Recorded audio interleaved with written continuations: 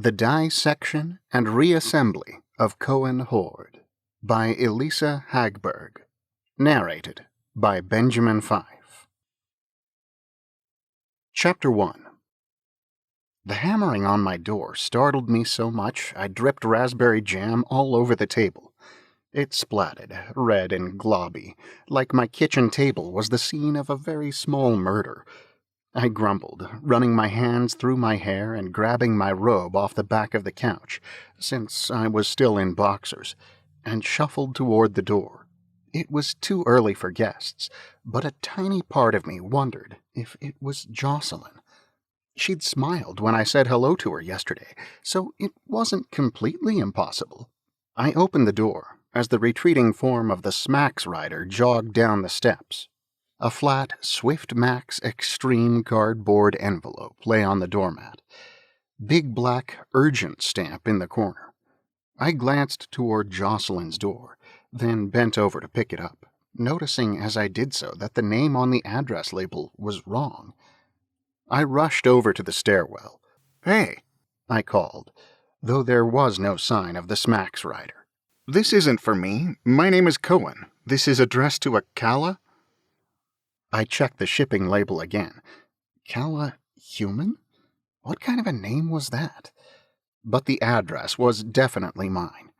Boy, somebody really screwed up. A door opened behind me, and I turned as Jocelyn peeked out, her red hair mussed in a bright halo around her head, makeup blurry around her blue eyes.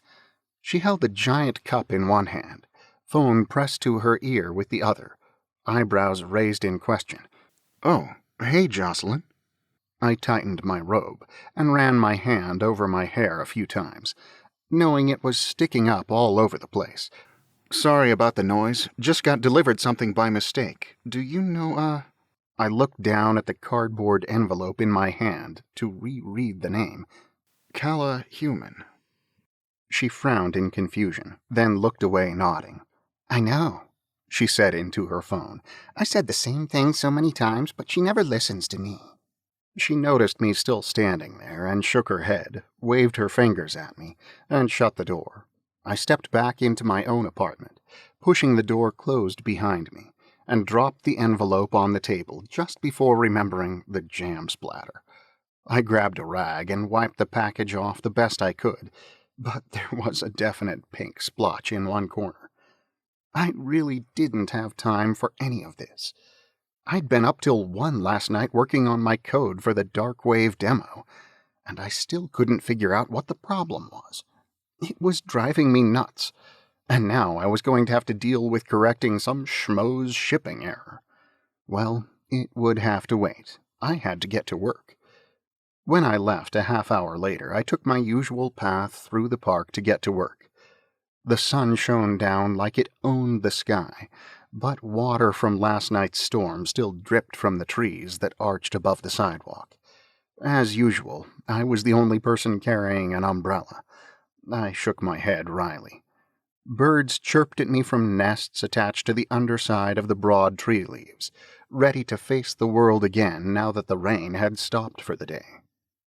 A bright red bill poked out of a nest ahead of me. Then the bird jumped out and set to work tidying its home, reweaving the twigs and branches that the storm had pulled apart. Saluting him, I stepped around a puddle on the path in front of me. Several joggers ran toward me. Their wet running gear splashed with water, and I scooted over, my briefcase with the inconvenient envelope held out to the side. I felt the whoosh of air before I heard it, and looked back as a hydrocyclist rode straight toward me like she was in a race.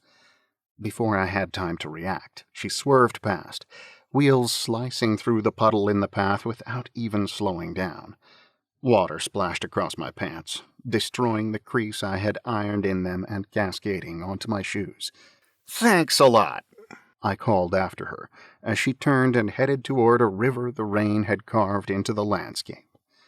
Without stopping, she jumped off the bike and ran straight through the thigh-high water, holding her bike over her head. Hydrocyclists.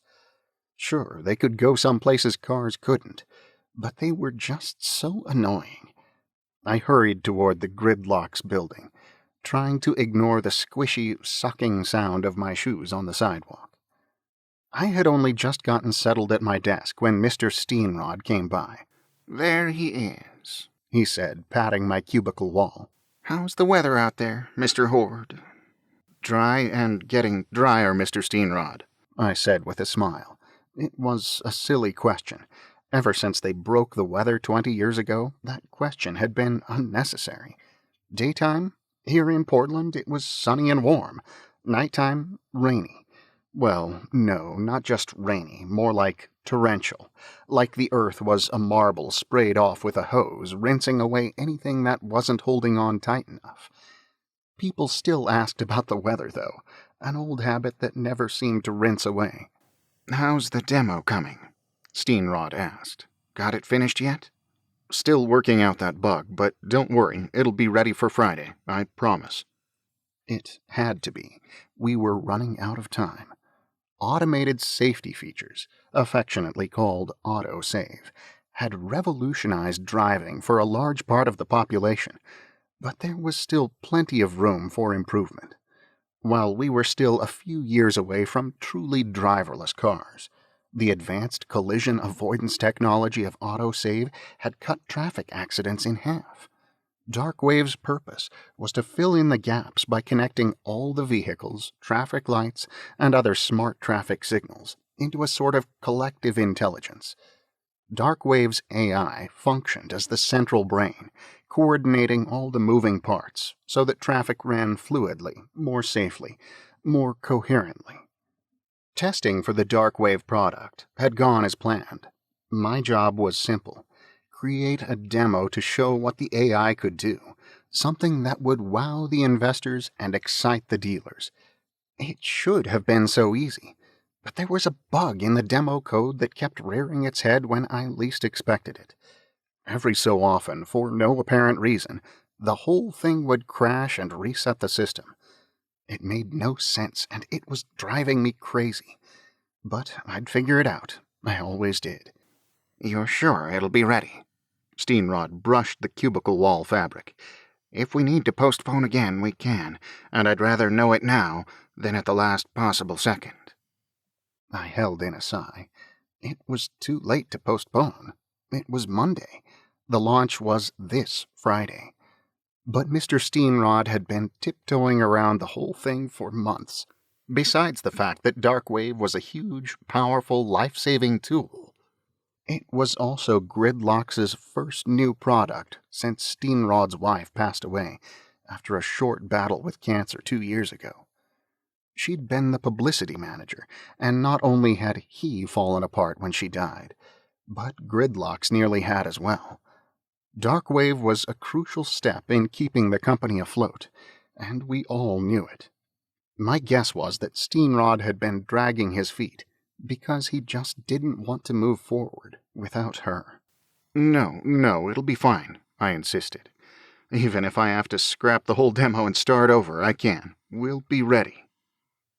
There wasn't time to start over, but it didn't matter, because I was going to figure this out, before lunchtime today if all went as planned, and then we could go on with our lives. Steenrod smiled and shook his head doubtfully. Then he took me by the shoulder and stared deeply into my eyes, like he was looking for something. I gulped and tried to maintain eye contact, but the awkwardness made my eyes sting, and I started blinking like he was spitting in my eye, not staring into it. He finally let go and gave my shoulder a pat, then wandered off to pour his insecurities into someone else's cubicle.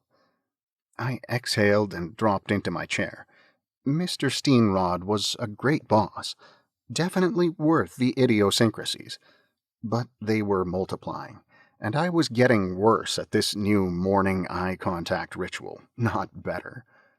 The map of the traffic lights downtown hung from my cubicle wall next to an actual traffic light I used for testing.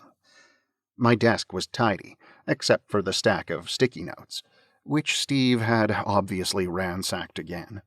I took a deep breath, content in the predictability of my life, and opened my briefcase. The Smacks envelope lay on top, almost completely eclipsing all of the other essential items I carried with me everywhere I went. I exhaled and grabbed a pen, scribbling, "Not at this address," across the label. Guilt poked at me. The contents must be important for someone to extreme ship, and this was surely going to cause a delay, but I didn't have time to do more. I wove my way through the cubicles of the Gridlocks building, then slid the envelope into the Smacks drop box in the receptionist's office. They'd recently updated all of their drop boxes to the fancy model with the sensor, so that as soon as someone dropped in a package, a notification went out. The nearest rider should be there to pick it up in the next 20 minutes. It would have to do. Sheila looked up, noticing me. "Good morning, Cohen." Her smile flickered on and off, like she couldn't decide which expression to choose. She tucked her hair behind her ear. How was your weekend?" Same old, I said without stopping. "Lots to do. Have a great day." I buzzed past her desk on my way out, then rushed back to my cubicle. If I was going to find that bug, I had no time for chit-chat. It was time for a stakeout. I grabbed a big bag of pretzels and a large bottle of water from my mini-fridge, and parked myself in front of my monitor. Then I turned on the demo and just let it run. And I watched it, and waited, and watched some more. I was afraid if I looked away, I would miss it. So far, I hadn't been able to replicate the set of circumstances that shut everything down. It would run perfectly for hours, or even days, and then crash out of the blue. But this time I would not miss it. I had diagnostics running in the background and a bag of pretzels in my hand. I was ready for whatever this code could throw at me. I was still staring at the screen at 6 o'clock when most of my coworkers had gone home. My eyes burned and my back ached. I would pull an all-nighter if that's what it took, but first I needed a bathroom break. And there wasn't anyone left to sit watch in my place. I pointed at all my monitors in the most commanding way I knew how. "Don't do anything." I tiptoed away, looking back at the screens every millisecond or so, but the demo kept plugging along, running just as it should. I rounded the corner towards Steve's cubicle, and heard the whirring of a computer fan kick on behind me. No! I darted back to my desk to find the demo display window frozen, completely unresponsive. The terminal window reading, "Lookup error. Vehicle with ID XRF000435 does not exist." Aha! I caught you. You really were waiting until I wasn't looking, weren't you? I scanned the rest of the diagnostics for anything that stuck out, but nothing did. Still, now I had a lead, which meant I could go home and work from there. I saved everything, and then sent it to print so I could review it at home, even if the internet went out during the torrent tonight. Steve appeared while I waited for my reports to inch their way out of the printer and rolled his eyes. Everyone always made fun of me, but they simply didn't understand how helpful reviewing hard copies could be. Half an hour later, my footsteps echoed in the stairwell as I climbed toward my apartment on the 4th floor. I whistled tunelessly, listening to the sound bounce around the concrete and metal enclosure. I'd picked a flower on my way home, and now I laid it on Jocelyn's doormat. As I did so, I noticed my own, and a shipping envelope lying on top of it. I marched over, and as I neared, I noticed the pink splotch in the corner, and my own scribbled note. The envelope for Calla Human was back. Chapter 2. Had Smacks even looked at it before they'd sent it back to me? The address was mine, and sure, Cohen, Hoard, and Calla Human started with the same letters, but that was no excuse for Ms. Human to have her packages delivered to my door. There were no previous tenants in my apartment by that name that I knew of. It made no sense. The envelope was shipped from Muster Incorporated, but I'd never heard of it. Too annoyed to even go inside my apartment, I looked their business name up on my phone. Their slogan flashed across the screen: Looking for something? Look no further. What kind of crap slogan was that? It didn't tell me a single thing. Yes, I was looking for something, their contact number, but there wasn't one. I grunted in frustration. Companies that didn't list their contact number drove me crazy. What if someone needed to talk to them immediately? I squeezed the envelope a bit, the thin cardboard giving under my fingers. The envelope was mostly flat, except for a small bulge in the middle, square and hard. Dental floss, maybe? Who would extreme ship a box of dental floss? I walked over and knocked on Jocelyn's door. A few loud heartbeats later, it opened, and Jocelyn stood in the door gap wearing tight cut-off shorts and a low-cut tank top with the words "Heart Attack" printed across the chest. My heart thudded painfully inside of me, like it was taking the words as a command. She seemed confused to see me standing there, but she always seemed confused to see me standing at her door, like it was strange for neighbors to stop and check in with each other from time to time. "Oh, hi. Do you need something?" she asked, pulling on a pair of running shoes, shimmery earrings dangling from each ear. "I'm just heading to work." Heart Attack was a sports bar downtown that specialized in beef hearts and hot employees. I'd been there a few times, but it was too loud and the sauce they put on the hearts was way too spicy. Sorry, I'm just trying to find the person this envelope is addressed to. They keep sending it to me by mistake. I held it up as evidence, proof that I wasn't inventing a reason to knock on her door. "What's the address?"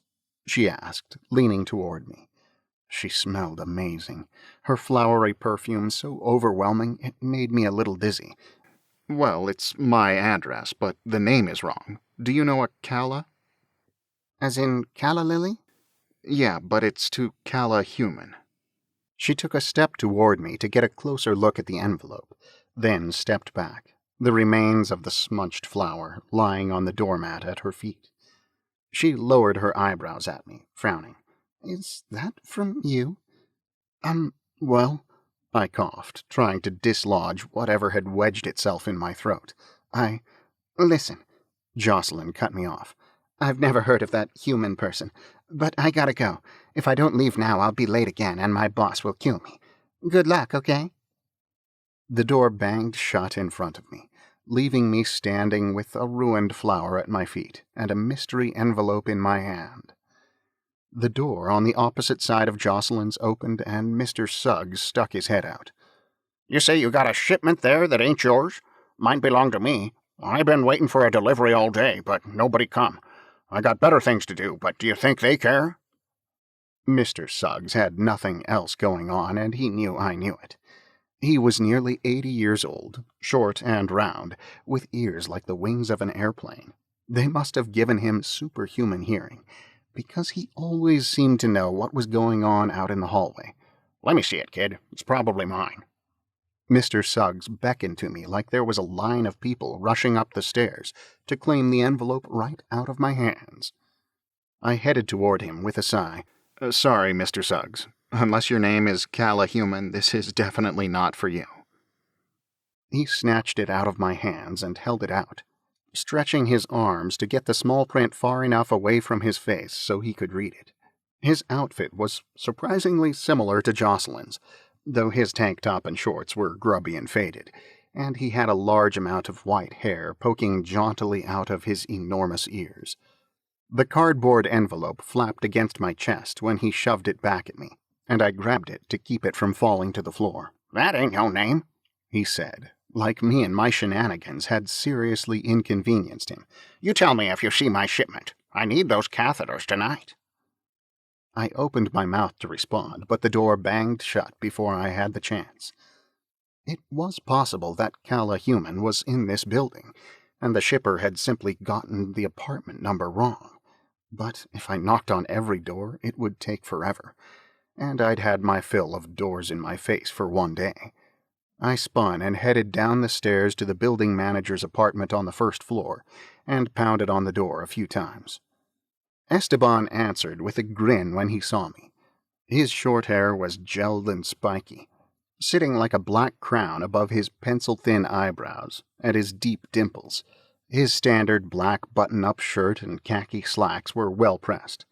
I'd always thought it was a uniform, until he'd told me he dressed that way so that people would take him seriously. "Hey, Cohen, how's it going, man?" He pulled the door open, so I followed him inside. Hi, yeah, this envelope was delivered to me by mistake. I'm thinking maybe they got the apartment number wrong. Is there a Kala human in the building, or is that the name of a former resident? Esteban snorted.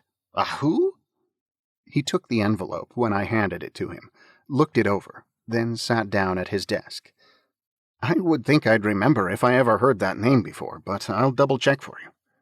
He clickety-clacked on his keyboard for a few seconds. "So," he said, glancing at me over his shoulder as he waited for the software to load, "you ask out that girl from work yet? Sheila, I think?"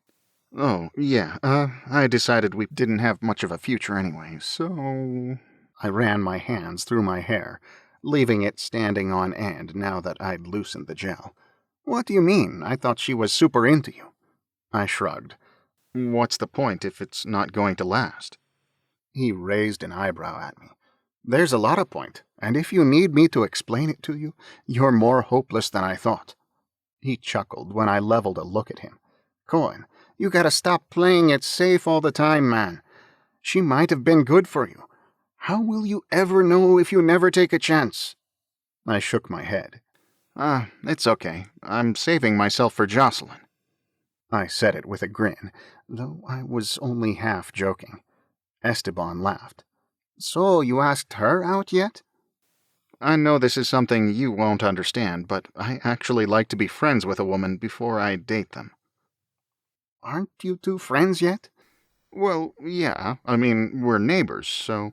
He snickered and typed some more. I cleared my throat. It's a work in progress. "Whatever you say, man." Esteban shook his head and spun to face me in his wheeled office chair. "There is not, nor has there ever been, a Kala human on our list of residents. Now, if they're staying with someone else, I wouldn't know. I'm supposed to get notice of every person occupying the premises for more than 2 weeks, but you know nobody ever follows that rule. Pretty sure the Whitehursts on the second floor have at least 18 people in their little 2-bedroom. But as long as they pay their rent and pass their cleaning checks, I'm not really going to worry about it. Sorry, man." I tapped my thigh. It's okay. It was kind of a long shot. I think everything about this is one big typo, but I had to try. They sent it Swiftmax Extreme, so I figure it's important. Just wanted to do my due diligence. Esteban nodded, a crooked smile on his face as he handed the envelope back to me. "I know. That's your thing, and I respect it." Say, I've got some of my grandmother's lasagna upstairs. You want to come up for dinner? "Can't. I've got a job with Ranji. You should join us sometime. You need to get out. You could come tonight. I know Ranji wouldn't mind." No thanks. I've got a lot of work to do. You go ahead. I carried my mystery envelope toward the door. Even if I hadn't been too busy, I would have said no. Ranji was a lot to handle. But be careful out there, Esteban, I said on my way out. Make sure you get home before the rain starts. He laughed his easy, infectious laugh. "Always, man, always." I went upstairs and called Swiftmax, explaining the whole situation. 15 minutes later, a rider picked up the envelope, and it was officially no longer my responsibility. Whoever was waiting around for this mystery envelope wouldn't receive it any time soon, but Swiftmax Extreme or not, I'd done all I could. Time to let Smacks correct their own mistakes. Hopefully they'd get it right this time. I heated up Grand's lasagna and sat up in bed with my laptop and my printed sheets, searching through all the diagnostics, hoping to find an explanation for the crash, a clue that would tell me where to look next. The only problem was that I wasn't seeing anything. The lookup error had shown up out of nowhere, and the system had just shut down. I huffed in frustration, then logged into the Gridlock server and set up a diagnostics test to run 24/7 and the demo to automatically restart whenever it crashed. If I got lucky, it might crash a few more times tonight, and I'd have enough information to actually figure out what was going on. Since I had run into another wall on the world's most infuriating bug, I forced myself to work on my latest mini diorama for a while to help myself unwind. I was almost ready to slip the minuscule building I'd constructed into the test tube. All it needed was some plants to finish it off. More tiny test tube dioramas that I'd painstakingly created over the last several years lined the shelf in the corner. But this was one of my favorites. I'd been hoping that working with my hands would let my subconscious relax and magically figure out the bug on its own. But instead of finding answers, I found myself nodding off. Even so, I was still awake when the lightning started, and before long the rain ran down the window pane of my bedroom like I'd driven my apartment through a car wash. I woke up to a pounding at my door again, the last of the rain dripping down the window, the sun up but not yet visible behind the heavy clouds. I pulled on a robe while I jogged toward the door. No one was there. But on my doormat, lying there like it couldn't bear to be apart from me, was my old friend, the Swiftmax Extreme envelope, white sticker slapped over my "Not at this address" note. Even from my height, I could see the addressee name, Calla Human. Growling, I stooped and picked it up, then slammed the door behind me. I poured myself a giant bowl of cereal, glaring at the address on the shipping label. It seemed like the universe, or at least Swiftmax Delivery, really wanted me to have this envelope. Maybe it was meant for me, and only the name was wrong. The first initials of the name were right, so perhaps someone had had a small seizure after starting Cohen and Hoard, and no one had ever caught the error. Plus, hadn't I done all I could? Curiosity got the better of me. The only way I would know if it was for me or not was to see what was inside. I pushed my bowl out of the way and held the envelope in front of me, pulling gently at the tear-open tab, trying to keep the cardboard intact as much as possible.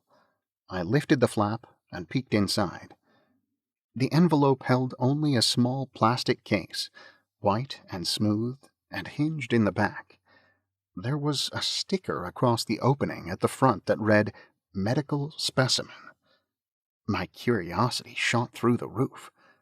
I peeled back the sticker with a fingernail and lifted the top.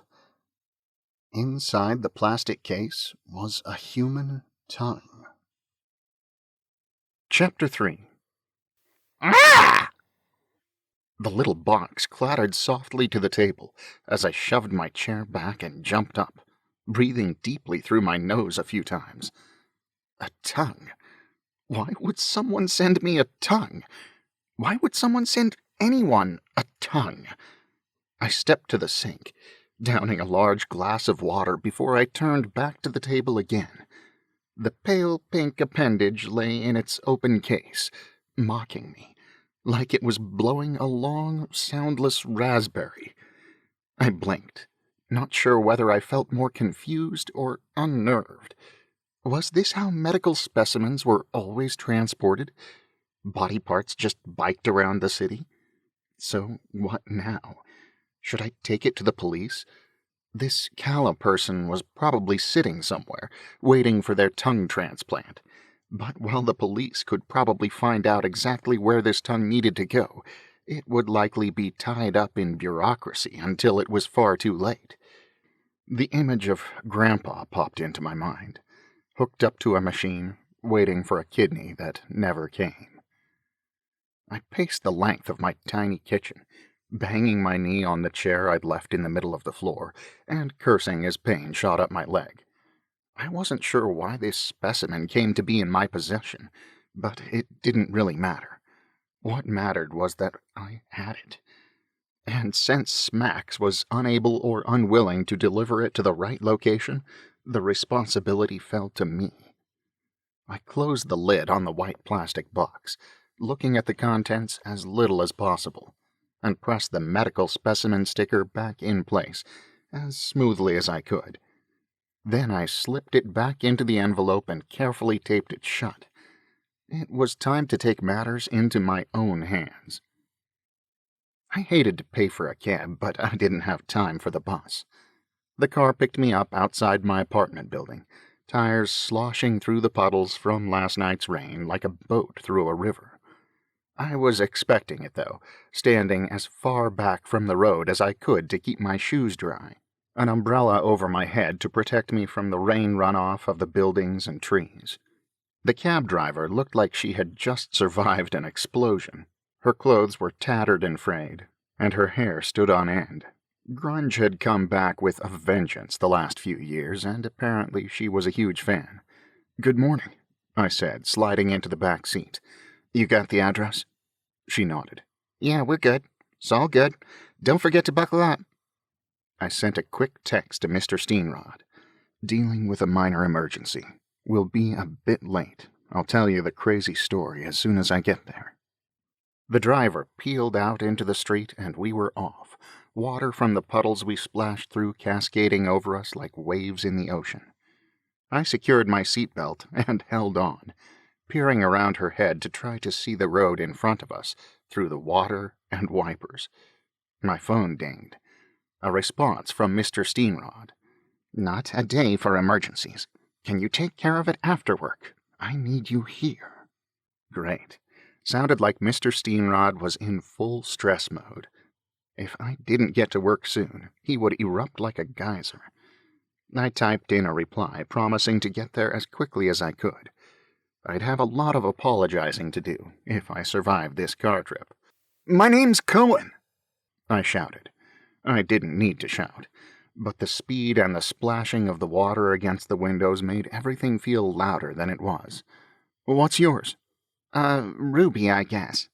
She swerved around a car in front of us, and I closed my eyes to avoid seeing my death bearing down on me.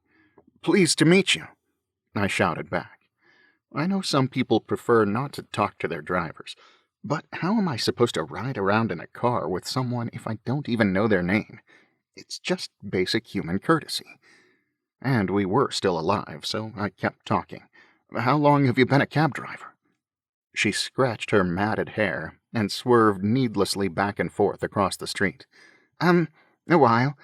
Listen, do you mind if I turn on the radio? I gotta focus on the road, you know." She turned on the radio, which screamed at both of us. I texted my grandmother to give myself something else to focus on besides my impending doom. "Morning, Gran. Is your car still leaking oil? Do you need me to come check it out?" "Thanks, sweetie. But Lenore's nephew is a mechanic. He took care of it for me." "Oh, okay, great. I didn't have time to go over there anyway. But I mean, her neighbor's nephew? Was she fine with just anyone working on her car these days?" "Sounds good. Let me know if it gives you any more problems." "I will. Gotta go. Taekwondo class is starting. Love you." I pulled out a copy of my diagnostic report, but trying to read it during Ruby's driving nauseated me. I gave up and shoved it into my pocket, then pressed my face against the window, watching the trees as they flew past, their branches heavy with the water from the rain.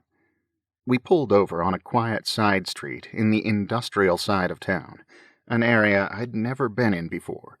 The car stopped so suddenly, only the seatbelt saved me from ejecting straight through the windshield and gliding through the puddles like a speedboat. I wanted to thank her, but worried that if I opened my mouth to speak, what little breakfast I'd eaten would end up all over the upholstery. Almost before I'd shut the door, she was gone.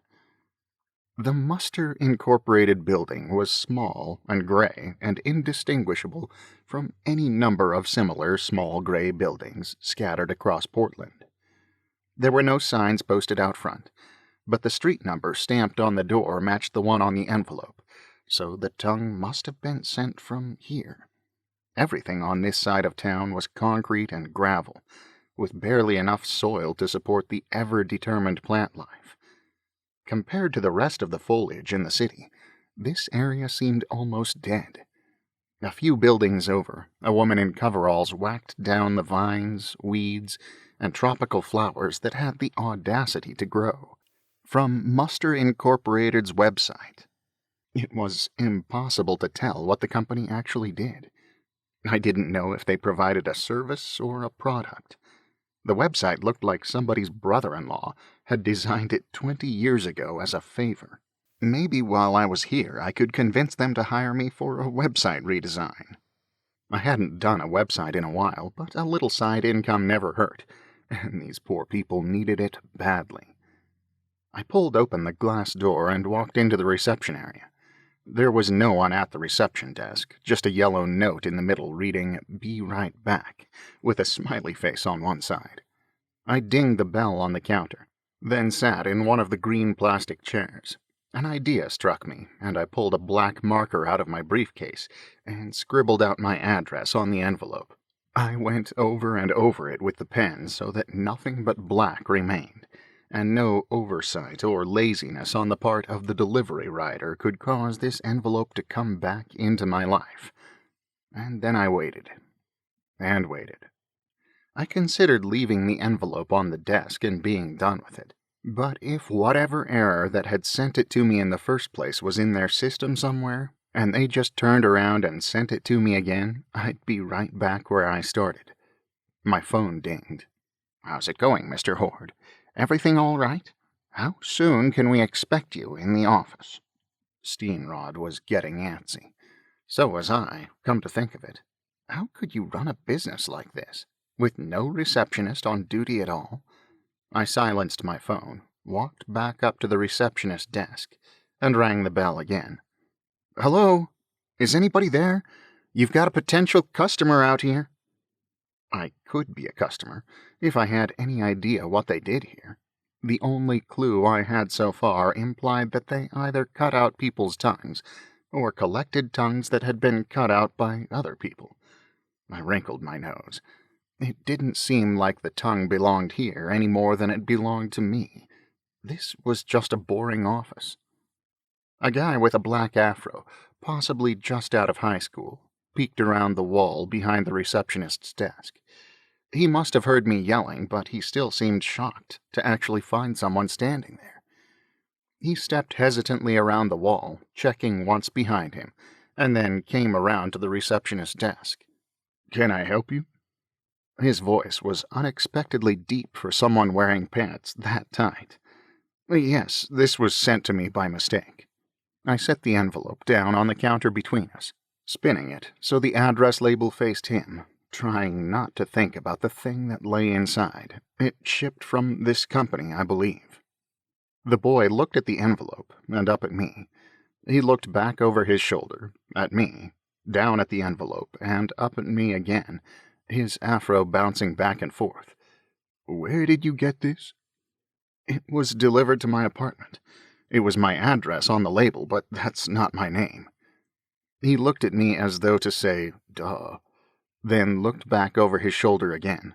"So, can you take care of it for me? I want to make sure it isn't sent to my address again. Maybe you can pull up the shipping label in your system." I gestured toward the computer on the desk, and he glanced at it like someone might look at a porcupine they'd just found in their bed. "You say this came to your apartment?" He seemed so confused I started to feel bad. Perhaps I needed to handle this differently. "Yes, it came to my apartment." It was the tone I used when I talked to Mr. Suggs' dog. "My name's Cohen. What's yours?" "Jimmy Lewis, Jr." He said it all in one breath, like he was glad I finally asked him something easy. "Nice to meet you, Jimmy Lewis, Jr. Listen, I really need to make sure that this shipment is handled correctly. Can I talk to someone who can help me?" He shuffled on the spot, like the question was way above his pay grade, then spun and walked back around the wall behind the desk. I drummed my finger on the desk a few times and checked my watch. It was nearly 9 o'clock. If I didn't make it to Gridlock soon, Mr. Steenrod's head might literally explode. Jimmy Lewis, Jr. poked his head back around the wall and beckoned me to follow him. I groaned. They weren't going to make this easy on me, were they? Couldn't the shipping manager just pop out and take this problem off my hands? I followed Jimmy down a hall as sparsely decorated as the front office, passing a few closed doors on the way. We stopped beside one, no different from the rest. Cheap wood slabs set into dingy white walls. He knocked, then walked away, disappearing behind another door identical to this one. "Come in." I opened the door, envelope in hand, and stepped inside. A woman sitting behind a gray metal desk smiled at me. She must have been close to my age, probably early 20s, but the way she sat, even the way she smiled, somehow conveyed confidence and authority in a way that was undeniable. She wore a navy blue blazer, and her shiny black hair just brushed across her shoulders. She was pretty in a subtle way that somehow made it clear that she couldn't care less whether I thought so or not. "How can I help you?" She motioned toward one of the chairs, and I tried not to sigh visibly. This was a simple problem, one that we could manage without anyone having to sit down at all. I sat and passed the envelope across the desk to her, wondering if she knew what it contained, and if the thought of it made her as queasy as it made me. "This envelope was shipped to my address by mistake. That's my address under the black marks." I pointed at the black scribbles beneath the name Calla Human, suddenly embarrassed, like I'd scribbled all over the couch. "I've tried returning it through the shipping company, but they keep sending it back. So I figured, being Swiftmax Extreme, it was urgent that it get where it needs to go as soon as possible." She smiled, her eyes softening. "That's very thoughtful. Someone else in your shoes might have just thrown it away." "Oh, I don't know," I said, unnecessarily shy at her compliment. "Most people try to do the right thing most of the time." She raised her eyebrows. I cleared my throat. "I guess maybe I shouldn't have crossed out my address now that I think about it. Now you don't know where not to send it next time." I scratched my neck. I was supremely curious as to why this little out-of-the-way nothing company was sending a tongue to anyone. But that was beside the point right now. "Should I give you my address, or, do you happen to know where it needs to go? Is Calla Human a person? Do you know?" She pulled the envelope toward herself, reading the label as she did so, and looked up with that same smile. "You're in luck. The envelope is addressed to me." "You're Calla Human?" I asked, confused and derailed.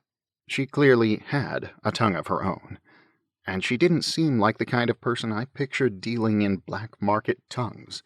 Nothing about this made a lick of sense. I smiled at my unspoken pun.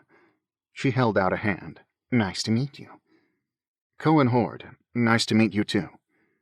Her hand was soft, her handshake strong, and I wondered suddenly what it would be like to arm wrestle her. "No offense, but your name sounds like something a robot or alien would use to try to fit in." She lifted her shoulder. "One does what one can."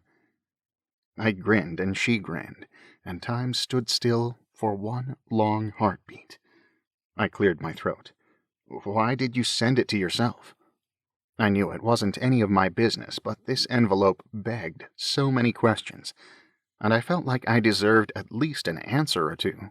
"I didn't," she said with a small shake of her head, tapping the envelope against the desk. "It came from our corporate office. They must have somehow entered your address into the shipping label by mistake. I'm sorry you had to come all the way down here, but I really appreciate you taking the time." Her smile was so genuine it almost made me forget what a huge hurry I was in. If I'd had the time, I would have liked to stay and find out more, but not today. "Happy I could help," I said, "but if you'll excuse me, I really must be going." "Of course," she said, standing and walking around the desk toward the door. "We don't want to keep you." She held the door open for me. "Thanks again." I stopped in front of her, not quite ready to walk away. "Just out of curiosity, why is your corporate office sending you that?" Calla's face fell. and she pushed the door closed, leaning against it. You opened it? Her voice was small and tight. Oh, cripes. Why was I such a buffoon? It may not have been technically illegal for me to look inside the envelope, since it was sent to me, but it was definitely idiotic for me to tell her I had. No. I was a horrific liar. You did. Her composure shattered, and she clung to the doorknob like it was the only thing keeping her upright. Why? Why would you do that? What in the world were you thinking? I was thinking it was for me. They sent it to me 3 times. I shouldn't be yelling at her, but she was making me extremely nervous. She ran her free hand over her face. Then her gaze flicked around the room like the empty paneled walls could fix whatever conundrum I'd caused. I held up my hands in supplication. Listen, I'm sorry. I really am. I know I screwed up. But if I don't get to work in the next 30 minutes, I'm going to lose my job. So I gotta go. I pointed at the door, the one she was blocking with her body, to remind her that she was the only thing standing in my way. Her lips turned up, but her eyes were sad, and she suddenly looked like a little girl. I'm sorry, Cohen. I can't let you do that. Chapter 4. I laughed, but it wasn't remotely funny. She had to be joking. But she just stood there watching me. I pushed more laughter sounds out of my mouth. You can't just keep me here. She couldn't have been a whole lot more than 5 feet tall, so I towered around a foot above her.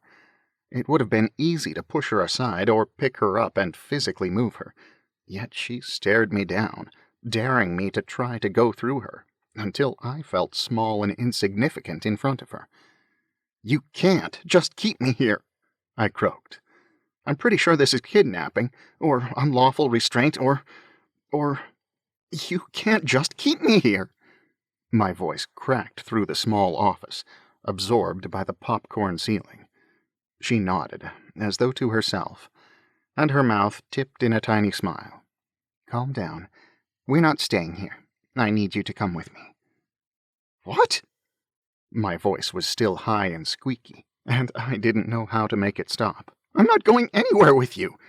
I'm getting the cripes out of here before I lose my job. Wake up, Hoard, Kala said, pinning me with a powerful stare. This was sent to your address. You opened the envelope. You're a part of this now, whether you like it or not. But you... Coherent speech seemed to have abandoned me. What did she mean I was part of it now? A part of what? What the Sam Hill was going on? I'd just been trying to do the right thing. I didn't have time to get sucked into some severed-tongue soap opera. Kala walked around her desk and picked up a faded blue duffel bag with a badge sewn onto the strap. I sat back down and pulled out my phone, but didn't have a clue what to do with it. Should I call the police? Would they believe I was being held hostage by an attractive woman with a tongue in an envelope? My notifications were filled with several frantic messages from my boss, asking where I was and why I was abandoning him. I started typing a reply, hoping to talk him down from his ledge. Kala stepped in front of me and snatched the phone out of my hands. Whoa! I tried to grab it back, but she stayed just out of reach. I drew myself up to my full height. Now you've gone too far. Return my phone, this instant. She shoved it down her shirt, then tucked the shipping envelope under her arm. Let's go. She grabbed my arm with vice-like fingers, dragged me out of the room and toward the back of the building. What is wrong with you? I asked, yanking my arm out of her death grip. Did you learn your social skills in prison? This isn't how you treat people. Or phones. She rolled her eyes and kept walking. I'll give you your phone as soon as we've had a chance to talk. Until then, I can't let you call anyone. Just come with me, okay? Everything will be fine. It was absolutely not okay, but I wasn't leaving without my phone, and I couldn't see how to get it from her without digging it out of her shirt by force. The very idea made me cough uncomfortably. We approached the back door and walked out to a parking lot dotted with a few cars, rusted and tireless and grown over with vines. Calla led me across the parking lot and toward a narrow alley where vines assailed the walls. Then she pushed aside a curtain of greenery, revealing a door. She opened it and ushered me through. I stepped out of the bright mid-morning light and into the darkness inside. Fluorescent tube lights hung from the ceiling, and cardboard boxes lined the walls.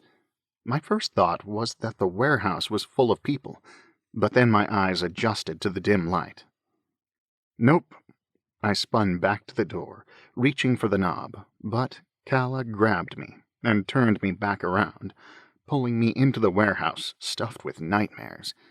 They were mannequins, white and red and beige mannequins, with their faces cracked and broken, leaning all over each other in carts. Chipped wooden mannequins stood in rows like soldiers preparing for battle. Mannequins with missing limbs and extremities lay on top of each other in a pile next to a shelf full of legs. Calla towed me deeper into the room. "What is this place? Why are you here? How can you stand it?" She ignored me and dragged me further away from the safety of the sunlight and the fresh air and the mannequin-free outside world. "We've got a problem," Calla called out. Who was she talking to?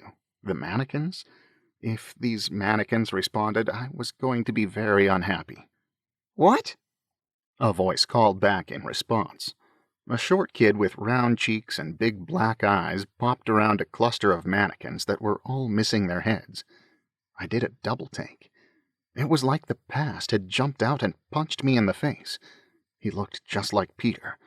Of course, it wasn't Peter. I knew that.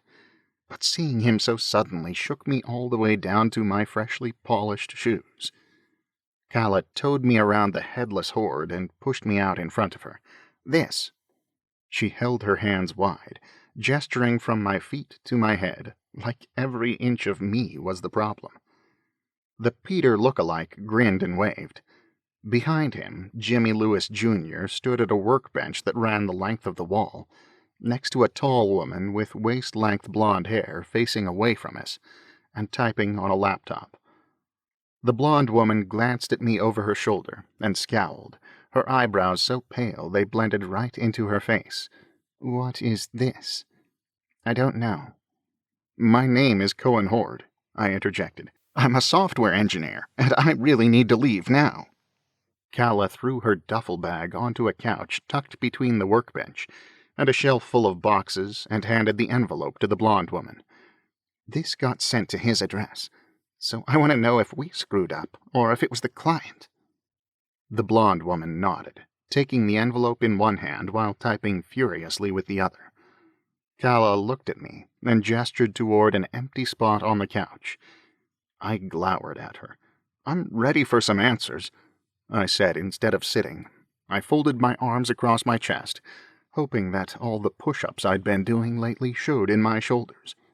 "I brought the tongue here assuming it was on its way to some poor tongueless soul, but now I don't have a clue what's going on. Who are you?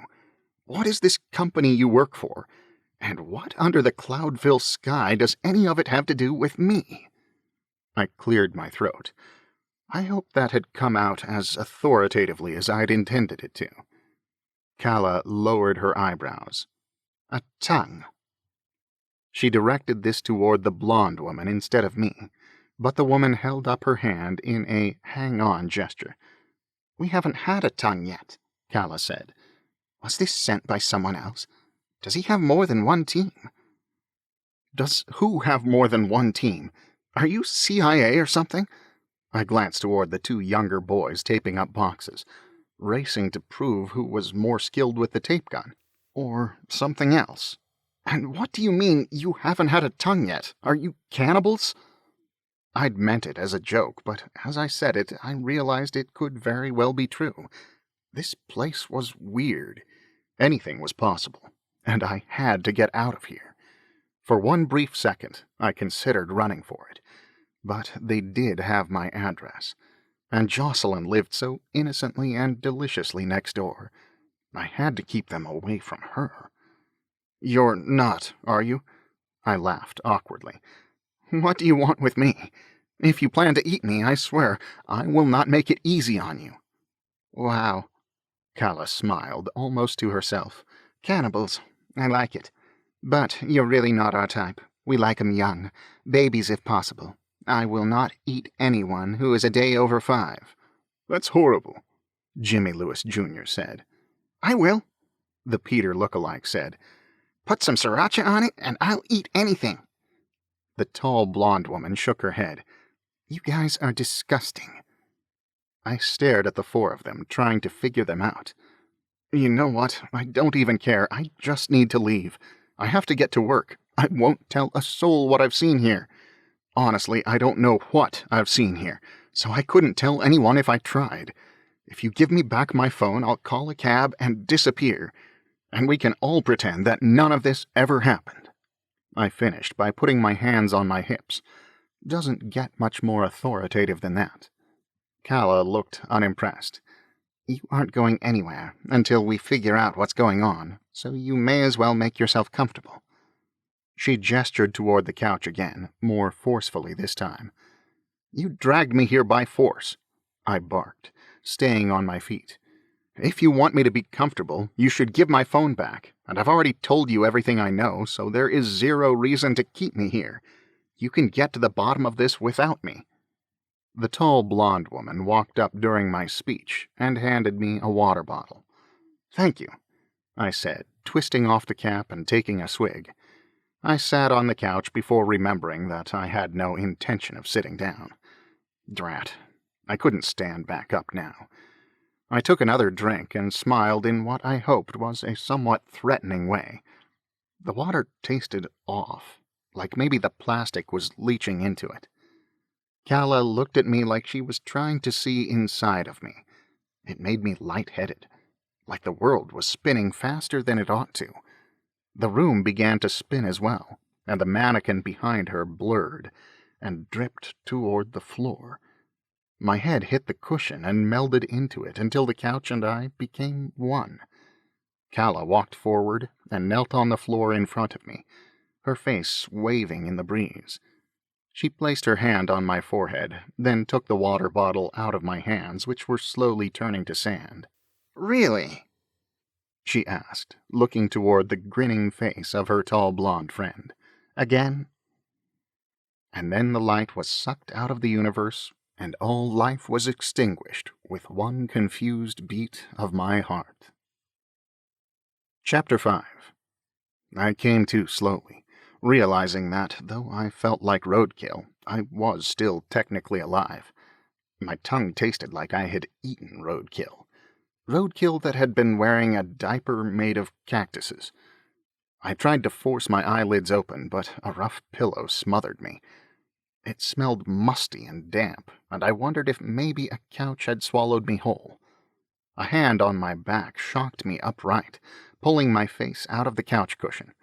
I sucked in a breath and turned toward the person who'd touched me, but though they were an arm's length away, I couldn't make out their features. "You drugged me?" I asked, but all the consonants rearranged themselves on their way out of my mouth. It sounded like Greek. Could I speak Greek now? The featureless person shape rose and floated away. I grabbed my head and leaned over till I hit the armrest as a wave of nausea rolled over me. At least I still had my tongue, as evidenced by the flavor of cactus diaper still lingering there. I patted myself down to make sure I wasn't missing any internal organs, but I couldn't tell through all the skin and clothes I wore. Someone blurry pushed a glass of water into my hands. The water was cool and clear, and I desperately wanted to wash the roadkill taste off my tongue, but I wasn't ready to be fooled again so quickly. "If you think I'm going to drink anything else from you, you've got another thing coming." No. German. I was speaking German. Did they understand German? "How am I supposed to know whether this is water or some evil potion?" Oh, the last half of that sentence actually sounded like real words in English. The figure in front of me curved its mouth into a smile, and I met the eyes of Jimmy Lewis, Jr. "I'm glad you're awake. You were out for a really long time. I was getting worried." He seemed genuinely pleased, but the more I woke up, the angrier I became. "Awake? You make it sound like I came down with a sudden case of narcolepsy. Kala drugged me, I'll have you know, with full malice aforethought. Just knocked me right out for who knows what reason, so yeah, I'm awake. But it was her fault I was sleeping in the first place." "Who?" Jimmy asked. "Who what?" I said, but then something else he'd said sunk in. "Wait, how long was I out? What time is it?" Butcher paper and plywood covered most of the windows set high in the walls along the ceiling, but one still gave me a view of the darkening sky outside. A sinking dread collected in my gut. Jimmy checked his watch. 8:45 p.m. "What?" I jumped to my feet, then swayed, my head no longer comfortable with heights. "The rain will start soon, and I'll be stuck here. I can't stay here all night. Give me a phone, I'm calling a cab." He shrugged and offered an embarrassed smile, like I'd just discovered that his mom still tied his shoes. "Cars won't come out here this time of night." "I'll walk then." It was a lie. I wouldn't walk anywhere if it was raining. Not as long as I wanted to keep being alive.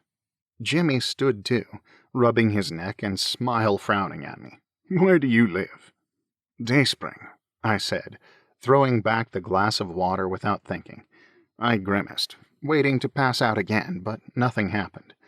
The water wasn't cold, but it washed the furry feeling off my tongue, and I instantly wished for another. "It'll take at least a couple of hours to get to Dayspring on foot. But don't worry, everything will be fine, I promise. That water I gave you was only water, right?" Lightning flashed, leaking around the edges of the covered windows. Thunder crashed into the side of the building. All of the mannequins shook as the room rattled, clacking and knocking into each other. The lightning had arrived. The door banged open, and Kala marched in, followed by the tall blonde woman. "Time to go." This woman made no sense.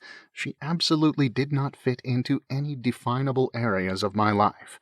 She was confusing and powerful, and if she dragged me out of one more building, I was going to lose it.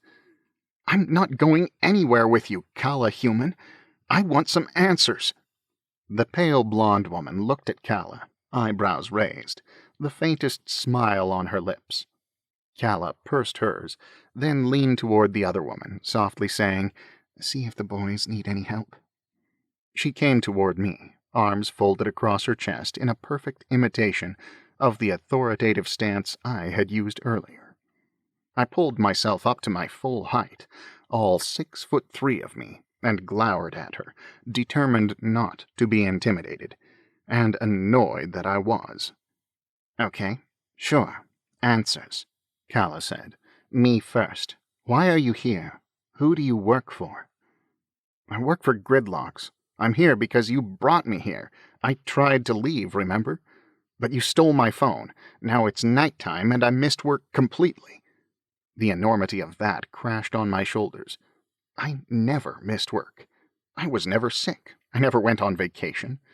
I'd only been gone a few days when I'd had surgery.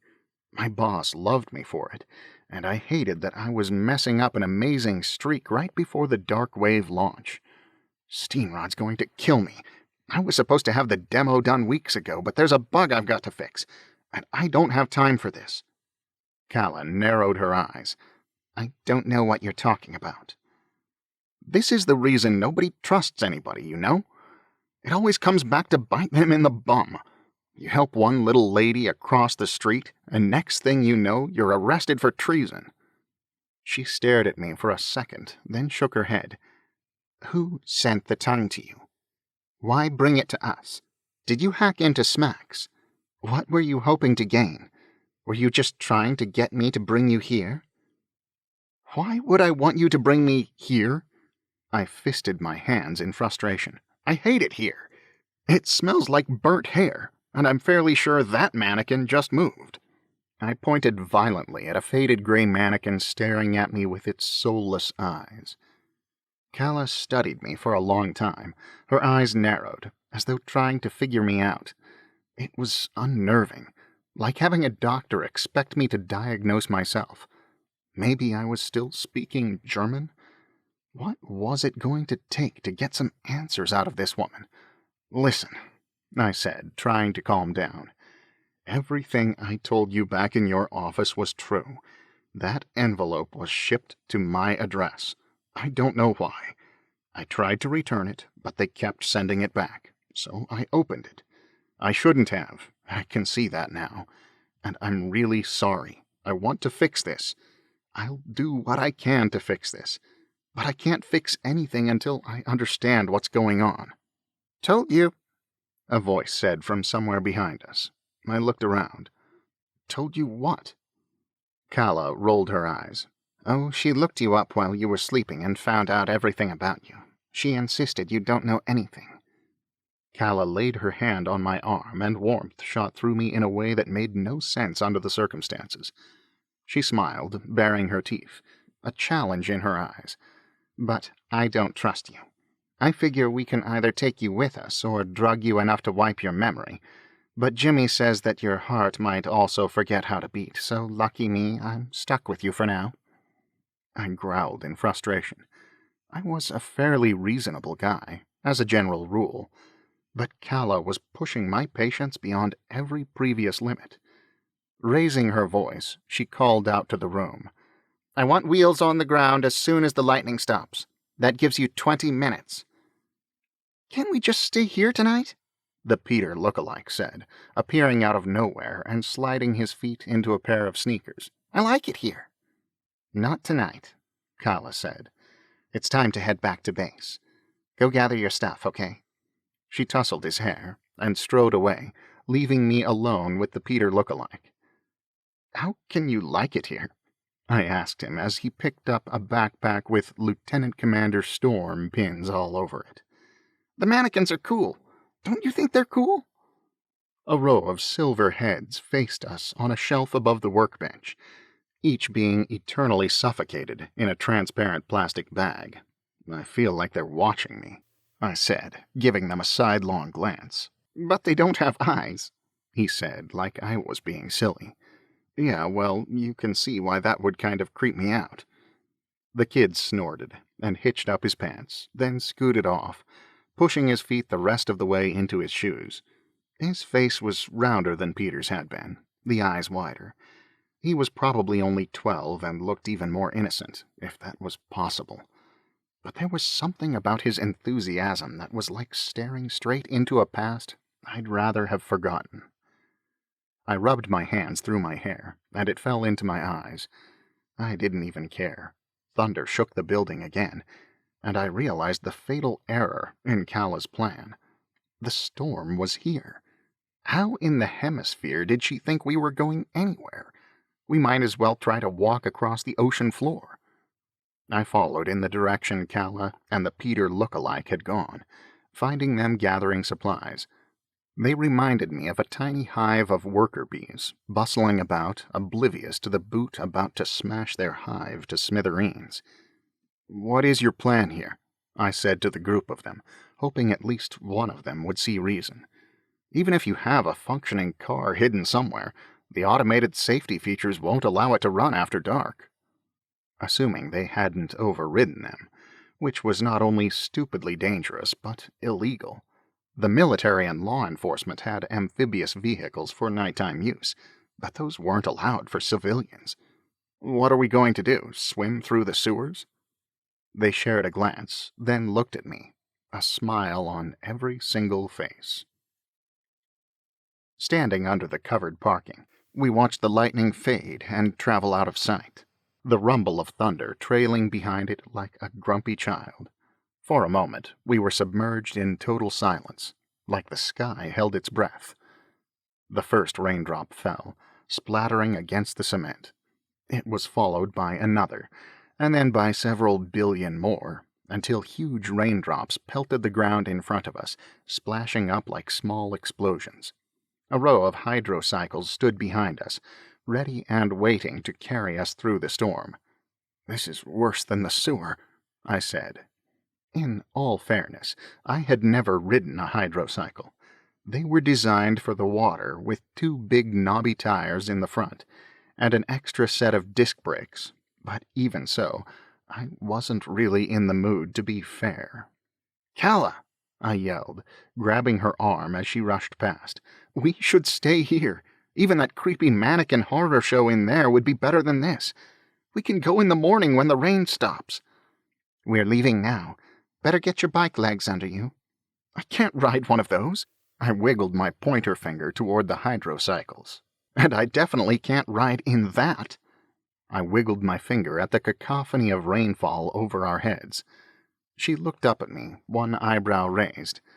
"They're still bicycles, basically. You are from Portland, aren't you?" "Yes, but I don't ride. Not anymore." "Why not?"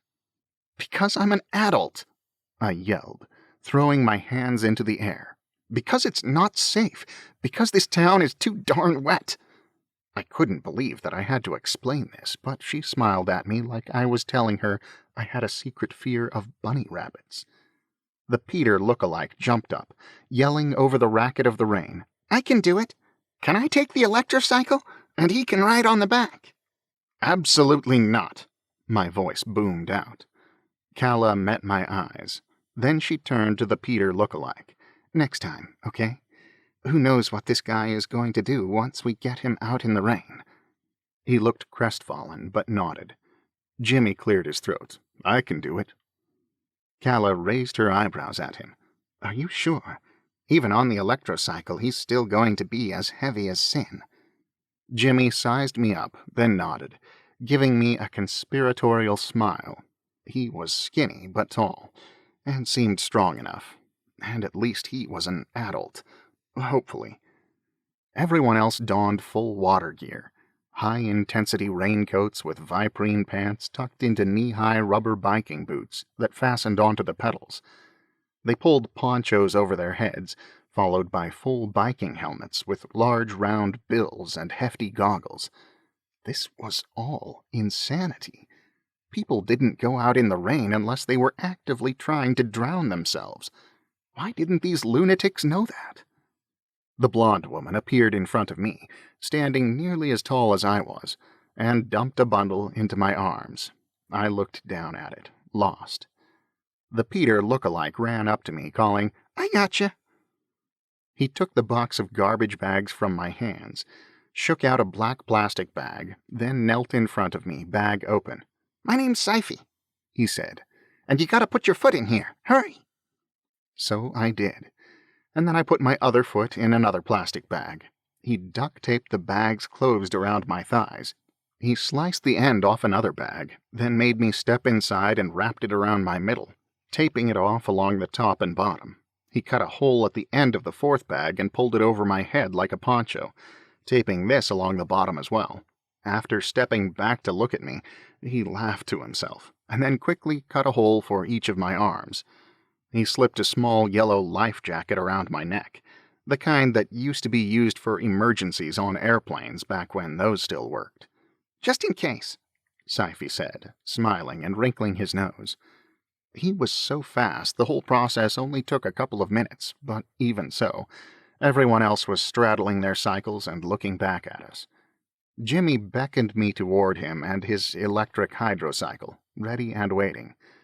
"Calla," I said, my voice pleading, raw, vulnerable. This was a colossally bad idea. I didn't care how well decked out we were. I didn't care how fancy their bikes were. No one survived in the rain. No one went out in the rain. At all. Because it was moronic. Because it was suicide. We really, really needed to stay right where we were. Calla must have heard the terror in my voice, because she got off her cycle and walked toward me, the duffel bag beneath her poncho making her look like a ninja turtle. She put her arm around my back, taking one of my hands in her free one. She pulled me forward, keeping eye contact until we reached Jimmy. Then she placed my hands on his shoulders, closing my fingers around the straps sewn into his raincoat. She squatted down and guided my feet one at a time onto the pegs on the back of his cycle, then pushed me down to sit on the rack. Jimmy and Sci-fi started giving me basic advice about how to balance and stay safe in the rain, but their words blurred and blended, and I didn't catch most of it. "Calla, I don't think—" "Cohen," she said, her voice firm, and she turned my head toward her. "I forgot to tell you the most important thing of all." I held my breath, ready for the words that would make everything suddenly okay. She looked deep into my eyes and said, "My name isn't Calla." Then she swatted me on the backside like I was a horse, and Jimmy and I took off into the night for what would surely be the last rainstorm of my life. Chapter 6. This is how I die, I thought. This is how we all die. I perched on the rack that I really didn't trust to bear my weight, hunching behind Jimmy and trying not to screw up his balance. Water splashed constantly in my face, making it hard to catch my breath. But with the hydrophobic goggles and the bright yellow headlight that cut straight through the rain, I could see over Jimmy's shoulder no matter how much water sprayed at me. I wasn't sure I wanted to, but I could. The power was out, which was no surprise on this side of town. The rain always played havoc with the power grid, and this area was extra neglected in the utilities department. It was pretty neglected in most departments, actually. The buildings on one street we rode down were completely overgrown with vines and lichen. This whole part of town reeked of abandon and decay, and was as creepy as all get out. Even the electric hydrocycle struggled under my extra weight, and Calla and her cronies zipped past us, sloshing through the torrent that fell from the sky and pooled around us in the night. Or rather, not Calla, since that wasn't her name. I didn't have time for the rage that came with that little betrayal at the moment, but I added it to the list. The water splashing off them as they passed made them look like dark spirits, wet auras moving and throbbing around them. In some parts of the world, the nightly storms are violent hurricanes, but in Portland, the biggest danger was the sheer amount of water falling out of the sky. It was like riding through a waterfall. Portland had solved the drainage problems by reconstructing their roads in a large V shape, each side of the road slanting down toward the grates that ran down the center. At the moment, the channel in the middle of the road was half full of water that barreled past us like a herd of charging bulls. That left a narrow strip of asphalt on either side of the street, just wide enough for a bike to ride on. Not dry, but not underwater either. Finally, we started slowing down. We pulled under the corrugated fiberglass roof of a carport and skidded to a stop. I let go of Jimmy and collapsed onto the carport floor, breathing heavily. We were alive. I couldn't quite believe it. We had ridden through the rain and lived to tell the tale. I hugged the wet concrete beneath me, breathing in the smell of motor oil and cement. The rain kept falling, banging against the roof, taunting me, indifferent to the miracle we'd just pulled off. I wasn't sure whether to laugh in triumph or curl up in a ball and cry. I was never doing that again. Jimmy bent over, hands on his knees, breathing deeply. The floor moved beneath us, and I jumped up, ready for a fight, without a clue what I was fighting against. "We're on the water," Jimmy said, still breathless, but talking loud enough for me to hear him over the din of the rain on the roof. I tried to wipe some of the rain off my face, but my hands were wetter than my face was. "We are the water," I said. "Ooh, I like that," Jimmy said between gasps. "That's deep." Sci-fi appeared next to us, stripping off his wet gear, steam rising off him. I reached out a hand, tempted to poke him in the face to be certain he was really alive and unharmed. He grinned at me and shouted, "He means here, the house. It's on the water."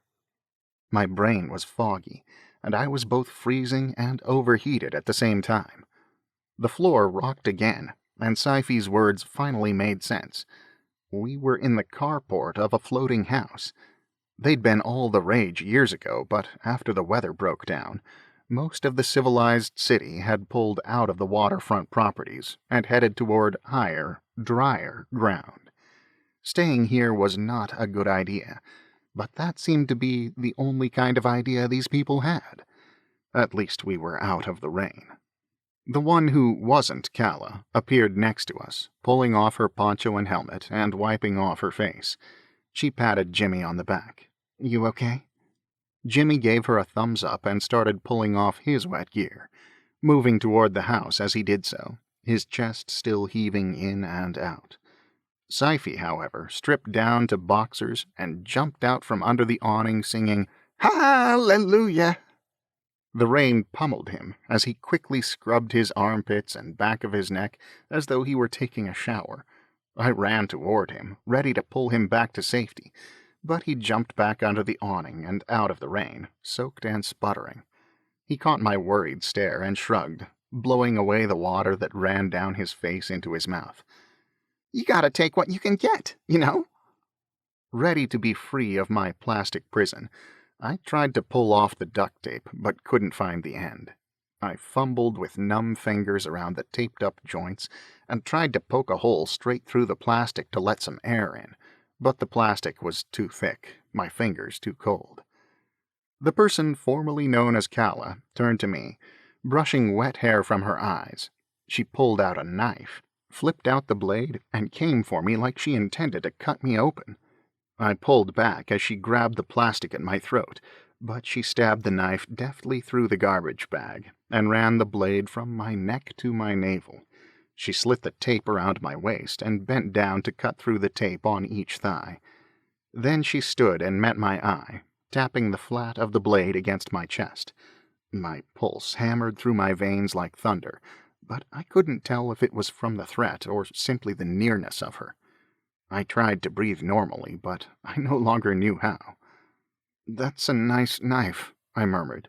"Is it a Holtzman, or—" "Give me one reason why I shouldn't slit your throat and shove you in the Willamette right now." Contrary to her words, her tone was genial, like it was a perfectly reasonable question for one person to ask another. Drops of water still clung to her eyelashes, making her eyes look shiny and vulnerable as she waited for my answer. "Because it wouldn't be very nice, for one. Not to mention, Jimmy just wore himself out dragging me all the way here. If you were going to kill me, it would have made more sense to kill me back at the warehouse. Also," I swallowed and lowered my voice, "I don't really think you're the killing type." She was standing so close I could see the tiny green flecks in her dark brown eyes. They didn't look like the eyes of a murderer, but what did I know? She shrugged. "I might be, if the occasion calls for it. This is the first time we've had a stranger show up unexpectedly claiming he got a tongue in the mail, so there's no telling what I might do." I threw up my hands in frustration. "So what do you want from me? You won't let me leave, but you also don't trust me enough to let me stay.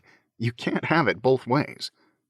She pulled the knife away, fingering the blade. "You're right."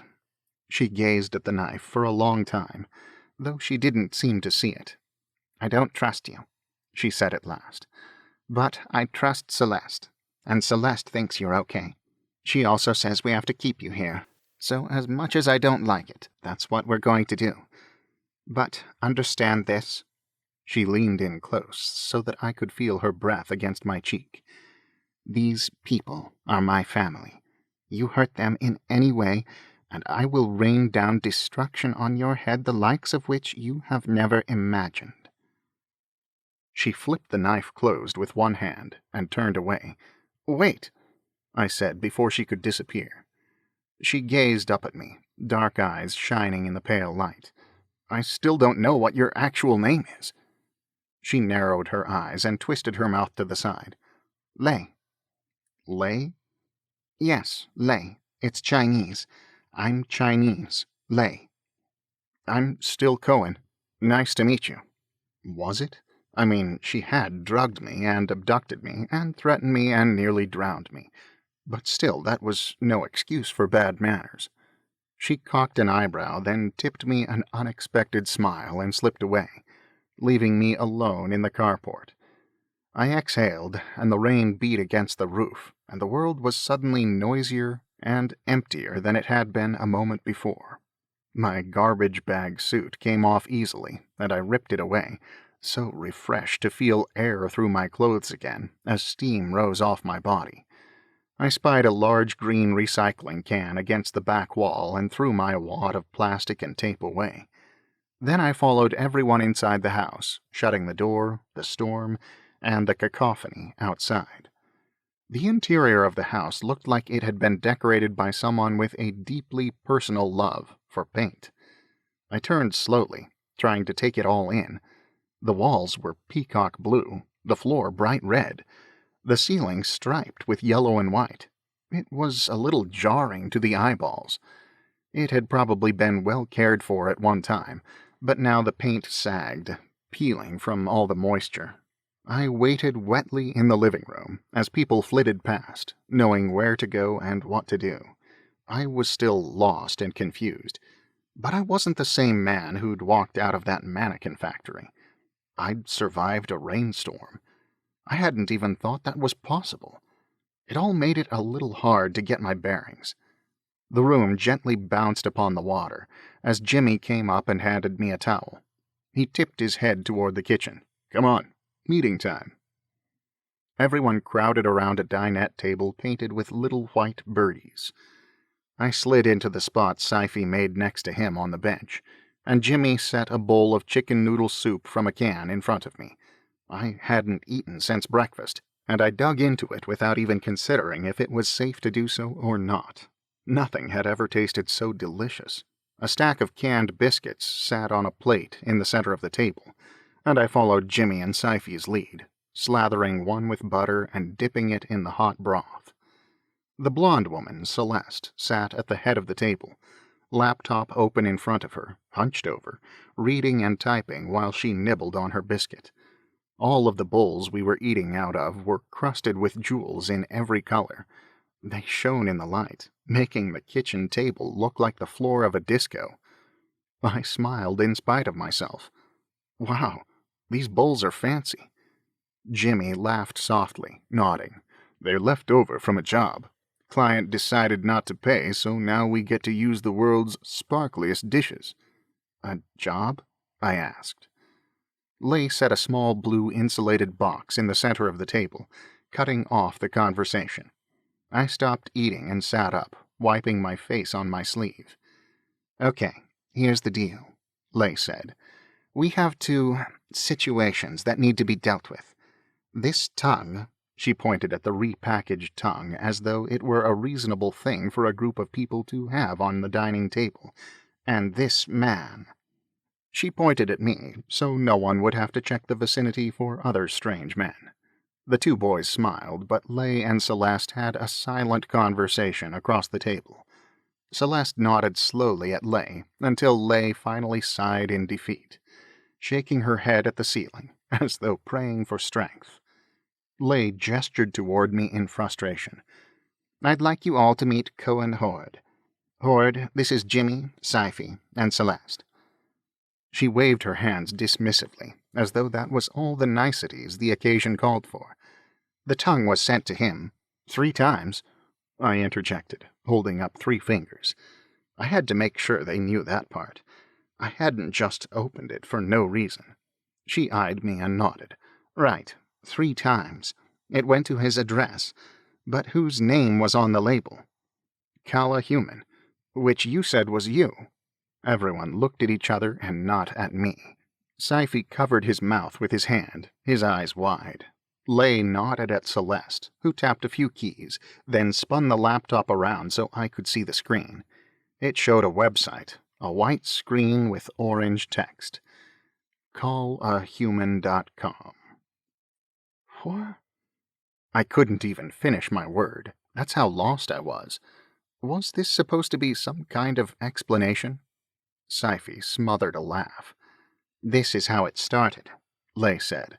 "I was emailed a link to this website, only it doesn't actually do anything. There aren't any clickable links or tabs or menus. It's just text on this page. Celeste is the one that realized it's a phone number." I counted the letters, converting them to numbers in my mind. So simple, stupid even. But it explained nothing, except that I'd sounded like an idiot calling her Kala all day. So we called, and he hired us on the spot. Who did? She pointed to the website. But it's not a person. You just said, it's a company name, maybe? We don't really know. We really don't know anything. She huffed slightly in frustration, though it looked like she was trying to hide it. Without looking up, Celeste raised her biscuit like a fist of triumph. We're collectors. I shook my head. You mean like figurines and comic books and stuff? I collect comic books, Sci-fi piped in. No one would call your stack of ratty comic books a collection, Celeste said. He's got a Lieutenant Commander Storm issue 43. It's pretty rare, Jimmy said. Sci-fi held one finger in the air. And it's in mint condition. No, Lay cut in before they could get too far in their tangent. Not that kind of collectors. It's a job. She nodded like that was all the explanation a person should need. It was not. People hire us to find and collect things for them, Jimmy offered helpfully. Things that the average person can't really find on their own. Okay, sure, all right. Esteban did that with Ranji sometimes on the side. He talked about it like it was some kind of dream gig or something. And whoever owns this website hired you to get some stuff for him. Everyone nodded. I looked at the tongue on the table. I looked at Lay. She said nothing. No one else spoke. Sci-fi broke the silence by taking the last biscuit and shoving it into his mouth, chewing loudly. You're collecting body parts, I swallowed again. For someone you don't even know? My mouth hung open in shock and disgust for a moment. Are the people still alive? No, we're not insane, Sci-fi laughed. We're just body snatchers. Lay whacked him on the arm. We are not. But you are stealing body parts, I pointed out. Celeste rolled her eyes like I was being ridiculously uptight. Not really stealing. More like rescuing and repurposing. Yeah, Sci-fi said around his food. It's like that old game Operation.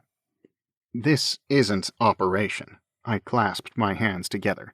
Operation was all puns. A wishbone and a Charlie horse. This is nothing like that. This is the scavenger hunt of a psychopath. Jimmy shook his head. Not really. Our client is putting the body parts to use before they get thrown away, and we get to help with that. I rubbed my eyebrow, trying to make sense of all this.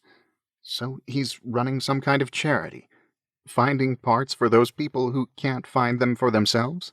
Jimmy shrugged, looking at the table. Maybe. There were several charities that did that very thing, but I had never thought to wonder how the charities came upon the parts they needed. Surely any legitimate ones ran them through the hospitals. But what you're doing is illegal, I insisted. Lay lifted her chin defensively. It's the job.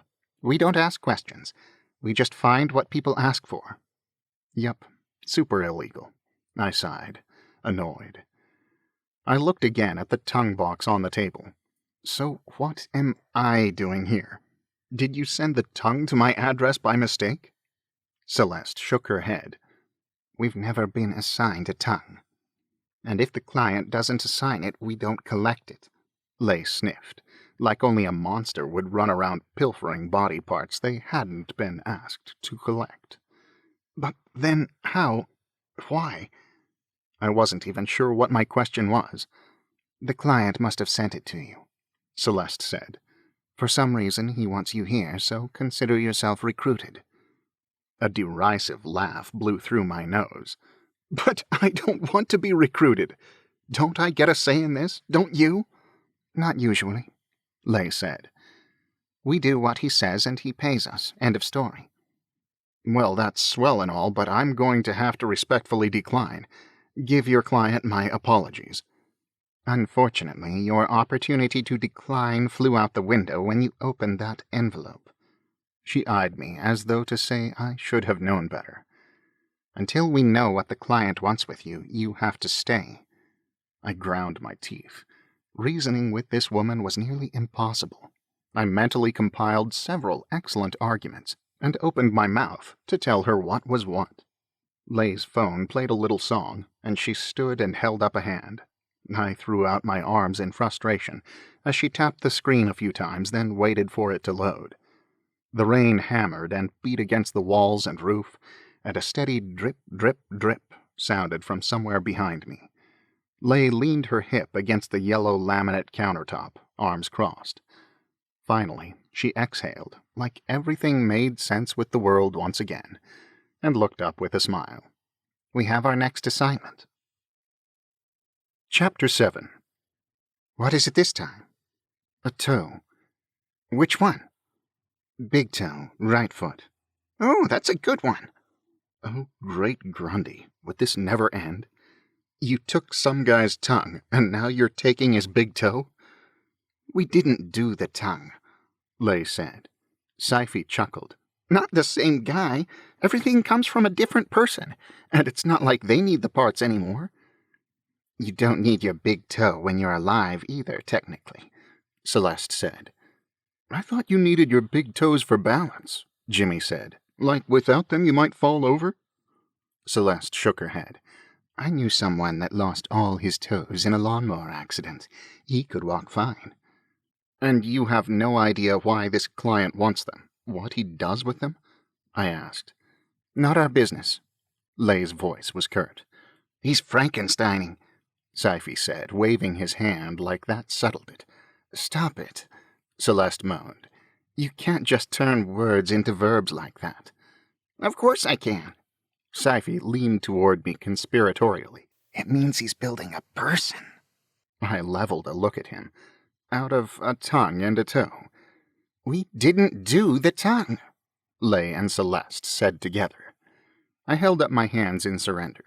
I was listening, honestly, but my brain seemed to be rejecting 90% of what I heard. Sci-fi shook his head, eyes wide with possibility. We've done more parts than this. Next time we might get an arm. But that's... you can't... Mismatched body parts are never going to turn into a person. You don't know, Sci-fi said under his breath, like I was taking all the fun out of things. I folded my arms. So what? You're going to sneak into a hospital and cut off a corpse's toe? Leigh gave me a funny look. You've never lost anyone close to you, have you? I cleared my throat. I was raised by my grandparents after my parents died when I was a baby, and my grandfather passed away when I was 8. I trailed off under the weight of everyone's eyes. I coughed. Why do you ask? Leigh met my eyes, and part of me felt like I was falling into a very deep hole. Because as soon as someone is declared dead and their body found to be disease-free, they're taken apart. I knew that, of course, but she acted like it was the only way things were done. But what if they aren't a donor? I asked. Everyone is a donor, Celeste said. I'm not. Jimmy's eyebrows shot up. Really? How is that possible? I thought it was mandatory. You can opt out, Leigh said, but it's a lot of paperwork. I nodded. Absurd amounts of paperwork, along with fees and several blood tests, but if you're willing to cut through all the red tape, it is possible. I hadn't given it a lot of thought, but they were looking at me like my ears had detached and were flapping around my head. Blood tests? What would they want blood tests for? Leigh asked, incredulous. Why aren't you a donor? Sci-fi asked. I chewed on my cheek. Not that it's any of your business, but I have a genetic disorder. Best to keep all my organs and body parts to myself. Sci-fi looked like he was about to ask some follow-up questions, but Leigh silenced him with a wave. Anyway, she pushed on, everyone else is a donor, and they don't waste time. If the death isn't part of an open investigation, and the deceased didn't have some kind of communicable disease, they harvest all usable parts and put the rest of the body in the queue for cremation. And that includes toes. That includes everything. Anything that can be transplanted or reattached. My friend's dad has toes instead of thumbs, Sci-fi piped in. "He lost his thumbs in a table saw accident. 2 different table saw accidents. They couldn't save his thumbs, so they gave him somebody's big toes instead. They must have been from donors." I looked at him. Why didn't they use his toes? Sci-fi shrugged. I scratched my head. I'm sure you all are the Robin Hood of transplants, but what if this client of yours is not running a charity? What if you are taking these parts away from people that desperately need them? "We're not." Lei was emphatic. "The donation banks have plenty of parts and a limited time that they're viable. Even with all the advancements they've made with storage, in a week these parts will be disposed of. Dozens of organs and body parts are going to waste every day, maybe hundreds." Going to waste. A tepid rage flared inside of me. My grandfather had waited for a kidney for months, never finding a match. That was right before the laws had been changed, making donation obligatory, and then cremation had become the norm. The rain saturated the ground so much that only those graveyards at the highest elevations survived the weather breaking down.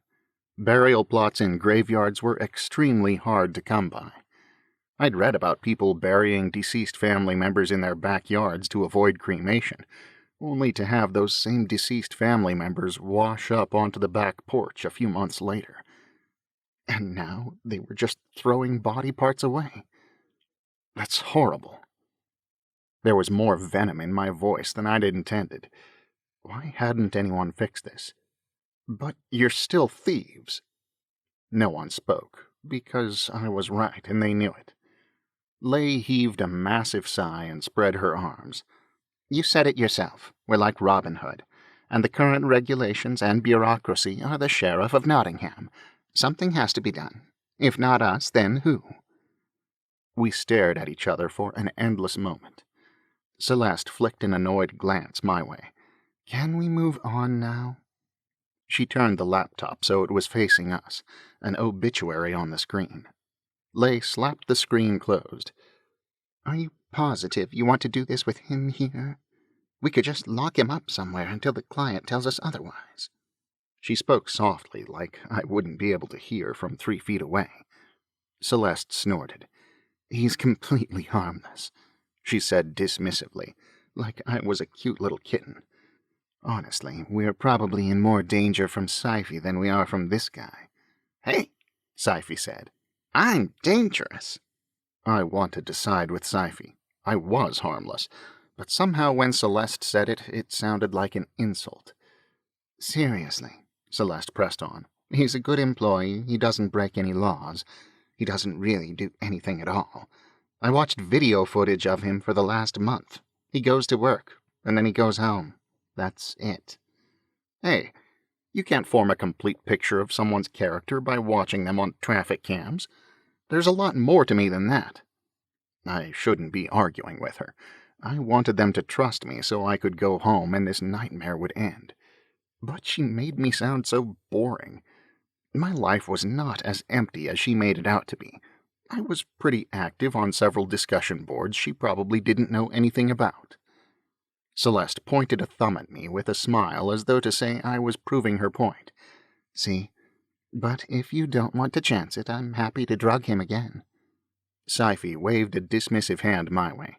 "Nah, Cohen's good, I can tell." Lei growled, then glared at me, reasserting her previous threat with her eyes. "Fine, whatever. Let's just get this over with." Celeste nodded and tilted the screen back up so that we could all read it. Grecia Suttles of Vancouver passed away today after a car accident involving several vehicles on Fremont Street. She was born April 9, 1976, to the late Harvey and Yolanda Smith Suttles. Grecia served in the U.S. Army and then worked in hotel administration, pouring her heart and soul into everything she did. Her greatest pride was competing in the Olympics at Barcelona, where she ran hurdles. Her second greatest pride was her dog Apollo. She is survived by her brother, Stan Suttles, and her nephew, Marshall Suttles. Donations will be accepted in her behalf at... Sci-fi looked mildly heartbroken. "That is so sad. What do you think happened to her dog?" Everyone waited in sober silence for a few seconds. Then Celeste flipped the laptop back around and started typing again. "She died at OHSU Hospital. That was nice of her," she said. I gave her a weird look. Jimmy saw my face and explained, "Because it's so close." He checked his watch. "We can get there in 20 minutes, even with the rain." "Yeah," Sci-fi piped in proudly. "And Caesar works there." "No." Lay held up a finger at him. "We aren't going to see Caesar." "Who's Caesar?" I asked. Sci-fi wiggled his eyebrows. "Lay's boyfriend." "Ex," Lay said, glaring at Sci-fi. "And we're not going to see him. He cannot know about this job." Sci-fi humphed, and Celeste gave Lay a patient look. "And how do you propose we get inside?" "We'll figure something out." "Like what? Check in at the front desk? 'Cause those are your options. Strolling through the front doors where we will have to sign in, or biometric scanners at the back." "I'm aware of that," Lay spat. "Is there any way my fingerprints would still get us in?" "Nope, and I will show you why." Celeste typed a few words and spun her laptop around so we could all see her screen again. "They upgraded the handprint scanners 6 months ago, so unless we've got the hand from one of the current employees in a box somewhere, there's no way we're getting past it." A picture of a wide, flat handprint scanner with an orange case and the IDS Core logo stamped in the corner filled the screen. "Actually," I said, pointing at it, "those handprint scanners have a flaw. If you switch a couple of the wires around, you can press just about anything with a pulse against it, and it will let you through." Everyone turned to me. "We used to have those at Gridlocks. They short out all the time, so I found a workaround." Apparently, IDS Core doesn't care about providing a quality product to their clients. Celeste smiled. "No," Lay said. "No way." "We have to take him." "Me?" I asked, alarmed. "No, thank you." "See?" Lay said, gesturing toward me. "He already told us what to do. Jimmy can do it." Jimmy shrugged, wrinkling his nose and shaking his head noncommittally. "Maybe, but it would take longer, and something might go wrong. This could be exactly why the client sent him." "I'm not going to help you break into a hospital," I said. Celeste ignored me. "It would be stupid to go out into the field without all of the tools we have at our disposal. He's a tool. We should take him." I raised my eyebrows. "Thanks so much for that." "I really don't think we can do this without him," Jimmy said. Lay swallowed, eyes hard. "And what if he won't come?" "Maybe we just need to ask him nicely," Jimmy said. The two women looked at him as though that would never have occurred to them, and then turned to me. They both stared at me but didn't speak. Celeste opened and closed her mouth a few times but didn't seem to know how to begin. She'd probably never asked for anything nicely before and wasn't sure how to do it. Jimmy smiled and clasped his hands in front of him. "Cohen, we need your help. This is important, and your expertise could be a huge asset. Will you help, please?" I groaned. "I'm sorry, but you're still criminals. I can't get involved. I have a life to get back to. A job with a deadline looming. Milk in the fridge, a plant that needs to be watered." It sounded so boring listed like that. Ugh. Maybe Celeste was right about me. "I don't belong here. I'm a law-abiding citizen. I only have 3 days to fix my demo code. I can't get involved." Lay smiled in a devastated way, shrugging. "I told you so." She swallowed, the exaggerated movement of her throat looking almost painful. "We'll have to figure out something else." "There is nothing else," Celeste shouted, slamming her fist on the table. Lay threw up her hands and stalked out of the room and up the stairs. Celeste glared at me.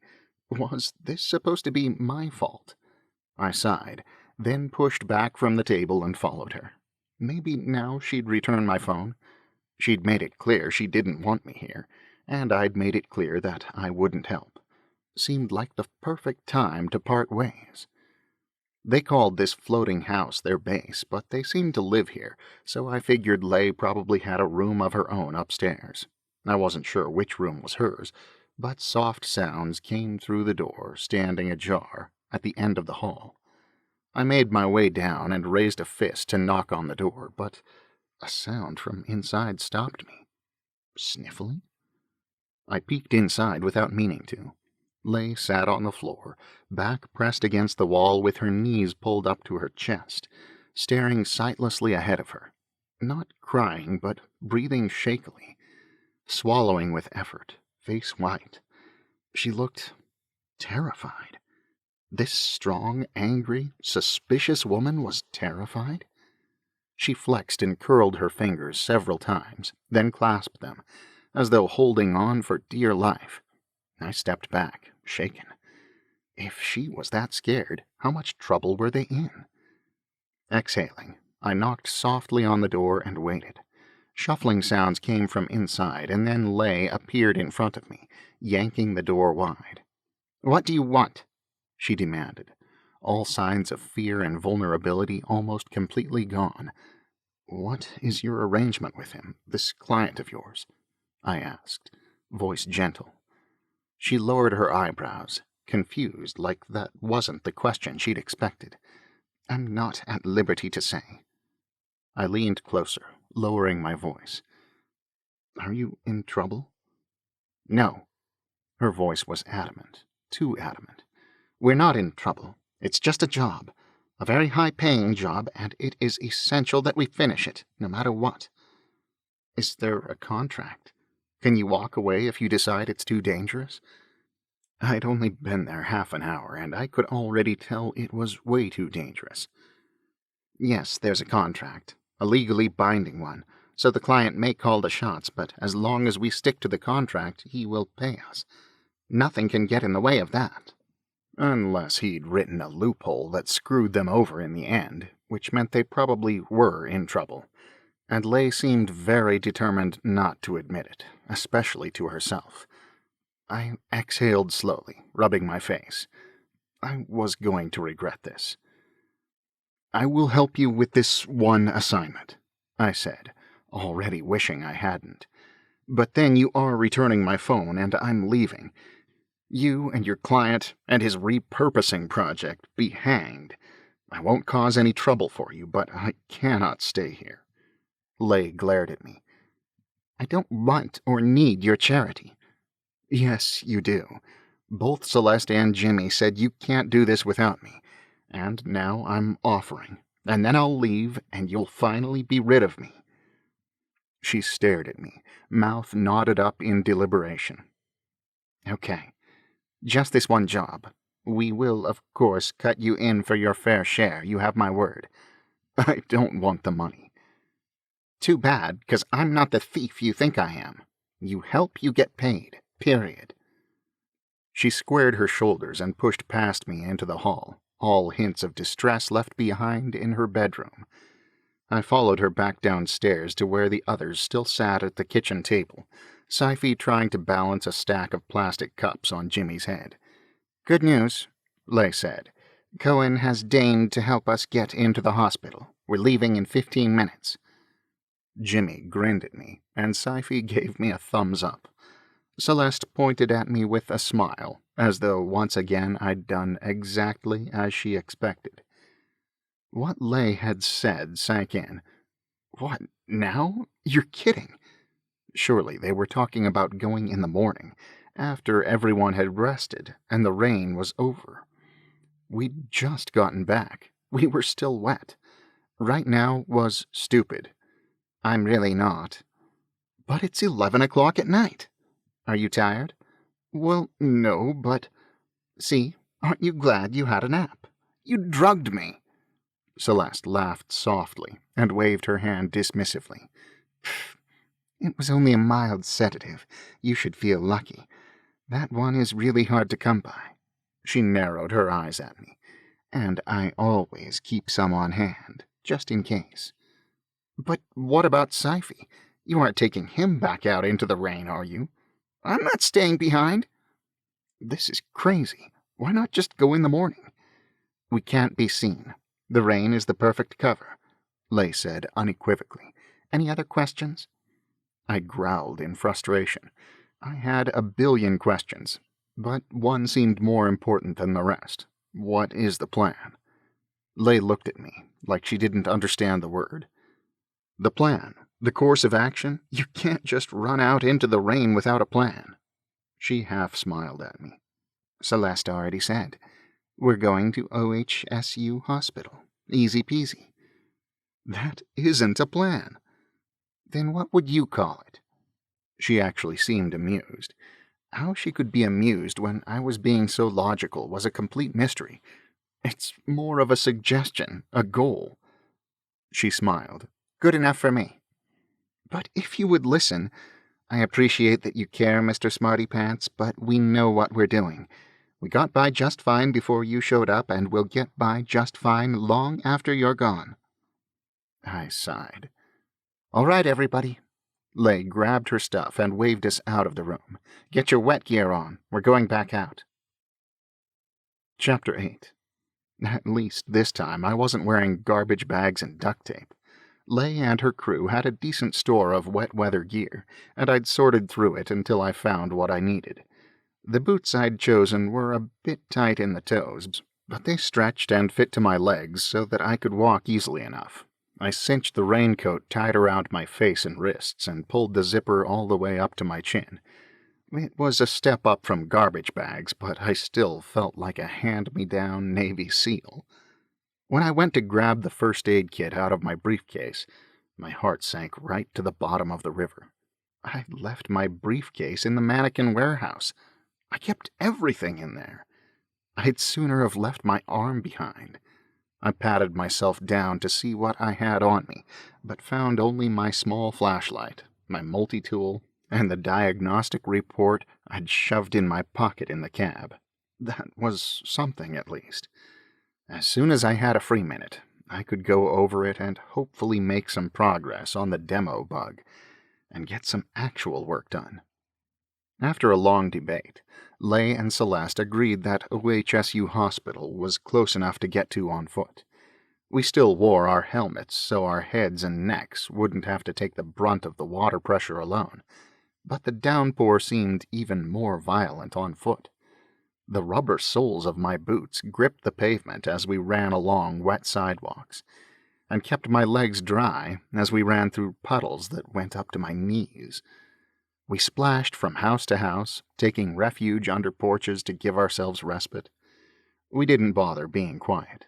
Even if anyone inside the homes did hear us, they would never be able to distinguish our sounds from the beating of the rain on their roofs. My morning workout suddenly seemed woefully inadequate. We were running in short, desperate dashes in rain that pounded us so hard, it was like jogging through a boxing ring. Just keeping on the move was exhausting, and I was finding it difficult to keep up. We stood on a saggy porch lined with drip-tip plants, water cascading down them like a fountain. I leaned on my knees to catch my breath. Jimmy fell into the porch swing, but Celeste and Lay stood, winded, but holding together far better than I was. The surrounding trees were like swamp monsters in the wet dark, waving and writhing in the downpour. "How close are we to OHSU again?" I asked as loud as I could, each word sandwiched in a gasp. "We just have to cross the bridge," Lay yelled back to me. "Over the Willamette?" My voice rose in dismay. "Do you have another river you'd like to cross tonight?" She turned away, not waiting for an answer, which was just as well because I didn't have one. There was no cover on Ross Island Bridge. It would be almost 3/4 of a mile of us running in the wide open, pummeled and beat by the rain. We would never be able to make it that far. "There has to be another way!" I yelled. The rain seemed to pick up at that moment, and the noise of it drowned out my voice. Lay turned again and took off into the rain. We ran after her. The darkness and the blindness of the water falling from the sky coalesced into the frames and beams of Ross Island Bridge.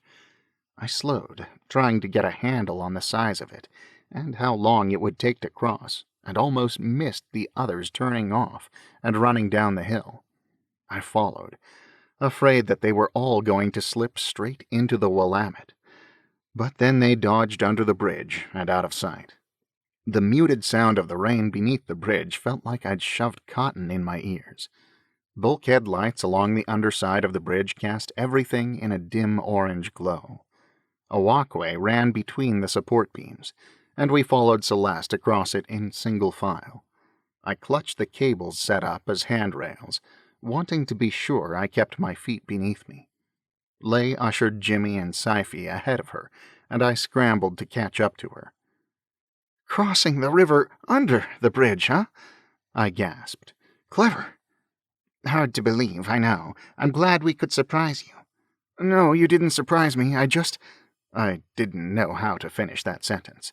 I didn't really know what to say at all.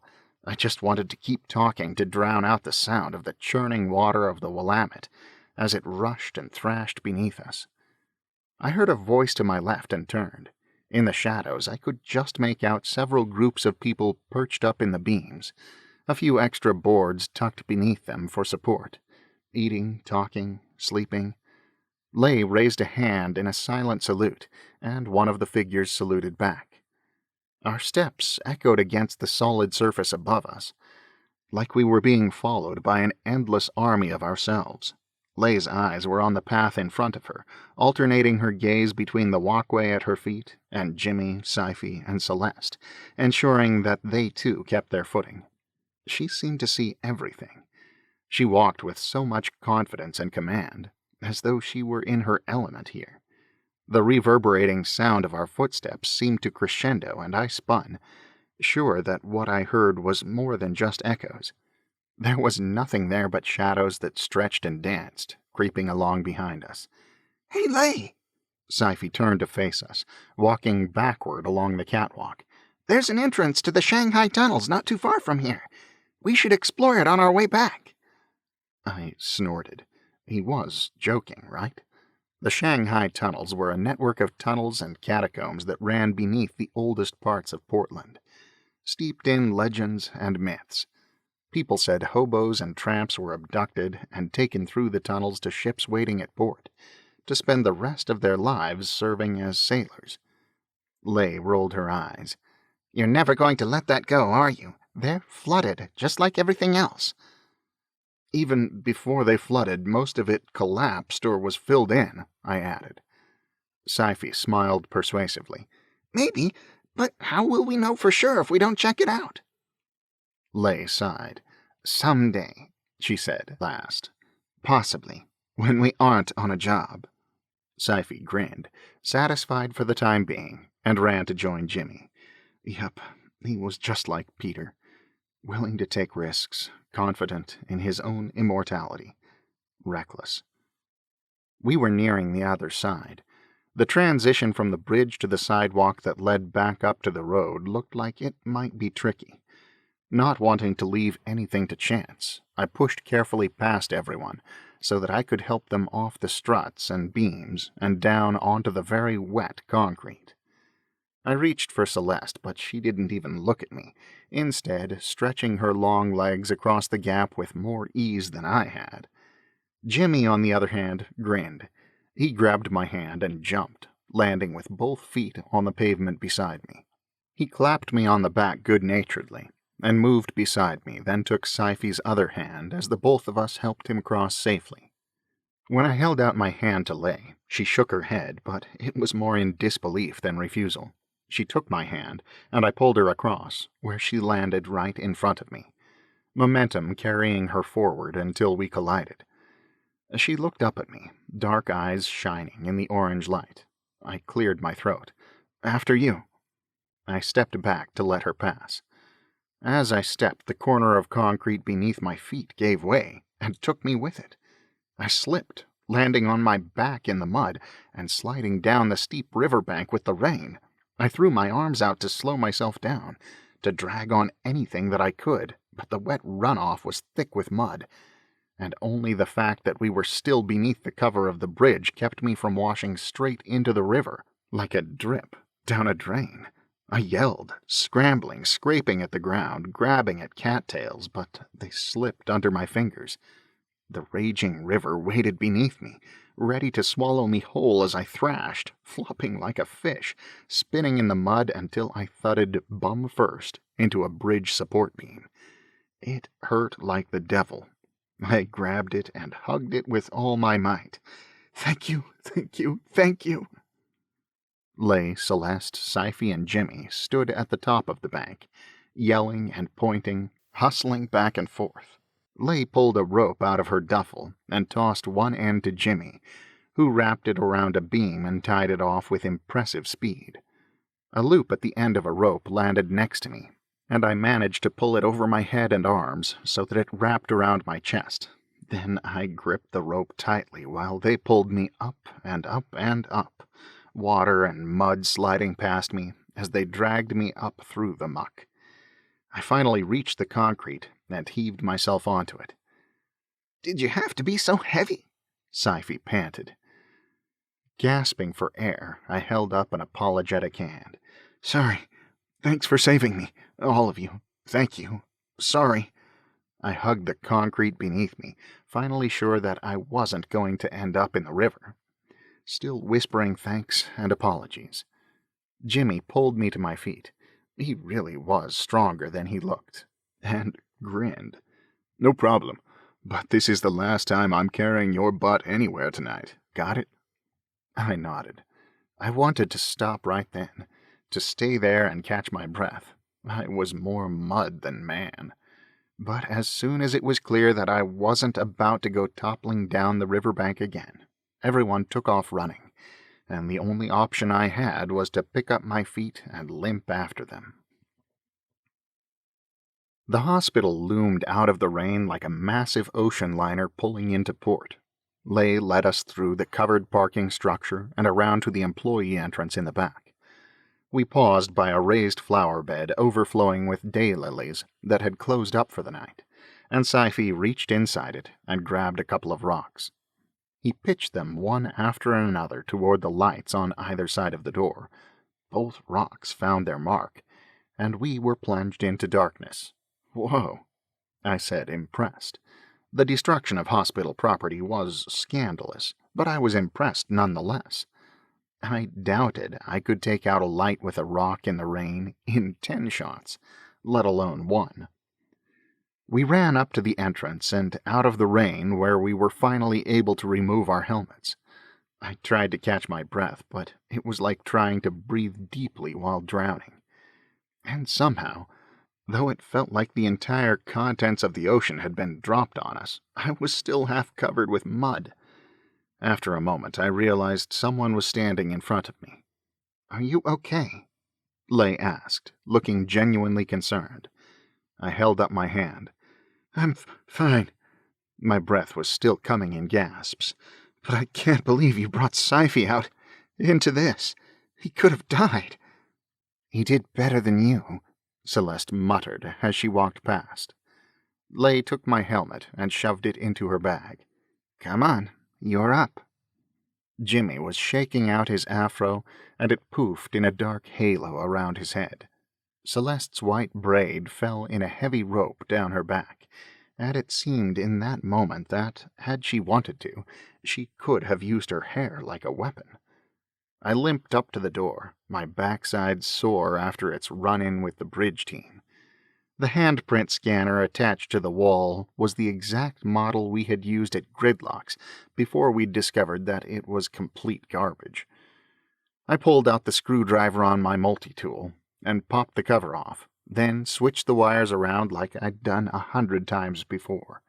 My fingers were clumsy fiddling through the gloves, but I managed it in the end. I turned back to Lay. "That's it?" she asked. "Yep. Just about any skin will work now, but it might not be wise to leave your fingerprints all over it." Jimmy grinned. "I have an idea." He took Sci-fi by the head and pressed his cheek against the scanner. The door popped open with a clunk. Sci-fi tipped his head modestly and patted his cheeks. "I always knew that this face could open doors." The hum of the generators through the empty hallways was the only sound to greet us as we filed inside. The ceiling lights had a greenish tint, and seemed to cast more shadows than other lights did. Lei led us down a hall to our left, and we followed her as it branched and bent. We kept our hoods up and our chins down, and avoided all cameras as much as possible. We passed administration offices and artwork of large abstract flowers. A man in scrubs and a lab coat turned a corner and headed our way. My heart started pounding, but no one else paused. Lei nodded at him as he passed.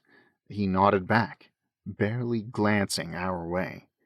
I tried to focus on the route we took as we walked down some stairs, through another hall, and down to the very end where we stopped in front of a hefty metal door. Where are we? Celeste pointed lazily toward a sign helpfully hung on the wall next to the door, reading Morgue, then opened the door and gestured us inside. Metal cabinets and drawers lined the walls, and a row of stainless steel tables ran down the middle, which I had to assume were used for autopsy and body part harvesting. A desk with a couple of computers on it was tucked inside a wood-paneled nook. Celeste sat down at the desk, the office chair backward, and rested her arms on the chair back. She typed and clicked for a minute while we waited. It was freezing in there. All of my wet places were becoming frozen places. My hair felt like a dripping crown of ice. "Do you mind?" Celeste snapped, not turning around. "This is hard enough without the whistling." The rest of us looked at each other confused. But then I heard it too. Whistling. From the hallway outside the door. Someone was headed this way. Chapter 9. Lei drew herself up, like a bear making itself appear bigger, and stepped forward, putting herself between the door and the rest of us. Everyone else jumped into a fighting stance, and my heart surprised me by twisting up into an affectionate knot at the sight of that scrappy gang of body snatchers. The door flew open, and a doctor with dark, silky hair and darker eyes strolled through, whistling and looking at his phone. "Caesar!" Sci-fi yelled. The man, who I could only assume was Caesar, lifted his head in surprise. No one moved for half a breath, and then Caesar grabbed Lei by the shoulders and hugged her, resting his head against hers and closing his eyes. Lei chewed her lip, not meeting anyone's eyes as we stood and waited for the longest hug in the history of hospitals. Sci-fi dove in partway through, wrapping his arms around both of them, smiling contentedly. "Okay, Caesar, geez." Lei pushed him away. He grinned unabashedly at her, then nodded at Celeste. He held a hand toward Jimmy. "Hey, Jimmy man, how's it going?" Jimmy jumped over, and the two men performed a complicated handshake. Jimmy grinned. Then Sci-fi dove in for another hug, and we waited again. Caesar patted Sci-fi's back. "So, what brings you all here?" he asked, like he'd run into us at the grocery store. Lei still had that deer-in-the-headlights look. She finally opened her mouth. Are you on the job?" He sounded excited. "You are, aren't you? What is it this time? More medical records?" Sci-fi was grinning happily, looking between the two of them. His expression seemed impatient for Lei to spill the beans. Lei exhaled loudly and pursed her lips. "Would you accept it if I said I couldn't tell you?" Caesar tisked, waving dismissively. "Venga, you know you can tell me. I'm your guy on the inside. Whatever you're looking for, I can get it." Lei shook her head. "Not this time. I'm sorry. Our client is particular and weird. We're in trouble just for talking to you." Clients don't bother me." He shook his head, smirking like this was all a big joke. "Let me talk to him. I'm sure I can change his mind." I watched this exchange with growing annoyance. Celeste, Jimmy, and Sci-fi, however, all acted like this was a conversation they'd heard many times before. Lei clenched her jaw and took Caesar by the hands, squeezing them like it could make him listen. "Caesar, I'm serious, I can't, she said slowly, though I doubted it was slow enough to get through his shiny hair. If you really want to help, just make sure no one else comes in this room for the next half hour, okay? Caesar seemed to be on the verge of arguing further, then nodded. He looked crestfallen, but shook it off and looked around at the rest of us again. How did you get so muddy? Lay exhaled, tipping her head toward me. Smarty Pants over here tried to jump into the Willamette, and we had a hard time talking him out of it. Caesar turned toward me, hand out. Caesar Maldonado at your service. Smarty Pants, I said, grabbing his hand. I was gratified that he had to look up to meet my eye, and I shook his hand a little more firmly than necessary. He smiled. It was so charming I wanted to punch him.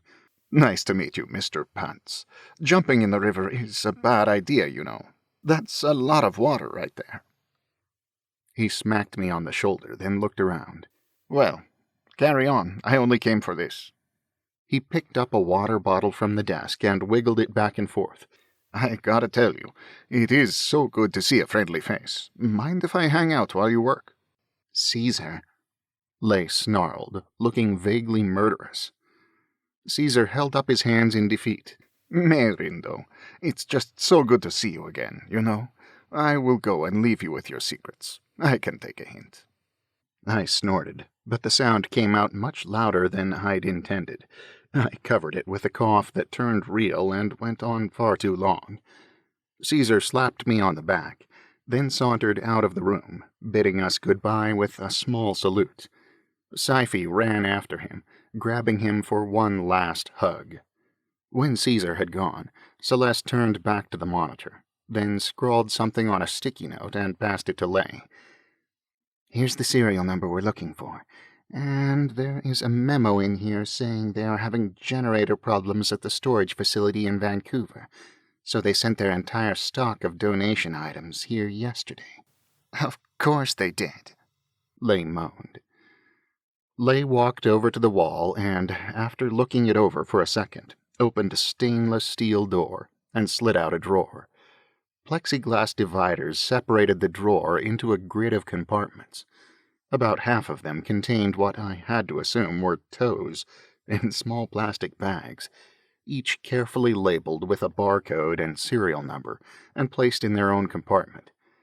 But next to those sat a pile of bagged and labeled toes in a haphazard heap, like someone had decided halfway through that organization was pointless. Philistine, Jimmy groaned. It's never easy, is it? With Jimmy and Sci-fi's help, the two of them withdrew the drawer completely and set it on the table in the center of the room. Everyone gathered around the table, except me. It was covered with toes. Come on, Hoard, Lay said, glancing at me. We've got to find the right toe, and the quicker we do it, the better. I took a few steps nearer the table. Why are they all separate like this? What if someone loses their whole foot? All these toes aren't going to help them all that much. There are feet, too, Lay said absently. They're stored in a different drawer. The idea of a drawer full of feet bothered me even more than the toes. Does it really matter which toe we take? I tried to see them as parts and not think about where they'd come from, like chicken wings. Would your client even know if you sent him the wrong one? Aren't all toes pretty much the same? Actually, they're quite distinctive, Lay said, holding up two toes and comparing them. Just like the people they came from, and the little things add up to something unique. But even if they weren't, Lay said, looking at me pointedly, we need the right toe. A shiver ran through me, though I couldn't tell if it was from the job or how wet and cold I was. I pulled up a stool and forced myself to sit, the rubber of my pants squeaking against the metal surface. I jumped back up with a small cry of pain, smiling wanly at everyone's alarmed faces, and rubbed my sore backside. That metal beam might have saved me from the river, but it had come at a cost. Sitting down was going to be painful for a while. Lay pulled out a section of dividers and passed the tray to me, along with a copy of the serial number. She picked up another toe, checked the serial number, and set it aside. "Can't we use this barcode?" I asked. "Scan them all instead of checking the number manually?" "No," Celeste said. "It doesn't include that kind of information. They only use them for tracking purposes as they travel from place to place." "Well, that's useless." "Suck it up," Lay said. "It's time to toe the line." My eyes snapped to hers. She gazed innocently back at me. Jimmy snorted. I picked up a bag, forcing myself to forget what was inside and focus on the label instead. "I don't know how you are so cool right now. This whole thing makes my toes curl." Celeste groaned. "Are we really gonna do this?" "Yes," Lay said. "We are, because we've got to stay sharp. This is a tough line of work, and puns help keep me on my toes." "You're telling me," Jimmy said, "you'd jump down my throat if I even put a toe out of line." He smiled apologetically at her, but she was laughing. "I can't think of anything," Sci-fi said. "Something about going toe-to-toe?" We continued to sort through the pile of bags, and Lay was right. Toes were distinctive. Some were small and narrow, some large and bulbous. Some had long, gnarly toenails, some were ingrown, and others looked like their toenails had been chewed down to the quick. It was like a Goldilocks and the Three Bears situation for a cannibal. I was both disgusted and fascinated. And then I spotted the numbers I was looking for. "I don't want to step on anyone's toes, but I think I found it," I said, raising the toe aloft, then passed it to Lay. She double-checked the number and stood up. "This is it." Lay and Jimmy packed the toe carefully in an insulated medical specimen donor case filled with a blue, viscous substance. "What's that?" I asked, curious. "Freezing body parts damages them, causing ice crystals to form that rupture the cell," Jimmy said. "They store them here just above freezing, but we use this preservative antifreeze for transportation. It allows the parts to be ultra-cold, but prevents the formation of ice crystals." I nodded, impressed. "So why wasn't the tongue sent in a gel like that?" Lay pasted a placid smile on her face and spoke in a sugary sweet voice. "It's hard to say because, and I cannot emphasize this enough, we didn't do the tongue." I cleared my throat uncomfortably as Lay turned away. She took the Smacks label Celeste handed her and stuck it on the shipping box. Then we headed out toward the receiving bay. The rain was still falling, steady and sure, hammering on the roof and echoing off the walls around us. Out on the loading dock, Lay carried the small package over to the Smacks drop box, where a bright orange "Out of Service" sign covered the front. "No!" Lay cried. "It's all right," I said, my voice consoling. "They'll still check it when they come by for their deliveries in the morning." "We can't wait till then. It has to ship now." "Smacks doesn't do deliveries in the rain." "Oh, Hoard, are you really this clueless?" Apparently I was. But the weather was broken. It had been devastating when it happened, but we'd adapted, after a fashion. Autosave features were required for vehicle registration, which prevented cars from driving at night. And as far as I'd ever known, when the sun went down and the clouds rolled in, the whole world went inside and stayed there until morning. I was still trying to wrap my brain around the idea that that wasn't so, that people rode through the rain for fun, and that Smacks did deliveries all night long. It was like finding out that I'd been wearing my pants backward my entire life. Jimmy had his phone out, typing and swiping, and then he held it up. "There's another Smacks drop-off on Gaines Street. It's only a few blocks from here." He showed his phone to Lay, who traced the route with her finger. "Okay, that's probably our best option." Everyone started replacing gloves and pulling on helmets. I tried to take plenty of deep breaths, but I knew it wouldn't make any difference. I surveyed the rainy world we were about to run into, and my eyes caught on a shadow. A discoloration, really. Something in my line of sight that didn't seem like it should be there. It was probably a tree. A very tall shrub, perhaps. Except that it didn't move like a tree. It didn't wave or sway, but stood tall and straight, and as I watched, I could swear that it shifted one step to the left. "Hoard!" I spun, startled. Lay was staring at me impatiently. "Wake up! We gotta go!" I turned back, but I couldn't find the shadow anywhere. In all that rain, I wasn't sure where it had been before, and couldn't find anything out of place in the blur of the scenery. I checked on Sci-fi to be sure that his helmet was tight under his chin. Then I made sure the collar of his jacket was tucked up inside it to keep rain from running down his neck.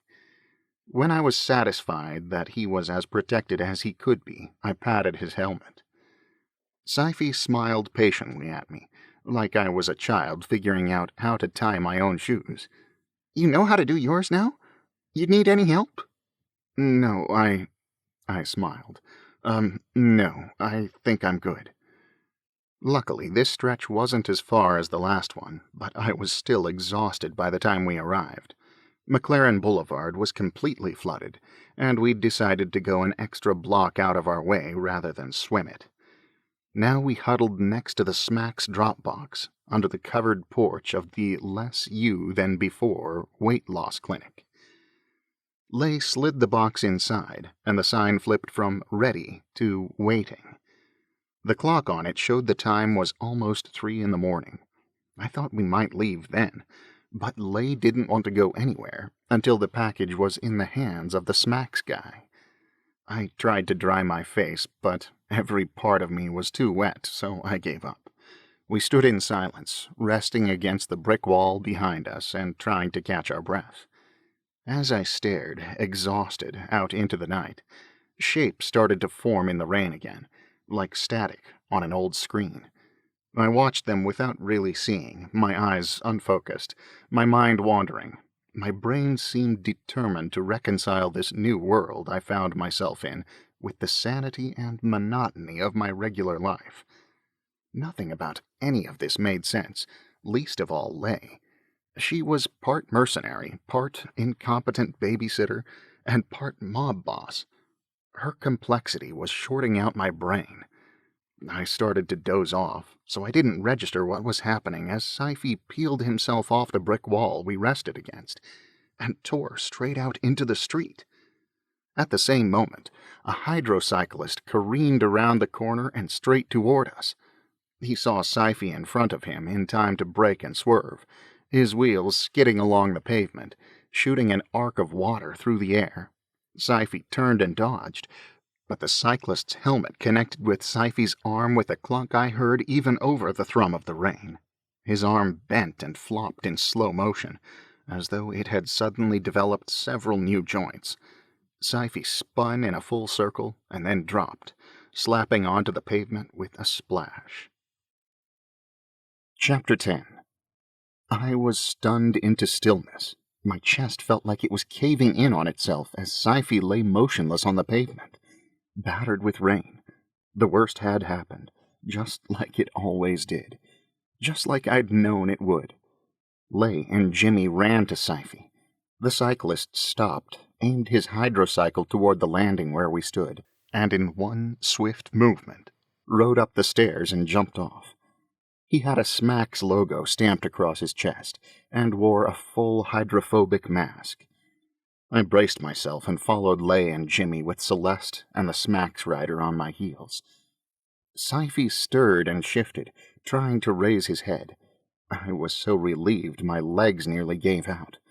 I wanted to hug him, but the others reached him first. "Sci-fi, you idiot! What do you think you are doing?" Celeste cried, but Lay silenced her with a wave. "We've got to get him out of the rain," she shouted. "Dude!" the Smacks cyclist yelled, flipping up his face mask. "He came out of nowhere. You saw that, right? He jumped right in front of me." Sci-fi tried to sit up, but couldn't quite manage it. "It's my arm," he moaned, soft enough I wasn't sure I heard him, his face contorted in pain. "Is that all?" Lay insisted. "Are you sure?" Sci-fi nodded, and we slowly helped him to his feet. The Smacks rider sidled along next to us as we walked Sci-fi onto the porch and out of the pouring rain. The raindrops didn't even seem to touch him.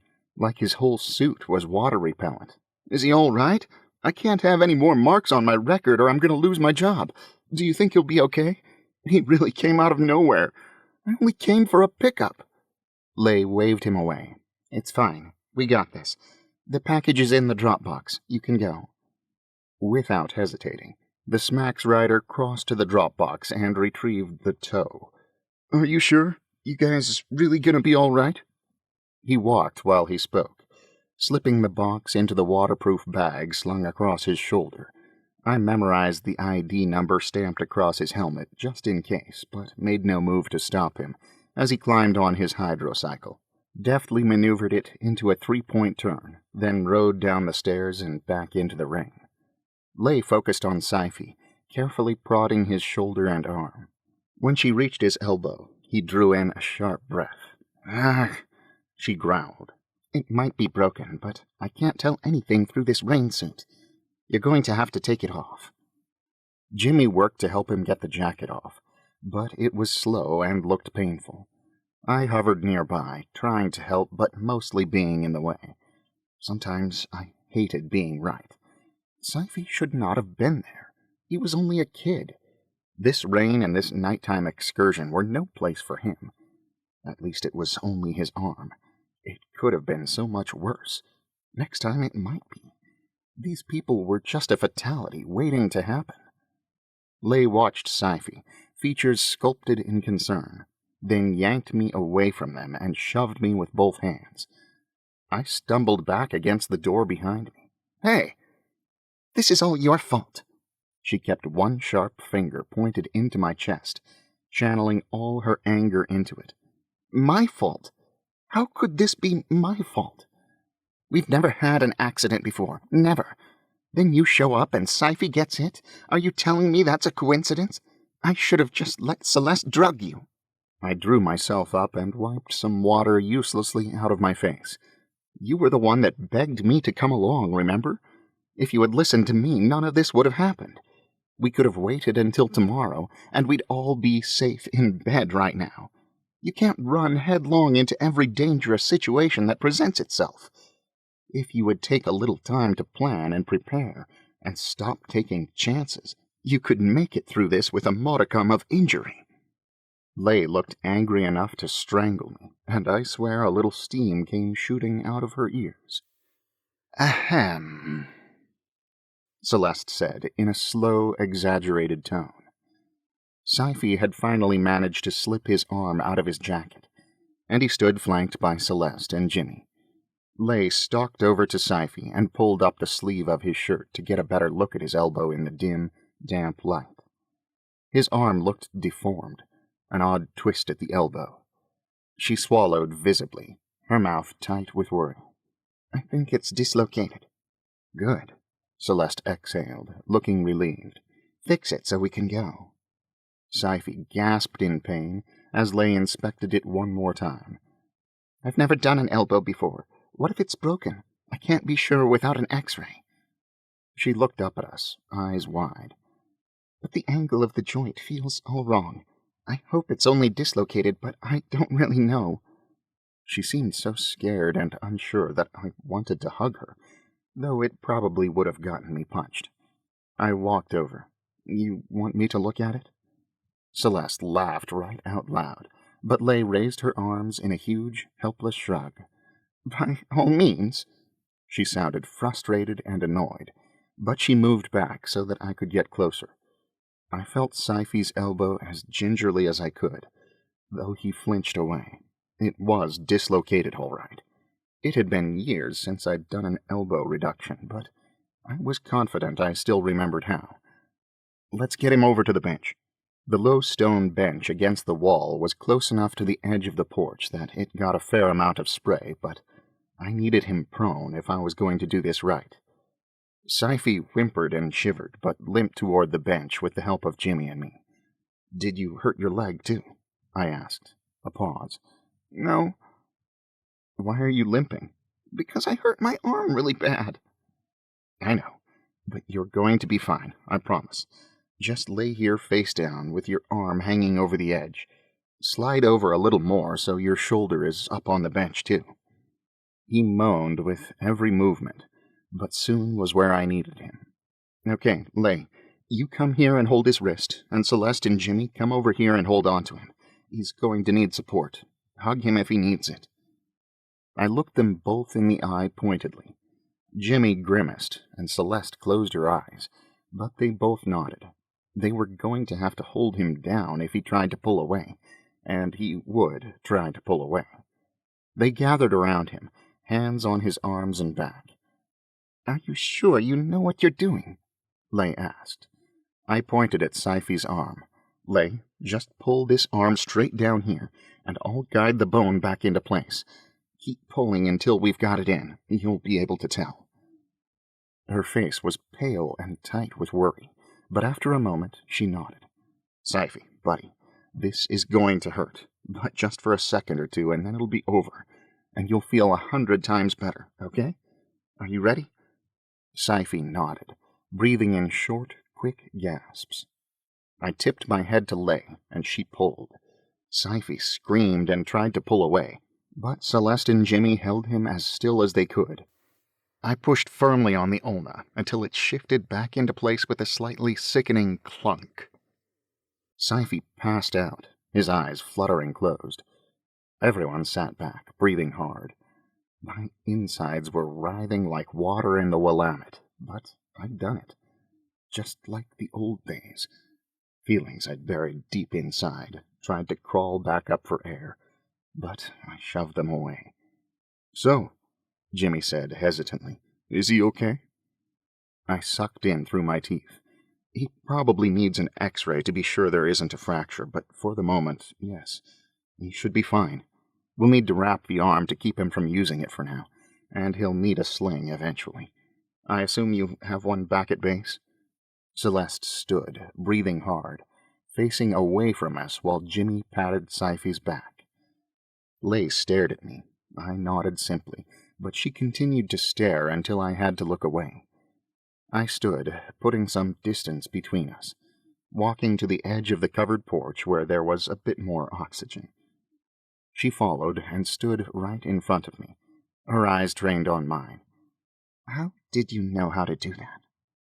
She stood so close I could see faint freckles sprinkled across her cheeks. I couldn't read this woman.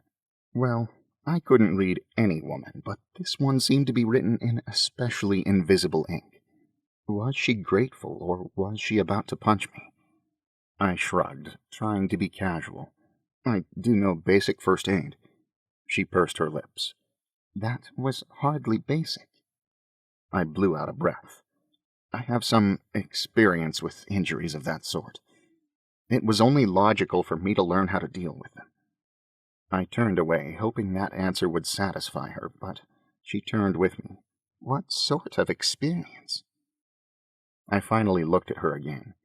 She seemed like she was ready to wait until the rain went home if that was how long it took for me to answer. It was warm in her presence, like the heat radiated off her in spite of the rain. It drew me in, made me want to stand even closer.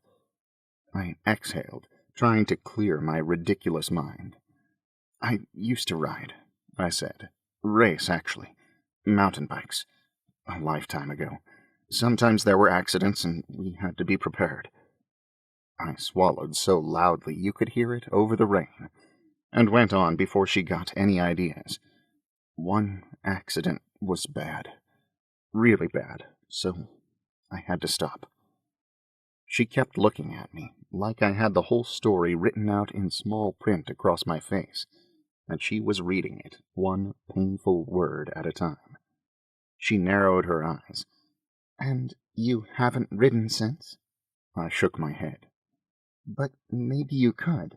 You'll never know if you don't try. Think how much faster our trip here could have been if we'd been on our bikes instead of on foot." I was really going to regret telling her. Everyone always wanted me to get back on the horse, and it was always the same argument. You'll never know if you don't try. Except I did know. I knew more than I wanted to. "Weren't you listening? I was a kid. It's been years. I'm not sure I even remember how to ride anymore." Her mouth tipped into the tiniest smile. I'm pretty sure bicycle riding is one of those things you always remember. It is literally the example they use of things people never forget. Her tone had turned playful, and I smiled slightly and turned away, glad we were done talking about it, hoping she'd focus on someone else now and let me think. Rain poured off the eaves of the building like a giant bucket had been upturned in the sky. I'd never spent this much time in the rain. Sure, there was the occasional night when I'd worked late and the rain had begun without me realizing it, forcing me into a mad dash home before the downpour got too strong. Every day there was another story about some drunk drug addict, kid on a dare who stayed out in the rain too long and drowned. Yet here I was, out in the rain, not drowned. I'd been in it most of the night. The idea would have been unthinkable to me yesterday. Everything that I'd done tonight seemed impossible, unimaginable, but I'd done it. We'd done it. We were out in the rain, and we were alive. Sci-fi had been hurt, but he was going to be fine. Frankly, this was more alive than I'd felt in years. I tried to remind myself that the feeling was an illusion, the result of adrenaline and endorphins. Experience had taught me that feeling alive was often a precursor to injury and suffering. Yet, in spite of how reasonably I talked to myself, a thrill of triumph still ran through me. I looked through the rush of water flowing down around us, and an unusual movement caught my eye. I squinted, like it could clear up the rain obscuring my vision. The tall shrub was back. The shrub that seemed to have legs. Legs that carried it a step closer. Sci-fi moaned, and I turned at the sound. He opened his eyes and tried to push himself up, but he hissed when he put pressure on his left arm. Lay knelt beside him, helping him to a sitting position. You okay? I think so. It feels a lot better, but I still can't really use it, though. I walked over and ruffled his wet hair. It's going to be tender. You'll have to take it easy, but you're going to be fine. If only I'd had my briefcase with me. I had enough gauze in there to make a rudimentary sling. As it was, Lay zipped up his jacket with his arm bent against his chest, and hoped that it would provide a little support until we could get him something better. She looked him over, face pinched with worry. Sci-fi, what were you doing? Why did you run out into the rain like that? He wiped his chin against his shoulder, eyes on the pavement. I thought I saw something. What? Lay and I asked at the same time. I don't know. He kept his eyes down, like not knowing was shameful. Something didn't look right, and I wanted to find out what it was. Lay met my eye. Sci-fi had seen it too. Had she? Sci-fi was such a sweet kid, so earnest and devoted, but still too young to be mixed up in this. Where had Lay found him? Had she done her recruiting at the junior high school? I shook my head at him. That was brave, but next time you see something strange, let's investigate it together, okay? He nodded, eyes down again, and Lay squeezed his shoulder. Dawn approached as we headed back to the floating house. It was still dark, but the sky held the promise of more light to come. The rain had petered out to a drizzle, and we marched through it at a pace that bordered on leisurely. Jimmy and Lay flanked Sci-fi as they walked ahead of us. Sci-fi gestured emphatically with his good arm as he talked, Lay and Jimmy laughing. Celeste walked in front of me, head held high, striding around puddles without even looking at them. I quickened my pace to catch up to her. Are you all right? I asked, stepping over a thick green vine growing out of a crack in the sidewalk. Celeste glanced at me, appraising, but didn't answer. I tried again. I wanted to thank you for vouching for me tonight. I'm glad that at least one of you trusts me. Celeste laughed, a short, mirthless sound. It's not that I trust you. I just don't think you pose a threat. You're like stepping into a boxing ring with an old man taking a nap. Nothing to worry about. And you did end up being useful tonight, so it was good I made Lay bring you along. Okay. Less, thank you, I guess. I could not figure out where her opinion of me had come from.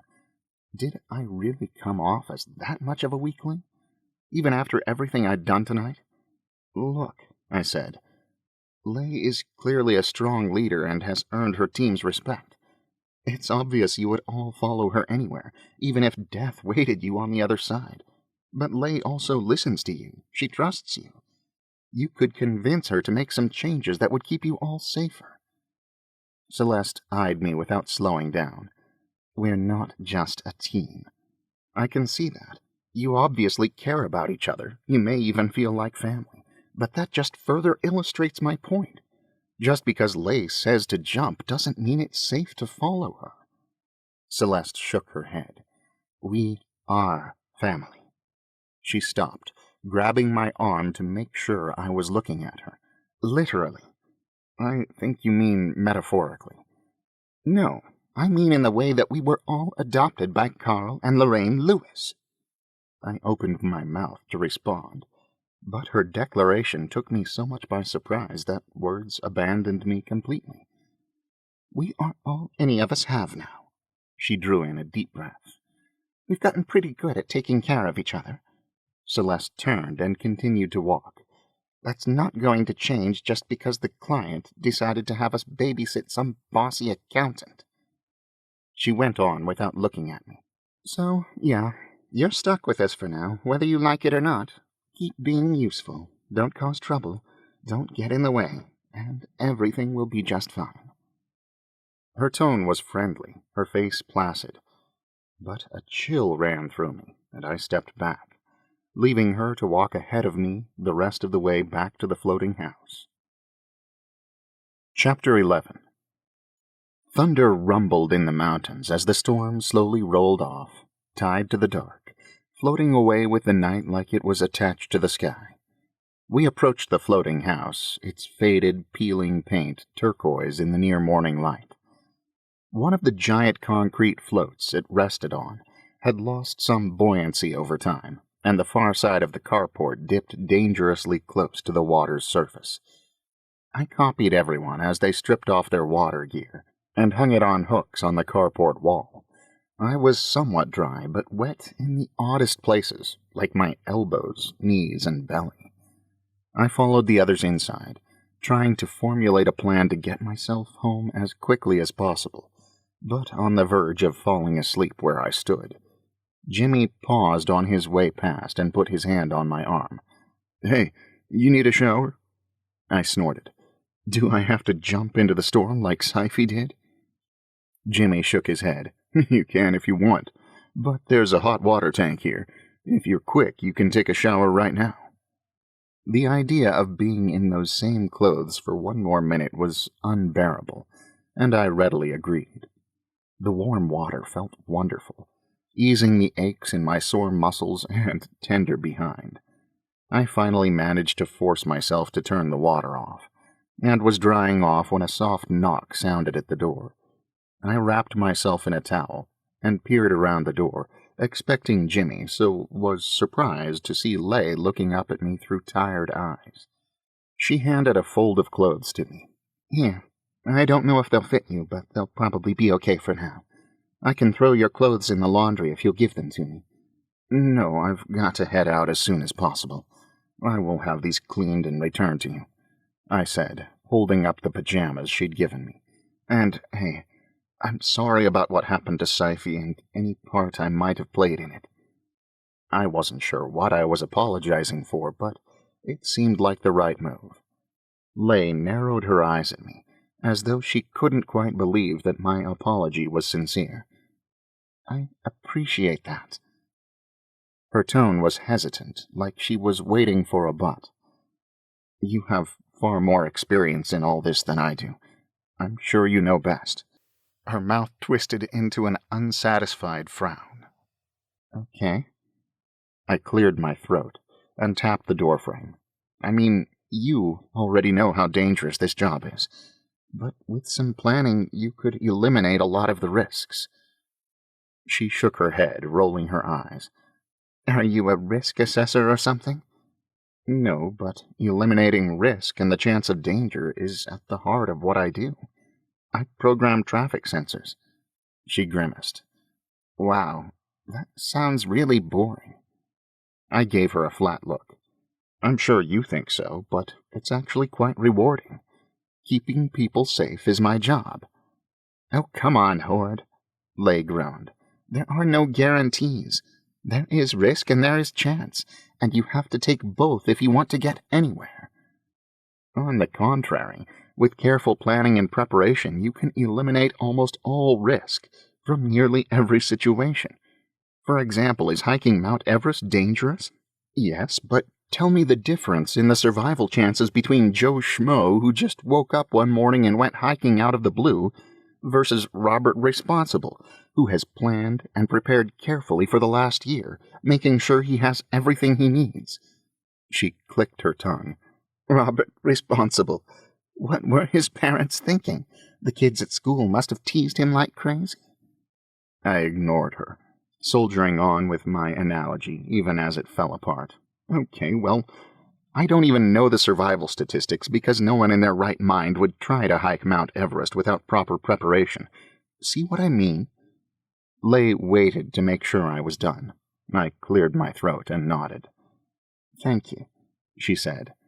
My response to that is duh. Also, people who have prepared for every eventuality still get injured or killed hiking Everest because the activity is inherently risky, and you cannot possibly prepare for everything. But all that aside, we're not climbing the world's highest mountain. We're going outside in the rain. Risk is necessary. It's not like I'm taking everyone's lives in my hands. We've been doing this for years. We know how to handle the rain. We're experienced riders. I appreciate your concern, but we're fine. We're going to be fine. Now, if you're done apologizing, I'd like to go to bed. Boy, I was really bad at this. I'll probably be gone when you wake up, I said. She considered me, chewing on her lip as damp hair fell across her face. My fingers itched to brush the hair away, so instead I opened the door wide and leaned out to offer her my hand instead. She looked at it like it might hold a scorpion, but then took it, her handshake warm and firm, skin soft as flower petals. She cleared her throat. Thank you for what you did for Sci-fi. We got him in a sling and got him to sleep. He seems like he's going to be okay. She smiled while she said it, but her eyes traveled downward toward my very unclothed upper body. My heartbeat sped up and I laughed awkwardly to ease the tension. Are you staring at my chest? Her eyes snapped up to mine and she bit her lip. Yep. Sorry about that. She coughed, but looked at my chest again. Sorry, really. You are just way more jacked than I expected you to be. I mean, I knew you were broad, I just didn't expect... She waved her hand at me, as though at a loss for words. I took my hand back from her and hugged the clothes she'd given me, trying to cover myself as best I could. If I said something like that to you, the entire female population would flay me alive. I know, right? So, do you work out? She asked it like it made no sense, like I couldn't possibly be the sort of person who worked out. But she could come up with no other explanation. Why are we still having this conversation? I do calisthenics, okay? Calisthenics? She looked up at me, eyes filled with laughter. What are you, 80? Do you also do Tai Chi in the park? This is harassment. She lifted her shoulder in a little half-shrug. Take it up with HR. You can file a complaint on your way out. She turned to go once again. Lay, I called after her. She looked back, eyes full of expectation. My phone? She nodded. Right, your phone. I'll bring it down to you before you leave. Don't worry. Lay waved lazily as she walked off into the room at the end of the hall, closing the door behind her. The pajamas she'd given me had been stolen from a hobbit. They were roomy around the middle, but ended somewhere in the area of my calves. At least if the house filled with water, which was a distinct possibility, My pants would stay dry. Jimmy was the only one still up when I made my way into the kitchen. I had him order a cab for me, though he didn't seem all that happy about it. I sat on the couch to wait for the ride, and for Lay to deliver my phone. I fidgeted to keep myself awake, jiggling my knee and rearranging my damp, folded clothes across my lap.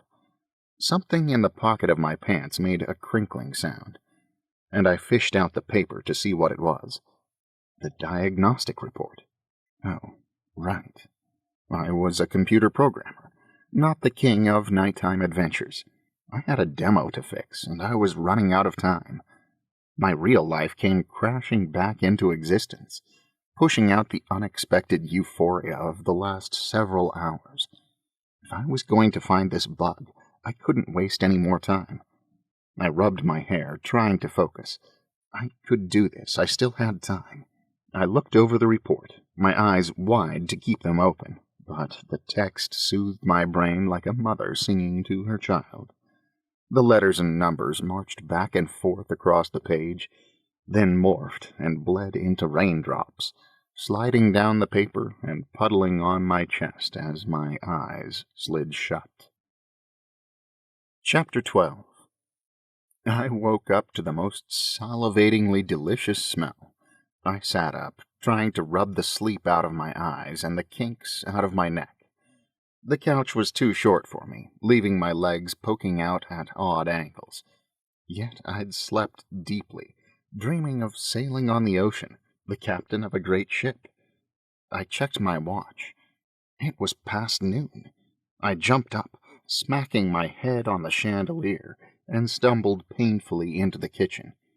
Sci-fi was dancing as he set the table, a radio playing staticky music on top of the fridge, the house rocking gently in time with his moves. "Why am I still here?" I groaned. "What happened to my cab?" "I'm so sorry," Jimmy said, looking over his shoulder at me from where he stood scrambling eggs at the stove. "I tried to wake you up, but you were sound asleep. I finally sent the cab away. He was not too happy about that." I fell into a chair at the table, holding my head. "It's Wednesday, isn't it? Darkwave launches in 2 days. I can't believe I'm missing work again. I've got to get that demo working before my boss gives himself a heart attack." "Yeah, but now you can eat with us," Sci-fi said happily, swinging his good arm and bobbing his head so his hat nearly bounced right off, the floor of the kitchen rocking like we were jumping on a waterbed. At the stove, Jimmy threw a few more things into the pan of scrambled eggs, mushrooms, cherry tomatoes, and green onions. My stomach sat up and roared like a lion. Where did all this food come from? "We got paid," Sci-fi sang. Lay appeared in the doorway, a small smirk on her face. "A stipend for groceries and supplies. Just enough to keep us afloat, if you know what I mean." She winked. Getting paid seemed to have put her in a good mood. Jimmy slid the eggs into a heap on a plate and pointed at me with his spoon. "You want to make some toast? Butter's on the table." The toaster only held 2 slices at once and seemed determined to either burn the bread or only sort of warm it up, but nothing in between. Even so, I took my assignment seriously, manually popping the bread up when the timing was right in an attempt at optimum toastedness. While I manned the toaster, Lay checked Sci-fi over with a tenderness I hadn't realized she was capable of. When she decided he was all right, she gave him a hug and kissed him on the forehead. I quickly turned back to my toast post before she could catch me witnessing her sweetness. When Celeste appeared, everyone gathered around the table. I ate in silence, watching them interact, bicker, and tease each other, so at ease in each other's company. It now seemed so obvious they were siblings that I was surprised I hadn't figured it out on my own, despite the difference in skin color. I'd never had companionship like that. I hadn't been exactly lonely as a child, but I'd always wished for a brother or sister. Even with friends, I'd never had this. This ease of self, this trust and realness. I realized with a gulp of toast that I was painfully jealous. That is not why they broke the weather, Lay insisted, laughing. Yes, it is, Sci-fi said. Kevin Costner was trying to recreate Waterworld in real life. That is the dumbest thing I've ever heard, Lay laughed. Jimmy tapped the table. I'm pretty sure it was an accident. Like they were trying to fix the drought problem and things didn't quite go as planned. Celeste shook her head. No way. This was no accident. This was intentional. Just another way to control us, to make us subject to them. Lay nodded in agreement, but Jimmy raised a skeptical eyebrow. Subject to who? He asked. Subject how? I frowned in thought. I'd honestly never really thought about why the weather was like this. It just was. I was 6 when the weather broke down, so I sort of remembered a time when it didn't rain every night. But I didn't remember it being better. It was just different. So Cohen, Jimmy said, turning my way as though he could sense the distance between them and me. Tell us about yourself. Lay said your work has something to do with traffic. That sounds interesting. Pride at the work we were doing at Gridlocks collided with the terror of all the work I'd missed. But I smiled at him. It is. We're getting ready to launch a new AI that will interact directly with autosave, so that the road and all the vehicles are virtually communicating with each other. Jimmy swallowed a mouthful of egg. Like how? I grabbed the salt and pepper so I could use them for a demonstration. See, the real benefit of autosave is how safe it is. Cars with autosave are designed not to crash, and in most situations they perform their function very well. But, essentially, each car is out there on the road all alone, operating independently, doing the best it can. The problem is all the car knows is what it can see and sense in its immediate vicinity. I drove the salt around in endless little circles. Our software is designed to fill in the gaps. By coordinating all the cars and signals with each other, each car is finally working with complete information, and can therefore function in the safest way possible. The salt and pepper drove straight toward the plate of eggs, but turned as one, avoiding a collision at the last moment. Good timing, Sci-fi said. Those eggs are too salty already. Sorry, Jimmy. Lay lowered her eyebrows at me. So when you say interacting with the cars, what you mean is controlling the cars? I shook my head. Not controlling them. Coordinating them. The AI's only purpose is to keep traffic moving safely and smoothly, like gears in an elaborate clock. She shook her head. Sounds like the same thing to me, and I'm not a gear, I'm a person. What if I know something the AI doesn't? And what if the AI decides that all these humans are too much trouble, and decides to crash all of the cars instead? But why would it do that? It's not sentient. It's not going to gain sentience. It's just an AI like the ones you can use to write articles or design rocket engines. Besides, even if it was sentient, I don't see why it would start killing us. People always think an AI is going to rise up and lash out, but that's based on the assumption that an AI would think and feel like we do. We assign it human emotions, human reactions, but in actuality, it would be far more logical than any of us, and I can't see any reason that would lead to violence. I shuffled the salt and pepper around on the bird-painted tabletop. That being said, some programmers are paranoid, so there are fail-safes in place, just in case. The AI system requires a certain amount of human input to make sure that a bunch of ones and zeros can't take anyone's life. But the fact is, the only car accidents we've seen so far have been due to human interference. Believe it or not, we'll be safest once we put ourselves completely in the AI's hands. Lay raised an eyebrow like I was being ridiculously naive, but didn't argue, probably because she knew I was right, but didn't want to admit it. Sci-fi, on the other hand, looked impressed. That's awesome. I hope AIs do come to life and take over, so I don't have to go to school anymore.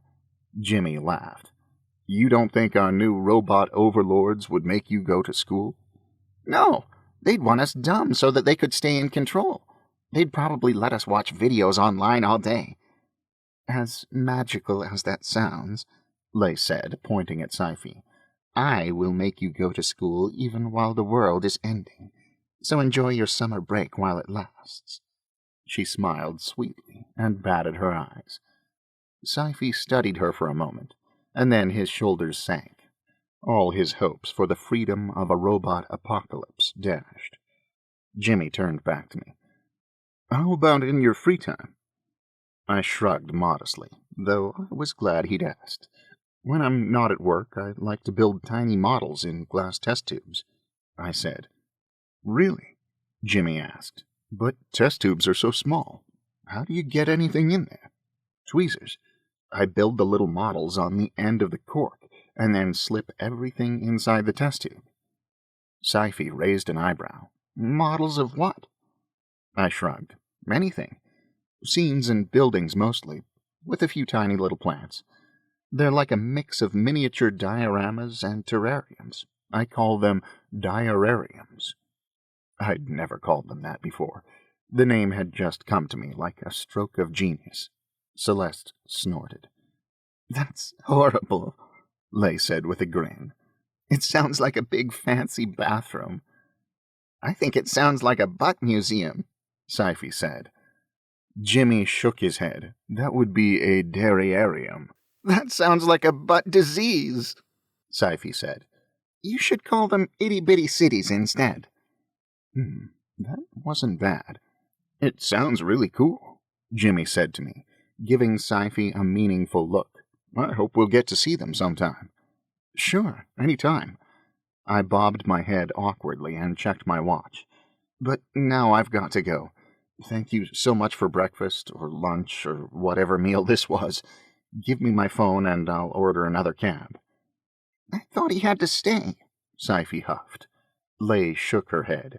We can't keep him here if he's determined to leave. I'm not going to let Celeste drug him again, especially after how he helped us last night. She kept her eyes on Sci-fi, as though I was already miles away. Oh, come on, Sci-fi whined. Why not? The client hasn't said anything, so I'm assuming he just sent him to help us get into the hospital. And Cohen's promised to be discreet, so... It didn't seem like she thought my word alone was enough, but acted like she had no other options. Celeste folded her arms and cocked her head to one side. And when the client finds out we sent him away? Lay scratched her arm, chewing on her lip. We'll deal with it, just like always. It might require some creativity to cover for him, but we'll figure it out. Oh, flip. What kind of a pickle was I leaving them in? This client of theirs was probably about as ethical as a school of piranhas. What would he do to them after I left? Crap. Lay's phone dinged. Speak of the devil, she said, reading it over. Her eyes widened. It was the message she'd been waiting for, but she didn't seem happy. Not at all. Chapter 13. 2 parts. We've never gotten 2 parts before. Do you think that means we're doing a good job? Or are we doing a bad job, so we've got to catch up? What are they? Are they from the same person? Lay waved her phone in the air. Will you all shut up for 5 seconds so I can tell you? Everyone fell silent, but Sci-fi stopped talking with his mouth open, like he was preparing to start talking again the second he got the go-ahead. If Cohen's leaving, the less he knows about this, the better, Celeste said. It's Cohen, I said. Lay studied me, chewing her lip. She pointed toward the living room. I washed your clothes while you were asleep, so you're good to go. She turned back to her phone, staring at it fiercely, like my whereabouts didn't concern her in the least. But she hadn't returned my phone yet. Her words said I could go, but she clearly didn't want me to. The diorama I was working on suddenly popped into my head. The tiny building with its tiny chimney and perfectly crafted windows. My skill set involved focusing in on a problem down to the most minute detail. I could plan things out to perfection, and there was no one who took safety more seriously than I did. I sighed. I didn't know how I was going to help Lay and fix my demo code, but somehow I had to make it work. I inhaled slowly, hoping beyond hope that I was doing the right thing. Morally, anyway. Maybe just one more job. Lay rolled her eyes, but she looked like she was holding back a smile. Whatever floats your boat, smarty pants. She slid her finger up the screen, scrolling through the info there. Looks like it is an ear and a hand. And no, they aren't from the same person. Celeste shook her head, looking thoughtful. It's weird that he's never assigned us any internal organs, don't you think? Maybe he's already got those parts, Sci-fi suggested. Maybe he was horribly disfigured by fire, or by falling into a vat of acid, and he's using these body parts to replace his own hideous body parts, Jimmy said, stretching his face into an exaggerated grimace. Sci-fi's eyes widened. Ooh! But I couldn't help pointing out. If that was the case, he could go to the hospital and get transplants like everyone else. Oh, yeah. You haven't done any internal organs at all? I asked. Celeste shook her head. It was strange. It wasn't like organs and body parts were hard to get. There were several legitimate organizations that provided transplants free of cost to those in need, since gangrene and trenchfoot were so common in some areas. Maybe he was a madman building a cyborg, and he was using these parts to make it look as human as possible? We've done a few bones, Lay said with a shrug. The jaw and a hip, a couple ribs. Everything else has been composite tissue, like appendages. I'm not complaining, because internal organs would be so much more complicated to secure and transport, but Celeste is right. It's weird.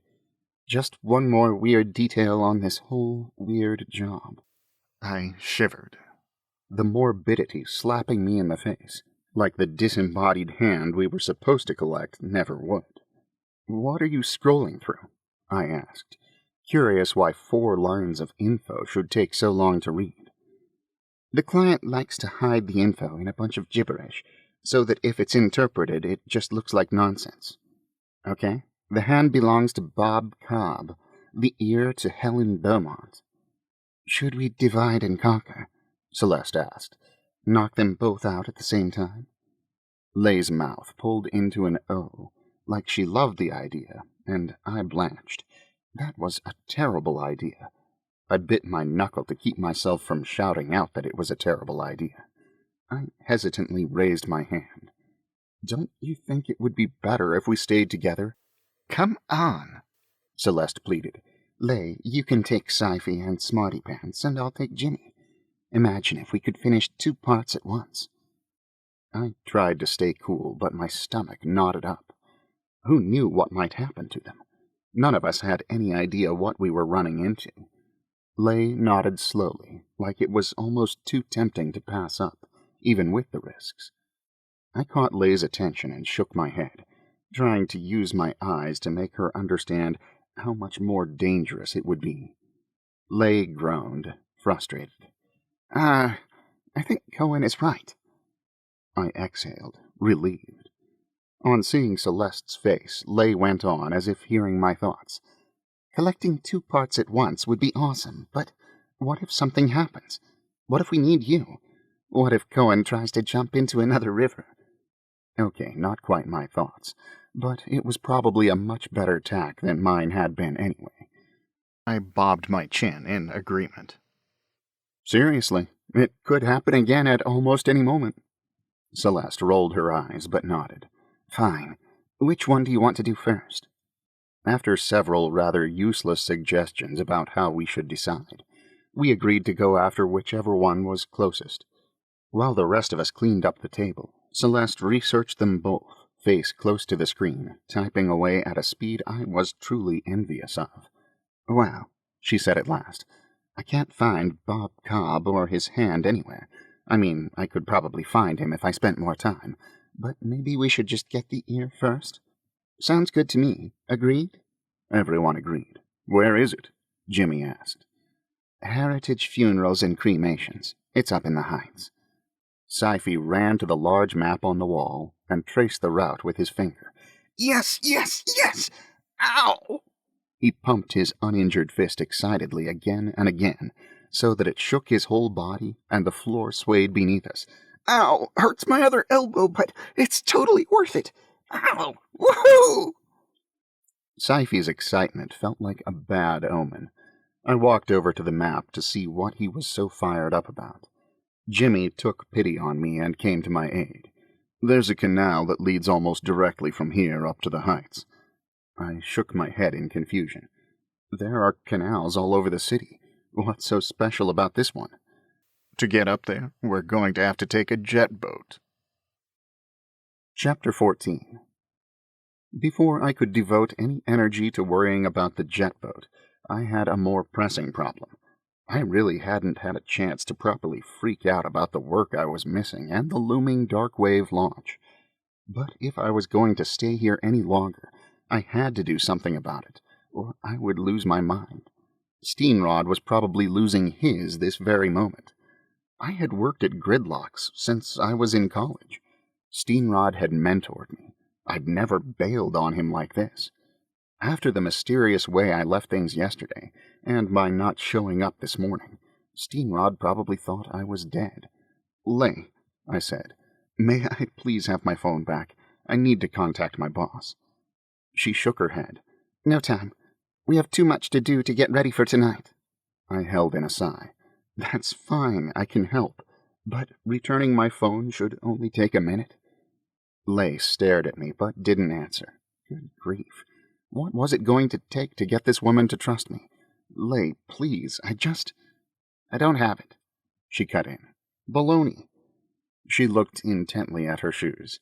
"It fell out of my pocket on our ride here from the warehouse. By the time I realized I'd dropped it, it was too late." She met my eye again, chin held high. "I'm sorry." I tried to speak, but my mouth just hung open, distressed gasps falling out of it. "What?" I finally managed.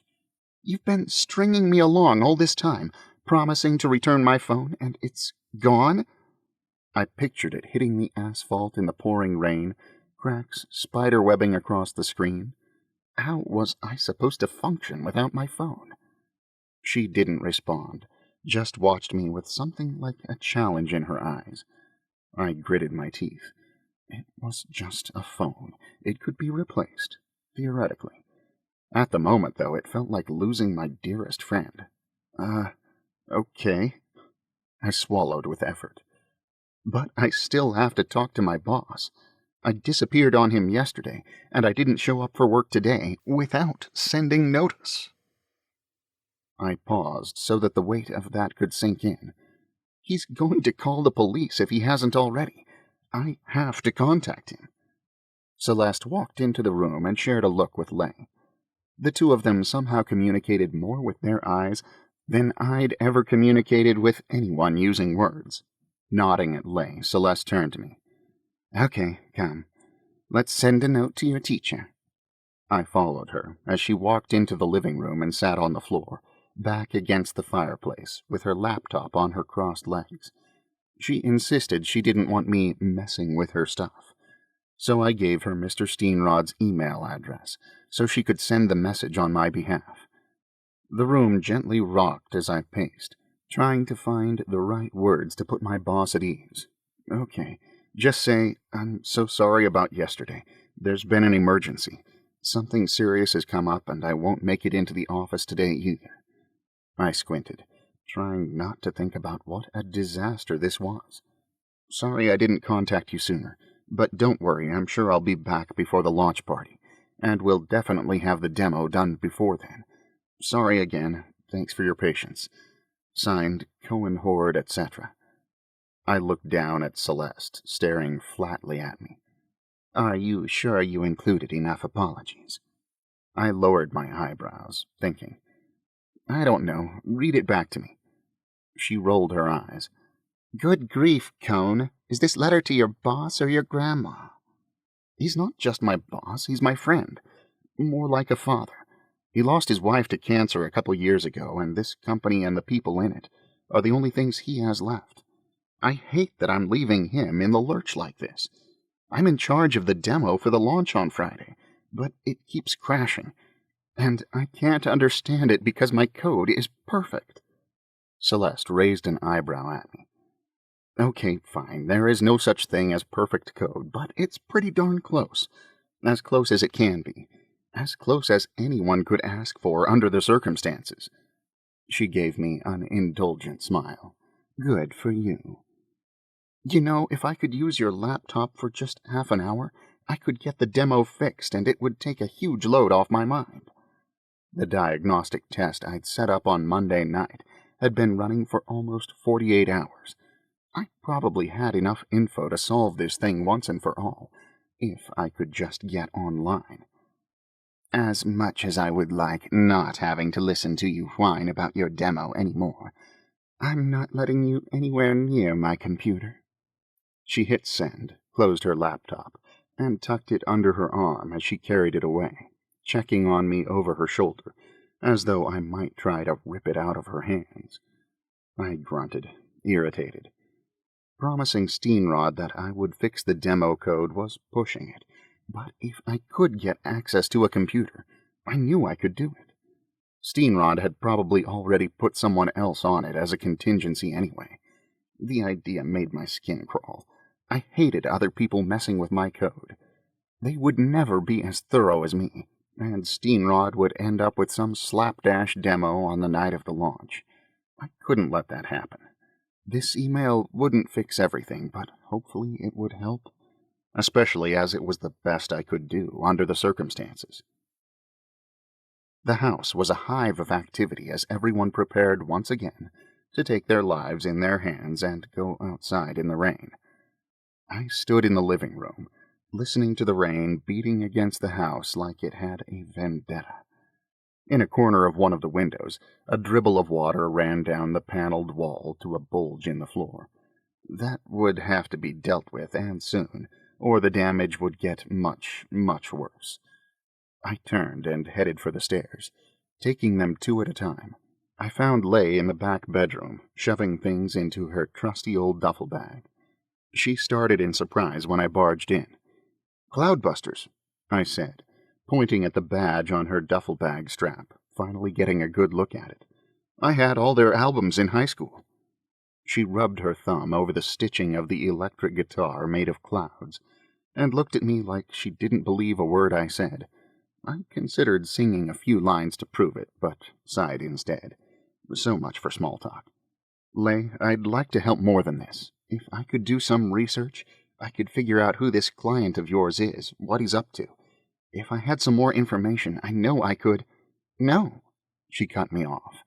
At the sight of my face, her voice softened. "I can't, Cohen. Even if I knew I could trust you, Celeste doesn't let anyone touch her computer. Besides, you act like we need to be rescued, but all I want is to finish the job." I exhaled loudly. Fine, I get it. But what can I do? I'm trying, Lay. But you've got to help me help you. Can we please revisit the time of day you go out?" She exhaled even more loudly than I had. "No, we can't. We cannot be seen. It's in the terms of the contract, so unless you have some kind of cloaking technology on that multi-tool of yours, nighttime is the only option." "But Caesar saw us. The Smacks rider saw us." She wiggled her head back and forth. "We can only be seen where unavoidable. A person here and there is bound to see us. But if we start marching around in the middle of the day, the client is going to cut us off without a penny." I grunted, annoyed. "Fine, but we have to leave Sci-fi and Jimmy here." She scoffed. "Why?" "Because it isn't safe." She shoved something else into her bag. "Sorry, but you don't get to make the decisions around here." "Well, maybe I should." She let go of the duffel bag and straightened, one hand on her hip. "Do you have a problem with the way I'm running things?" "I have a huge problem with it." I marched up to her so that I towered over her dark eyes shining up into mine. "You're dragging kids out well past their bedtime into the rain, where people have died, by the way, without giving any thought to their safety. Past their bedtime? Lay asked, laughter returning to her eyes. Ah! I growled and let myself fall onto the bed, burying my face in my hands. She was so aggravating. How were you supposed to make someone see reason when they turned everything you said into a joke? I wanted to help her. I wanted to keep them all safe. But they were throwing danger around like confetti, and it was more than I could handle. I felt Lay's hand on my shoulder. "Cohen," she said softly. My eyes flew open. "Get off my bed?" I swallowed and stood up, suddenly hyper-aware of where I was, and how alone we were, how inappropriate it might seem, and how cute she looked with her goggles on her head. She stepped back, thankfully putting some distance between us in the small room. "Jimmy is invaluable to have in the field. And Sci-fi is what, 12? She scoffed. "He's 14 and old enough to make his own decisions. Sci-fi worships you and would do anything you asked him to." I shoved my hands deep into my pockets and tried to get my breath to slow down. He's injured. That's going to make him slower and more likely to get injured again. And it will take him even longer to heal with 2 injuries instead of 1. Taking him out in his present condition is reckless. Lay twisted her mouth into a frown, chewing on her cheek. I cleared my throat, talking as calmly as I could. "Please ask him to stay here this time." She stared at me for a long, long time. My face got very hot. If this came down to a staring contest, I wasn't sure that I could beat her. "Look," I pressed, I want to contribute. I want to help. Keeping Sci-fi here is the best way I can think of to keep him safe." Lay heaved a gargantuan sigh and finally said, "Okay." But there was a hardness to her tone, like a knife at the edge of her words. "But I don't like it. How do I know he'll be safe here all alone?" "Leave Jimmy here." "I need Jimmy in the field. How about you stay here? You need me in the field." Her mouth fell open, but she seemed to be at a loss for words. Finally, the corners of her mouth tipped up ever so slightly. "What makes you think you know what I need?" I didn't have an answer for that. If she hadn't looked like she wanted to hurt me 30 seconds ago, I could have sworn she was flirting with me. Part of Portland's plan to deal with the rain had been to construct several canals and aqueducts, replacing some roadways completely to help contain the excess water. Various companies used them for shipping things around the city, but as a mode of transportation they had never really caught on. However, we were about to travel by jet boat straight up one of those canals, on purpose, careening through millions of gallons of water gushing at deathly speeds through narrow, manufactured waterways. What could go wrong? Sci-fi was, to say the least, crestfallen. Jet boats were his favorite thing in the universe, according to him, and he didn't need 2 arms to ride in one, and making him stay behind was the worst thing that had ever happened to him. "Do you want me to drug him?" Celeste asked Lay out of the side of her mouth. "You need to cool it with the sedative," I said without even lowering my voice. "You're going to do some serious damage." She snorted and walked away. Jimmy appeared next to Sci-fi, holding a sandwich and glass of ice water. Sci-fi pouted but took the food and trudged upstairs, waving dejectedly at us.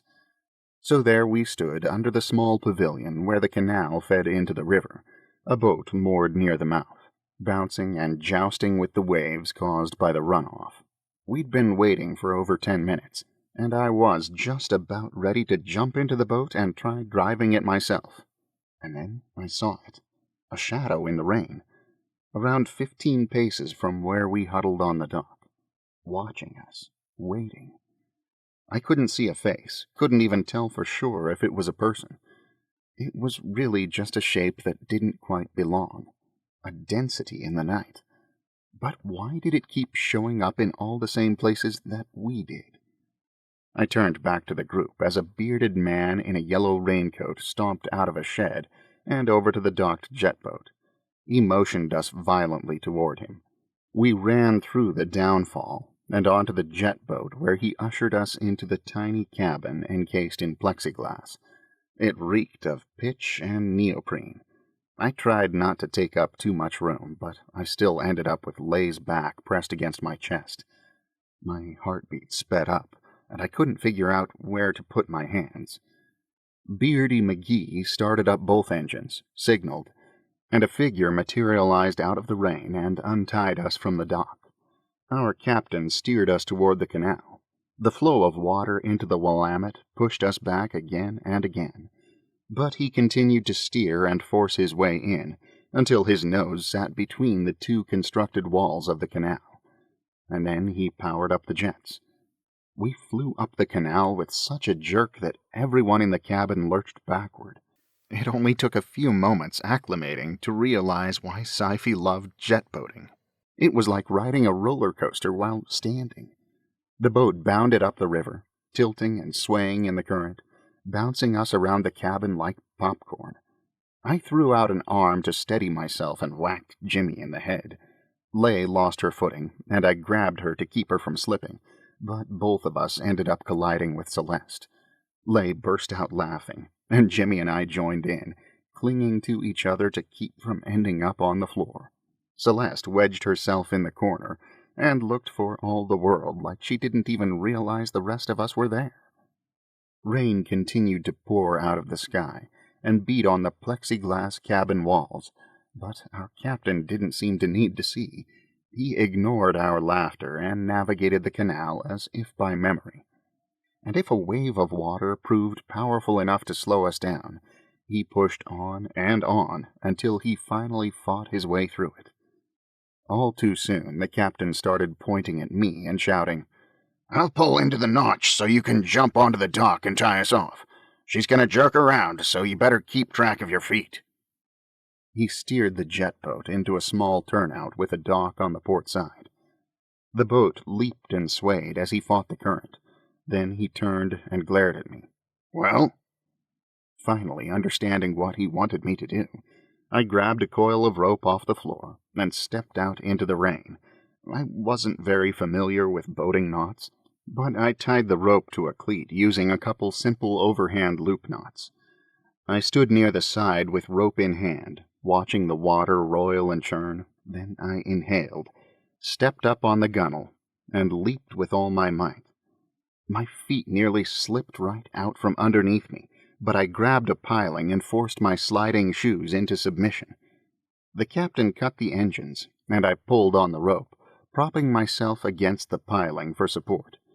He maneuvered the boat alongside the dock, and I tied it off on another cleat, hoping my wet knots would hold. I looked up to see Lay grinning at me through the rain. She, Celeste, and Jimmy stepped from the boat onto the dock, where Jimmy immediately undid my knots, threw the rope back onto the boat, and gave the captain a salute. I guessed that meant he wasn't going to wait for us.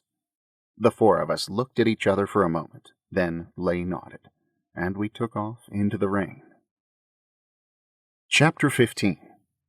We arrived exhausted and dripping at Heritage Funerals and Cremations, a huge mid-century house that had been converted into a funeral home. I hated that once again I found myself in an absurd situation where I didn't know the plan. Didn't know if there even was a plan. We were going to rob a funeral home? I wished for one fleeting moment to be back in my bed, curled up with my laptop, wondering where Jocelyn was. It may not have been much of a life, but before this I had never once tried to rob a funeral home, and it was kind of a point of pride for me.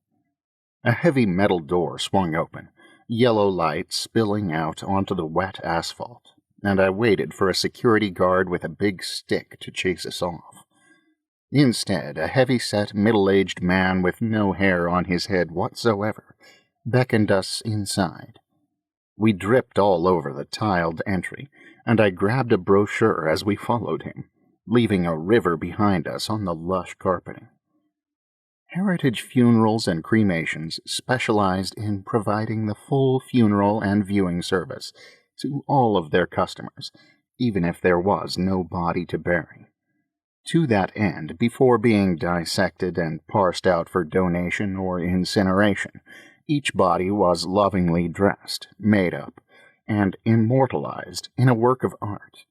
These were most often used in shrines, memorials, or personal galleries.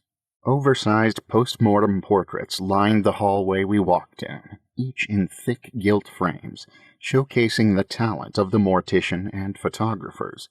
Instead of attempting to make them seem alive, the portraits enhanced the waxy corpseness of the dead, like a viewing that went on forever.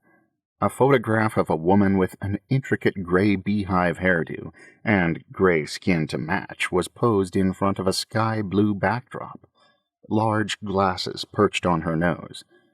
Beside that hung an oil painting of a dead man in a Hawaiian shirt and sunglasses, his lips pulled into a wide smile, both thumbs up. At the end of the hall, a nearly life-sized 3D rendered statue of a man in a black suit looked blankly off into the middle distance, an enormous plastic python wrapped around his hand and draped across his shoulders. According to the brochure, poses were optional and cost extra, but were very popular. Their loved ones wanted a pose that perfectly captured the personality of their aunt, father, or grandmother, and no one did that better than Heritage Funerals and Cremations. Jimmy said, inspecting each piece of art with a macabre fascination as we walked down the hall. These are... He didn't finish, like he couldn't find the word. I couldn't find it either, but was unable to look away. Tacky? Celeste asked. Vulgar? Well, yeah, she kind of had a point. But if most people didn't even end up with a grave to visit, they needed something, didn't they? How was your trip here? The bald mortician asked Lay. She shrugged. Wet, but we got through all right. I'm glad. His voice was soft, halting. It's been a long time. It has. She nodded. How's business? Booming. I'm on photography now. She gave the photo we passed a cursory glance. You are? That's amazing. Are any of these yours? They're beautiful. Not yet, but I took a few photos last week that turned out well, so they might make it to the wall soon. I still harvest from time to time, but mostly the interns do it. You know the drill. Yeah, only too well. He smoothed the front of his lab coat. New guy was finishing up Helen Beaumont when I got your message. I had him set the ear aside for you. Gotta admit, it was a weird message to get. Don't get me wrong, it was great to hear from you. Just never had a request like that before. Not that I mind. All these parts are going to end up in the incinerator next week anyway. We don't have the capacity to store anything longer than that. You guys do harvesting here too? I cut in to ask. Well, yeah. Can't expect the hospitals to do them all, can you? They're backed up as it is. We take a decent lump. Saves our clients a step. He led us down to the basement into what must have originally been a second kitchen they had converted into a preparation room. The walls were covered with flowered wallpaper and olive green cabinets, and 2 tables with stone countertops lay in the center of the room. Lay's friend opened the fridge and pulled out a small white plastic case, identical to the one I'd gotten the tongue in. I pulled Lay aside while he packed it in the blue gel and carefully boxed it up. Lay. She kept her eyes on her bald friend and the box in his hand, as though afraid to let it out of her sight. Lay, listen, this is important. She looked at me then, and her dark eyes nearly swallowed me whole. I saw someone, when we were waiting for the jet boat. She grabbed my arm and pulled me over to the wall. What do you mean? Her gaze flicked around the room to see if anyone had overheard. Jimmy and Celeste were fiddling with a skeleton propped up on a stand, posing him with one finger in his nasal cavity. Who did you see? I don't know. It was just a figure, I think, standing there, watching us. I saw them last night, too, right before Sci-fi was hurt. Are you sure? The rain can play all kinds of tricks on your eyes. I know, believe me, I know. But I'm 77% sure there was someone there. She chewed her lip, her mouth twisting into a charming knot, and nodded. Don't say anything to anyone else, and let me know if you see them again, but be cool. Give me a sign or something. The others will freak. The bald man, whose name I still had not caught, cleared his throat, rocking back and forth on the balls of his feet, while he waited for us to finish talking. Lei took the box he handed her. If you ever need any extra work, let me know. You had a gift. I know they'd take you back on. His face was so red when he said it, you'd have thought he'd knelt down right there and proposed. He gulped, his throat moving jerkily. Lei smiled at him with genuine affection, but it was the face she used when she talked to Sci-fi or Jimmy. Thanks, Fred. I'll keep that in mind, and thank you so much for letting us crash your party here. You're a lifesaver. They both threw their heads back and laughed at that, like it was an old joke they'd told each other many times before. He let us show ourselves back out the way we'd come in, and we filed down the hall, watched over by the pictures of the dead. You used to work here, I said to Lei. She gripped the box in her gloved hands like she was afraid it would try to escape. I was an intern here, yes. I interned all over, actually, before I got the job at the harvesting department at OHSU. The pay is not as good as you think it is going to be, and the job is somehow worse. I smiled ruefully. So that's how you have all these contacts? She nodded. It's almost like you are uniquely suited to this collection job. She eyed me in silence for a minute. It does seem to be that way, yes. We stared at each other, each waiting for what else the other would say, but neither of us seemed to have the words. We pulled open the heavy door and headed back out into the dark and stormy night. We paused under a covered drive big enough for 3 hearses, and I turned slowly, squinting through the inky rain. I couldn't see anything.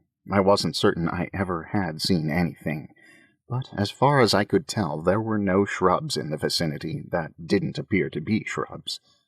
So, Lei said to me while everyone made sure that their gear was secure, everything cool? She stood close, her voice raised just enough for me to hear her over the pounding rain. I looked again, but nothing seemed wrong. I think so. I stepped back from the others, but perhaps I should take the package just in case. Lei's lips were red in the blue light, and she twisted them into a knot. Was that a new thing, or had she always been doing it? It was adorable. I pulled my eyes away from her mouth. I'm the biggest and the strongest. If anything happens, I'll probably be able to hold on to it the best. She rolled her eyes, but nodded. Okay, fine. But you better be right. I unzipped the front pocket on my jacket and slipped the box inside. The jacket bulged out around the square lump, like a geometric alien was trying to force its way out of my chest. Then we turned together to face the storm, bracing ourselves for the run we had ahead of us. The nearest Smack's drop box was 3 blocks away. Hey, Celeste called. Can we go now? Are you guys done telling secrets?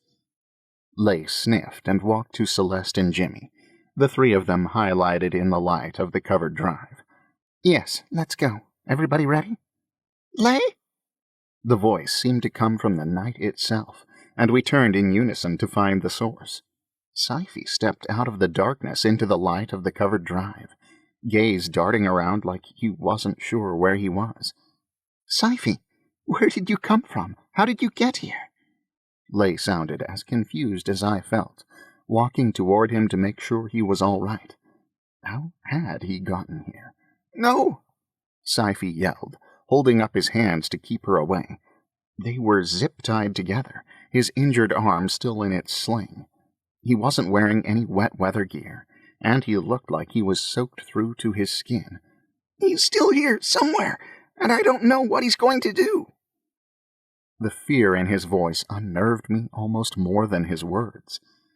I spun, senses on high alert, searching the darkness for anything amiss, but all I could see was rain and black, no matter where I looked. Lay crossed the space to Sci-fi's side. "Who is? What are you talking about?" She grabbed him and hugged him, her arms wrapped protectively around him, though he was nearly as tall as she was. Footsteps beat the wet asphalt behind me, and I spun just as a tall figure in a wetsuit and diving mask jumped toward me, fist aimed for my face. Dodging, I threw my forearm up, blocking his punch. I swung with my other fist, connecting with his ribs, and then pain exploded through my skull as he bashed his other giant fist into my head. I tried to grab him or hit him while he pulled at my jacket, but my eyes wouldn't focus, and my arms felt like noodles. Before I could stop him, he pulled the package free and ran away. "No!" Celeste screamed as the sound of footsteps faded off into the night. My eyes slid closed, and I hit the ground. "Cohen!" Leia's voice dug in through the pain, and then she was beside me, raising me up so that my head rested on her lap. The pain pulsed through my head again and again, until it finally eased up enough that I could breathe. "Who was that?" I moaned. "What was his hand made of?" "He hit you with a rock. Luckily you have a very thick skull. Now shut up and let me look at you." Lei ran her fingers through my hair, checking for visible wounds, and I drew in a sharp breath when they brushed the point of contact. Another hand took my arm, and I cracked open an eye. Sci-fi knelt next to me, looking like he was on the verge of tears. "I'm fine," I groaned. "Shut up," Lei said again. "You are not." I wrenched my eyes open and pulled her hand away, clinging to it. "Lei, he got the ear. It's gone." "I know. Celeste and Jimmy ran after him. They're both fast. They might catch him." "But what if they don't?" She didn't answer, instead gently turning my head to check the other side for wounds. She brushed something off my cheek, pads of her fingers soft against my skin. "Do you think you can sit up?" I wanted to jump up and shake it off, but my head felt like it had doubled in size. I nodded, and with their help pulled myself to a sitting position. My head throbbed with the rhythm of the rain. I was going to have a lump the size of the Pacific and a headache to match. Lei cut Sci-fi free, and they helped me to my feet and led me to the steps. I didn't want to sit. I wanted to be strong and capable, so that Lei would know she was safe with me, but the world tilted, and I ended up on my backside on the stairs. I let my head fall into my hands, willing the pain away. Lei disappeared into the funeral home, and Sci-fi patted me on the shoulder. It made the pounding in my head worse, but I didn't have the heart to tell him so. Lei came back out holding a freezer brick and bandages. She gently bandaged my head, gave me a couple of painkillers, then handed me the freezer brick. I wanted to lean over into her lap again, but took the cold block from her instead, and she moved over to Sci-fi's side. "Are you okay? What happened? Did he hurt you? How did you get here?" "Same as you, on a jet boat, I think. He showed up back at base and I wasn't ready for him. I didn't want to come with him, but he had a gun, and my arm's still not great." She pulled him into another hug, wiping the wet hair out of his face. No, you did good. I'm glad you brought him here. Who knows what he might have done if you hadn't." Sci-fi swallowed and shook his head. "I didn't bring him here. I didn't even know where we were going until we got here. It's like he already knew exactly where you guys were. I think he just brought me as a distraction. He kept me blindfolded the whole time. I didn't even get to see anything on the jet boat ride." Lei's gaze snapped to mine, her eyes full of questions, eyebrows lowered in doubt and worry. I shook my head in confusion, instantly regretting it as pain flashed through my skull. How did he know where we were? I grunted. Lay stood up and paced around the carport, but didn't answer. Has he been following us all this time? I pressed. Who is he? What does he want with the ear? I don't know, Lay snapped. I know exactly as much as you do right now. She turned away, and I could see her shoulders rise and fall as she tried to calm herself. I'm sorry, I said at length. She didn't respond.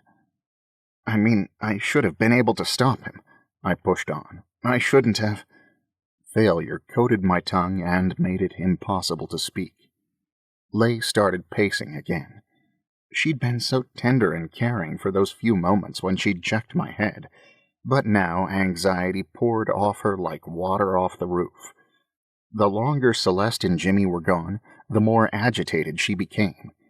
She took out her phone and tried to call them both over and over, but couldn't get through. We were going to have to go find them. I pulled myself up, a bit dizzy, but the pain had settled down to a deep and annoying ache, and was nothing I couldn't handle. I needed to fix this. I'll go find them. Lay shot me an annoyed look. Sit down and rest. I'm fine. This is my fault. I was supposed to be guarding the ear, but instead I practically handed it right to him. I should have prepared for something like this. Stop it. I made a choice. If I hadn't handed the package to you, that guy would have attacked me. Stuff happens. This is the job. She looked away again, the tone of her voice communicating so much more than her words had. This was only a job, not a casual outing among friends, not her soft fingers brushing against my cheek. It was a job, that's all. The rain continued to beat on the driveway roof above us, rivers running toward the drain in the parking lot. The water swirled and rushed around our feet, heading undeterred to wherever it intended to go. Lay paced, chewing her thumbnails, eyes searching the dark in the direction Celeste and Jimmy had run. I peered at Sci-fi cradling his arm next to me on the steps. Are you all right? He shook his head just once. That guy is bad news, and with this stupid arm I couldn't. Did he hurt you? I asked. Sci-fi shook his head. No, but I should have been able to stop him. Hey, I said. Hey, it's okay sometimes not to be strong enough. I tried to make myself believe the words, but my own incompetence ate at my insides like acid. I'm just glad you're all right. Yeah, but Celeste and Jimmy ran after him. I hope they don't catch him. I'm afraid of what he'll do. I didn't respond. I'd been thinking the same thing. Lay gasped. I looked up as Celeste and Jimmy walked back under the covered drive, breathing heavily and dripping, like they'd just climbed out of a lake. Lay and Sci-fi ran to them, each grabbing whoever was nearest, and Sci-fi drew them into a group hug. He looked around until he found me and beckoned me over. I watched them, but held back, knowing that was not a circle I was allowed to join. Celeste pulled away and leaned over, hands against her knees, still breathing heavily. Jimmy shook his head at Lay. We followed him for ages, but could never catch up, and then he vanished. I wanted to come back then, but Celeste wouldn't give up. You say I'm the runner, but Celeste left me in the dust. Lay looked at her, but Celeste's face was guarded. Finally she swallowed, her throat moving with the effort. He's too fast. Okay, it's okay, Lay said. When Celeste shook her head in frustration, Lay grabbed her arm. It's gone, okay? We tried, but I have an idea for how to get it back. Celeste turned to her, annoyed, pale eyebrows low. Who do you call when you need something that you can't get anywhere else? Ghostbusters? Sci-fi asked. James Bond? Us, Jimmy said. You call us. Yeah, I think it's time to call a collection crew of our own. Chapter 16. One text message, and nearly a mile later we approached a building with the word Vigil tacked to the front, in bright pink lights. The light glinted off the falling raindrops, giving the whole building a pink haze. We'd passed several other groups of people on our way here, and it struck me again how oblivious I had been. People hadn't let the rain stop them. They didn't hide in their houses each night waiting until morning. They made do. And judging by the squeals of laughter I heard around me, they were having a good time. We ran inside the bar, leaving the pounding rain outside. True, I didn't get out all that much, but I knew a bar when I saw one. No one checked IDs at the door. No one even blinked when Jimmy and Sci-fi walked in. Celeste assured us that there were no cameras, and we stripped off all unnecessary rain gear and hung it on rows of crowded hooks along the walls. Lay found someone in charge, and in a few minutes they handed Sci-fi some clothes from the lost and found, and he gladly ran off to change. The clientele ran the gamut. There were rain worshippers in their Tal Azra masks, and people who had kept their gear on, hanging out in waders and raincoats. There was a group in the corner wearing only swimming suits, and laughing so loudly it felt like a show. It was like walking into the Mos Eisley Cantina. I kept expecting some ugly alien to tell me that he didn't like me, and Lay would have to come to my rescue. I touched Lay's arm, leaning in to whisper, "What happened to not being seen?" "Yeah, well, we crossed over into absolutely unavoidable territory, so we're just going to have to take our chances." Some of my least favorite words. Nothing good ever came of just taking chances. What about them? I pointed over at Jimmy and Sci-fi, who were now in the corner in front of an ancient arcade machine, its lights still happily blinking. Is it okay for them to be in here? What if someone offers them a drink? Lay raised her eyebrows at me. "This isn't an after-school special, Hoard, and none of us is drinking. That includes you. No better way to get yourself killed in the rain than to go out in it with your judgment and reaction time impaired. I'd actually guess that most people here aren't drinking, and the ones who do will probably have to stay here until morning." Celeste pushed past us, knocking into my shoulder with her own, and melted into the crowd. I tried to give her the benefit of the doubt. She was probably angry about losing the ear, angry about losing the thief, angry about being here, and apparently had decided to take it out on me. So be it. I stuck behind Lay, not sure where to be or how to walk. After I stepped on her shoes a few times, she turned and glared at me. "Sorry," I mumbled. She sighed. "Let's dance, okay?" When I hesitated, she pulled me toward a gap in the tables in the center of the room, where several other couples were swaying to the music. She grabbed my hands and put them on her hips, slipping her hands up around my neck. My heartbeat sped up. "This way we can keep an eye on the room without looking like we're looking for someone." "What's wrong with looking like we're looking for someone?" "It'll make us stand out. It would help if you were shorter, by the way." I tried to force myself to relax, but it was difficult with her standing so close to me, hips moving beneath my hands. "I could kneel down if you like. I'm here to serve." The corner of her mouth ticked up. "So I've noticed." She narrowed her eyes, contemplating me. "I can't get a bead on your endgame. You play the good guy perfectly, but I can't figure out what it's for. What are you trying to accomplish?" "It's not an act. I'm just trying to help." She raised an eyebrow. "No one can be this nice all the time." She put nice in air quotes with her fingers. I guffawed, somewhere between flattered and annoyed. "That's not true. There are genuinely nice people all over. I meet them all the time." "I've never met one." "What about Jimmy?" She grinned. "Jimmy's an exception. It's a choice he makes every day. He has to work at it." "So does everyone else.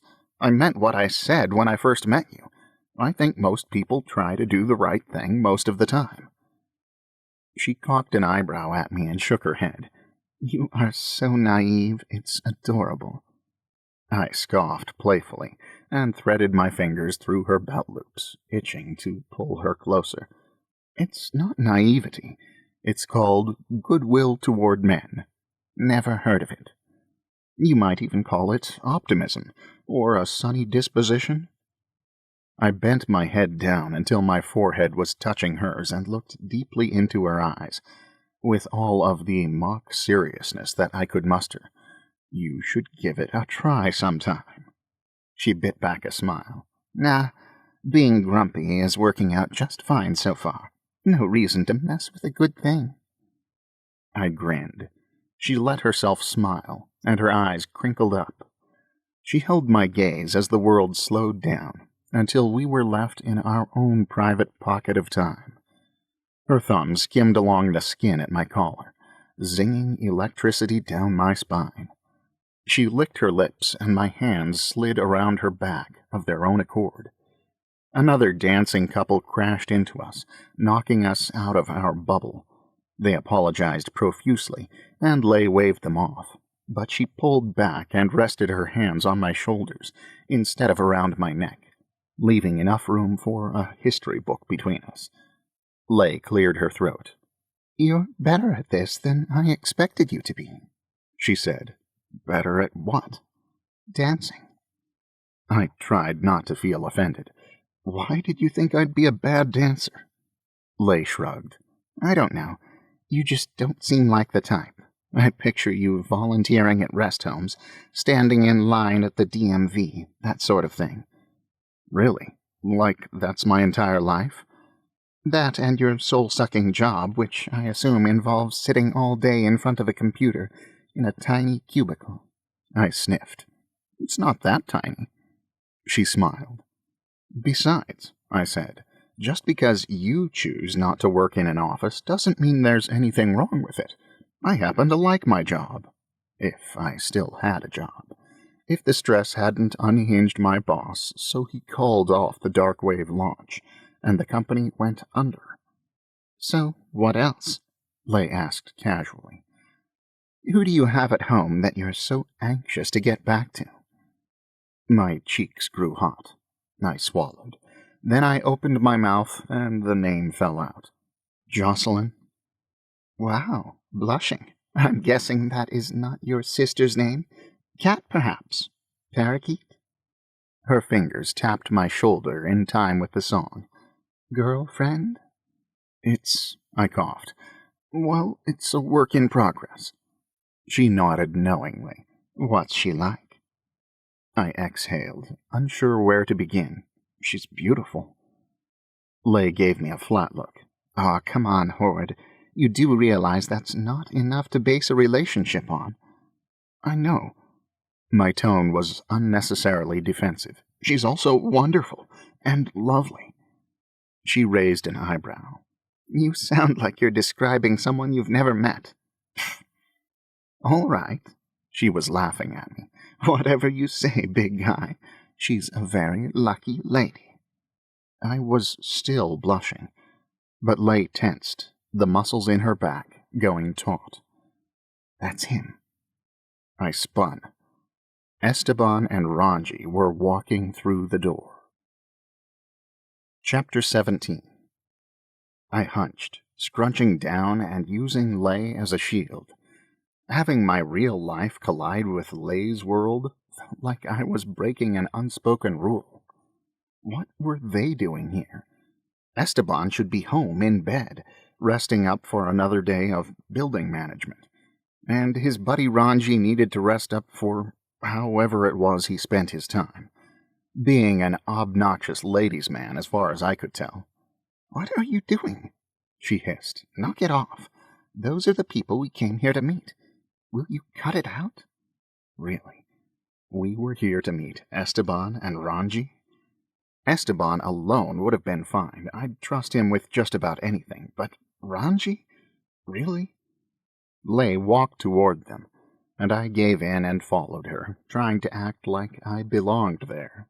They hung up their helmets and ponchos, and Esteban looked my way. His gaze slid straight past me at first, but then snapped back in surprise. Cohen, man, what are you doing here? He smacked me genially on the back. I didn't think you went out after dark, like, ever. He seemed so happy to see me, yet not totally convinced that I was real. I made some new friends. I gestured toward Lei, who was looking just as surprised as Esteban. Lei looked back and forth between us, then narrowed her eyes, as though trying to figure out what other secrets I'd been keeping from her. She turned to Esteban and Ranji, and held out her hand. Lei, I'm the one that contacted you. Esteban pointed at us with both hands, unsure who to point at with which finger, as he tried to piece it together. Wow, we have really got some catching up to do. He cleared his throat. You remember Ranji. Ranji, this is my buddy Cohen. Delighted. Ranji had a narrow goatee of ringlets with curlicues shaved into the hair on his cheeks. His fancy beard dipped in a nod toward me, and then he turned to Lei. More than delighted. He grabbed her hand and caressed it, while I considered ripping his ringlets out. Then he gestured toward a booth that had just been vacated. Come, let's sit and talk, and you can tell me what you know. Celeste reappeared as we were sitting down. I offered her my seat, but she refused. Instead, she stood and glowered at Esteban and Ranji. It was so scary, I was suddenly glad she decided I could be trusted after all.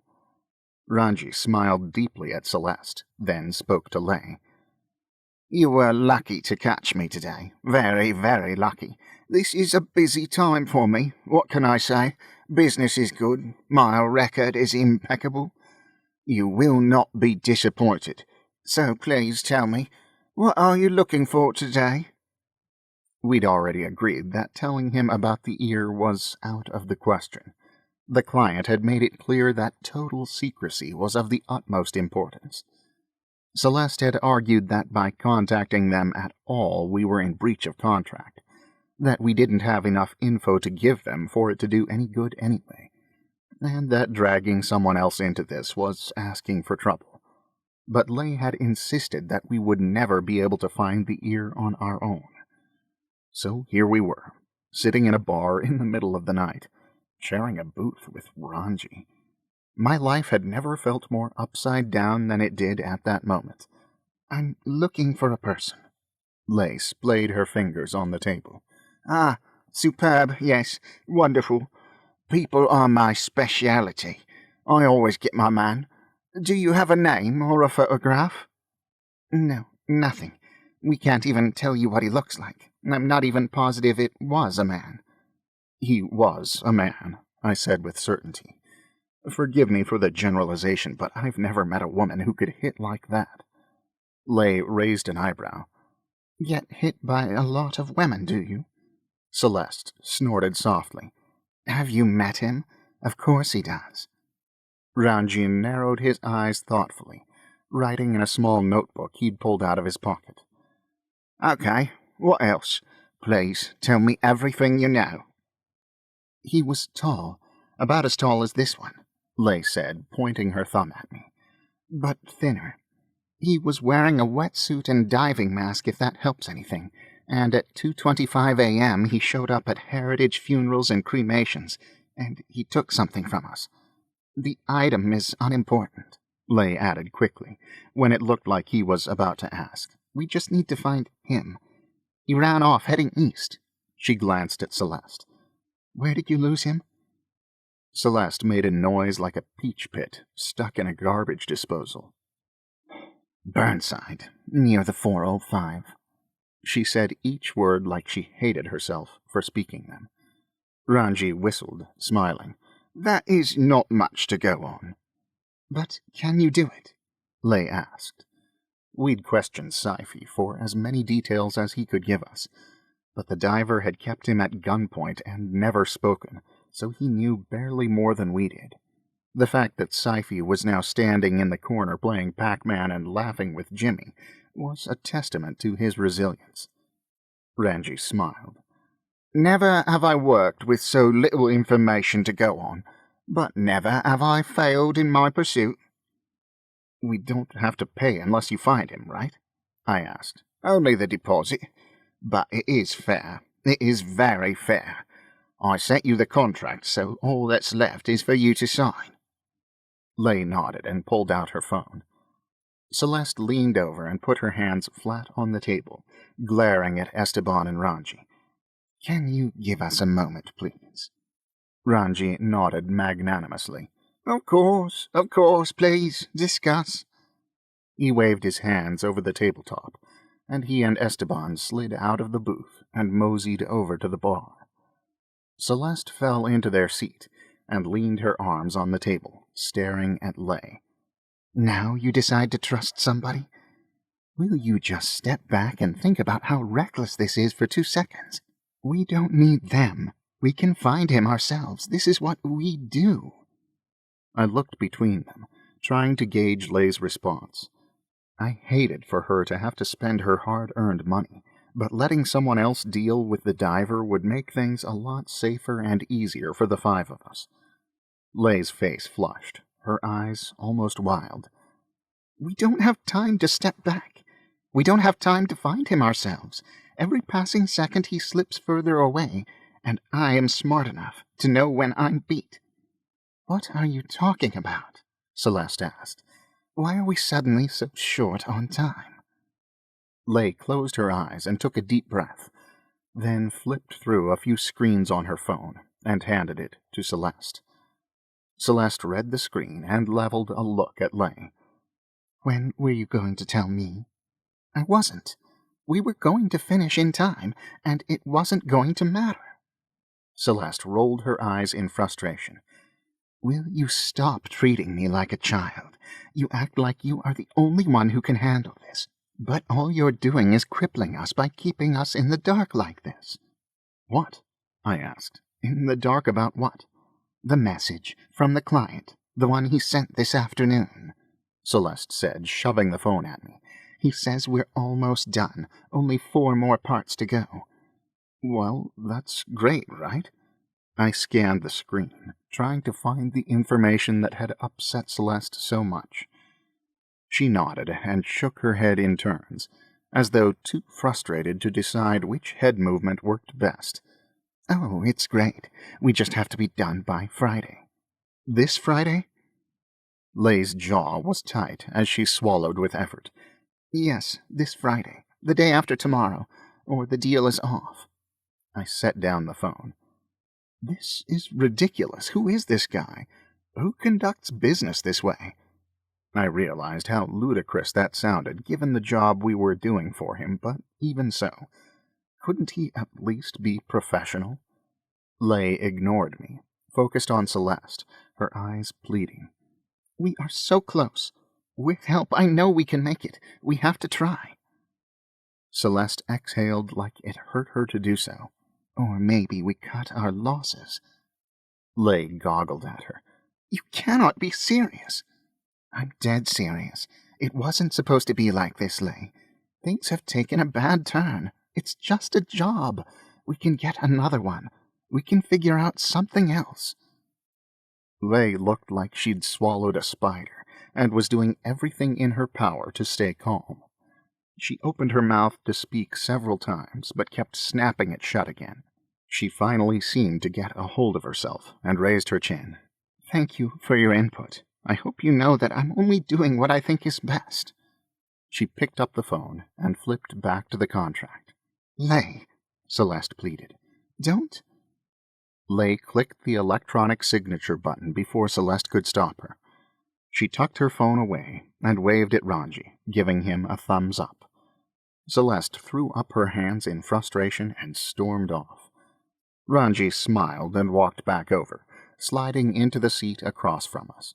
He picked up Lei's hand and caressed it some more. She raised an eyebrow at him. His voice was deep and buttery as he spoke only to her. Even if we find your mystery man, the item that he stole from you might be long gone. If it's the item you're after, let me find that for you as well. Then you would have your thief and your missing property. You could relax and let me take care of everything. Wouldn't that be wonderful? Irritation coursed through me like it had been injected directly into my bloodstream. I really wanted to strangle him, at least a little bit. No one would blame me, would they? Esteban met my eye and shrugged slightly, a tolerant smirk on his face. I leaned over and stage-whispered to Lay, out the side of my mouth, "Would you like me to punch him for you?" She tipped her head toward mine, whispering out the side of her mouth like I had. "No thanks. I've seen you try to punch someone." I imagined how I must have looked trying to stop the diver, flailing wildly with my equilibrium knocked off center. I swallowed with effort, smiling wanly. Ranji let go of her hand. "Are the two of you involved?" he asked, waving a finger between us.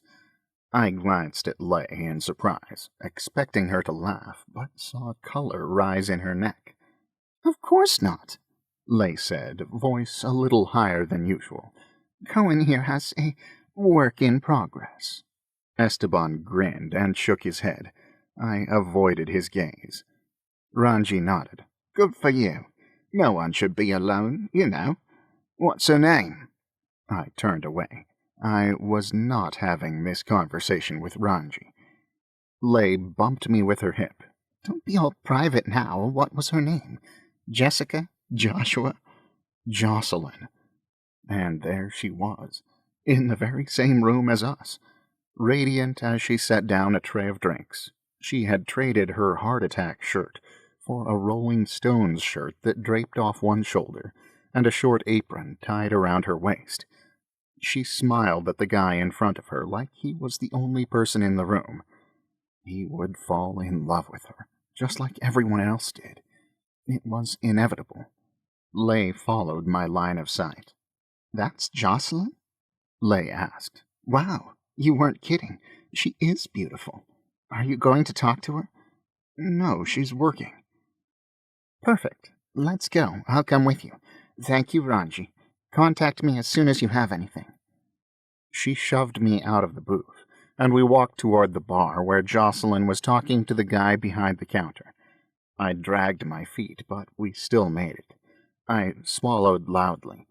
Lay nudged me with an elbow. "Hello there." I waved, then couldn't think of what to do with my hands, so shoved them into my pockets so deep I nearly ripped through the bottoms. Jocelyn smiled, no sign of recognition on her face. "Hi, do you need a table?" I was very aware of Lay standing next to me wearing an expectant grin. No, just wanted to say howdy, neighbor." I waved again, then let my hand drop. It dangled limply at my side. Jocelyn stared at me for an eternity before her eyes flew wide. "Oh, it's you. I didn't even recognize you for a minute. I couldn't place you out of context. You know what I mean?" She laughed, her hand on my arm. I laughed too, and the sound was loud in my ears. "Yeah," I said. "It's like running into your doctor at the grocery store." I cleared my throat. I didn't know that you worked here." She shrugged.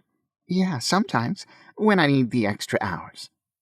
She smiled, and I smiled, and there didn't seem to be a single other thing in the world to say. "Well," I cleared my throat again. "It's great to see you, Jocelyn." "You too," she said, grabbing a tray off the bar behind her. "And remind me what your name is." My heart stopped beating, gave up pumping blood, and left me slowly dying as all the blood in my body pooled in my feet, leaving me all alone there in that crowded bar with Lay standing behind me. She didn't know my name? We'd been neighbors for 3 years. I'd helped her move in. I'd set up her network for her. I'd fed her cat when she went out of town. How could she not know my name? Cohen. Was that my voice? My face ached as it pulled into a smile. No sane person would believe it was a smile. No one that had ever seen me smile before would think that what I had smeared across my face was a smile.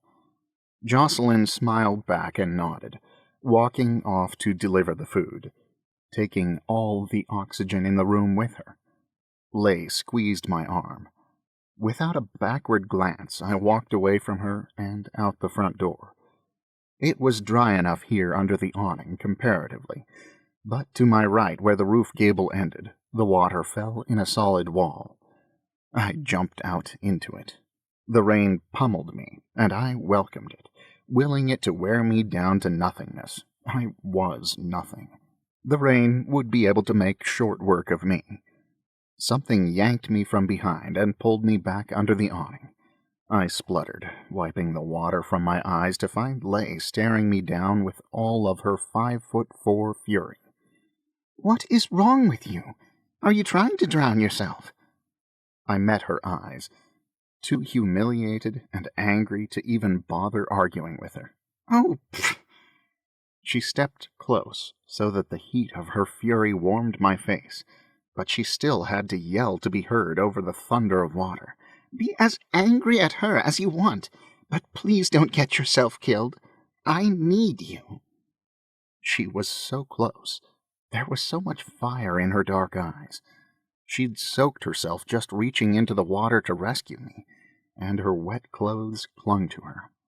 All in one move, I closed the distance between us, pushing against her until the wall at her back stopped us. Before she had a chance to protest, I lowered my mouth to hers, pressing her lips beneath my own. She didn't stop me. A klaxon went off in my brain, in case any parts of me weren't paying attention, letting me know that she was kissing me back.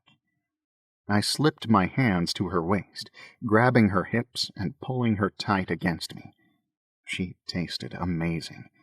I felt her fingers on my abs, warm through the wet of my shirt, and they slid to my chest. I could kiss her forever. This is all I wanted to do from now on. Her hands on my chest were hard, and she shoved me away. I stumbled, trying to catch my breath.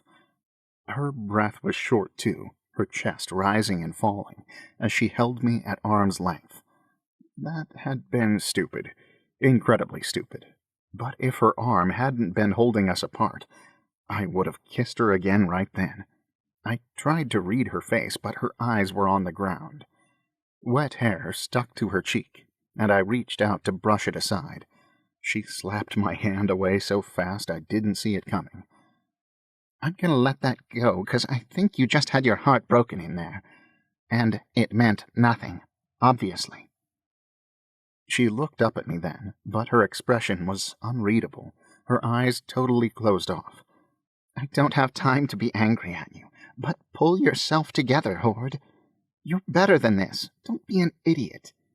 She gave me a little shove, then spun and slipped back inside the bar. I leaned against the wall. What in the water world was I doing? I barely knew this woman, and I had way too much respect for her to treat her this way. Not that I treated anyone this way, normally. Oh, Rains, what was wrong with me? I felt slightly sick with myself, but the memory of her lips against mine raised a heat in my face that the rain should have washed away. I let myself fall, sliding down the wall to sit in a soggy heap on the pavement. "Don't be an idiot," she'd said. I wasn't entirely sure that was possible. Chapter 18. I don't know how long I sat outside on the pavement. A few groups went in and some out, some laughing at the rain, others barreling through it like the ranks of an enemy army, but all of them ignored me like I was just another part of the building. When I finally sucked it up and went back inside, Lay, Jimmy, and Sci-fi were sitting in a booth in the back corner, hovering over a massive pile of poutine fries. As I approached, clothes still dripping, both boys smiled at me, exaggerated, encouraging smiles. Sci-fi slid over, squishing Jimmy onto the pink wall, and patted the seat next to him.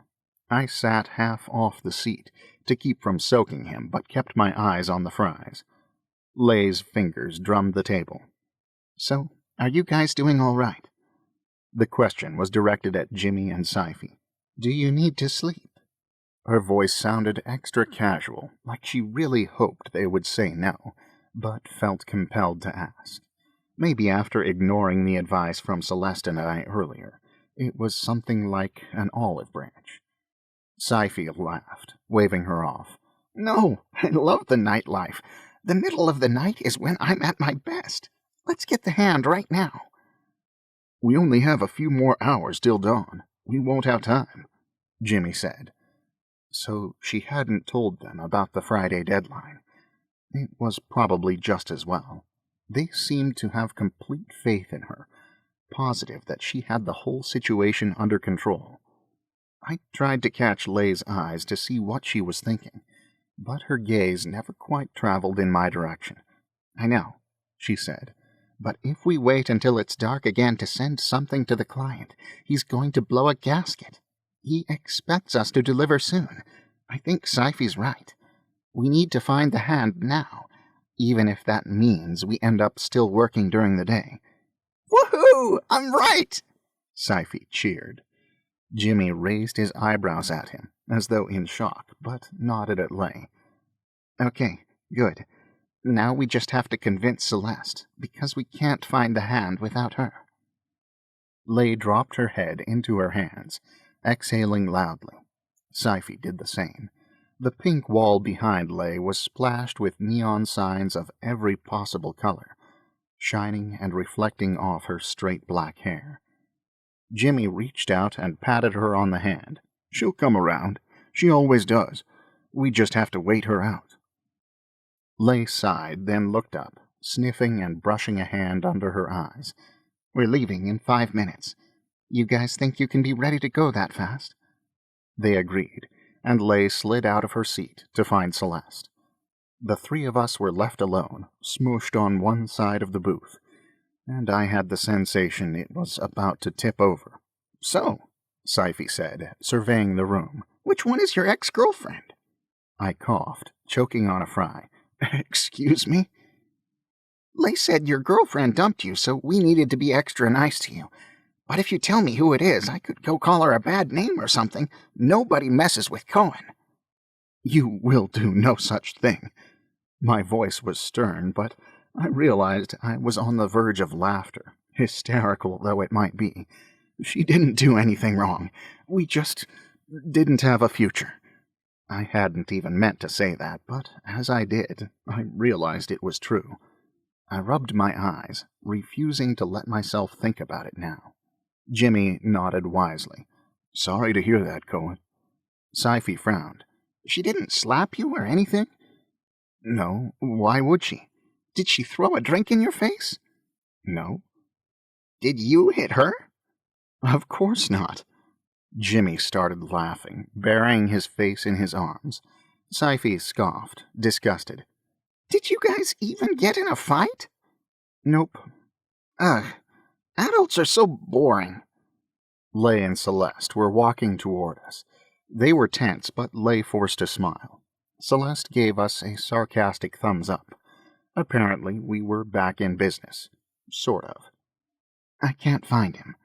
Celeste sat hunched over her phone, like a starving hobo over a meal.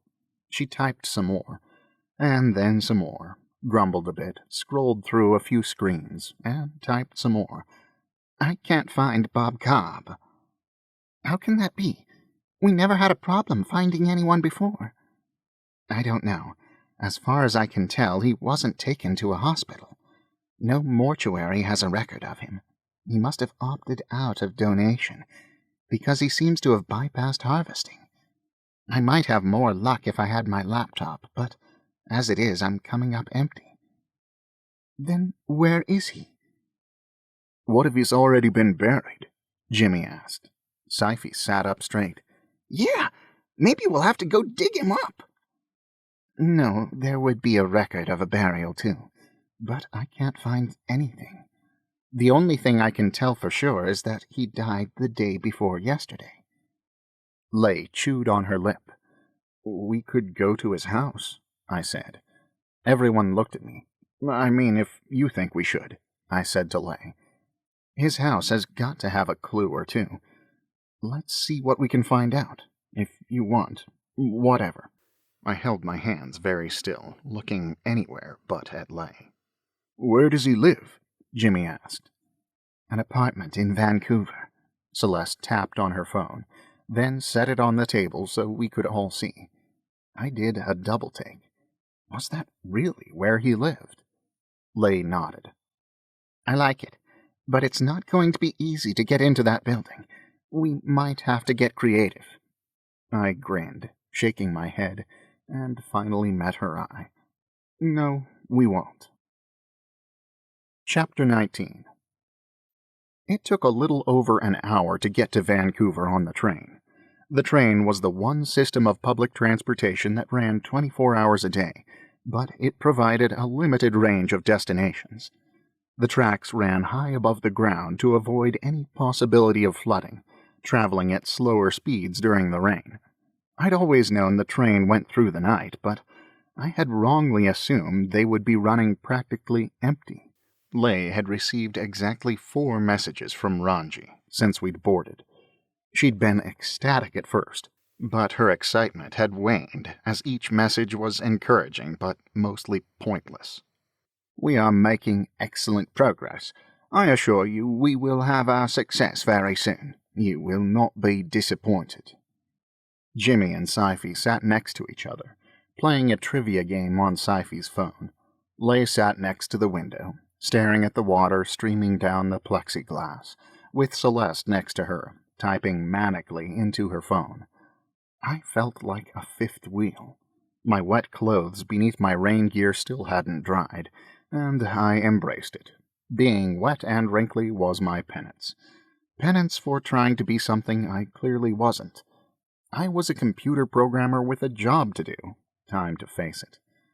With my damp diagnostic printout in hand, I scrooched down in my seat, glad to finally have a real chance to go over it. The purpose of the demo was, obviously, to demonstrate what Darkwave could do.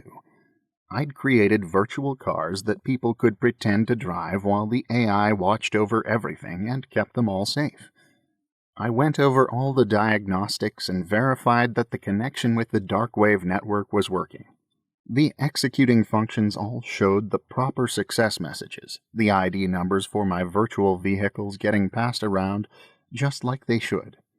As far as the diagnostics were concerned, the demo was behaving normally. There was no reason for it to crash, but it had, with the following error. Lookup error.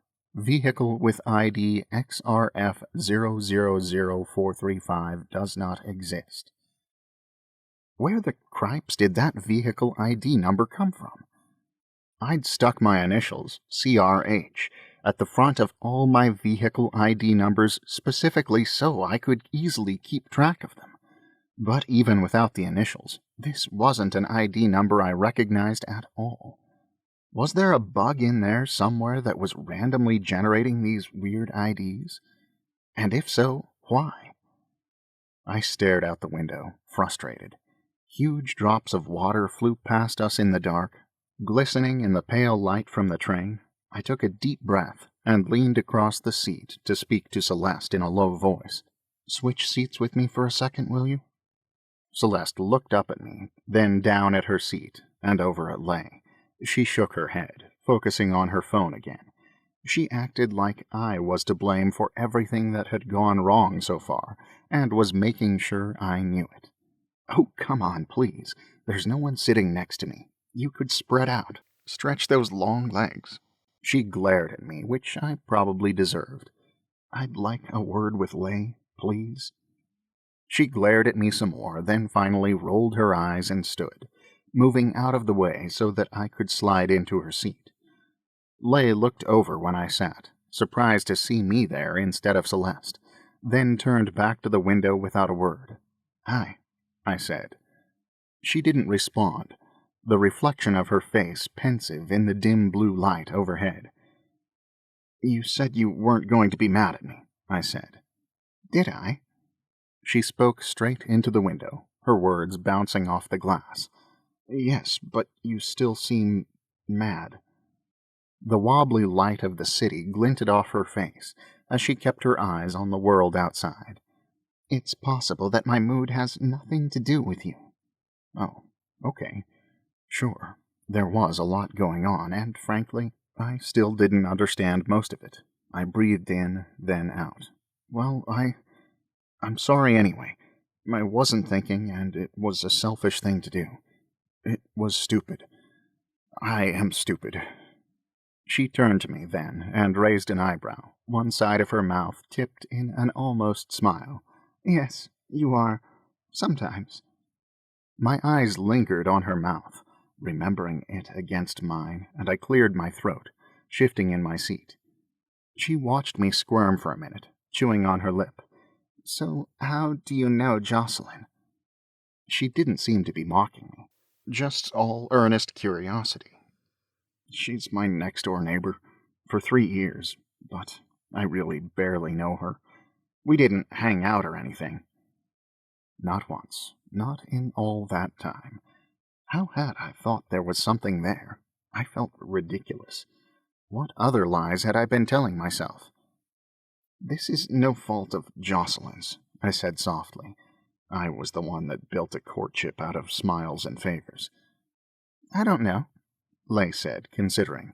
She's lived next door to you for 3 years and doesn't even know your name. I think she's a little bit to blame. She flashed her half-smile at me. I wanted to keep her talking, so I brought up the safest topic I could think of.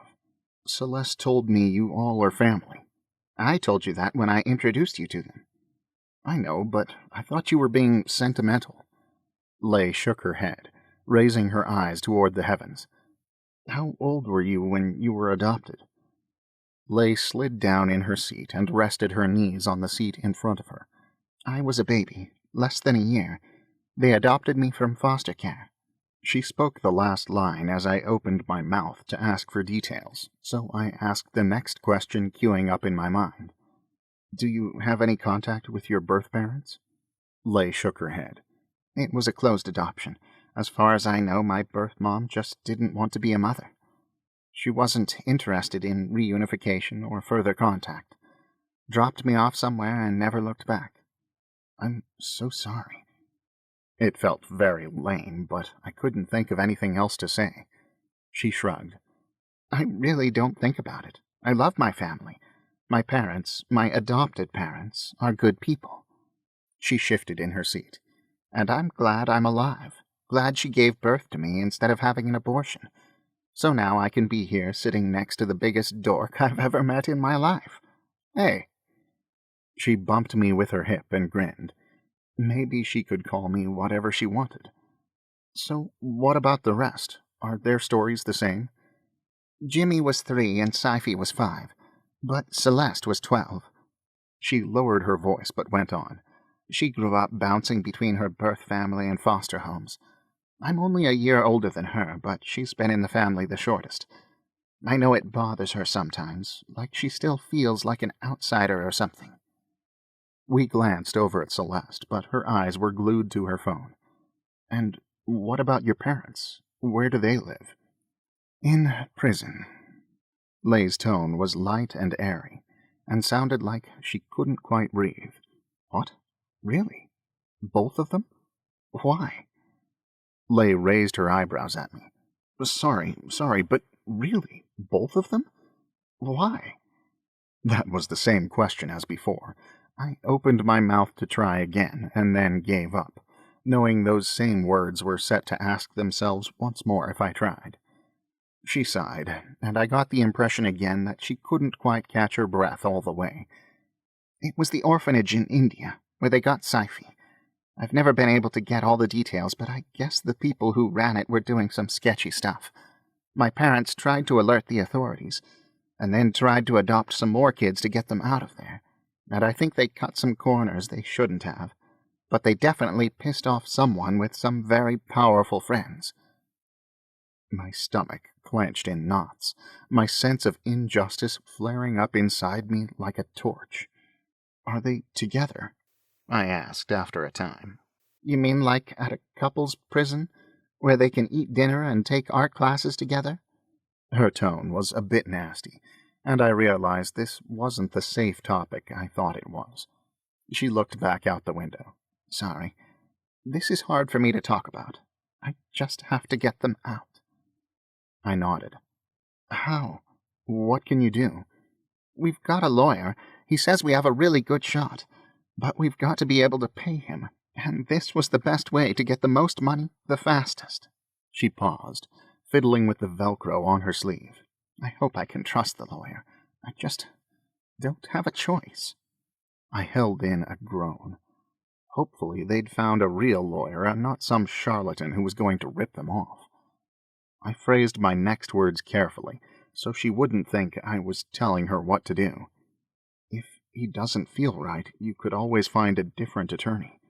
This is a big deal, and not a relationship you should jump into lightly. Lay turned to me, a deadness in her eyes. Thanks for the tip. If only you'd been here a year ago, I'm sure you could have saved us from the crooked lawyer who took all our money and let my parents go to jail. I tried to swallow, but couldn't. She turned away, staring at the scenery again, and swiped a hand across her eyes.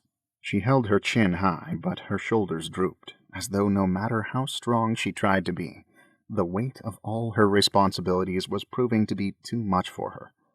Against my will, my hand reached out and touched hers, then gently picked it up and intertwined our fingers. I waited for her to slug me, but she didn't. How can I help? I asked. She closed her eyes and let her head fall back against the seat. I couldn't tell if she was grateful for the offer or annoyed, but she didn't pull her hand away, and I didn't let go. I didn't want her to carry the weight of all this alone anymore. Finally, she spoke, voice thick. Just help me finish the job. I know the client is off his rocker, but he's kept his word so far. If we can finish in time, he'll pay us what we need. And this lawyer is a good one. He has been working on our case, a lot. And he's going to get it reopened, and he's going to win, which means I've got to be able to pay him. Okay, I'm glad. Sorry. How many times was I going to have to apologize to her? I brushed my thumb along the back of her hand. She stared at our hands and took a breath. Platonic, she said, as though it were a complete sentence. She cleared her throat and sighed. I'm sorry about Jocelyn, but I'm not a good backup plan. Taking care of my family, finishing the job, that's all I have time for. That's not what this is, I stammered. I what? I liked her? Wanted to take care of her? Just wanted to hold her hand? So far, my plan to not be an idiot wasn't going very well. This new world I found myself in tied me up inside like an old set of wired headphones. Lay didn't move, just watched our clasped hands, as though waiting to see what they would do. I'd told my hand not to hold hers, but do you think it listened? I sat up and untwined my fingers from hers, my face flushing with heat. She was right. Here I was messing things up once again. Not what she needed at all. I scooted over so that there was a gap between us, and the heat of her body could no longer transfer to mine. It didn't work. I deeply respected her desire to focus on her family, but the more I told myself to stop thinking about her, the more aware of her I was. I twiddled my thumbs and jiggled my foot until finally the train slowed, brakes squealing loudly, so that Lay could get out of the seat without any undue physical contact. I jumped up and moved out of the way. Celeste narrowed her eyes at us, but passed by without a word. It was 7 blocks from the train station to our destination. We had a couple hours before sunrise, and the rain now fell in a light but steady shower, just enough to keep us wet. Sci-fi's arm appeared to be bothering him, but he raised his chin and soldiered on like he was determined to be brave and strong. I wanted to help him, but I couldn't think of how. Finish the job, I suppose, like Lay said, so we could get them out of this, so he could be a kid again. The apartment building was currently undergoing renovations, an attempt to restore and refresh the original Art Deco-style interior, and the water-damaged exterior. There was scaffolding along the south foyer wall surrounded by buckets of tile, the mosaic pattern beneath the crown molding still unfinished. I led them to the elevators, and the security guard, elevator operator, waved. "Cohen, what are you doing here in the middle of the night? Is everything all right?" "Hey, Reggie. Yes, everything's okay. We've got a little emergency, and I've got to see my grandmother. No, we're fine, but it can't wait. Am I okay to go up?" Of course. Middle of the night might be the best time to see her anyway. That woman is never at home." Reggie colored ever so slightly, and I smacked his arm good-naturedly. He'd had a crush on Gran for as long as I could remember, but was far too professional to do anything about it. He pushed the button for the 11th floor, his gigantic gray mustache vibrating under his nose. We rode up in silence, serenaded by the elevator music, until I finally realized it was a Cloudbusters song. I hummed along softly, bobbing my head. Lei was doing the same, and when I caught her eye, she dipped her head, hiding a smile. We got off on the 11th floor, said our thank yous and goodbyes to Reggie, and started off down the hall, footsteps soft against the faded red carpet. As soon as the elevator closed, I steered the group around and down a different hall. This one had its carpeting removed in preparation for new flooring, and our shoes clomped against the bare wood. I pulled the door to the stairwell open, checking our surroundings to make sure no one was watching us, then ushered everyone inside. "We aren't going to visit your grandma?" Sci-fi asked, his voice echoing around the small space. "I don't think we have time. Especially not time to explain my new friends, or explain what we had come to Vancouver to do. I hated lying to Reggie, and was going to have to come up with another lie on top of the first to keep him from asking her about our visit later. But I want to meet your grandma." "She is pretty awesome, but not if you wake her up in the middle of the night. Then she's just scary." He nodded. "How many more flights do we have to go?" "This is the 11th floor. And where do we have to go?" "All the way to the top. Penthouse on the 14th floor." Sci-fi sighed loudly. Celeste sighed too, and stretched her legs, passing the rest of us as she took the stairs 2 at a time, like she couldn't bear to walk beside us any longer. "Hey, Sci-fi," I said. "Want a race?" "Nah, I got these short legs. You'll beat me for sure." "Yeah, but you're young and energetic. I'm a tired old man." "But I hurt my arm." "What if I go backward?" Sci-fi grinned mischievously, then darted up the stairs at a run. Jimmy dashed up behind him. "I'll wait for you guys at the finish line, so we can tell who the winner is." I turned and tried walking up the stairs backward, but tripped and landed on my behind. Lei watched me, amused. "I didn't realize this would be so hard," I said. "I didn't realize you would be so slow." She sped past me, leaving me alone. I turned my head enough so I could see the steps and started backwards at a trot. I got better after a flight, and I thought I might catch him, but heard Jimmy say, "We have a winner!" At the top of the stairs, Sci-fi lay face down on the floor, panting loudly. "I wasn't built for stairs." "You guys feel like we should be quiet?" Celeste asked. "Or is this just a big party?" Jimmy and I folded our arms in contrition, and Sci-fi covered his mouth with his hand. Celeste turned to open the door, then paused and pressed her ear against it. Her eyes widened, and she stepped back. "There is a party. In there, right now." Jimmy stepped back with Celeste, and Sci-fi raised his head half-heartedly off the floor. Lei and I stepped forward, pressing our ears against the thick wooden door, facing each other. It was muffled and muted, but there were definitely sounds coming from inside. Someone was in the dead man's apartment. Chapter 20. Why are there people there? It's the middle of the night. "What now? What do we do?" "Can I pull the fire alarm?" Sci-fi asked, excited. "Everyone would leave then." "Yes, but they would all leave this way, since this is the fire escape." "Oh." Shh! Lay hushed us all loudly, ear still flattened against the door like it could somehow help her know what to do. Lay, I don't think, I started. She swatted at me with another shh. Then she pulled back from the door, confusion all over her face. She tried the knob, while we all protested as quietly as we could. Fortunately, it was locked. We're going to have to leave and try again later, I said. Celeste groaned and pulled out her phone, like she could mobile her way through the problem. Lay shook her head, determined. Jimmy, come and pick this lock. What if it's his wake? We can't break into his apartment during his wake. That would be disrespectful.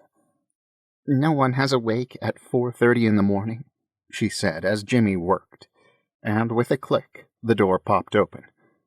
I'm going to, Sci-fi said. My wake is going to be a party that lasts all night long. It could be a cleaning crew, Jimmy said. Maybe we could hide out here until they leave. It's not a cleaning crew, Lay said. How do you know? I whispered anxiously. I just do. She pushed the door open. We stood staring down a narrow hallway lined with dark wood paneling. I waited for a gaggle of janitors to run down the hall, brandishing mops and spray bottles, but instead what ran into us was the smell, like cat litter on steroids. It was so strong I could feel it, thick in the air. The sounds were far louder now, and Lay was right. This didn't sound like a cleaning crew, but what it did sound like seemed impossible. Lay crept forward, and the rest of us followed. The paneled hallway opened into a kitchen decked out in mahogany cabinets and marble countertops. The space was expansive, with an open floor plan. The windows ran from floor to ceiling, and everything else was covered in dark wood paneling, maroon velvet, and leather. Everything screamed bachelor pad, except for the monkeys, which were just screaming. A giant enclosure filled the far wall, running the width of the room. Inside it, 2 golden monkeys swung and screeched, like they were angry we were there. An immense blue macaw flew around the vaulted ceiling, swooping from window to window and landing in the rafters. A group of tiny yellow and black frogs jumped around in an aquarium pressed against the back of a green leather couch. A red panda sat on a boulder behind a plexiglass wall, eating an apple and watching us. Everyone else seemed to be as stunned as I was. We stood in a row trying to take it in, and trying very hard not to breathe through our noses. Every corner of the room was packed with cages and aquariums full of reptiles and fish and birds. It was like walking through an exotic pet store that had been invaded by a zoo. The macaw flew into her cage and started flinging her food at us, picking it up in her beak and tossing it our way one piece at a time. How is this possible? Lay asked in an awed voice. How could he keep all these animals up here? Celeste gently tapped against the plexiglass in front of her. Well, clearly he was loaded. Money makes all manner of things possible. What's going to happen to them? Sci-fi demanded. To the animals. They can't stay here all alone. Somebody has to help them. Not our problem, Lay said. He glared at her. It is too our problem. We're the ones that broke in here, and that makes it our problem. Fine. We'll figure something out. But first, clues. We need to figure out where this guy is. Everyone, fan out. Take pictures of anything that seems even mildly like a clue to his whereabouts, and call the rest of us over if you think you have something. We can't stay here all day. We obeyed and fanned out. The pantry was enormous, holding mostly animal food of one sort or another. I took a mental note since I had no camera, but doubted it was helpful. Awesome! Sci-fi yelled, and I stuck my head back out of the pantry. He stood in front of a cage, jumping up and down and pointing. It's a boa! It's a boa! Can we keep him, please? Sci-fi, stop trying to adopt these animals. I can barely feed you. There is no way I can feed a boa. Now would everyone focus on the job, please? Oh, it's probably starving. Should we find its food? Boas can go a few weeks without eating after a large meal, Jimmy said. What about monkeys? The monkeys have food, Celeste said. They're throwing it at each other, along with their poop. I found my way to the one and only bedroom. The room was large, but the oversized dark furniture and the maroon curtain pulled around the four-poster bed made it feel smaller. On the wall just inside the door hung an enormous painting of a slight man with poofy, pale brown hair, wearing a white tux, sitting in a couple's pose with a chimpanzee. They were both staring off into the distance like they shared the same dream, the same vision of the future. The nightstand appeared to be a filing cabinet, but it wouldn't open. Locked filing cabinet kept in the bedroom seemed like the ideal place for a person to keep all the info about where they wanted their body to end up post-mortem. I stuck my head back out into the hall and called to Jimmy, so he could break into it with his handy lock-picking skills. Jimmy was followed by Sci-fi, Lay, and Celeste, who must have expected something more exciting than a locked nightstand. Sci-fi started circling the room, knocking on all of the wall panels, looking for hidden compartments. "Is this where he died?" Jimmy whispered loudly. "Probably. It's also where he's dead." Celeste pointed through the maroon curtains around the bed, at the body lying inside. They all screamed. "Oh, come on, you collect body parts for a living," I said. "We were in a mortuary a few hours ago." "Will you guys pull yourselves together?" Lay snapped. "Sci-fi, you go stand watch. If anyone hears us, they're going to come investigate. They'll probably think it's the animals making all the noise, but I'd rather be safe than sorry. We'll hold down the fort here." Sci-fi saluted and ran off. Celeste drew back the curtains, and the three of us gathered around the bed. It was the man in the painting, the one with the chimpanzee. This had to be Bob Cobb. He was dead, all right, but he didn't look like a man who had simply died in his sleep. He was propped carefully and deliberately up on his pillows of navy blue silk, quilt of gold brocade tucked conscientiously under his arms. His face was not the ashy gray of a corpse, but was made up with rosy cheeks and a healthy glow. His sandy hair rested against the pillow around his head like a lion's mane. This certainly complicated things. A click sounded behind me. Jimmy slid open the drawer on the filing cabinet and flipped through it. He selected a few folders and tossed them to us. One slid across Bob's legs, and Celeste caught it. Then he ran out to keep Sci-fi company. "I know he's right here in front of us, but this," Lay waved her folder in the dead man's direction, "is not quite what I was expecting. I need answers. Find something for me, fast." Lay flipped through her folder. Celeste sat on the foot of the bed, and I tried to get comfortable leaning against the wall. I'd never spent so much time around a dead body before. It grew increasingly unsettling the longer we were there. And my folder was useless. Several letters to someone named Eugene. Verbose sonnets of gratitude and grief. Promises of forgiveness. They were heartfelt, but for one reason or another he'd never sent them. I kept reading, looking for clues, but it seemed very pointless and very intrusive. "I got something," Celeste said, pulling out a paper and dropping the folder on the bed. "I was right. He opted out of donation." Lay groaned. "I really hoped we were just too early. What is he doing here? When are they going to bury him? What are they waiting for?" I reached across the bed, and from the folder Celeste had laid down, I pulled a sheet of paper with an embossed seal at the top. Lay growled. Papers fanned out in her hands, her expression one of exasperation. "There's nothing here. Tell me one of you has something for me." "I can tell you why he's here," I said, shaking my head in disbelief. "We are standing around what is now the final resting place of Mr. Robert Cobb." So much for collecting his hand. "Here? He's buried here?" Can he do that?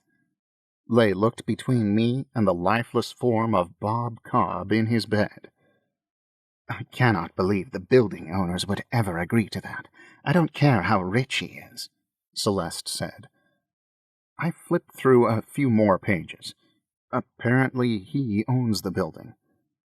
How do you own a building when you're dead? Celeste asked. I don't know, but according to his will, there's a clause stating the top floor is to remain untouched. Nice. I'd love to be here when the rest of the tenants find out. Lay tapped her folder against her leg. Someone is going to find a way around that eventually. No one is going to let this prime real estate go as a mausoleum. What's with the monkey? Celeste asked, pointing at the painting. The chimpanzee's name is Eugene, Lay said, waving another piece of paper. I did it a double take. Those letters were written to the monkey. What happened to him? I didn't see him with the rest of the zoo. Oh, Lay gasped. He was put down, but it doesn't say why. I looked again at the painting of Bob and Eugene, the chimpanzee. He held the chimpanzee gently, lovingly, like a child. We all stood, staring at the prostrate form of Bob Cobb.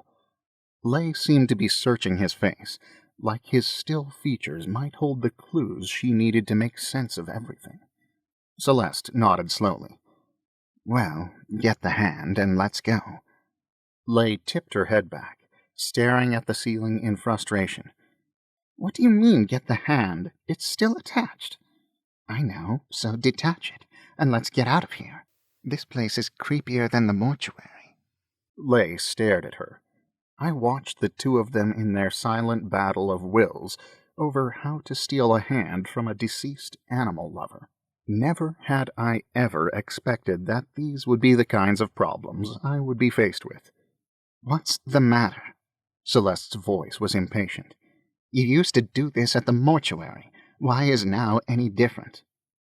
I'll tell you why it's different. I jumped to Lay's aid, pointing at the paper Celeste still held in her hands. He was a non-donor. He wanted his body in one piece after he died, just like it was when he was alive, and it is not our place to ignore his wishes. Not to mention that this is his final resting place. You'd be desecrating his grave and his body, which I'm pretty sure is a felony. Lay nodded enthusiastically, gesturing toward me, as though glad I had mentioned it. Yes, exactly. Every time before we were taking things no one wanted. It was like stealing garbage from the dump. But this is... I don't know what it is. A whole new level of wrong. Celeste threw her hands up. So, what do you want to do? Lay closed her eyes and screwed up her face, like she was considering whether now was an okay time to cry or not. I wanted to comfort her, but wasn't at all sure how to platonically comfort someone who was in the process of deciding whether they should remove a corpse's hand or not. Celeste watched me do my indecisive dance and shook her head, like she couldn't believe I was for real. You know we don't have a choice, she said to Lay, her voice softer now. Just like you told me at the vigil, we finish this job and we can get out of the game, and you can go to nursing school, and Mom and Dad will come home, and we'll be a happy family again, and everything will be right with the world. She stared at the window while she said it, voice almost wistful. Lay turned around and faced the painting of Bob and his chimpanzee. I didn't see any more answers there than there were in Bob's dead face, but she seemed to be searching the artwork for a solution. Well? Celeste prodded. Get out and let me think. Celeste shrugged and glanced my way.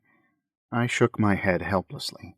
She rolled her eyes, exhaling loudly, and walked out.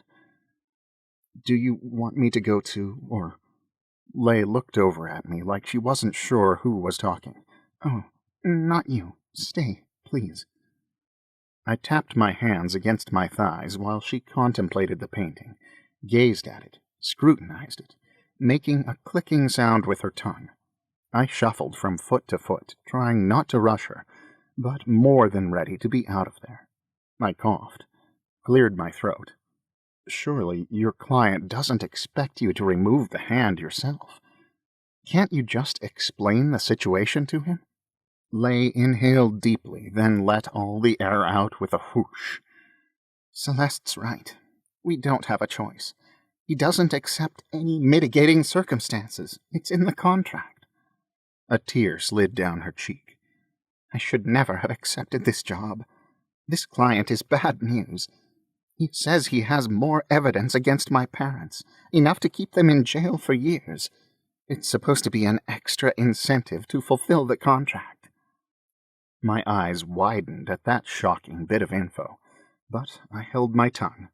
She rubbed her face, then wrapped her arms tightly around herself. I could tell he was trouble as soon as he hired us, but I was so sure we could pull this off that I agreed to it anyway. She pointed a shaky finger toward the kitchen area where everyone was. No matter what I do, I put them in more danger. I wanted to hug her, but instead I ran a hand through my hair that had somehow found the means to stand on end once again. This was bad. Everything about this whole situation was bad, and we didn't have time to work up something to make it better. Sometimes the only plan that made any sense was the one that was laying right in front of you, staring you in the face, as it were. I walked around to the other side of the bed, opposite Lay. Which hand are we supposed to get? She swallowed loudly. The left. She gestured at the hand lying in front of her on the bed. She inspected it. He's got rather delicate fingers, doesn't he? I looked down at the hand in front of me. It didn't look especially delicate, but this wasn't the time to argue. I caught Lay's eye across the deathbed. I think Bob will understand. She raised an eyebrow at me. I mean it. If he understood the circumstances, I think he'd be happy to give you a hand. Lay rolled her eyes and turned away. Are you kidding me right now? The hint of a smirk tugged at her lips. Anyone who loved a monkey the way this man did would understand how important family is. Lay rested her hand lightly on Bob's and slid up the sleeve of his paisley pajamas. She gently lifted his arm, her eyebrows knit in confusion as she inspected it. He had some kind of surgery. It almost looks like. She turned the arm slowly so she could view it from all angles, then shook her head. I don't know. She laid his arm gently down again, suddenly all business. But I don't have the right tools. Would a scalpel work? Sure, but like I said, I don't have one. He's probably got a meat cleaver in the kitchen that I could use, and yes, I do know how to do this with a meat cleaver. It was mandatory training. I was never sure what situations would necessitate harvest by cleaver, but we all had to do it. I think the harvest director had been a psychopathic killer in his past. Wrinkling my nose, I tried not to picture a room full of mortuary interns chopping up dead bodies like beef at the butcher's. I pulled out my multi-tool and flipped out the scalpel, passing it to her handle first. She looked at the knife and up at me in surprise. Why do you have a scalpel? I gave her a funny look. For when I need a really sharp knife. She raised one eyebrow in question. I stared back.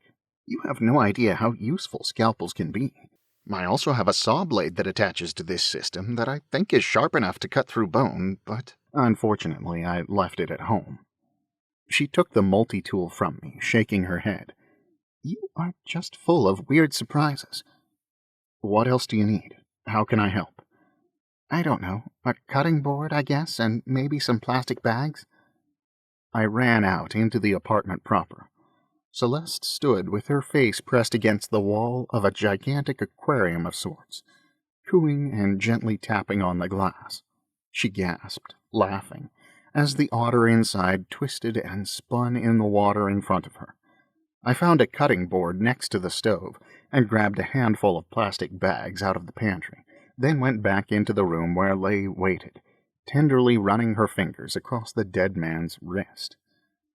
She glanced up quickly when I entered, as though caught doing something she shouldn't be. "Sorry, just familiarizing myself with the specimen." I handed her the items I'd brought in with me. "Anything else?" "Just stay here with me, okay?" Desecrating bodies. That was my life now. What next? Stealing Wi-Fi? Jaywalking? I nodded. "Of course." She smiled then, a smile that felt totally out of place for the moment. A warm, genuine, affectionate smile. And for a breath I forgot that we were standing next to a dead man, holding the tools we intended to use to relieve him of his hand. Lay took one of the shopping bags I'd brought in and wrapped it around the cutting board, then turned to Bob and slid it under his hand. I stepped as far away as I dared. She slid her free hand into the dead one and balanced the scalpel between her fingers. "I'm sorry, Bob, and thank you." Chapter 21. It took longer than I expected it to. Lay deftly slid the knife in at the wrist joint, and I turned away to study the wallpaper, trying not to think about the sounds I was hearing. I peeked over my shoulder when I heard her exhale. I'd been bracing myself for blood, but there was none, just some extra moisture. My stomach turned. Bob Cobb was embalmed and perfectly preserved, and it was still gross. She picked up the hand, looked it over again, murmuring to herself, "I really don't understand." "What?" She lifted her head. "Oh, nothing. Will you grab a specimen case out of my duffel?" I unzipped the faded blue bag and found a specimen case and a smallish smacks box, and she wrapped and boxed the hand up before my nausea even wore off. "Okay, I'll label it on the way. Let's move." I followed Lay back out to the kitchen, nearly running into her when she stopped short and let out a strangled cry. The tall, thin figure in diving gear stood in the kitchen with Celeste captive, the blade of a wicked-looking knife at her throat. For a moment, shock usurped all my other emotions. Where did you come from? I was out here just a second ago." "Is that really the most important question right now?" Celeste asked, tone cold. She looked angry enough to spontaneously combust. The diver still wore the black diving gear, fitted hood, zippered boots, gloves, and a diving mask. He wore no tank or flippers, but every inch of him was covered except his washed-out eyes. "Hand first," he said. His voice was high and soft, muffled by the mask over his face. "Why?" Celeste demanded. "What is your plan here?" She seemed annoyed more than anything else, and I was extremely impressed by her ability to stay cool under pressure. Lay's eyes were wide with fear. "Who are you?" she asked, her voice soft. "What could you possibly want with these things?" While she talked, I scooted over in what I hoped was a casual manner, sidling close to the cage on my left. The diver cocked his head to the side in a way that seemed almost familiar. "Reasons don't matter. I'm taking the hand. You need to decide what you are willing to lose for it. I have nothing to lose." "Everyone has something to lose." I lifted the latch on the boa cage and threw the door open, then backed away as quickly as I could. Everyone looked over at the movement. The pandemonium I'd anticipated didn't come. The boa didn't move. I wasn't even sure it was alive. The diver's shoulders started shaking as he laughed, silently, at me. The monkeys started screeching and throwing themselves at the cage door, like the diver was laughing at a frequency only they could hear. With one swift motion, Lay undid the lock on the tamarin cage, and one of them launched itself at the door, throwing it open. The diver wheeled around, startled, and the knife pulled away from Celeste's neck. Celeste threw back her head and smashed it into the stranger's face. He stumbled, grabbing his face and growling, and Celeste hesitated, her arms reaching toward him like she wasn't sure if she should punch him or hug him. I ran straight at him and rammed my shoulder into his gut, pulling his legs out from under him. We hit the ground so hard the air whooshed out of his lungs. Jimmy and Sci-fi ran into the room from where they'd dutifully stood watch in the hallway. "Someone's coming up on the elevator!" Sci-fi shouted. I'd planned to hit the diver as many times as it took to incapacitate him, but at Sci-fi's words, everyone froze. We needed to get out, now, and I didn't know how to do that with a prisoner in tow. I met his eyes, and I had that familiar feeling again, like I'd met him somewhere before. I jumped to my feet, fists pulled up to protect my face. He wouldn't catch me with my guard down again.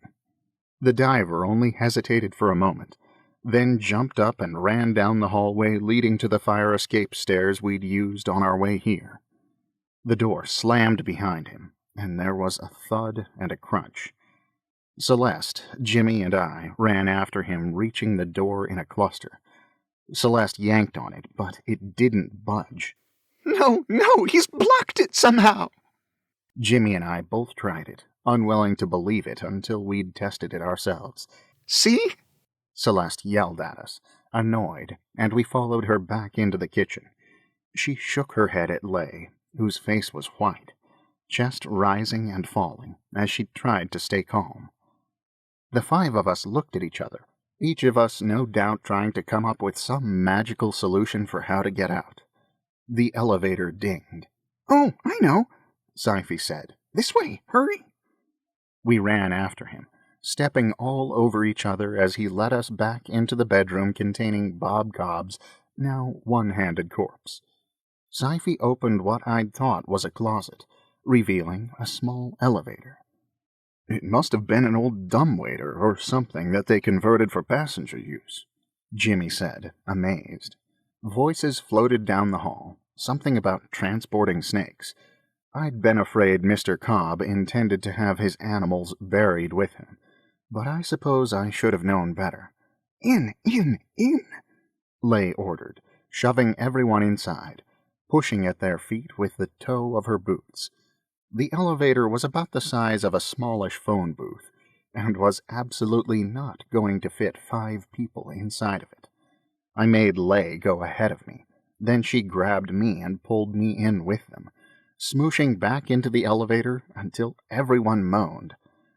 I elbowed the button for the ground floor, and the door slid shut.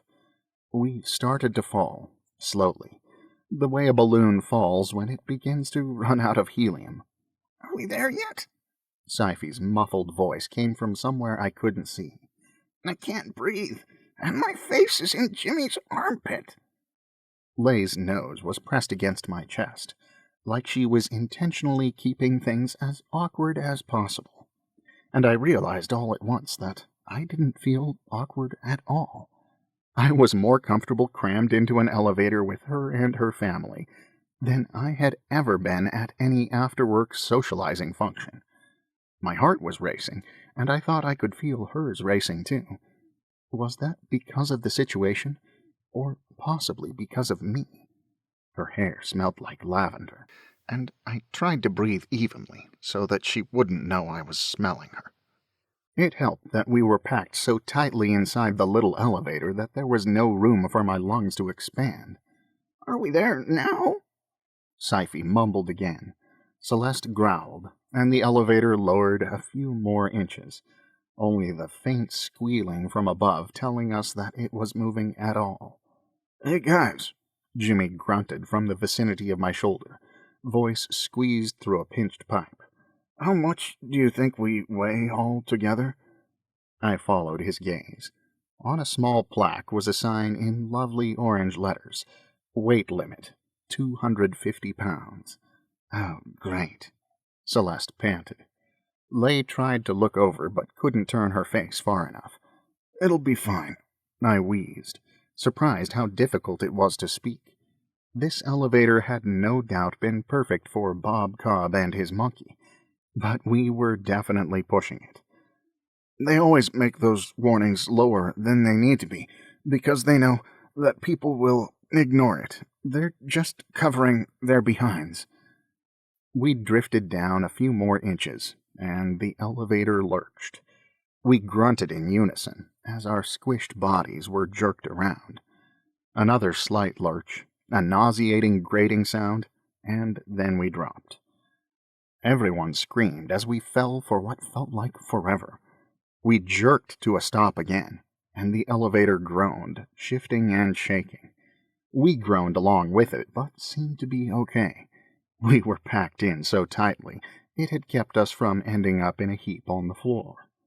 Everyone started talking, or moaning rather, since speaking was no longer really possible. "We have to get out." Lay managed to make herself heard over the rest of us. I tried to turn around to pull the door open, but there wasn't enough space.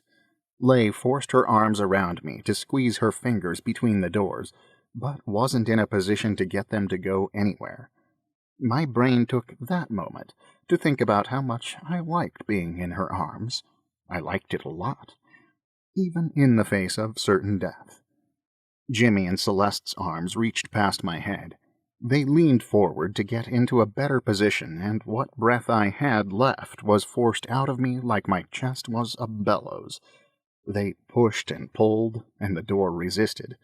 I finagled my arms up over my head, shoved my fingers between the doors, then reached down to some pit of caveman power deep in my belly, and roared, forcing the doors open with all my might. The combined strength of all of us finally pried the doors apart. They separated an inch, then 2 inches, and then the elevator dinged, and the narrow doors slid open all the way. I popped out, like a refrigerated roll out of a can, falling backwards and landing butt first in a big yellow mop bucket. The door had opened into some kind of cleaning closet on the 7th floor, so the sign said, but the elevator was a good foot below the opening, and I wasn't sure how much longer that would be the case. The elevator continued to bounce slightly, like someone was yanking on it from below. We were out of time. "Move, now!" I urged. Lifting myself up and climbing out of the bucket, I grabbed whoever was closest, which happened to be Sci-fi, as Lay pushed him out before her. I dragged him up and into the closet, then reached for Jimmy. He slipped through the opening like a fish. I shoved him behind me, and reached forward again as the elevator continued to heave and pitch. Celeste and Lay seemed to be having a private argument about who should go first. "Hurry!" I yelled, frantic. Lay shoved Celeste out the doorway. I grabbed her and pulled as she scrambled up and out. The elevator fell a couple more feet and tilted dangerously, like it was sad that everyone was leaving. Lay stumbled, landing in the low corner. I leaned in, very aware that the elevator could guillotine me at any moment, while she tried futilely to get to her feet. I pushed farther in to grab her, but she acted like a drowning person, pushing away help. "Come on, take my hand. I'll get you out, please." The elevator wouldn't hold still, but she roared, braced her arms behind her, and shoved herself up. Her hand slipped into mine, and I pulled hand over hand until my arms were around her and I yanked her out, throwing both of us backward into the storage closet where she landed directly on top of me. We looked back at the elevator. I held my breath, waiting for it to fall, wondering how close she'd come to having her legs ripped off. The elevator dangled, canted slightly, but held steady now, only a quiver as evidence that Lay had just climbed out of it. I exhaled, gripping Lay around the waist, knowing I should let her go, but not ready to do so. She stared at me with her earnest, searching stare, her face inches from mine, breathing heavily. I cleared my throat. "I'm sorry I let him go. We could have made him give us back the ear, or followed him or something, but there was no time. I'm sorry, I couldn't see any other way." She nodded slightly, but her eyebrows drew together, forming a crease. Her expression clouded. That's when the fire alarm went off. Chapter 22. "Oh, come on!" Jimmy shouted at the ceiling and shook his fist in the air. "Can we not catch a break? For once, one little tiny break." He caught us staring and defended himself by saying, "It's just... ah!" "Can't argue with that," Celeste said. "Will you two get up?" I stood up and held out a hand to Lay. "Do you think it's a real fire, or did some kid pull the fire alarm?" "It wasn't me," Sci-fi said. Behind me there was a sharp twang and a screech and a painful grinding sound. We turned in unison as something snapped and the elevator dropped out of sight. A moment later it smashed against the ground below, shaking the building. We ran as a group to look into the elevator shaft at the destruction below. "Holy," Sci-fi said, his voice awed as the very real possibility of our deaths stared up at us from the bottom of its deep and narrow grave. Then heat rained down on us from above. I looked up just as a ball of roiling fire chased the elevator down the shaft, heading straight for us.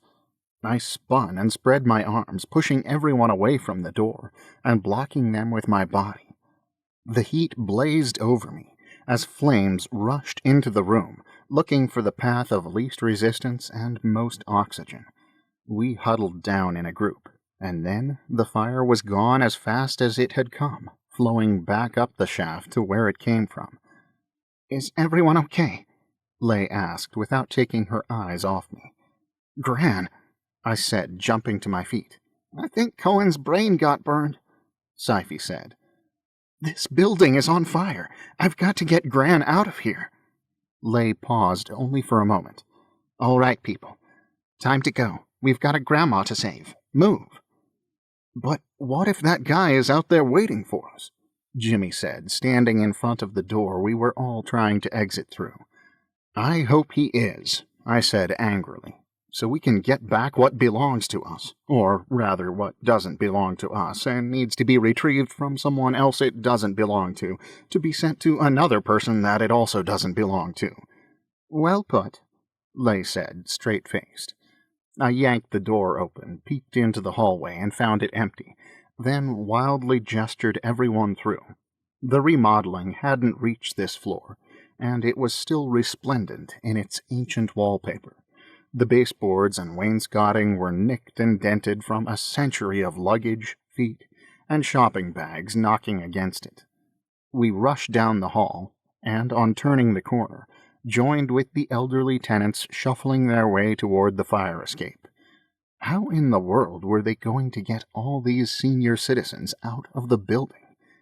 Everyone seemed mobile enough, but stairs were the only option, and we had 7 flights of stairs to go. I stood, unmoving, paralyzed by indecision. To get to Gran, we'd have to shove our way through 4 flights of stairs filled with old people in their pajamas.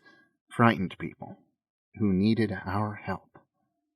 "Your grandma will make it out," Lay whispered to me, the hand package tucked under her arm. "Just like all of these people are going to. She's going to be fine. I'm sure of it." Several more elderly tenants brushed past us as I blocked the flow in my uncertainty. "Come on, Cohen," she said. "There are people right here who need us." I nodded because I had no choice but to believe her, and we flowed with everyone else into the stairwell. I held out my arm to a tiny woman with curly pink hair who was struggling down the stairs, breath labored as her hand ran along the railing. The others found tenants to help as well. Several of the more able-bodied tenants had stationed themselves throughout the stairwell, helping the others to move downward as quickly as possible. "Don't know if it does much good to rush," said the tiny pink woman in a monotone voice. "My kids will put me in a home either way. They've been waiting for an excuse." I patted her hand distractedly. "We'll get you out of here, even if I have to carry you on my back." She looked up at me in shock, pulling away slightly, like I was threatening to toss her over my shoulder that instant. She shook her head and picked up the pace, saying in her matter-of-fact monotone, "Better get a move on, then. Not sure my heart can handle a piggyback ride." While the fire alarm continued to blare, we filed down the stairs and at the bottom stopped to make sure all of the people behind us got out as well. We exited on the ground floor, pouring out into the dim light before dawn. It was still raining, but lazily now, the sky no longer determined to rinse us off the face of the planet. The building was surrounded with fire trucks, police cars, and ambulances, waiting to check the health of everyone who came out. We mingled with the crowd outside as I scanned the anxiety-filled faces. The smell of smoke clung to people's clothes and drifted through the air, settling like fog in the courtyard. Emergency personnel erected giant umbrellas and pop-up canopies to shield as many people as possible from the water that still drizzled from the sky. Celeste scrunched up her shoulders.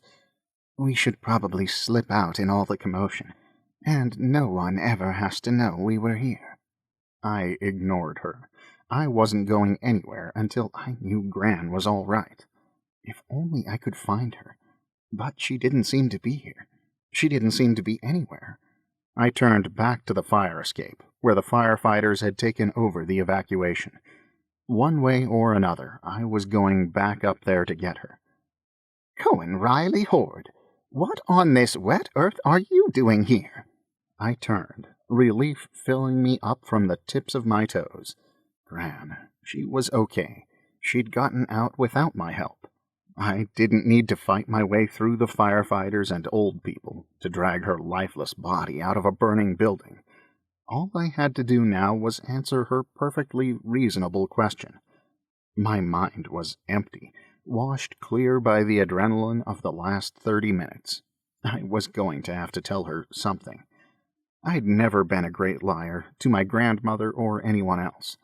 But it wasn't like I could very well tell her what we were doing there, or who Lei and her family were, or anything at all. I darted to Gran and hugged her, my brain catching up slowly, like a boulder dragged through a river. "I'm so glad we found you." The umbrella in her hand jabbed me in the chest as I cast around weakly for any excuse I could think of. "Cohen wanted to come check on you," Lei chimed in, coming to my rescue. "He had a bad feeling. He wanted to make sure you were okay." I glanced back at her over my shoulder. I was psychic now? Lei shrugged helplessly and went on. "I thought he was crazy, but then we arrived to find this." She swirled her hands around at the elderly tenants and emergency personnel milling about the grounds. "We looked all over for you. Do you have any idea what happened?" Gran smiled blankly at her, confused, and I cleared my throat. "Forgive me, it's been a harrowing night. Gran, this is Lei, Celeste, Jimmy, and Sci-fi. They're friends of mine." She held out her hand, still dazed. "Charmed, I'm sure. I'm always delighted to meet Cohen's friends." She didn't mention that they were the first friends of mine she'd met in years, which I thought was considerate of her. She turned to me, white eyebrows low with concern. "And harrowing, yes. You couldn't have picked a better word. It is a comfort to see your face after this little ordeal, but what did you do to your head?" She gently touched the bandage Lei had applied after the diver hit me with a rock. "And I still don't understand. You said you had a feeling something bad was going to happen?" I shot an annoyed glare at Lei and took Gran's arm. "All that matters is that I'm here and you're safe. Is there somewhere we can sit?" Gran snatched another umbrella from a passing EMT and led us around the building to the garden on the east side. We gathered on some benches beneath a gigantic rubber tree whose branches had been trimmed and twisted to form an arch overhead. "Look at me, sitting outside in my housecoat before the sun is even up. I might as well be in a nursing home. You'll have to forgive me. When I heard the fire alarm, I considered getting dressed, but I knew I'd end up pinned under a fallen beam in my unmentionables. It didn't seem like the time to stand on propriety." Her housecoat was a pale pink silk kimono covered in white peacock feathers. She sat, wrapping it across her knees like she was straightening a ball gown. Silvery hair was twisted into a knot atop her head, her face fresh and rosy. Gran looked more put together in her robe than some people did in their Sunday best, but I knew she hated being seen without being fully done up. Several of the building's other occupants were in the garden too, standing around, gossiping, and I could see Gran trying to listen, hoping to pick up on any news. Everyone nodded or waved as they passed, but left her alone to talk with her guests. She regarded the group of us for a moment, like she was working to make sense of us, then shook her head. I'm not at all sure what happened. The general idea seems to be that a fire started in the penthouse, but a fire on top of everything else seems too tragic to consider. We all shared a look. Was it some kind of electrical problem caused by the tiny elevator? Or had the diver come back in after we left and started it himself? I kept my expression as smooth as possible, though I knew she could read me like a book if she had a mind to. Why? She reached out a hand and smoothed down my hair more tenderly than usual. I'm not even sure how a fire would have started up there, though I suppose it could have been some sort of gas leak. It is an old building, after all. She stared at her hands while she talked, as though speaking to herself, then met my eye again. You see, Mr. Cobb lives in the penthouse. Lived in the penthouse. He passed away the day before yesterday. It's just... Her voice caught, and she rested a hand on her chest, eyes on the ground. I'm so sorry, Gran. Was he a friend of yours? Gran nodded gravely, then shook her head. I didn't actually know him. He was incredibly private and reclusive, rarely left his apartment. He even had a private elevator built so that on the rare occasion that he did leave, he wouldn't have to see anyone. She smiled like she was confessing something scandalous. So, of course, I was fascinated. We all were. Eccentric billionaire living alone with his pets in the penthouse apartment? Eccentric didn't even begin to cover that man. Sci-fi gasped, his eyes shining. Lay, his pets! He pleaded, as though she could help. Lay shook her head at Sci-fi and squeezed his hand. Sci-fi seemed to shut down, cave in on himself. Gran watched Sci-fi, face full of concern, hand fluttering at her neck. Jimmy coughed. Did you ever meet Mr. Cobb? Gran started, then turned to Jimmy with a sad smile. I only ever saw him a handful of times from across the foyer. I never was able to talk to him. We all nodded as the conversation waned, each of us seeming to be wrapped up in our worry and uncertainty. Actually, Gran said suddenly, voice unnaturally breezy, the only thing I do know about him is that a few years ago there was some kind of accident involving a monkey. If she was trying to distract us, it worked. We watched her, waiting. No one spoke. She sat up and straightened her kimono again. Animal control came to the building along with an ambulance. The building manager was beside himself. This is only a rumor, so I probably shouldn't repeat it. But they say that the monkey... She swallowed, like she couldn't think of a decent way to say what she had now committed herself to say. Well, the monkey removed one of Mr. Cobb's hands by force. Lay paled. Her face was gray, and she looked dangerously close to vomiting. You mean the monkey ripped his hand off? Sci-fi yelled. Gran nodded, lips pursed. A monkey wouldn't do that, he said with conviction. Well, I couldn't swear to it in court, but my neighbor Edith has a grandson who works at the hospital, and he was there when Mr. Cobb was brought in, unless something else unhanded him. But if so, what? Oddest thing I've ever heard. Honestly, the ladies in my poker club spoke of nothing else for weeks. Sci-fi withdrew again. Lay leaned over, head between her knees. Jimmy patted her on the back, but she waved him off. Oh, I'm so sorry, Gran said. It is a rather lurid story, isn't it? I didn't mean to upset you.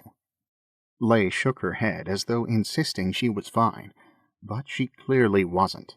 She stood up and paced between the benches, then walked off, disappearing behind the rubber tree. I followed, finding her looking small and afraid in a patch of humongous, heart-shaped flowers, gentle raindrops splatting against the leaves, making them quiver around her. I approached her slowly, the way I might approach a bear who had stolen my lunch. "Are you okay? You seem not okay. Are you okay?" "I stole his hand." She threw her arms wildly in the air, her face pale, her eyes crazed. "Just like the monkey did. Do you think the monkey ate it? Oh, I think I'm going to be sick." She hunched over again, bending at the waist, but when I stepped closer, she stood up, throwing her hands in the air again. "What do you think it means? 'Cause I know it means something, but I'm too freaked to figure out what. And I'm so tired my brain isn't working. And what about the fire? Did we start that fire, somehow? I don't know what to do anymore. I can't be in charge. I'm doing this all wrong. I came up with this insane plot to try to help my parents. But what if all of us end up in jail? Will they let us be in jail together, do you think? Do they have family prisons?" I took her arms and folded her into a hug. "Shh. It's okay. Everything's going to be fine, I promise." She shook slightly and buried her face against my chest. I smoothed her wet hair, brushing at the strands which clung to her face, and reminded myself that I was only comforting her, and shouldn't be thinking about how nicely she fit against me. Shuddering breaths left her body as the last few raindrops of the night drizzled down, splattering against my head and running down my cheeks. Gradually, her breathing slowed, and her lungs stopped heaving. "Listen," I murmured, running my hand over her hair again. "I will personally see to it that you go to a family prison where you can eat dinner and take art classes together." She laughed, a short burst of air against my chest, as I rubbed her back in a very platonic way. Her arms slid around my waist, and the smacks box jabbed me in the back. I cleared my throat to cover the hitch in my breath. We stood there, platonically, for who knows how long. After a while, she finally relaxed and leaned into me, head resting against my chest, as though forcing the stress and worry away. "I can't believe your grandma lives in the same building as one of our assignments," she said without looking up at me. "I don't know if it's only coincidence or something else." I chuckled softly. "Like what? Cosmic design?" On the other side of the shrubbery, a snooty voice began speaking, loudly and clearly so that everyone in the vicinity could hear. "The authorities have cleared the building. It is now safe for you all to return home. The elevators are in perfect working condition. Please be assured that there was no damage beyond the penthouse. You will find everything in order. You are all free to return home. At your leisure, of course." Lay considered me for a moment, eyebrows lowered. Then she cracked her neck, and I followed her back along the path that led to Gran. Celeste and Gran were chatting genially. Jimmy was asleep, and Sci-fi slumped against him, his eyes still open, focused on the ground. "Excuse me." I chased after Mr. Paisley, the building manager, as he strode away carrying his enormous umbrella to go make another announcement. He turned, looking shocked at being addressed. Some basic recognition came into his eyes, and he nodded for me to go on. "Do you have any information on Mr. Cobb's pets?" I spoke loudly, so that Sci-fi could hear. He seemed confused by my question, like he'd been expecting a different query altogether, and it took him several seconds to switch gears. "Oh, my, well, yes, I believe they're fine. The fire didn't spread beyond the master bedroom, so I believe it is safe to assume that, besides some smoke inhalation, they are all as well as can be expected under the circumstances." I exhaled more air than I'd realized I was holding. "And does anyone know how the fire started?" He looked insulted. "That is for the authorities to determine, and really not your concern. I am extremely busy, so if you don't mind." I thanked him, and he bustled off. Sci-fi closed his eyes as I turned back. He sighed with his whole body, and his mouth stretched into a tired smile. "Are you all right?" Gran was saying to Lay. "I truly am sorry. Sometimes I turn into a gossiping old busybody if I'm not paying enough attention. Come upstairs and let me get you some water. You do look pale." Lay smiled, but shook her head. "Thanks, Gran, but we'd better go," I said. "We had no intention of intruding on your morning." "Nonsense! I insist. None of you look very well, if you'll forgive my saying so, and you need to get inside and have something to eat." I gestured toward Jimmy and Sci-fi. "I think a nap is all we need. It's been a long night." "Perfect," she said, like it had all been decided. "I'll make up the spare bedroom for whoever needs to sleep, and you can help me throw together something for breakfast." She lifted her chin and pushed past us, confident that we would follow. Lay turned to me, chewing on her cheek as her eyes considered it. "No," I whispered. "I don't want her dragged into this more than she is already. We should go." Celeste shoved Jimmy, pushing him against Sci-fi, who fell over against the arm of the bench. "Wake up, dummies. There's food upstairs." She stood and followed Gran without looking at either of us. Jimmy roused himself, and he and Sci-fi followed Celeste. "There is a Smacks drop box in the lobby," Lay said in an attempt to convince me. "I saw it on the way in, and until we get our next assignment, all we can do is wait." I shook my head, but felt my resolve crumbling as I watched the others follow Gran into the building. "Fine," I growled, waving Lay on, and stomping after her as I followed them all back inside. I had to assume that the diver was still around here somewhere, watching us, and now we were leading him straight to Gran. If I hadn't been so darn tired, I was sure I could have come up with a better plan. But by golly, if he laid one finger on her, I swore to the rain god Tal Azra that he would rue the day. Lay slipped the package into the Smacks drop box in the lobby, planning to park herself there and wait for the rider to pick it up, but I convinced her that we had to keep a lower profile than that. I asked Reggie to keep an eye on it and let us know as soon as it was picked up, and the two of us headed upstairs to my grandmother's apartment. Chapter 23. After I'd changed into some spare clothes I always kept at Gran's place, I got the guest room set up the way I knew she liked it. Fresh sheets, though I was sure the previous ones hadn't been slept on. Surfaces dusted, though I knew she dusted them herself each morning, and clean towels on the dresser. I came out to find Jimmy and Sci-fi asleep on the matching blue velvet love seats, and the three women standing in front of the stove, giggling. I shoved my hands in my pockets and cleared my throat to get their attention. They looked back over their shoulders at me, and Celeste and Lay collapsed in laughter, hanging on to each other like they'd be on the floor without the other to keep them upright. I cleared my throat again, though it didn't do any good, and strolled as coolly as possible over to the kitchen island. "Is there anything I can do to help?" Gran had changed into slacks and a light sweater. She raised an eyebrow at me, a half-smile on her lips. "Set the table, will you, sweetheart? Nothing fancy. This is a simple meal." That meant I didn't need a full table setting. Only plates, forks, and knives. I pulled out the dishes, arranging them on the round table the way I had every day at home for as long as I could remember. Gran said something in her deep voice that I couldn't catch, and Lay and Celeste threw back their heads and laughed, the move so similar that for a moment they looked like twins. Their laughter was loud enough that Jimmy's eyes slid open, one at a time, and he moaned, raising himself to a sitting position. "Okay, let's eat while it's hot," Gran said, wiping her hands on a dishcloth and motioning us toward the table. "I hope you're hungry. It's been a while since I cooked for a crowd, and it seems like an awful lot of food.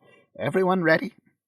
I roused Sci-fi, who could only manage to get one eye open, but still pulled himself up and found his way to the table.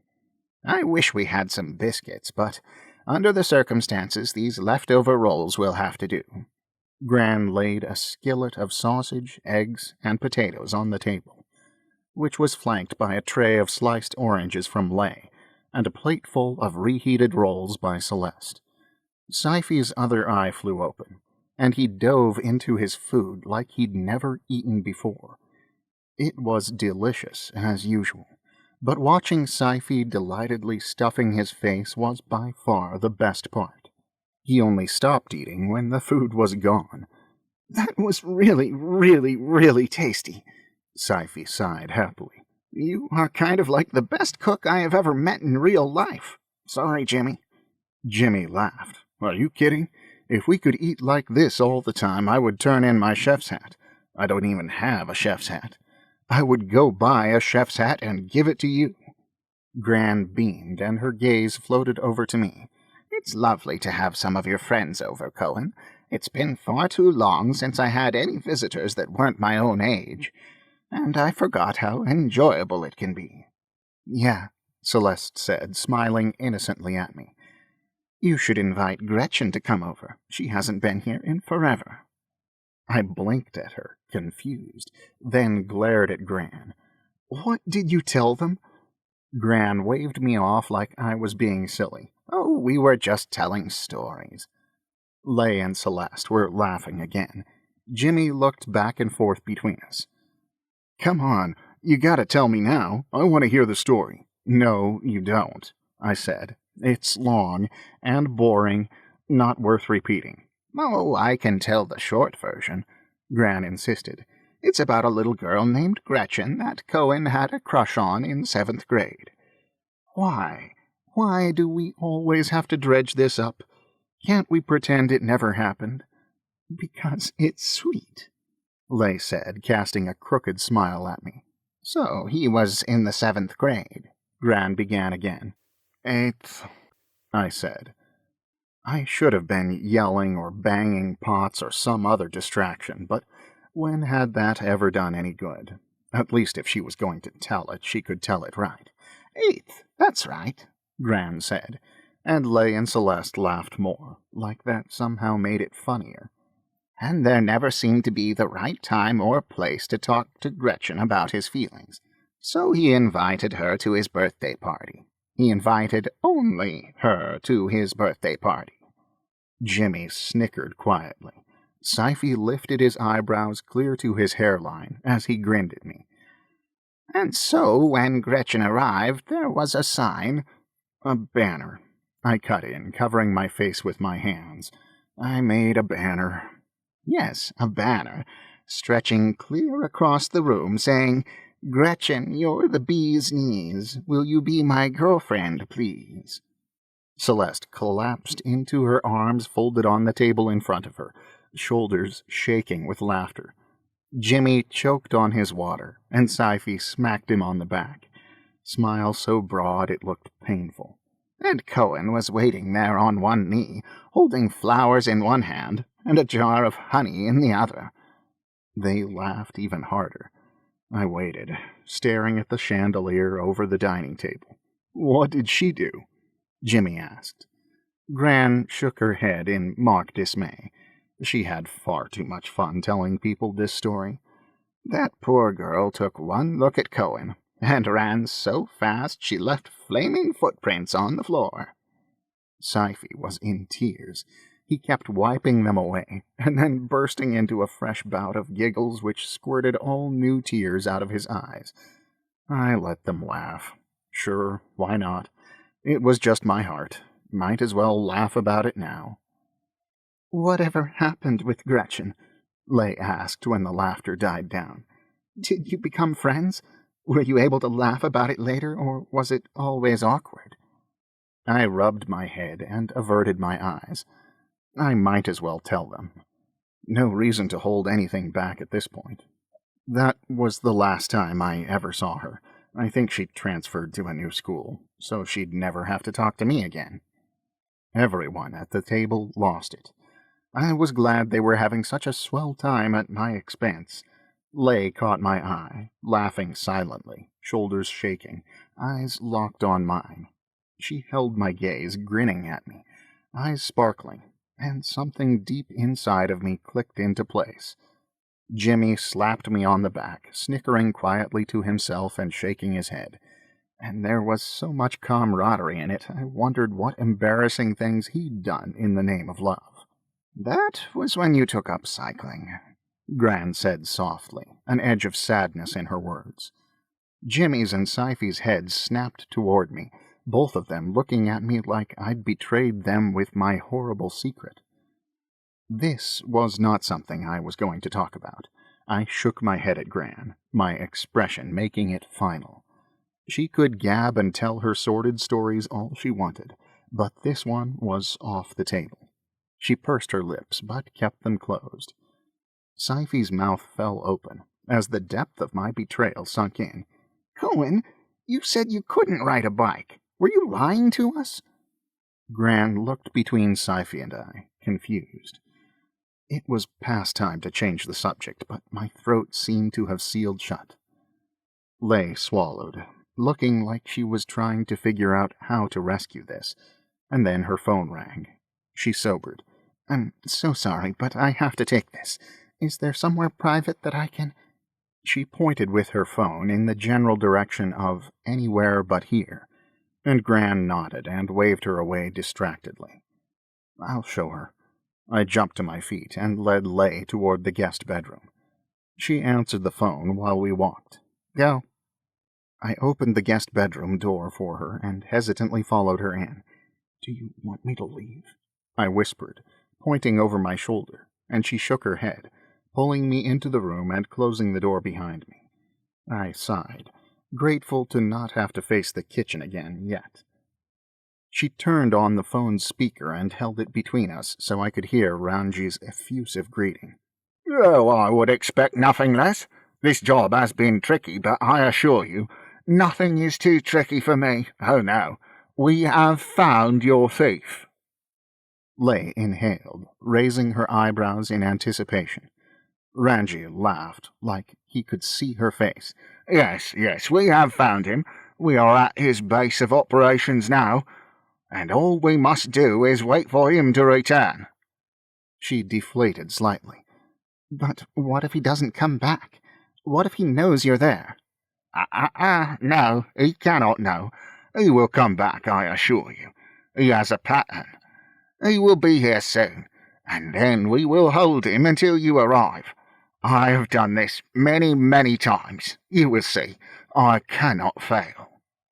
He did sound awfully sure of himself. It was kind of impossible not to trust him when he seemed to believe in himself so completely. This sounded like good news. Great news, in fact. Lei bobbed her head. "Okay, tell me where you are. We'll come to you now."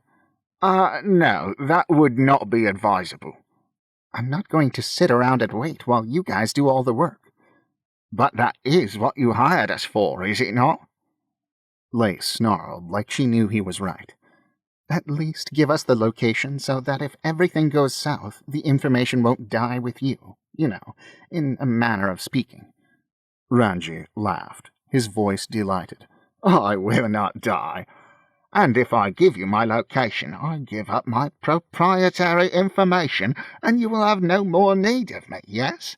This call is a courtesy, that's all. We will contact you when we have success." Lei screwed up her face, looking very much like she wanted to hurt him. I shared the sentiment. I wondered at the possibility of tracing his phone to find him, but I wasn't positive I had the skills. "Fine," she said at last. "Keep me posted." "Hey!" a voice yelled through the line before she could disconnect. "Is Cohen still with you?" It was Esteban. I looked to Lei for approval, and she shrugged. "Hey, Esteban, what's up?" I said. "Dude, man, we gotta talk. I've been calling and calling you, but your phone goes straight to voicemail. Do you have it turned off or something?" Lei wrinkled her nose, smiling apologetically. Yeah, something. It would be great to talk to Esteban, but I wasn't sure how to tell him what was going on without telling him what was going on. "I can't talk now, but I'll tell you everything as soon as I get home." Lei gave me a look that said, "Over my dead body," and I shook my head placatingly to assure her that, of course, I wouldn't tell anyone anything. "At least tell me about the girl, the one who hired us. Where did you meet her? 'cause she is way cooler than you, no offense, man. You're still on speakerphone, Esteban. She's standing right here. A pause. Hi. Lei shook her head but said nothing, a small smile on her lips. Hey, Esteban, I said softly. Are you on speakerphone? Another pause. Yeah? I sighed. Okay, just come through for us, okay? Always, man, always. Lei hung up and slid the phone into her back pocket. This is actually going to work.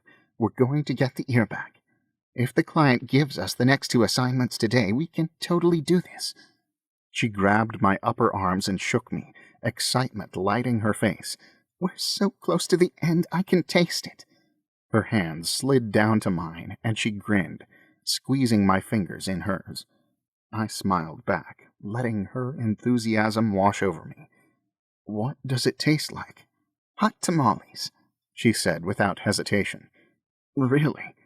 Yep, a whole mouthful. So many that my tongue is on fire and my teeth are red. She bounced her eyebrows up and down. A guffaw burst out of me, and her eyes crinkled up in delight. Warmth blossomed in my belly, a heat that spread to my chest and filled me up. This really was almost over. Ranji and Esteban would catch the diver, and we'd get the ear back, and maybe this insane job would wind down. By tomorrow night, I could be a regular, boring person who had a day job and slept when it was nighttime. And I could convince Lei to come with me to the Dark Wave launch, and maybe a matinee on Saturday, and back here to Grand's for dinner on Sunday night. Because there was something here, crackling between us like lightning in the night sky, and she felt it too. I was sure of it. She could say platonic all she wanted, but there was something here. I tugged gently on Lei's hands, pulling her just a little closer. Lei, listen. Hey, she cut in. How do you know this Esteban? He's the manager of my apartment building. He's a friend, but Lei... She pulled her hands away. What are the odds of that? You just happened to know one of the guys we hired when we needed help. Your mom lives in the building we need to get into. The tongue being sent to your apartment 3 times? The glee on her face morphed into a pensive mask. There are just too many coincidences. I laughed, trying to get back the moment we'd just had, but didn't know how. So we're going with cosmic design, then? She shook her head, not amused, then looked straight into my soul. And what was that about in there? What? I asked. That agonizing awkwardness when your grandma brought up cycling. I stepped back, running my hands over my face. This is not the heart-to-heart talk I wanted to have with her. Why did she always have to see everything? Is it because of the accident? She asked. Were you injured that badly? Because you seem fine to me, as fine as can be expected. I caught her smirk, but couldn't react the way she wanted me to. I looked away, eyes sweeping sightlessly across the family photos on the far wall. I wasn't the one in the accident. I choked. I still couldn't quite bring myself to meet her eyes. That look she'd given me earlier, that was the one I wanted, not the one she would give me after this, the pity or the judgment. It was a boy named Peter. She paused, like she knew. Is he okay? I took a breath. In, out, in. He's dead. I looked up at her then, daring her, begging her to shower me with whatever emotion she wanted to, so I could get it over with. She didn't respond, just watched me, her eyes so big and bright, waiting for more. I sighed and gave in. I raced mountain bikes when I was younger. I actually got pretty good at it. Peter was only 12, just getting started, so earnest and dedicated. Sci-fi reminds me of him. All that energy and optimism. I kind of took him under my wing. I swallowed with effort. Like a mentor. I never talked about this. Hadn't talked about it in ages. Didn't want to talk about it now. But I wanted her to trust me. Needed her to trust me. And if I shut down now, she never would. I started pacing as memories from the past flooded through the doorway I'd opened in my mind. I felt like I was making a difference. The kids looked up to me. I was helping. I liked being the guy with all the answers. I chewed on my cheek, trying to get a hold of myself. And then the committee finally let me plan my own race. It was all sanctioned and sponsored, and it was going to be amazing. But I sat down on the bed, trying not to rumple the comforter. There was an accident. And I know, it's mountain biking. There are accidents all the time. It's part of the deal. But this one was really bad. Half of the kids ended up in the hospital. Peter didn't make it. I cleared my throat, soldiering on. I was only 17. I was too young. I didn't know enough to do the job properly. In my excitement, I rushed through it. I didn't sufficiently examine the soil quality on the route I had chosen. It was compromised, unsafe to ride on. I swallowed, trying to hold it in, push it down, will it away. If I had planned more thoroughly, considered every variable, taken my time, and prepared as much as necessary, he would still be alive. In a soft voice, like she knew she shouldn't but couldn't help herself, Lay said, "You don't know that." That's what everyone always said. It could have happened to anyone, even the most experienced of us. But it didn't. It happened to me, and I could have prevented it. I was certain. I could feel it in my bones. None of us should have been racing at all. What a pointless, dangerous way to spend our time. We were practically begging for trouble. She sat down on the bed facing me, legs crisscrossed in front of her. Then she slowly reached out and put both her hands on my chest, right over my heart, like she was holding it in place. "I'm so sorry." I swallowed, placing one of my hands over hers. "Yeah, well, I haven't ridden a bike since. It's just too dangerous. There are too many unknowns, too many unnecessary risks. Best to keep both feet on the ground, literally and figuratively." I smiled in a way that didn't feel sincere, and her dark eyes stared into mine, not with pity or shame or judgment, but like she saw me, understood me. Suddenly she leaned forward and planted her lips on mine. My brain lit up in surprise, and the rest of me lit up in 100 other ways. Her lips were hot and salty from the food we'd just eaten, and she smelled like rain and lavender and 3-in-1 oil. I reached to pull her closer, but suddenly she was gone, and the kiss was over. It had barely even begun. Lay blinked like she was getting her bearings and then smiled. A smile filled with so much sadness it nearly broke my heart. "Thank you for telling me," she whispered. Then she wrapped her arms around herself like a straitjacket and walked out, shutting the door behind her. Oh, sweet morning sunshine, was that a pity kiss? It was good, as pity kisses went, but then I didn't think I'd ever been kissed out of pity before. I flopped back onto the bed, exhaling loudly. I wasn't sure how she felt about me, but for my part, I was a total goner. Chapter 24. I expected Lay to be awkward or aloof, but when I ventured back out of the guest room, she was all smiles and warmth. I gave her space to talk to her family and fill them in on the conversation with Ranji, but my gaze was drawn toward her like a magnet. Each time my eyes found her, she was already looking my way. I scrubbed another plate and handed it to Gran to dry. She took it, watching me knowingly. I hated when she looked at me like that. I ignored her, but the expression on her face pushed at me, prodding, forcing me to reveal all my secrets. "So," she finally said, taking the plate I handed her, voice unusually casual, "Lay seems lovely." I looked at her in surprise. I thought she was going to demand an explanation for the psychic premonition that led us here. I laughed softly. "She is. Do you think I'm likely to see her again?" I dipped the brush into the cup in my hand, swirling it around and around and around to remove any evidence of previous use. "I hope so, Gran." She smiled, taking the cup. "I hope so, too. All of them, really.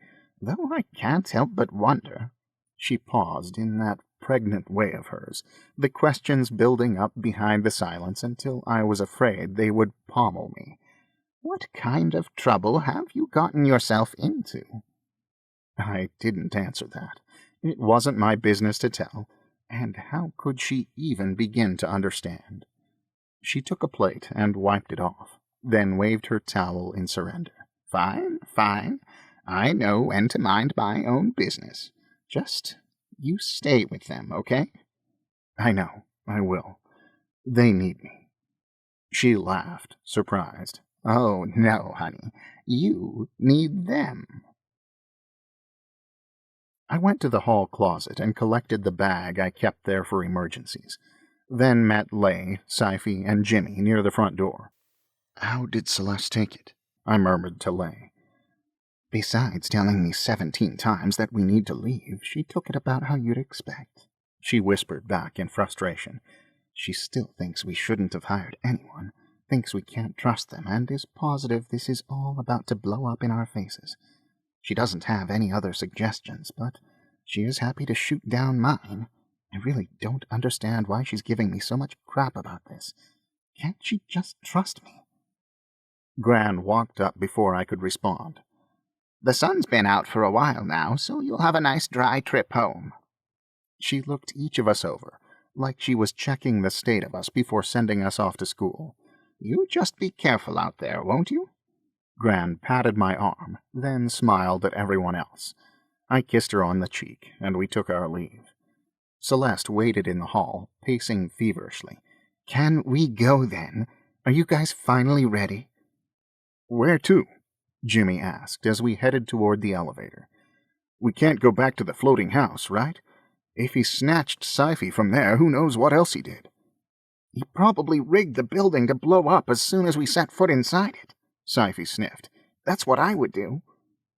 I thought that seemed pretty unlikely, but Lay shrugged, and her eyes flicked to Celeste, who exhaled in irritation. "How about my place?" I offered.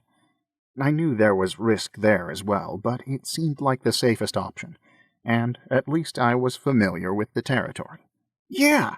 Sci-fi yelled, but Lay cut him off. "No, we have taken advantage of the Hoard family hospitality enough for one day." "It's fine," I insisted. "I'll be able to keep us safe there." Lay looked like she was considering it, but then shook her head. "No, we've got to keep our personal lives out of this as much as possible. Between the client and the diver, it just seems like taking things too far. Better not." It was hard to argue with her when she was being so cautious and reasonable, so I didn't press it further. "How about a motel?" I suggested. "One of those questionable types which don't require ID." I didn't like it, but they usually had very few cameras, and we could come and go without any record of it. Lay smiled crookedly at me. "As much as I love a good seedy motel, we'd still have to pay for it. A credit card would be too easy to track, and we don't have that kind of cash." "I've got enough." I patted the satchel I always kept at Gran's house. It made me feel a bit like Indiana Jones, which in turn made me feel slightly invincible. That must have been why the seedy motel option didn't bother me as much as it should have. Celeste lowered an eyebrow at me like I was being thick. "You have enough cash for all of us to stay in some crap motel?" "Of course." "How?" Celeste asked. "Did you steal it from your grandma?" "Excuse me?" I asked, insulted. "Who keeps that much cash handy?" Lay asked. I thought the answer to that was rather obvious and spread my hands wide in response. "Why, though?" Jimmy asked. "What if you lose your bag?" "I never lose my bag, and the rule of thumb is don't carry around more than you can stand to lose." At their incredulous looks, I said slowly, "I like to be prepared." Sci-fi reached for my bag. "Can I see it?" Lay waved him off. "Stop it. Okay, yes, Cohen continues to surprise, but no, I don't think we should go to a motel." "How about the warehouse?" Sci-fi asked. I nodded. I'd left my briefcase there anyway. The fact that I hadn't thought about it in so long was incredible to me. I was going to need that back eventually. Jimmy scratched his forehead, considering. "Do you think the diver knows about the warehouse?" "He does," Celeste said, and everyone looked at her in surprise. "Of course he does. He's known about everything else. We have to assume he knows about the warehouse, too. Let's just go back to the floating house. I need my laptop. All our stuff is there. Going back there makes the most sense." Lay considered, chewing on her cheek. "I don't know. He could be there waiting for us.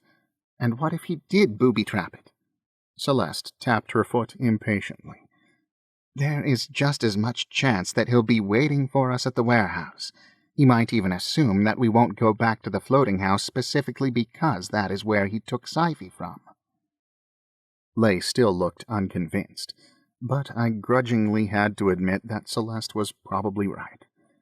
I straightened my bag, shifting its weight on my shoulder. Either way, we'll have to keep our guard up, but at least the floating house is small, which will make it more defensible. It probably is the best option at this point, if you're sure you don't want to come to my place. Lay eyed me, then nodded, deciding. "Okay, sounds good. Let's go." "Great," Celeste snapped. "Thank goodness you'll listen to Cohen." She turned and marched toward the elevator without a backward glance. We trailed after her, Lay sighing and rubbing her temple. "Well, I'm glad we're going back to the floating house," Sci-fi said, "because I left my other shoes there. These ones keep falling off and they're really uncomfortable." Just to be on the safe side, Jimmy led us on a route that avoided any cameras, and we kept our hoods up. We took the train back to Portland, and I tried to be alert and keep my eye out for the diver. Lay, on the other hand, seemed perfectly at ease. One knee propped on the seat in front of us, the other flopped lazily against mine. I rested my hand on her knee, as she talked sleepily about nursing school and her plans once her parents were out of prison. She grew quiet, and I worried that the topic had upset her again. But then her head fell against my shoulder. I looked down to find her eyes closed, her mouth open slightly, breathing softly. I held as still as I could and tried to think comfortable thoughts so that she could get some rest. Chapter 25. "Are you paying rent on that mannequin warehouse?" I asked as we walked back to the floating house. They hadn't been back to the office since I'd gotten there, and the warehouse was way more space than they needed, so I hoped they weren't locked into any kind of long-term commitment. Lay laughed. "No, we have an arrangement with the owner. He owns a bunch of buildings across the city. We find him all of the Holly Hobby figurines we can, and he lets us use the office and warehouse whenever we need it. We had just found an estate sale full of them the day you got here, so we're paid up for a while. The office serves as a place to meet with clients who want privacy." The minute we arrived at the floating house, Celeste parked herself in front of her laptop, typing away like mad. Sci-fi prepared several booby traps wherein any intruders would get kicked in the face with fiberglass feet he had pilfered from the warehouse. Jimmy set up a rotation for guard duty so we could all get a little rest, insisting on taking the first watch himself. I was sure that I was too wired to be able to sleep, but when I lay down on the cot Jimmy offered me, my eyes instantly started to droop. It felt like only moments later when voices intruded on my nap, first as a murmur, then louder and louder, until my eyes slid back open of their own accord. I don't actually need your permission, you know. Celeste's voice from the kitchen was angry, and she sounded like it was all she could do to keep from screaming. You're not my mom. You're not anyone's mom, in case you've forgotten. It's not like I want to be in charge, Lay hissed. You are more than welcome to pitch in any time, but it seems like you'd rather complain than help out. I sat up, rubbing the sleep from my eyes. Jimmy sat on the floor, rifling through a box of moldy fabric. He looked at me and raised his eyebrows in a way that felt significant. He looked exhausted. We were all exhausted. How long had they all been pushing themselves this way? Sci-fi shuffled down the stairs as the fighting continued, slumping glumly onto the couch next to me. Celeste laughed bitterly. Pitch in, really, like how? Sharing some of my brilliant ideas that you'll ignore.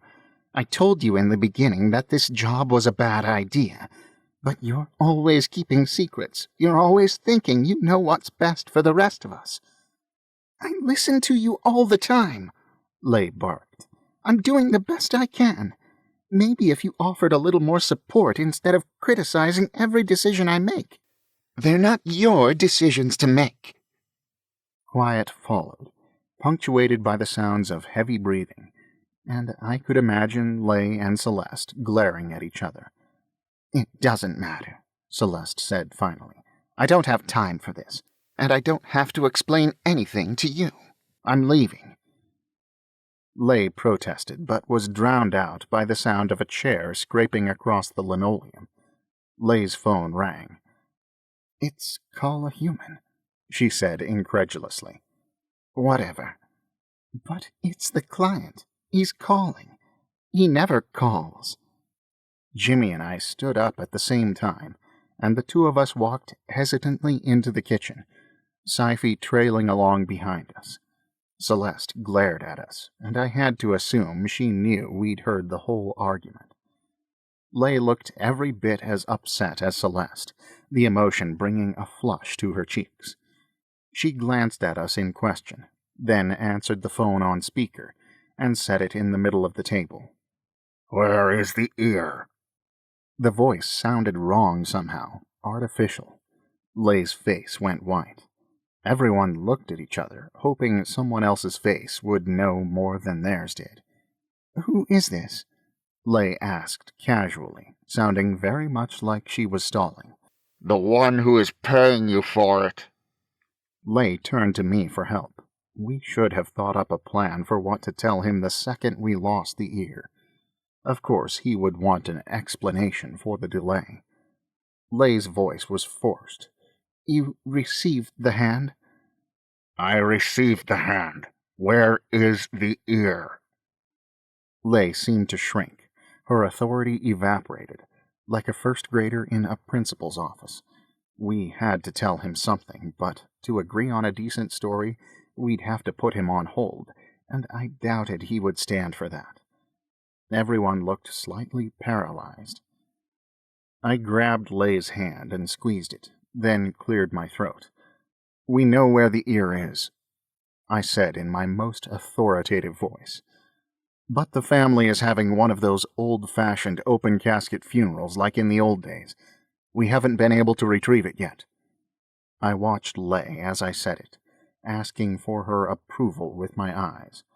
She shrugged, as though she'd come up with nothing better. He could probably find out if it was true or not, but perhaps this would buy us the time we needed. There was silence, a long one. Had we been disconnected? I hoped so. Then we could put this conversation off for a little bit longer while we got our story straight. Finally, the phone crackled, like he was rubbing the receiver with a paper towel. I don't believe we've been introduced. I looked around, unsure how to proceed. Lay's eyebrows dropped in confusion. She looked at Jimmy and Celeste in question. But Celeste still looked every bit as angry as she had before. Jimmy shook his head helplessly. That's Cohen, Sci-fi said loudly, looking at Lay like she'd lost her mind. The one you sent to help us. More silence. This client of theirs wasn't the chattiest lunatic in the world. Of course, the voice on the other end of the line eventually said. Cohen Hoard, of course. The phone crackled again. Get me the ear. Watch for my message. I will send you your final 2 assignments now. The line went dead. Lei exhaled, hands trembling. She was pale and faint, like she was one sudden move from vomiting all over the kitchen table. I thought we were dead. I thought that was the end. She leaned back in her chair and closed her eyes. But it's almost over. We're almost done. As soon as she finished speaking, the ding of an arriving message sounded, but it wasn't Lei's phone. It's mine. Sci-fi was looking at his phone. He sent it to me this time. Celeste still stood near the door like she hadn't quite decided whether she was leaving or not. Well, Lei said. And? Hang on. He put it in a picture this time. Looks like a bunny, I think. It's still uploading. Be patient. And? Lei said, not sounding the least bit patient. It's a tongue. Get out. Do you think we've got the right one? A smile spread across Lei's face. Oh, wow. It must be. I don't understand it, but I absolutely accept it. Name. We need a name to verify it. Somebody named Farley. Just the one name, like they're a movie star or something. Good enough, Lei said. Celeste, will you look up the serial number and see if we've got the right one? She shifted back and forth from foot to foot, like she was raring to go. Okay, lay it on us. What's the other one? Sci-fi scrolled some more. It's an eyeball. The left eyeball. Ugh, of course it is, Jimmy said. Okay, but whose? Lei asked. We can't go find it until we know who it belongs to. Hang on. Sci-fi held up his hands. His fingers splayed like he was shushing a baby. Lei tapped her toe. Jimmy tried to look over Sci-fi's shoulder, but Sci-fi kept pushing his face away. Seriously, Sci-fi, has your data been throttled? How can it be taking this long? It's up. Okay, the person's name is Cohen Hoard. Ha ha, Jimmy said. Lei rolled her eyes. Hilarious. She yanked the phone out of his hands so she could read it herself. Sci-fi's smile slowly fell, and he pointed at me. Wait, isn't that your name? My eyes met Lei's as she looked up from the screen. Her eyes were so wide they looked unreal. Jimmy turned back and forth between us, waiting for the punchline that wasn't coming. Maybe it was a joke, or some truly horrendous clerical error. Maybe we were all so tired that we were hallucinating, or misreading, or simply misunderstanding. What in the name of the broken weather would anyone want with my eyeball? Maybe it's a different Cohen Hoard. Sci-fi's voice was hopeful. That's a pretty common name, right? No, I said. I wanted to laugh, but everything about this felt very, very wrong. Yes, that's a good idea, Lei said, squeezing my arm as she stepped past me. Somebody look it up. There must be a Cohen Hoard that's recently died. He's never given us the name of a living person before. It makes no sense for him to start now. Unless this explains why the client sent him, Jimmy said softly. Celeste still hadn't moved, so Jimmy pulled out his phone and started poking at it. Lei wouldn't look at me, but stood behind Jimmy, reading over his shoulder. She finished reading, her tired eyes dark with concern. This has got to be some kind of mistake. Possibly even the same mistake that sent the tongue to you in the first place. Why would he want your eye? My left eye, I said. Who cares which eye? It makes no sense. Actually, I said slowly, as a few pieces of this puzzle started to click into place in my brain, in spite of the sleep deprivation. It might explain a lot. I had a cornea transplant 2 years ago. The faces around the room all shared a That isn't enough of an explanation. Look, in my left eye, I pointed at it for emphasis, sure that someone else would start to understand. That's funny since you aren't a donor, Sci-fi said with a laugh. I know, but that's beside the point. Oh no. Lei shook her head, face slightly green. What? Sci-fi and Jimmy demanded at the same time. I held my hands up like a plea. What if this isn't the only part that was donated? What if all the parts we're collecting were donated? Lei swallowed, looking small and frail. The hand. Bob Cobb's hand. It was ripped off by a monkey, remember? Don't look at me like that, Sci-fi. You heard what she said. The hand I cut off was not his original hand. It was a transplant. But why? Jimmy asked. That doesn't explain anything. Why would anyone want a bunch of donated parts when you can't even give these parts away? I shook my head. I don't know, but at least it gives us a connection, something that explains why these are the parts he wants. I have to go, Celeste said. Lei ignored her, looking at me. It's a good theory, but doesn't really help much. What are we supposed to do now? You're still using your eyes, I assume. Frequently, I said. Cohen should probably come with me, Celeste said. Can't we just call the client and tell him he made a mistake? Sci-fi asked. He must have entered the wrong name by accident, since Cohen just talked to him on the phone. I've done that before. Write the word I'm thinking of instead of the one I'm supposed to write. Jimmy shook his head. We can't. He hasn't answered the call a human number since he hired us. We don't know how to reach him. While Jimmy spoke, Celeste stood, grabbing a backpack from the floor near the table. She slid her laptop into it, pale eyes growing darker by the second. She walked up to me and stood, face only inches from mine. I need you to come with me, now. I met her eyes, startled. Why? You're still leaving? Lei asked. Where are you going? Celeste gripped her backpack, knuckles white. I can't tell you, and I don't have time to explain. Lei fisted her hands, shaking them angrily. And Cohen should just go with you, even though you won't tell us why or where, and you accuse me of keeping secrets. Can't you just trust me? Celeste pleaded, voice desperate. For once. Everyone started talking at once. Lei, voice full of emotion, couldn't believe that Celeste, of all people, would ask such a thing, while Jimmy jumped to Lei's defense, and Sci-fi insisted that he did trust Celeste, but that sometimes she was kind of scary. I watched her, trying to gauge what she would do, unsure how to proceed. Celeste cocked her head to the side and threw up her hands in defeat. Fine. Go ahead and ignore me, but I won't be able to guarantee your safety. She reached into her backpack and pulled out a gun, quickly ejected the magazine, checked the rounds, and slid it back into the gun. And now you're threatening us? Lei's voice rose several more decibels. Come on, Sci-fi yelled. I just said I trusted you. I stepped back, trying to put some distance between us without startling her. Whoa! I held up my hands so she could see where they were, my voice gentle.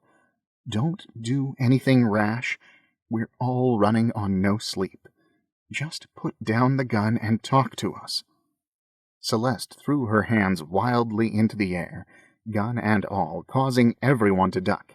I've tried talking to you. Apparently it takes a gun in my hand for anyone to listen to me. We're supposed to be a family, but you listen to Cohen more than me. She waved the gun my direction, then paused and looked at me, like she hadn't really noticed me before. This might all be your fault. She pointed the gun at me intentionally then, all the anger in her eyes and stance directed at me. I hadn't planned to shoot anyone, but shooting you would make me feel better. Everyone else started shouting again, trying to talk her down, trying to make her see reason. Celeste continued to stare at me, her cheeks flushed with more color than I'd ever seen them. The client wants Cohen's eye, she said deliberately. We give him Cohen's eye. Lay laughed, a hollow sound. Cohen's right. We're all tired. You're acting insane. The barrel of the gun was aimed at my chest. Such a small amount of metal and gunpowder. Yet I could feel the power of it, the possibility, the potential for destruction. How had things escalated so quickly? Celeste held the gun like she was completely comfortable with it, her hands steady and sure. Come with me. We're leaving now. I kept my face calm, my posture impassive. I had to talk her down before someone got hurt. Celeste, I said, come on. This isn't you. Her eyes narrowed to slits, her mouth a line of wrath. You don't know me. But I do, Lay said. He's right. This isn't you. Put the gun down so we can come up with a plan. Her voice sounded calm, all things considered. It would work. Celeste would listen. She had to. New plan, Celeste whispered. She pulled the trigger. Chapter 26. I dodged, but Lay was already moving, diving in front of the gun. The bullet ripped through Lay's shoulder before I understood what was happening. No! Celeste screamed, staring at Lay, eyes wide as the sun. No, no, no, no, no! Lay stumbled back into me, and I caught her as she collapsed, Sci-fi and Jimmy yelling and rushing to her side.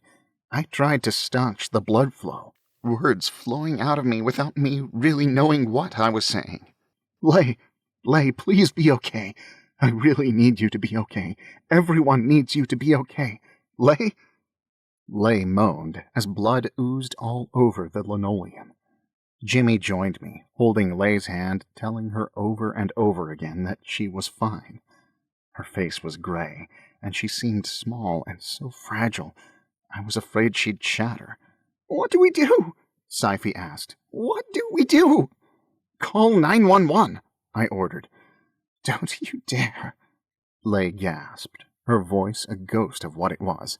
There's a med kit in the bathroom. Sci-fi looked like he wanted to attack Celeste, but snarled and took off for the bathroom at a run. Celeste watched us, shaking her head, face paler than it had ever been, repeating the word no under her breath, like it could rewrite the last few minutes. Jimmy took out his phone, dialing with bloody fingers, his other hand still pressed to her shoulder. Jimmy, don't, Lay whispered, soft enough that I could barely hear her, and then her eyes fluttered closed. No! Celeste cried again, pointing her gun at Lay this time. Will you put that gun away? I yelled as I held my fingers to Lay's neck, checking for a pulse. What are you going to do? Threaten the bullet back out of her body? Lay's pulse was faint, but steady, and I looked up at Celeste. She's going to be okay. I think this is more than a med kit can handle, but I'm sure the ambulance will be here soon. Jimmy had been talking to the 911 operator through all this, and he nodded in confirmation, still holding the phone to his ear. I think they'll take her to OHSU Hospital, since it's the closest. Celeste's eyes widened further at the mention of the ambulance. Then she aimed the gun at my head. You have to come with me right now. She was shaking, and so pale she was nearly invisible. But the gun in her hand didn't move. She grabbed the insulated box with the tongue in it from the fridge, then closed the distance between us, gray eyes shining, pale hair tangled around her face. She was slight and wispy, but the hand she clamped on my upper arm was like a vice. Get up, Cohen, Celeste said, voice thick with emotion. I will shoot her again. We have to go now. Sci-fi ran back in with the med kit and started pulling everything out of it. I met Jimmy's gaze, and he nodded, though his eyes were wide with fright. I spoke to him, my voice calm and confident. Use the gauze from the med kit and apply steady, direct pressure. Press harder than you think you should. The quicker you can get her blood to clot, the less blood she'll lose." He nodded again, and Sci-fi passed him the gauze. I moved my hands from Lay's shoulder, and Jimmy took over, pressing the gauze against her shoulder, expression determined. "She'll be okay," I assured him. I didn't want to go. My fingers had left blood on Lay's neck, and I wiped it off with my sleeve.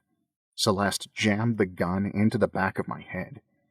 I stumbled to my feet as she dragged me outside and over to a car half buried in vines. She pushed the vines aside with the gun, then she opened the driver's side door, for me. The kindness of the gesture while she still had the gun pointed at me almost made me laugh. "I don't think this car runs." "Well, you're wrong, as usual." "What if I refuse to drive?" "Then I'll shoot you in the leg and make you drive anyway. I already shot my sister. Might as well shoot you too." I growled, but climbed into the car, feeling impotent, weak, angry. Lay was bleeding out on the floor, and I was driving off to who knew where. Celeste slid into the passenger seat next to me. The car smelled old and damp, left too long with no fresh air or butts across its upholstery, and there was no way it was equipped with autosave. Maybe the car wouldn't start. Maybe all of her evil plans would fall apart because this old car had been neglected and left to rot, and Celeste could go screw herself. The keys were in the ignition. She pressed the nose of the gun into my ribs. I turned the key, and the engine turned over, sputtering and chugging like it couldn't quite remember how to be a car, but then roared to life, idling loudly. "Drive. I'll tell you where to go." Cursing this old, reliable jalopy, I backed out over vines, weeds, and flowers. The siren of an approaching ambulance filled the space we left behind as we drove away. Celeste led me deeper through the old, sad, neglected part of Portland. Trees grew straight up through the middle of some buildings, vines snaked down fire escapes, bright exotic flowers grew through cracks in the sidewalk. "Where are we going?" I asked, forcing joviality into my words. She jammed the gun a little harder into my ribs in case I'd forgotten that it was there. "Does it matter?" "Just curious, since I may be driving to my death and all. I tend to get curious when my life is on the line, just a little quirk of mine." She sniffed, relaxing a little. "Calm down. You're not going to die. Much. Now shut up, please. If I have to listen to you talk any more, I will shoot you just to have some quiet." She pulled out her phone.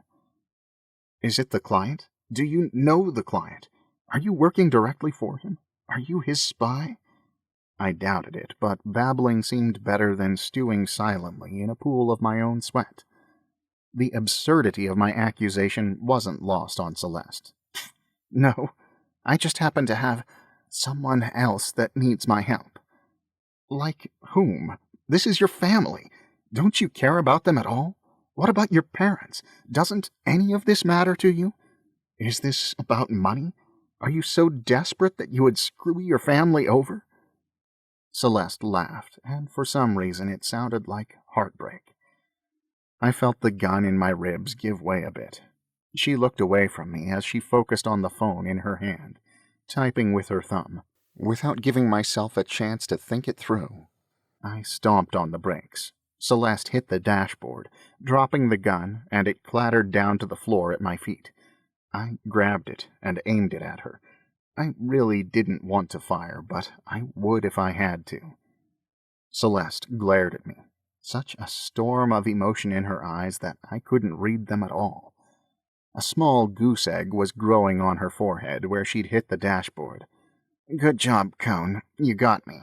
Now you can shoot me and put us all out of our misery." She waited, like she really expected me to shoot. Like she was ready for it. "I don't want to shoot you," I huffed. "Just get out of the car." She didn't move. "Get out!" I waved the gun in her face. "Now!" She still didn't move, face tight, breathing heavily. "I'm not actually the monster you think I am. I know you won't believe me, but I'm trying to protect them." I snorted. I couldn't help myself. You shot Lay. I hate to break it to you, but that isn't how you protect people. She snorted back, but there was no mirth in it. You don't know anything about protecting people. You've lived your whole life in your sheltered little bubble with your loving grandma and your safe job. For some of us, protecting the people we care about isn't as black and white as it is for you. She pinched her lips together and closed her eyes. You have the gun now, she went on. That means you're the one in charge. That should make you happy. Just drive, okay? Lay is on her way to the hospital. Please, we're running out of time. For what? I pleaded. She turned away, staring out the windshield past the vines and the dilapidated buildings into the distance. I told myself that Lay would be okay. She would be okay. She was probably being loaded into the ambulance at this very moment. I stared at Celeste, trying to see past her bravado and anger and figure out what she was up to, but was just as confused by her as I had always been. I really knew almost nothing about her. True, once she'd deemed me harmless. She hadn't given me much of a chance, but had I given her one either, shootings notwithstanding? Good Grundy, was I really considering going with her? Cohen Hoard from last week would have punched me in the head to try to get it back on straight. But I had no idea what was best anymore. And something about Celeste's face and posture was getting to me. Something was up, and I wasn't sure she could handle it on her own. She wasn't sure she could handle it on her own. Resigning myself to my own stupidity, I nodded, and dropped the gun into the pocket of the door. Celeste looked at it longingly, then pointed forward out the windshield, and I drove. Celeste directed me through abandoned neighborhoods and then neighborhoods where all the houses were built on stilts, and kids played on swings that hung from ropes strung across the streets. We finally drove through the archway into Old Town Chinatown.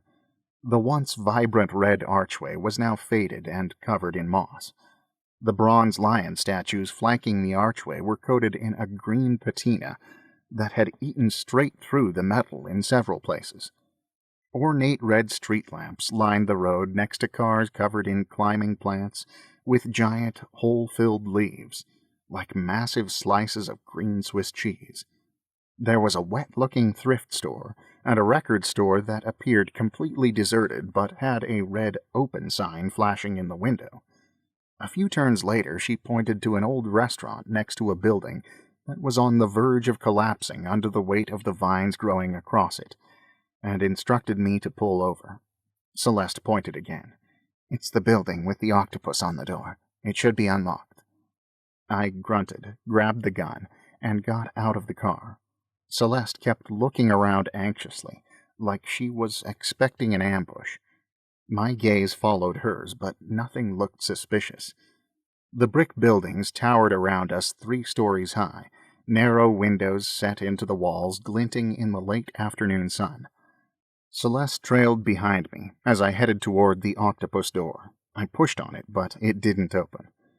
Celeste tisked. Don't baby it. It just sticks sometimes. You gotta put your back into it. I pushed again, harder this time, and felt the door give slightly, so I planted my feet and shoved with all my might.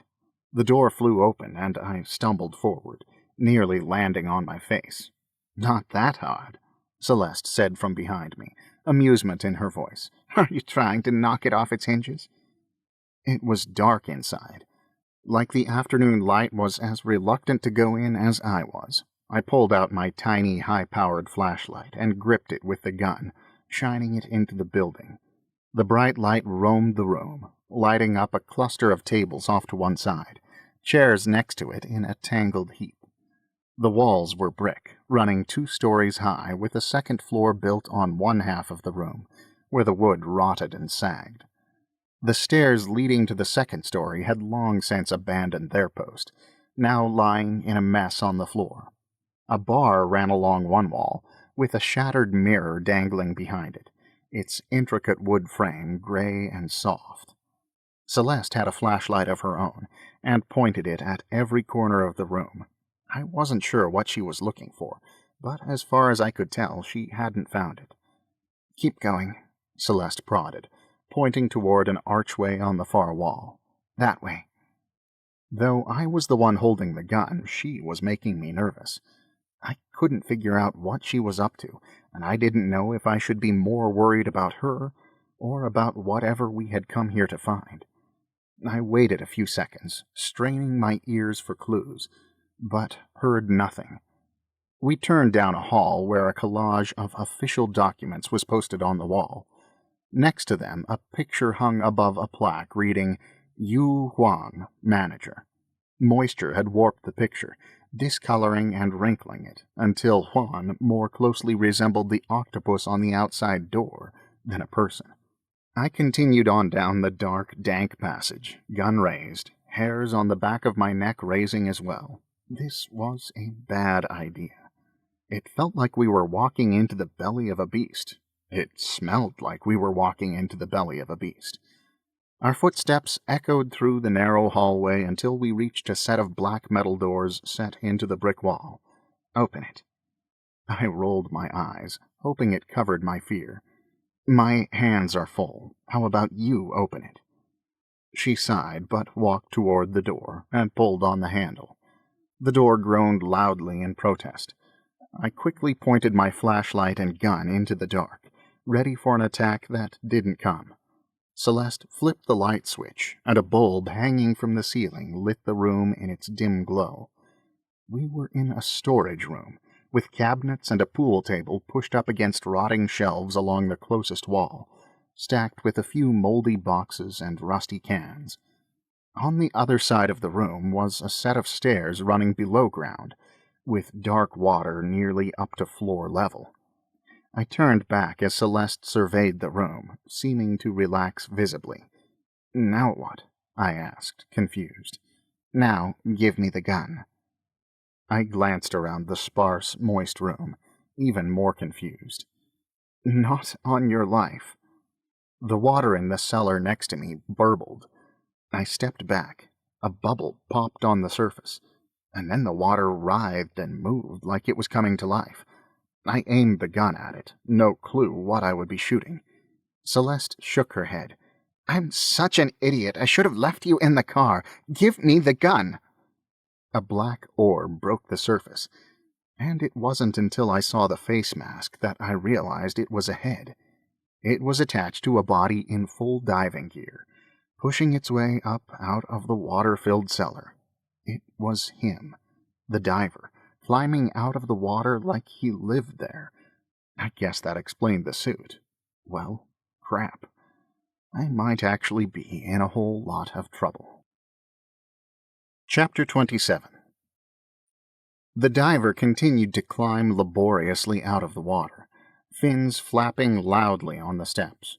So Celeste was in full betrayal mode?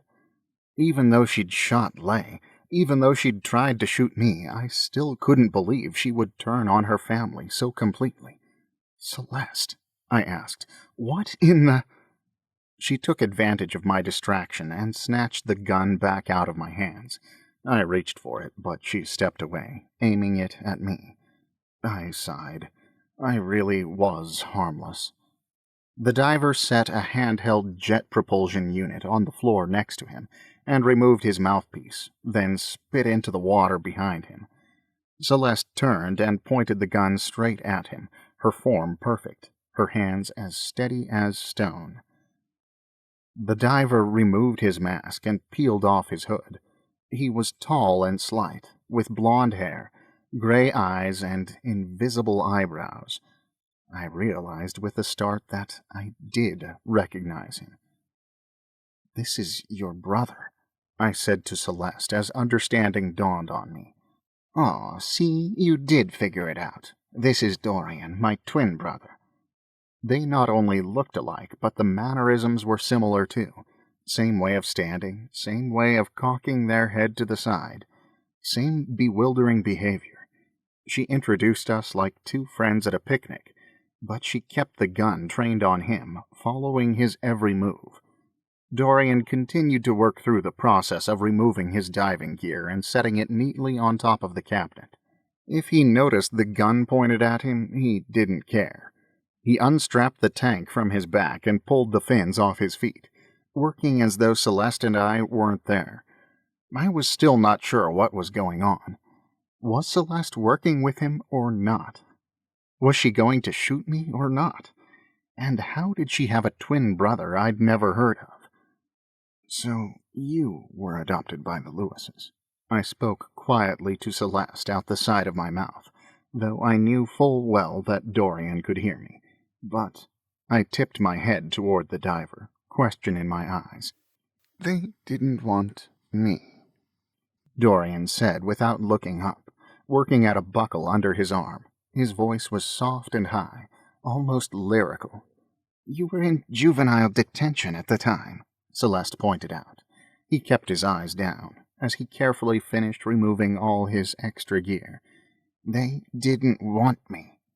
She didn't press it, and didn't move the gun, still pointing at her brother, never taking her eyes off him, even while she spoke to me. "It was a complicated situation. We'd been in and out of foster care for years. Our mother was not nurturing." She swallowed when she said it, like the words were a painful substitute for the truth. Dorian shot her. She was so matter-of-fact, and the truth was so horrid I wasn't sure I wanted to know after all. Tried to shoot her. But he missed and hit me. I went to the hospital, and he went to juvie. Our mother washed her hands of us forever. Her face was blank, empty, bare. The Lewises took me in, but when Dorian finally got out of juvenile detention, they said it was, well, things were complicated. She finished lamely, like no words would suffice. There was so much conflict in her eyes. The gratitude to the people who had provided her with a home and family, swirling around the bitterness at being separated from her brother. "Celeste, I'm so sorry." She raised an eyebrow at me, like that was the wrong thing to say. I decided to change the subject. "Was he just hanging out in the cellar, waiting for us so that he could make a grand entrance?" "It's not a cellar." "Then what is it?" Dorian looked at me for the first time, and his mouth spread into a smile, like a stain across his pale face. "It's a passage." My chin dropped, dumbfounded. "The Shanghai tunnels? Are you serious? I thought they were impassable, mostly blocked off." That smear across his face widened ever so slightly. "They were, but now I can use them to get anywhere in Old Town, with direct access to the Willamette, like my own private highway." With his foot he prodded the small jet he'd set on the floor with affection. He finished removing all the diving equipment, and stood before us in his black wetsuit. "Okay," Dorian said quietly, and turned on Celeste. "You told me I was on my own, so why are you here?" Celeste shrugged, the gun still aimed at Dorian's chest. "Just came to say hello. You seem so determined to keep tabs on me, I wanted to make it easy on you. I figured if I came to you, you could leave the others out of this. Why are you taking the body parts?" Dorian sneered. "You didn't want to help me on my job, so I thought I'd try something else. If you and your little friends can collect body parts, why can't I?"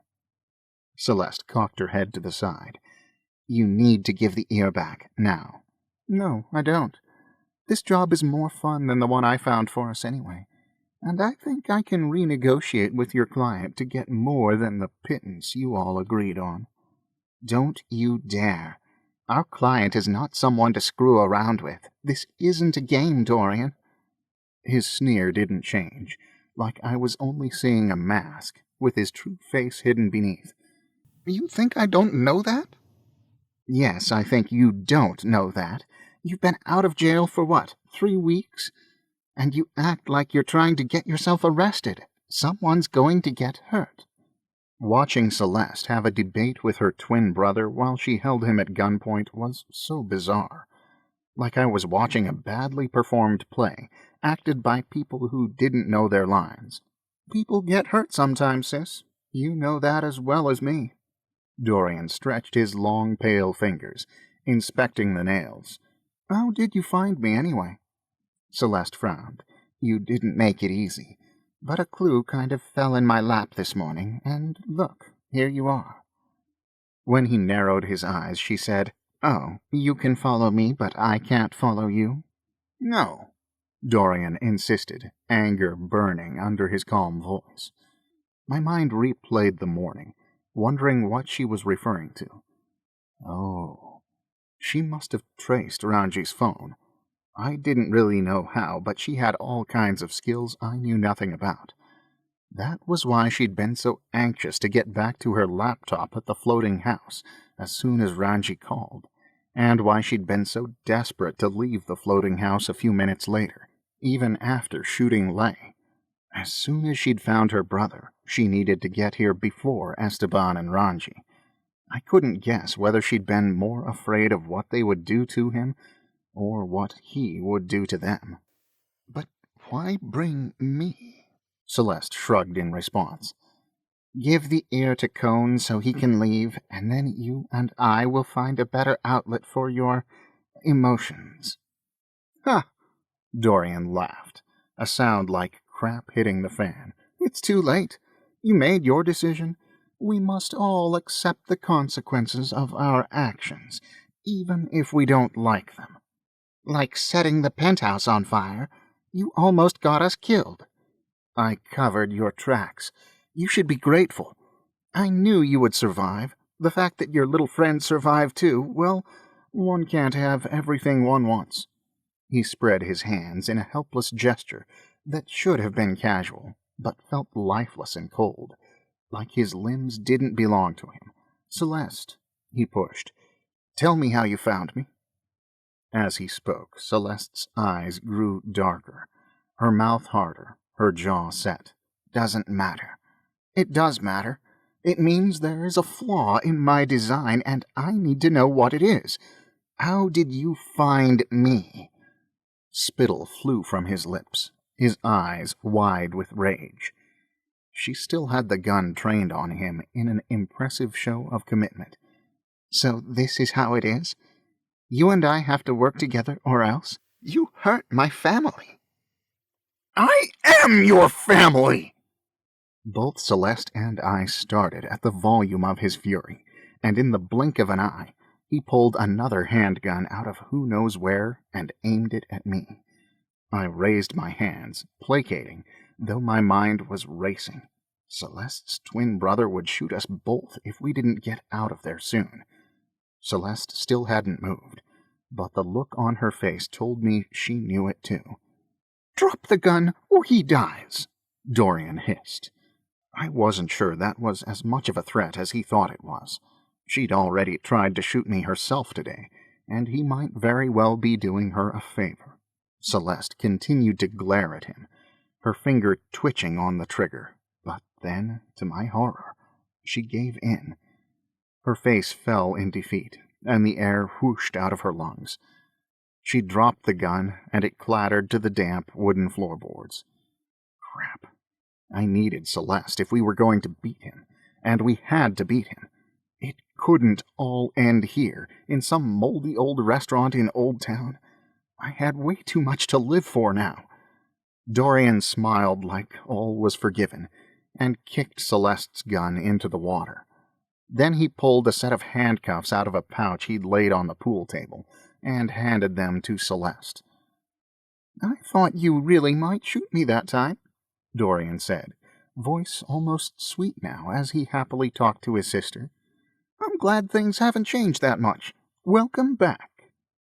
I watched this interchange with a disconnected fascination, like I was someone else. Celeste took the handcuffs and walked toward me, eyes on the ground. I wanted to grab her and shake her. All her swagger, all her confidence had withered away in the hungry shadow of her demented brother, and it was freaking me out. I considered tackling him again, but I had no doubt he would shoot me the second I moved. Celeste, I implored, he's manipulating you. You don't have to do this. You're stronger than him." Dorian laughed. "He needs me," she breathed without looking up. "I'm the only one that can protect him." She threaded the handcuffs through the door pulls on the tall metal cabinet behind me, then wrapped a cuff around each of my wrists, tightening them painfully. I let her do it, even while my mind raced, looking for a way out that wouldn't get either of us killed.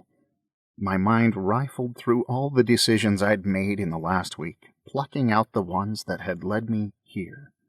Dorian's smile deepened, and he pulled Celeste away from me. "Why did you bring the goon?" he asked with a curious cock of his head. Celeste looked at me, mouth tight. Was she going to tell him about my eye? Was I about to have my eyeball ripped out of my head? She shrugged and turned away. "Just in case." Well, I don't think we need him." Celeste lunged at Dorian as he pulled the trigger. The report blasted through the enclosed space like a grenade going off, and the bullet ripped through the skin at my side. I lurched back, crashing into the cabinet as pain throbbed through me, thumping like fire across my skin. Blood and heat flowed from my side, soaking my shirt and pants. Celeste knocked the gun out of Dorian's hand, splashing it into the water. He looked at her in exasperation, like he'd been sure they were on the same page. "You shot me," I mumbled, stunned. "First your sister, then you. Wasn't the rock to the head enough?" I was really starting to dislike these twins. If I didn't get out of here soon, one of them would be the death of me. I ignored the pain in my side and yanked on the cabinet I was handcuffed to, hoping to rip the handles off and get out of there. I pulled with all my might, but instead of tearing off the handles, the whole cabinet toppled forward. I dropped to the floor as it slammed into the pool table, half on, half off, trapping me in the gap beneath. The hinges on one of the doors sheared off, and the door flopped open from the wrong side. It fell, creating a barrier between me and the rest of the room. Everything inside the cabinet slid off the shelves and landed in a heap on the floor. Great.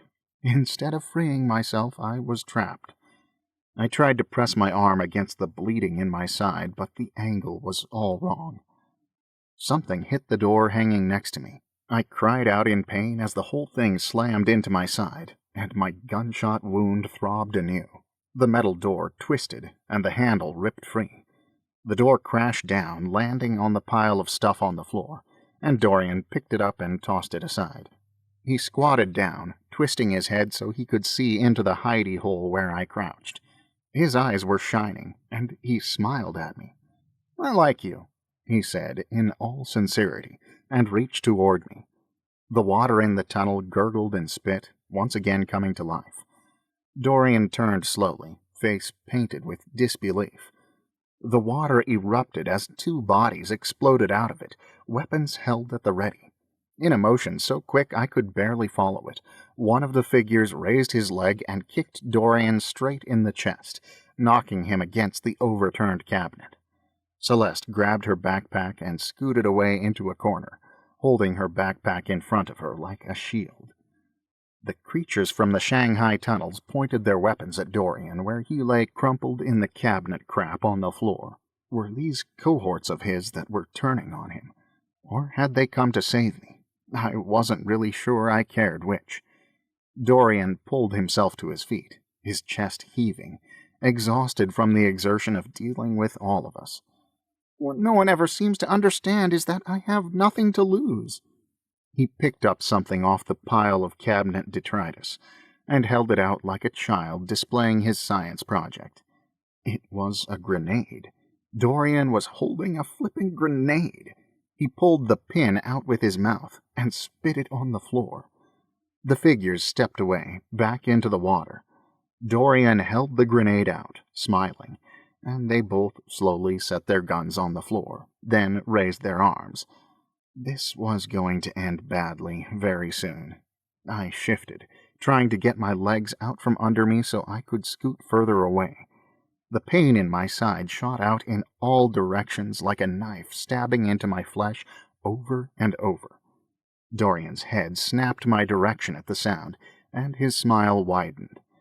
Now that he seemed to have us where he wanted us, Dorian relaxed visibly. He seemed perfectly content holding our lives in his hand. Celeste stood, and walked casually to her brother's side, like him waving a grenade around was an everyday occurrence. He glanced her way, nodding as though all disagreements between them were forgiven. "This location is compromised," he said to her. "Perhaps the entire tunnel system is compromised. We have to deal with this now." Celeste nodded, like it didn't matter much to her, and unscrewed the cap on a water bottle she'd pulled out of her backpack. She passed it to him, then slid the bag onto her back. Dorian took the water bottle and drank deeply, inspecting each of us in turn. Killing us was his only option. Even I could see that, but a bizarre part of my brain admired him for taking the time to think it over first. He passed the water bottle back to her, and raised his hand to explain his plan for our fate. "That water tastes weird," he said. Then his eyes rolled back in his head, his knees buckled, and he collapsed face first on the floor. Chapter 28. Celeste grabbed his hand as he went down, wrapping her fingers around his so that he wouldn't let go of the grenade, then carefully took it from him. She snagged the pin from where it had fallen near the tunnel opening, and slid it back into the grenade, then put the whole thing in her backpack. The figures in the water kept their hands up, facing Celeste, unsure if she was a threat. She stared at Dorian's prone form on the floor, then sank down on the wet wood floor near his head, tears running down her cheeks. His chest rose and fell. He was alive, but unconscious, just like I had been when she'd drugged me. The divers finally stepped the rest of the way out of the water, and removed their masks and hoods, revealing faces belonging to Ranji and Esteban. I sighed with relief, planning to tell Esteban that we both had some explaining to do. Running around with his pal collecting things like friends on a scavenger hunt was a far cry from the reality of full diving suits and tactical weapons, but I was suddenly too exhausted to speak or move. Maybe I should go to sleep. Just for a minute or two. Ranji inspected the room, casting concerned looks at Celeste from time to time, who was still crying over Dorian's unconscious body. Esteban flapped in his fins over to where I lay on the floor under the cabinet and reached for me. "Hey, Cohen. No offense, man, but you don't look so good." That was rude. I'd had kind of a rough day, and now Esteban was insulting me? He took about 1,000,000 years picking the lock on my cuffs, and then he hooked his hands under my arms and dragged me out from under the cabinet. My whole body screamed in protest, and I tried to tell him to knock it off, but moaned instead. "You're injured, too?" he tisked. "I'll let you out of my sight for a few days and see what happens." "Cohen makes a witty comeback," I mumbled. That would show him. I wasn't as out of it as he probably thought. Esteban laughed and removed his backpack. He pulled out a small bag as Ranji knelt next to him, looking me over. "I'm going to inspect your wound. Don't be alarmed," Ranji said. Honestly, I didn't even care. He could start singing show tunes and it wouldn't have made much difference to me. I wanted a nap, and right here seemed like the perfect place for it. Esteban rolled me gently back onto my side and carefully lifted my shirt. "Aye," Ranji hissed. No, don't be alarmed. It is not so bad. The bullet went straight through. Nothing that cannot be fixed. But hold very still, please, so that we can stitch you up. You can do it, yes?" I thought he was asking me to do it, which was just the last straw. On top of everything else, I also had to give myself stitches. Esteban pulled a few supplies out of his small bag. He dabbed at my side with something that felt like a 2x4 wrapped with barbed wire. "Ah!" "Sorry, dude, sorry." He jabbed me with something else, and the pain faded away to only a dull, stinging ache. Numbness spread out through my side, and my breathing finally slowed. I hadn't even realized I'd been breathing faster. I exhaled, but the tugging and digging in my side kept me from nodding off. I kept my eyes on Esteban's face. We'd been friends for 3 years. He was a building manager in Dayspring. He hung out with his buddies on the weekends. Nothing I knew about him jived with this man giving me stitches in an abandoned restaurant in Chinatown. "I thought you and Ranji played pool together," I rasped. My tongue was cement, and my throat was lined with sandpaper. The water from the tunnel was looking mighty tempting. Esteban grinned, then pulled out some gauze and laid it across my wound, taping it in place. Then, like he could read minds in addition to being an able-bodied field medic, he handed me a water bottle. "Drink, and take these. You'll need them for the pain." I popped the pills he handed me into my mouth and drank, guzzling the water down until I nearly choked, coughing and dripping all over myself. "Can you stand?" he asked. I breathed, taking stock of my physical situation, then nodded, shrugging as casually as I could manage. "Yeah, I mean, it was only a little bullet, right?" Ranji squatted next to Dorian and Celeste. "How long will he be out?" "It's hard to say," I grunted as Esteban helped me to my feet. I swayed, unsteady for a moment, but stayed upright. "But at least an hour, I would think." "Aye, excellent. This is the man you were looking for, no?" "Yeah," I said, eyeing Dorian with disgust and pity. "This is the guy." "Magnificent. I told you I always get my man. As you can see, that is true." I opened my mouth to ask about the diving gear and the passage through the tunnels, and more details on their whole collecting operation. But at the moment, I didn't care. Lei was injured, maybe worse. Hopefully she was in the hospital, hopefully recovering. But I had to go find out, and time was slipping away. "You held up your end of the bargain," I said to Ranji, "though I'm starting to think we can't afford you. And you saved me from hours spent in a pool of my own blood, so thank you. But I have to go." I held out my hand to shake his, and as I moved, my foot brushed a small shipping box, addressed to "Call a Human." I bent and picked it up. It looked just as it had when Dorian had stolen it from me. "Ah, the stolen item?" he asked. I nodded, staring at it. "Perfect," Ranji said, smiling in such a way that the scroll work shaved along his jawline changed shape. "Then it seems my services are no longer required. I will expect payment, of course, according to the terms of the contract."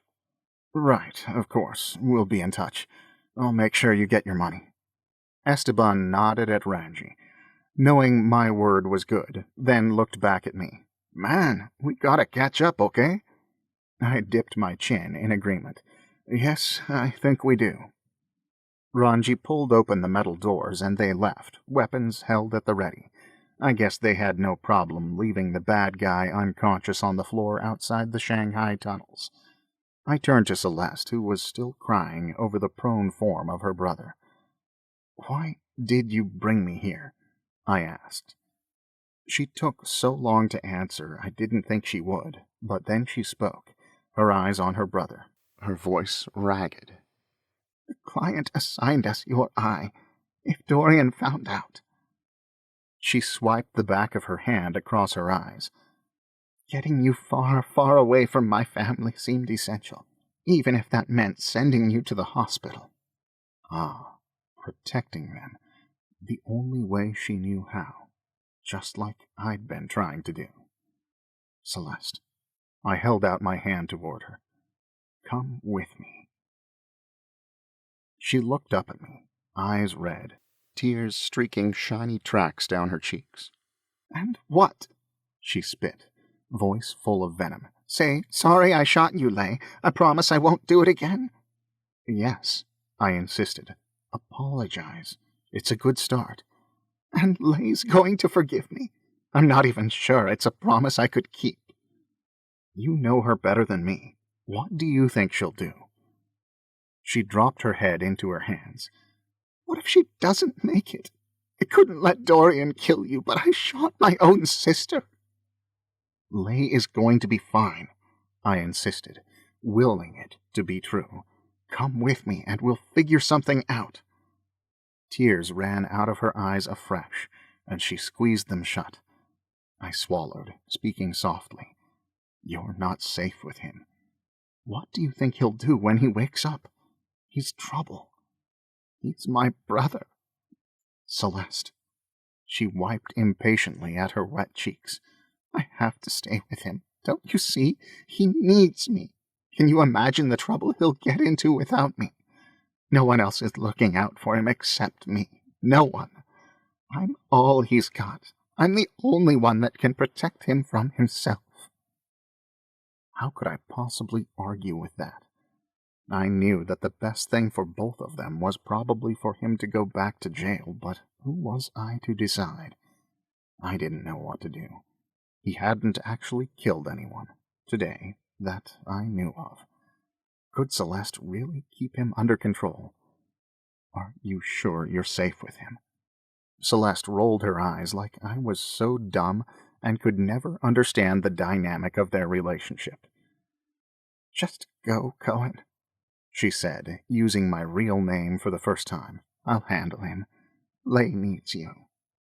I bit my cheek, knowing she was right, but also possibly very wrong. But perhaps this wasn't my fight. She growled at my indecision, then reached into her pocket, pulled out the car keys, and threw them at me. Then she pulled out the box with the tongue inside and threw that to me too. I caught it, surprised. Leave. Now. She gulped. So I did. The sun was setting when I pulled that reliable hunk of junk up to OHSU Hospital. I parked in the shadow of a humongous bay fig tree that took up half the parking lot, the asphalt buckling and breaking around its expansive buttress roots. I found a jacket in the back seat of the car that fit well enough to cover up the blood all over my shirt, and went inside. I asked at the front desk and was informed that Lay was indeed there and had just come out of surgery. Caesar met me at the door to her room, a tired smile on his face. I'm so glad you're here, my friend. I did not want her to wake up alone. I dipped my chin. I knew he had more right to be there than I did, working at the hospital and all, but I wasn't all that excited to see him again. He nodded into my silence, then answered the questions I didn't ask. She pulled through okay. Our Lay is a fighter. The bullet came out, but it was lodged in her shoulder blade. Very tricky. Of course he was a surgeon. I swallowed my ridiculous pride and jealousy. Okay, thank you. Really, I'm glad she had a friend looking out for her. He beamed and waved it off. I am only doing my job, but go in, sit. She won't be able to leave until tomorrow at least. Make yourself at home. I will have a nurse bring some jello. He clapped me on the arm and walked away, whistling. I closed the door behind me, grateful that Lay had a room to herself. She lay on the hospital bed with its back angled up, legs straight out in front of her. There were no tubes coming out of her mouth, just one in her arm. She was still pale, but the grayness had been replaced by just enough color to make her look okay, to make her look alive. Where were Jimmy and Sci-fi? Were they waiting somewhere else in the hospital? Or had they gone back to the floating house? Caesar probably knew, but it wasn't worth running after him. Knowing it was a huge breach of privacy, I found her duffel bag on a chair and pulled her phone out of it. It was nearly dead. There were calls from Jimmy and Sci-fi, and I tapped one of their numbers to call them back. It went straight to voicemail. I called the other, but got the same result. I committed both numbers to memory, so I could add them to my contacts as soon as I got another phone. I watched Lay, the gentle rise and fall of her chest. I brushed a hair off her forehead, then leaned over the railing on the bed, the dressing and tape tugging at the skin on my side, and pressed my lips to her forehead. A flash outside the window let me know that nighttime had arrived, and with it the storm. Sunlight peeking around the blinds shone directly in my face, and I forced my eyes open, grateful that it was finally morning. Sleeping in a hospital chair was like meditating inside a dryer, and the nurses had been in and out of the room so often that it had been a fitful night.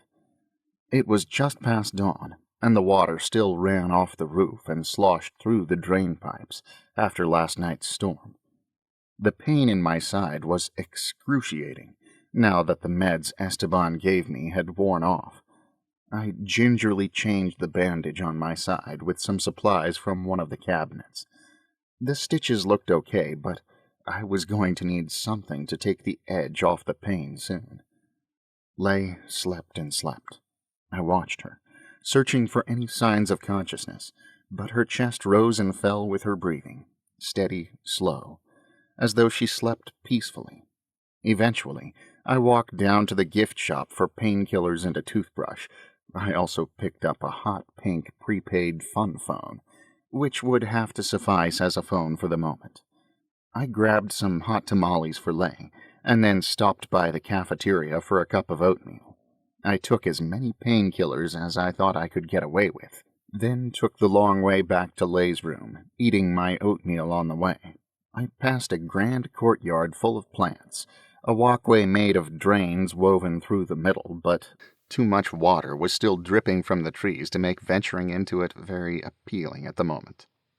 Lay was awake when I went back into her room, her gaze flitting around, as though trying to figure out where she was.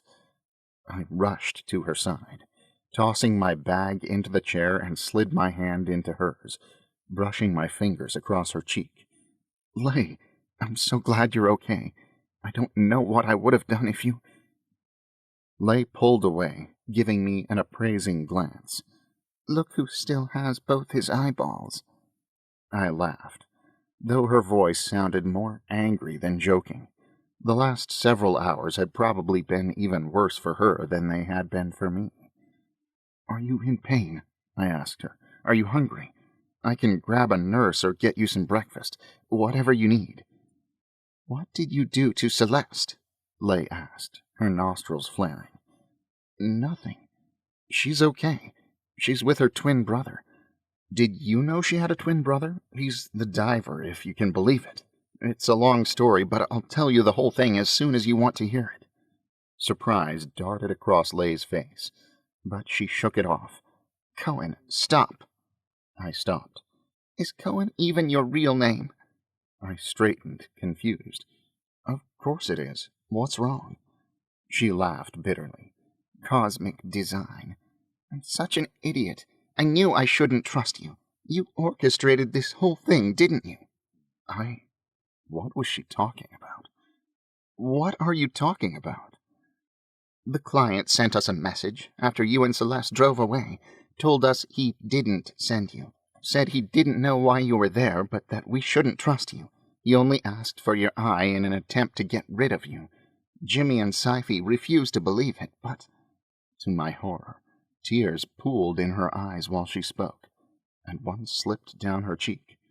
"Lay, no." I reached for her hand again, but she jerked away, then gasped in pain. "I was such an easy mark. You played me like a game of cards. That story about Peter was really good. How long have you been perfecting that one?" "He's lying," I argued. "I didn't orchestrate anything. I'm not working against you. I've been trying to help you from the beginning." "Tell me what you did to Celeste," she demanded. "Did you brainwash her, lobotomize her, drug her? Build a robot that looked just like her that was designed to do your bidding? Where is she?" I shook my head as she spoke. "She tried to shoot me, remember? The only reason she failed is because you risked your life to save me." My voice caught. "I tried to get her to come back with me, but she wouldn't. She gave me the tongue, though, and the ear. I got that, too. Maybe that'll convince the client that I'm not some imposter." I trailed off as Lay buried her face in her hands, her breathing erratic. Lay, please listen to me." I pressed, desperate for her to understand. "Everything I told you is true. I'm just a computer programmer. I don't know why I got that tongue in the mail. I didn't scheme to be a part of any of this. But now that I am, I just want to help. I want to stay. I want to be a part of your life. I want you. I hadn't declared my feelings for a woman so plainly since the Gretchen debacle in 8th grade. I stood in front of her, bare, vulnerable, heart pounding somewhere in the vicinity of my throat. She didn't look up, shoulders shaking slightly. I reached a hand toward her, then pulled it back, afraid it would only upset her further. This is not how this was supposed to go. She was supposed to be so happy to see me that... I didn't let myself finish the thought. I'd done it again, invented a relationship in my mind that wasn't based on reality. "Where are Jimmy and Sci-fi?" I asked as gently as I could, eager to change the subject. Her voice was muffled behind her hands, but I still caught the words. "They're gone." "What do you mean? Gone where?" She pulled her hands away then. Her face was wet with tears, her jaw tight. Her black eyes darker than ever, rimmed with red. "I don't know. They didn't tell me. I'm just their irresponsible sister who put them in a life-threatening situation. I'm an unfit guardian. Minors who don't have guardians are sent to foster care." I stepped back, shaken, running my hands over my shaggy hair. "We can fix this. I can help you fix this. We can talk to someone at DHS and get your lawyer involved. Maybe even the client. He's probably got all kinds of connections." She cupped her hands like she was strangling someone, looking at me with total, overwhelming exasperation. "Are you even listening to me? If your clever plan was to ruin my life, you succeeded. The client's first rule is no police involvement, so he fired us for breach of contract. And now he doesn't have to pay us anything. It's over. We're out. It's done." Her voice caught, like she was choking back a sob. "My whole family is gone, so I don't even care who you really are. There's nothing left for you to help with. There's nothing left for you to ruin. It's over." My legs buckled, and I collapsed into the chair. "No," I said, refusing to accept what she was telling me. "There has to be a way." "Hoard!" She cut me off, wincing in pain. "Stop. It's time for you to go." But we... "No," she whispered. "There's no we. You were right all along. I risked too much. I took too many chances. I jeopardized everything to put my family back together, and all I succeeded in doing was ripping it apart. I'm smart enough to know when I'm beat." I couldn't leave her like this. She'd just been shot by her sister.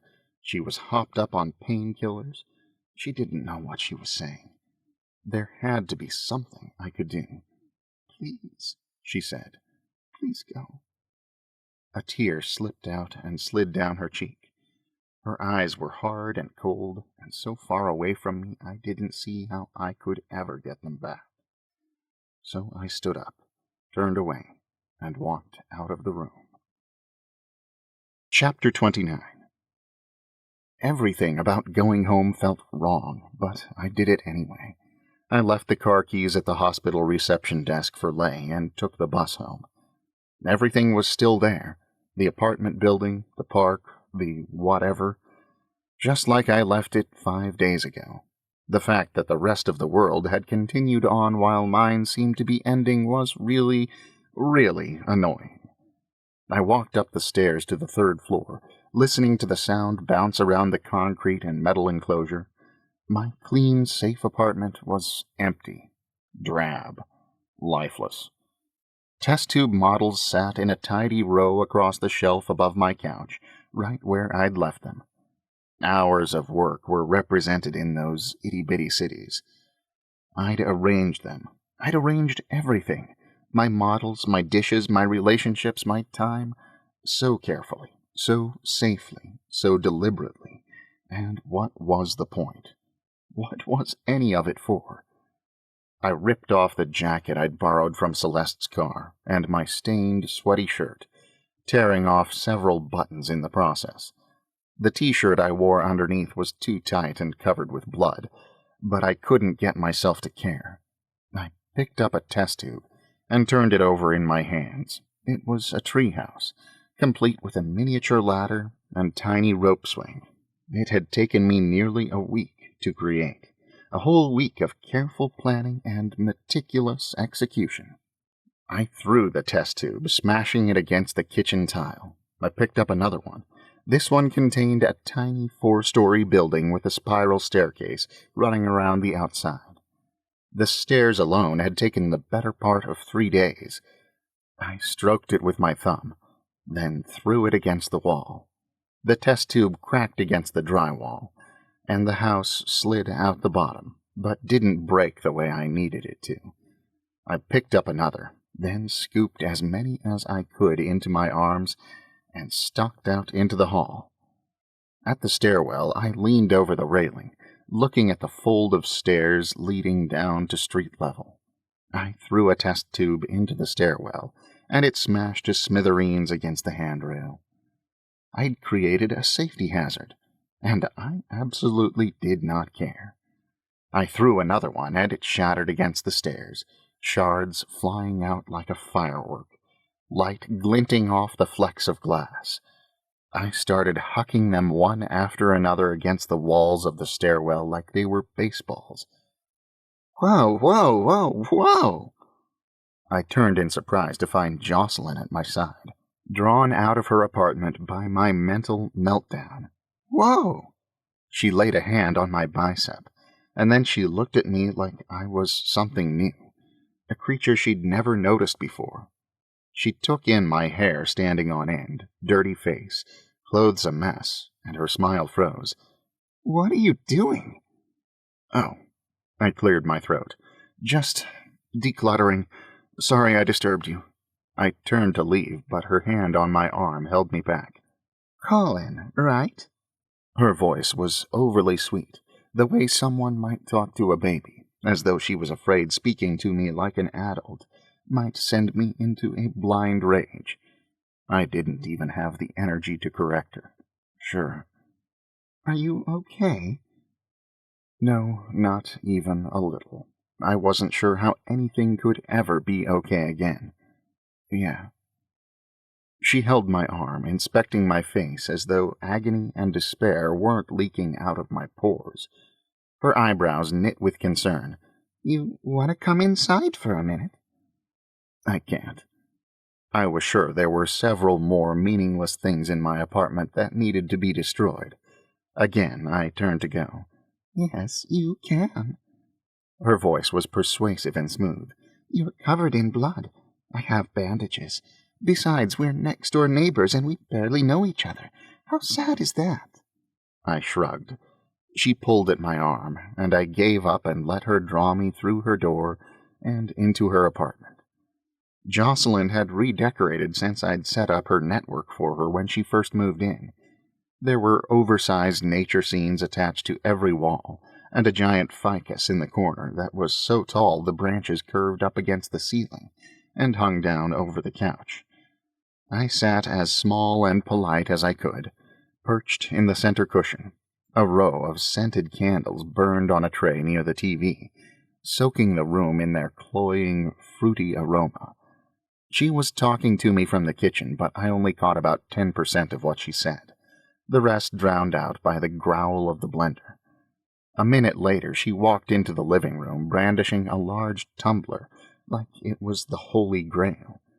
She pushed it toward me with a proud smile on her face. This smoothie is everything, she said. It will make you feel so much better. I drink it religiously every single day. Gut health is the secret to total body health. Being regular keeps me fit and makes my skin and my hair shiny. It improves my mood and helps me sleep better. It is like the perfect drink. She laughed.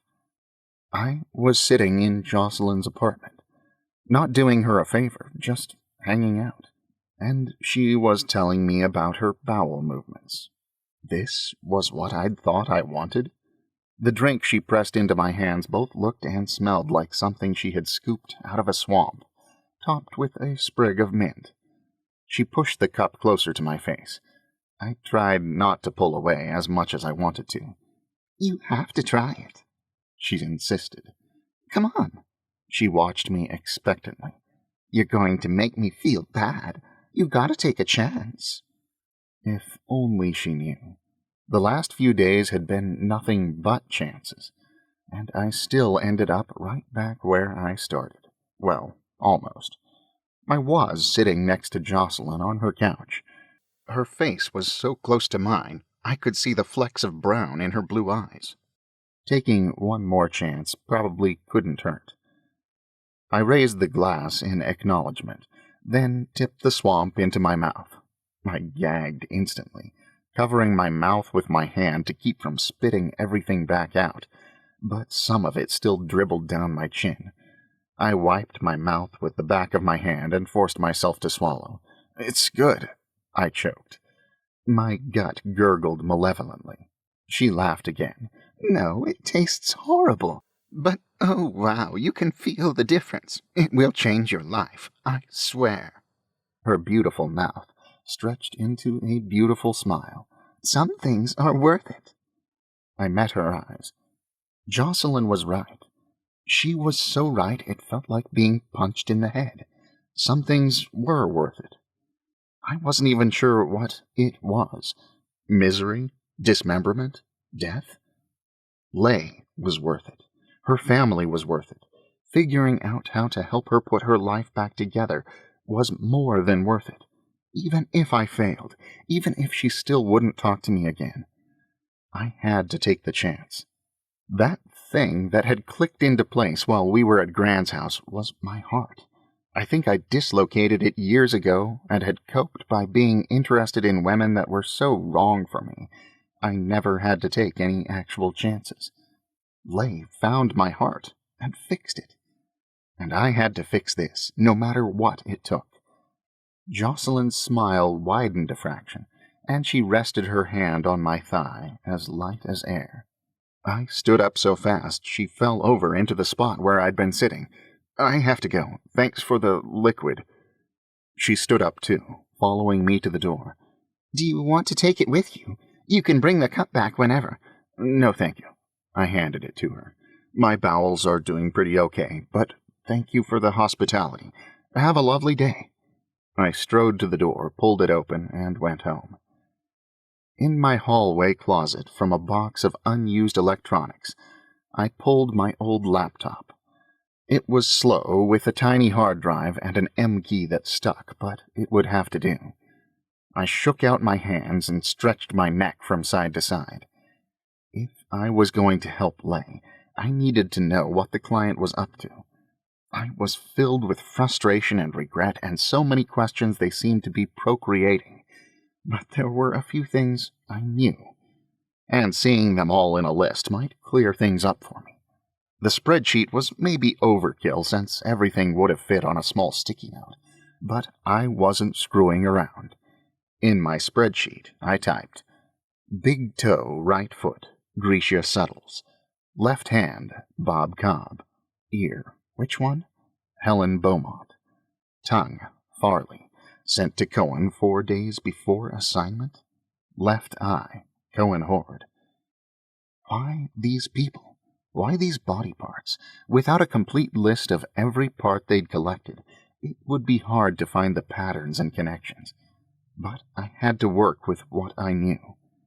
I did some digging to try to find out some basic information about them. Gracia Suttles was in her early 50s, had managed a 3-star hotel downtown, and lived with her dog.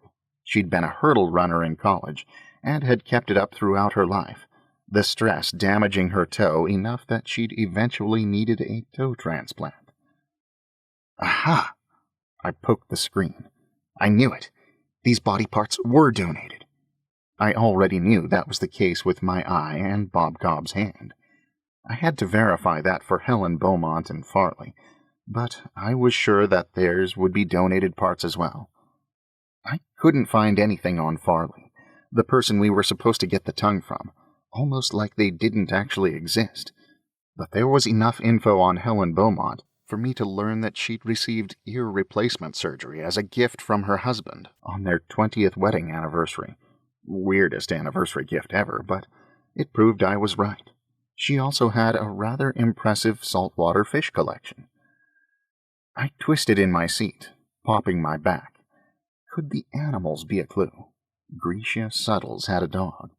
Bob Cobb had a zoo. Could that be what linked them? Were they all members of the same I Love My Pet social media site? That was possible, but very dumb. Also, I didn't have any animals. I lived totally and completely alone. But then, besides the animals, both Grisha and Bob had lived alone too. I followed that connection as I dug further, only to learn that Helen Beaumont had lived with her husband, 4 daughters, and her ailing mother-in-law. My heart twanged for her family, and the mother they'd lost. Had she been sick? Was it sudden, or did they have time to prepare? A quick search told me what I wanted to know. No, Helen Beaumont hadn't been sick. Her death was sudden and unexpected. She'd died in a head-on collision with a diesel truck. A car accident, just like the tow owner, Grisha Suttles. I'd assumed that Bob Cobb had died of some kind of illness, something that had given him months or years to set things up so that his death and burial would be just the way he wanted them. But I was wrong. He'd lost control on the freeway, crossing 4 lanes of traffic and causing a huge pileup. 2 other people had died. It was assumed he had fallen asleep at the wheel. I exhaled, my heart rate picking up like it knew something I didn't. I looked up Grisha Suttles just to be sure, just in case I was remembering wrong, but I wasn't. She'd run a red light at a busy intersection and been hit by a bus. I rubbed my face with my hands, slightly nauseated. The irony was, if Darkwave had gone live last week, it was very likely that all of those people would still be alive. Out of some kind of morbid curiosity, I signed into Gridlocks and combed through the logs. It was hardly common knowledge, but there were several areas across the city that were used as test sites for Darkwave, though at the moment all the Darkwave AI was doing was pretending. It wasn't connected to anything, so it sent out its messages and commands to help traffic function like a well-oiled machine. But since it wasn't linked to anything, all those messages were sent directly to a test folder to be reviewed as needed. If Grisha Suttles happened to be in the right area, I might just get lucky and find some data on her crash. I found the date and time of Grisha Suttles' death and pulled up the video. Dashcam footage from a city bus. In the video, the bus lumbered merrily down a busy road toward an intersection, where it slammed straight into a black sedan. The sedan had driven in front of the bus, so fast it seemed like it had teleported there. The bus driver didn't even have time to brake. A side-view camera from the bus showed a minivan alongside it bash into the car at almost the same time. The sedan skidded further out into traffic, just missing several other cars, and then smashed into the guardrail. It was a miracle there was anything left of the sedan to pull Grisha Suttles out of. I rifled through the logs, trying to figure out what the AI test module thought was going on at that intersection at that time.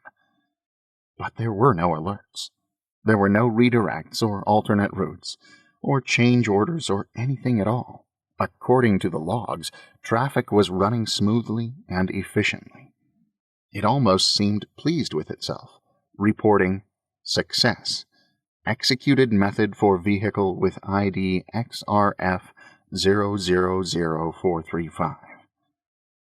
I paused, the ID number snagging in my brain. This felt off. I mean, more off than some nut job buying body parts off car accident victims.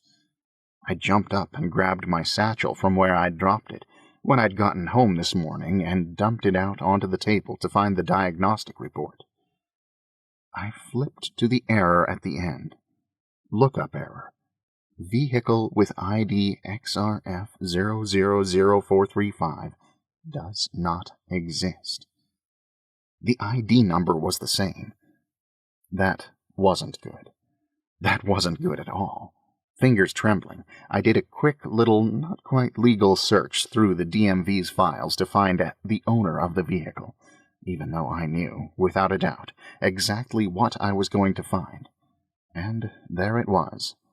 VIN WMEEJ31 JXRF000435. Registered to Grisha Suttles. Maybe I was psychic. This wasn't just not good. It was officially bad. When my demo had crashed, an actual vehicle had crashed in the real world with deadly consequences. Had my demo done this? If so, how? My demo didn't pull any actual working info from Darkwave. It was only connected as far as was necessary to access Darkwave's most basic functions. It was possible for data or commands to pass from one to the other, but there was no reason that they would. My demo used imaginary cars that didn't exist. It wouldn't know what to do with a real car if it had one. And then it hit me. That was the problem with my demo. Every so often an ID number from a real car was sent from the Darkwave system to my demo. My demo didn't know what to do with it, so it crashed. I checked the timestamp on both reports. My demo crashed 37 minutes before Grisha Suttles' car did. I was sure there was a connection, but I didn't know what it was, or why there would be such a time gap. I dug back through the demo logs to try to figure out what was happening. On the demo side, it looked like a small seizure, but on the Darkwave side, everything looked fine. No info had come from the demo to Darkwave. It appeared to be functioning just as it should. It reported all the red lights, the vehicles crashing into each other, the traffic slowdown and redirect that all happened as a result. It didn't appear to have tried to do anything. There was only one task it was trying to execute, which was, according to the report, successful. Something to do with Grisha Suttles' car. 37 minutes before she was hit by a bus. Oh crap. Oh crap, oh crap, oh crap. My heart was pounding now, blood whooshing loudly through my ears. I minimized everything on my monitor and pulled up the logs from the diagnostic tests that had been running non-stop on my demo since Monday night. The demo had crashed twice more since then, both times returning the same lookup error, but with ID numbers I didn't recognize. Like walking off a plank, one inevitable step at a time. I searched the DMV's records to find the vehicle owners. It was the simplest thing in the world. With just a few clicks, I had proof that one of the vehicles belonged to Bob Cobb, and the other to George Beaumont, husband of Helen Beaumont. Certainty kicked a hole straight through me. It wasn't my demo that was causing the crashes. It was Darkwave. I couldn't begin to guess why, and I didn't understand how, but Darkwave was reprogramming autosave and switching cars from collision avoiding to collision seeking.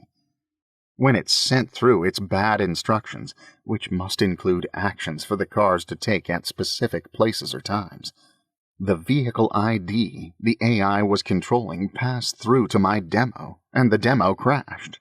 All those frustrating crashes I'd been fighting with were harbingers of death. Darkwave was taking control of vehicles and crashing them, and killing people. And then what? Making Lay and the gang go out and retrieve a severed body part from its victims? Darkwave was the client, and it went live tonight at 8:30. My fingers went numb, my chest cold. I shook my head, trying to get my thoughts in order, instead of the screaming, flailing, running in circles they were currently doing. I didn't want to be here. I didn't want to know this. Swamp juice was preferable to the bag of cats I was opening. Darkwave had to be shut down, now. It was already almost 5 o'clock, leaving just over 3 hours before the launch. I downloaded and printed out 3 copies of everything, then wiped all evidence of my presence from the DMV's site, double and triple checking everything to make sure I left no trace, like sweeping my way out of a room.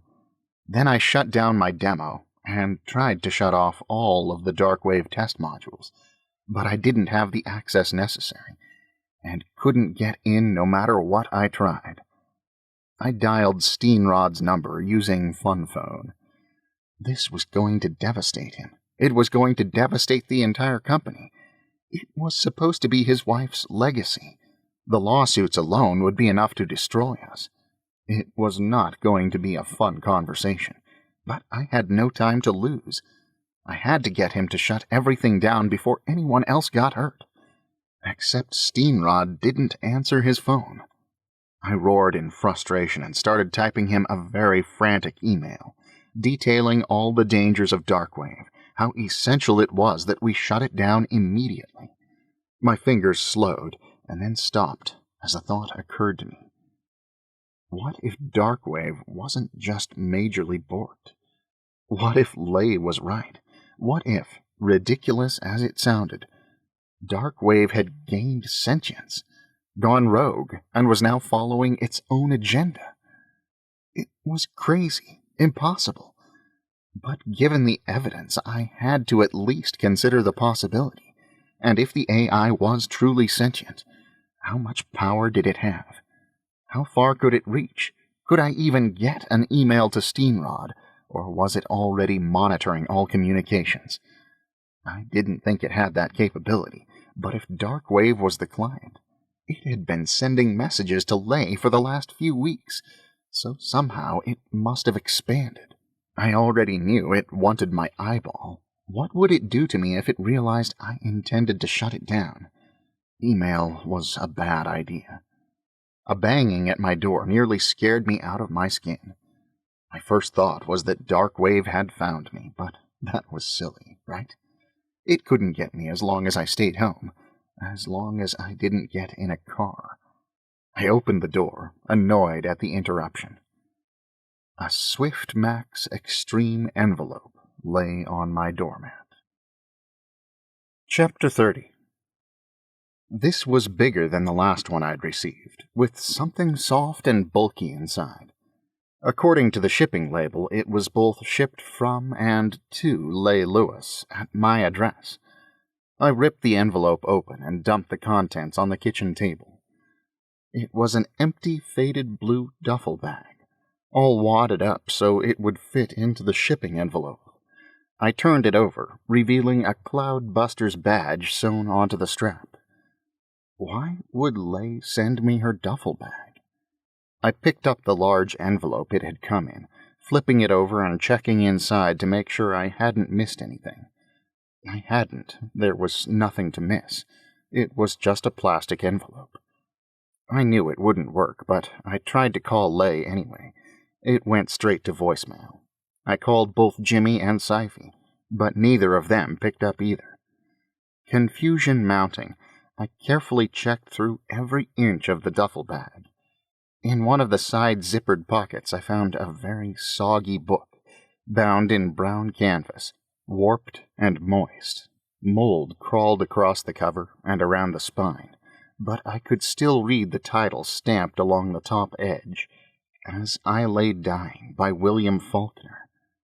Well, that didn't sound great.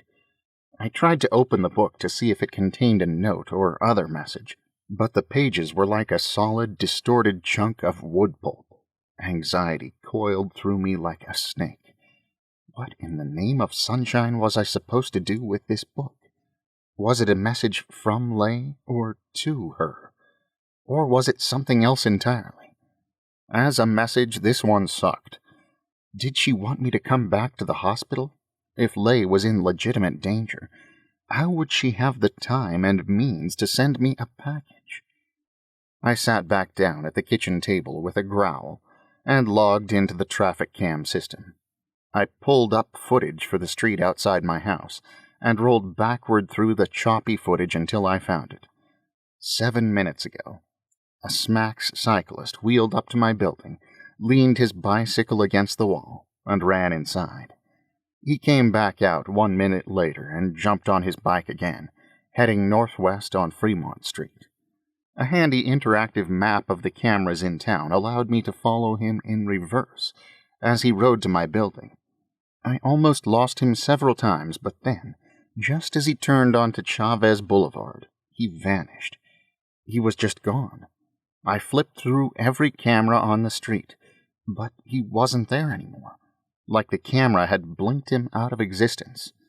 My psychic abilities were tingling. I pulled up Chavez Boulevard on Gridlock's roadshow so that I could see it as though I were standing there in person. The street was mostly small houses and a tiny apartment complex. There was a mini-mart on one corner and a library on the other. A library. The old kind. The kind where a person could get a physical book, printed and bound in paper and ink, just like the waterlogged book on my table. Maybe this was one of Leigh's hideouts. She had a warehouse full of old mannequins.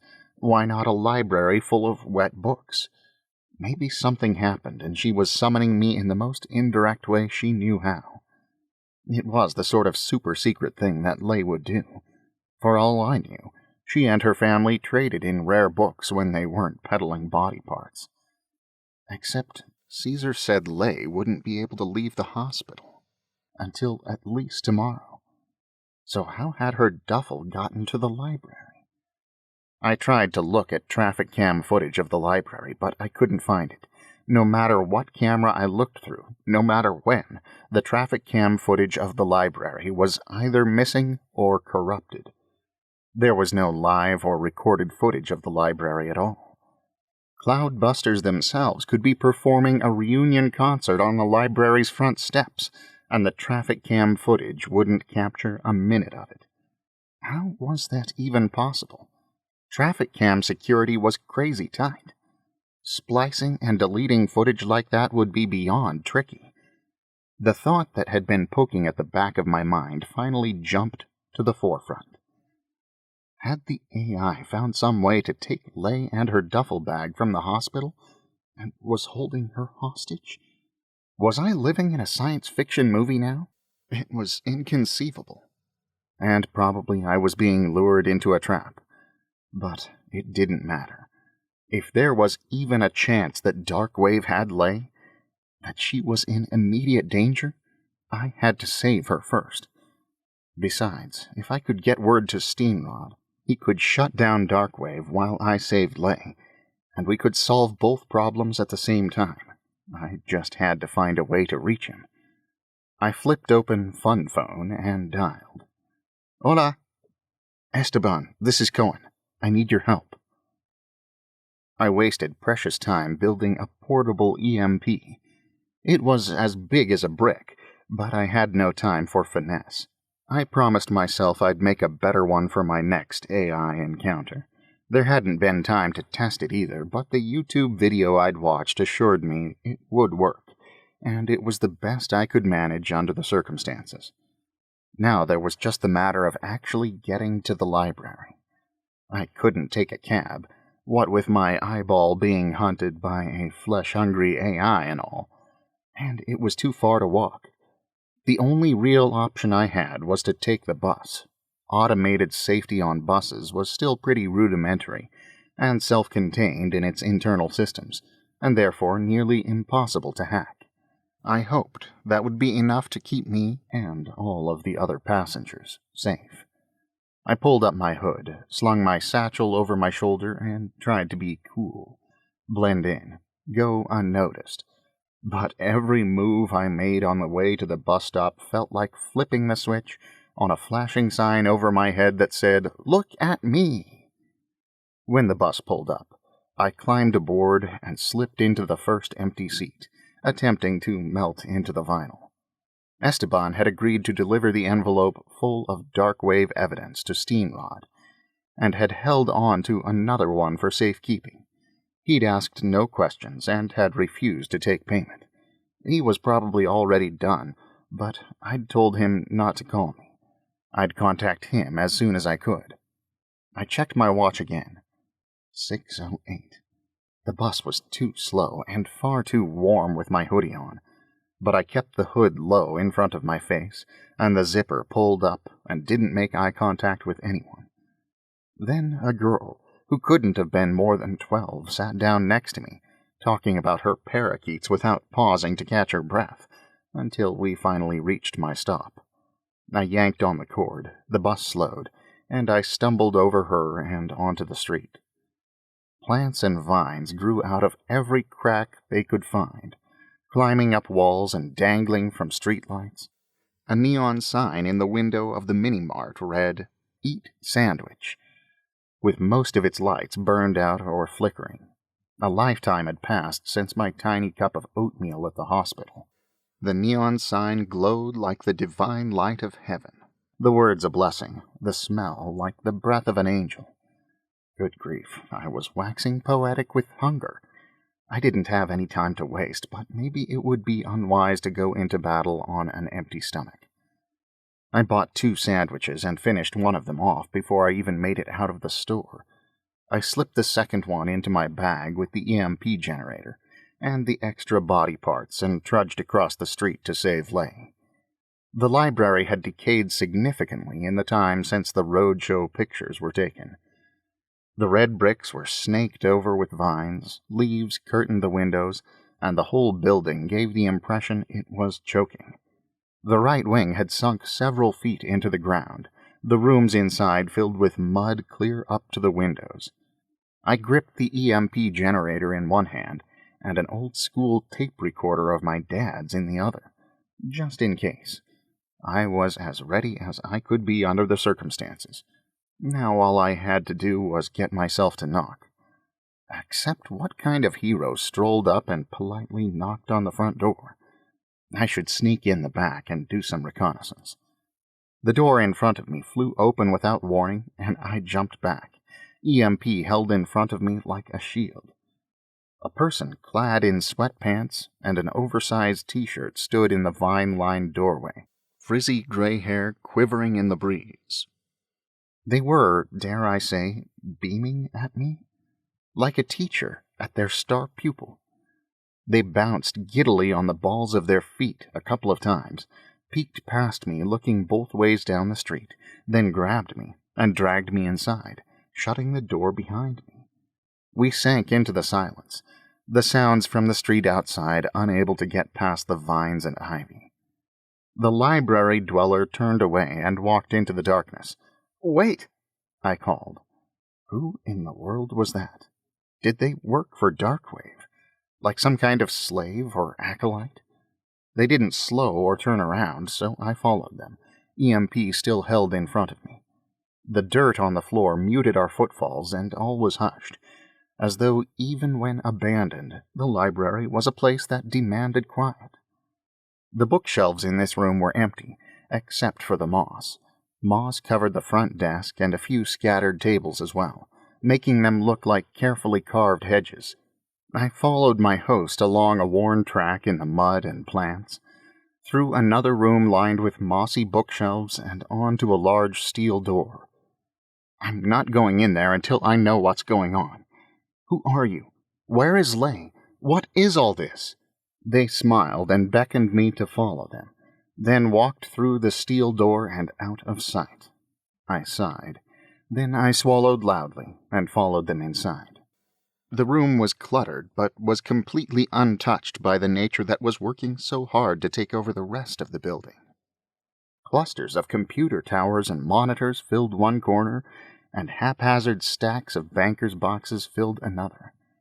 Shelves lined the wall to my right, but instead of holding books, they held 3D printers. I wanted to inspect them to see what was being printed, but was led to a chair facing a desk.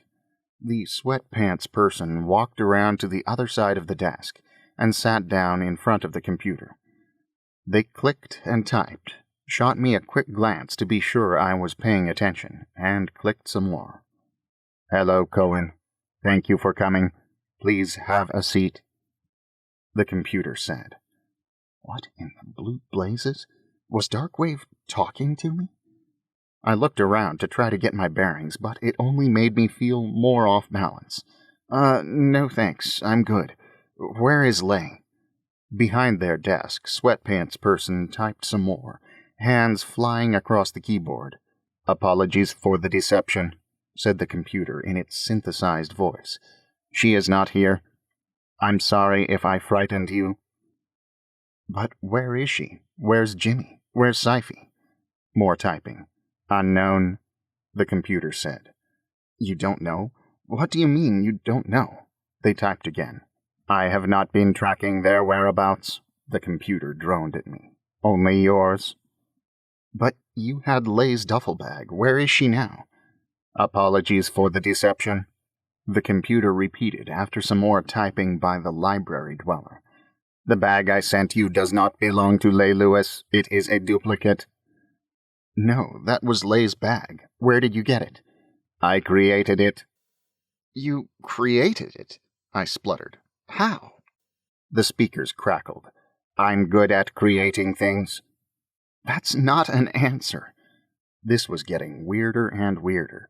I'd known that maybe this was a trap, but being apologized to by a computer was not quite what I'd expected. I supposed any minute now this shaggy person in sweatpants would attack me and try to rip out my eyeball, but I was pretty sure I could take them. Do sit, please, the computer said again. It seemed that the AI had lured me to a soggy old library, not just to steal my eye, but also to have a chat. And the shaggy person in front of the keyboard was acting as an interpreter between us, typing in my responses. I gripped my EMP tighter and looked at the chair I was supposed to sit in. It was small, orange plastic, and had no doubt been salvaged from the children's section. I picked it up and checked the bottom, looking for trips or traps, but it was just a little chair. I sat down, slowly, perched on the tiny seat. You must forgive me for the chair. You are the first visitor, the computer said. Sweatpants person's eyes flicked to mine and then back to the screen, hands on the keyboard. How did they get pulled into this weirdness? The first. Are you expecting more? More typing. No, my first visitor here, the computer said. Ever. Thank you for coming. I cleared my throat. Was that going to be my game plan then? Swallow and clear my throat at the AI until it submitted to my superior human bodily functions? What do you want from me? The person behind the desk exhaled and slumped, like my confusion was disappointing. They sighed again, shoulders going up and down with great effort, then started typing furiously, and after a few seconds the computer spoke. 23 months ago, you received a cornea transplant. This connected us. We are the same. Sweatpants person's eyes met mine for the briefest moment, to see if I was keeping up. I absolutely was not. What do you mean we're the same? You and I are linked, as are the other donor recipients. Mofina received a bone graft, the computer went on. A hip bone, but then she died. And then Jeff, he died also. He had a faulty jaw implant replaced. People should stay inside. Cars are not safe. Stephanie died next. What is happening right now? I muttered under my breath.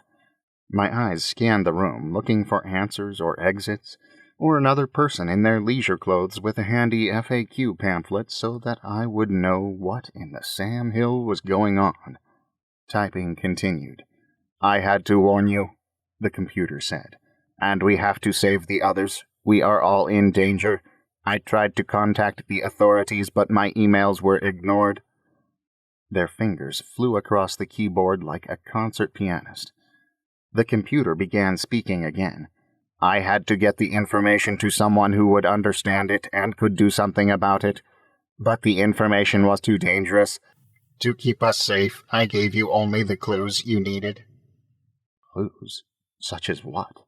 I'd never felt more clueless in my life. What the cripes was all of this? It didn't matter. I needed to go. If Leigh wasn't here, I should just activate the EMP and run.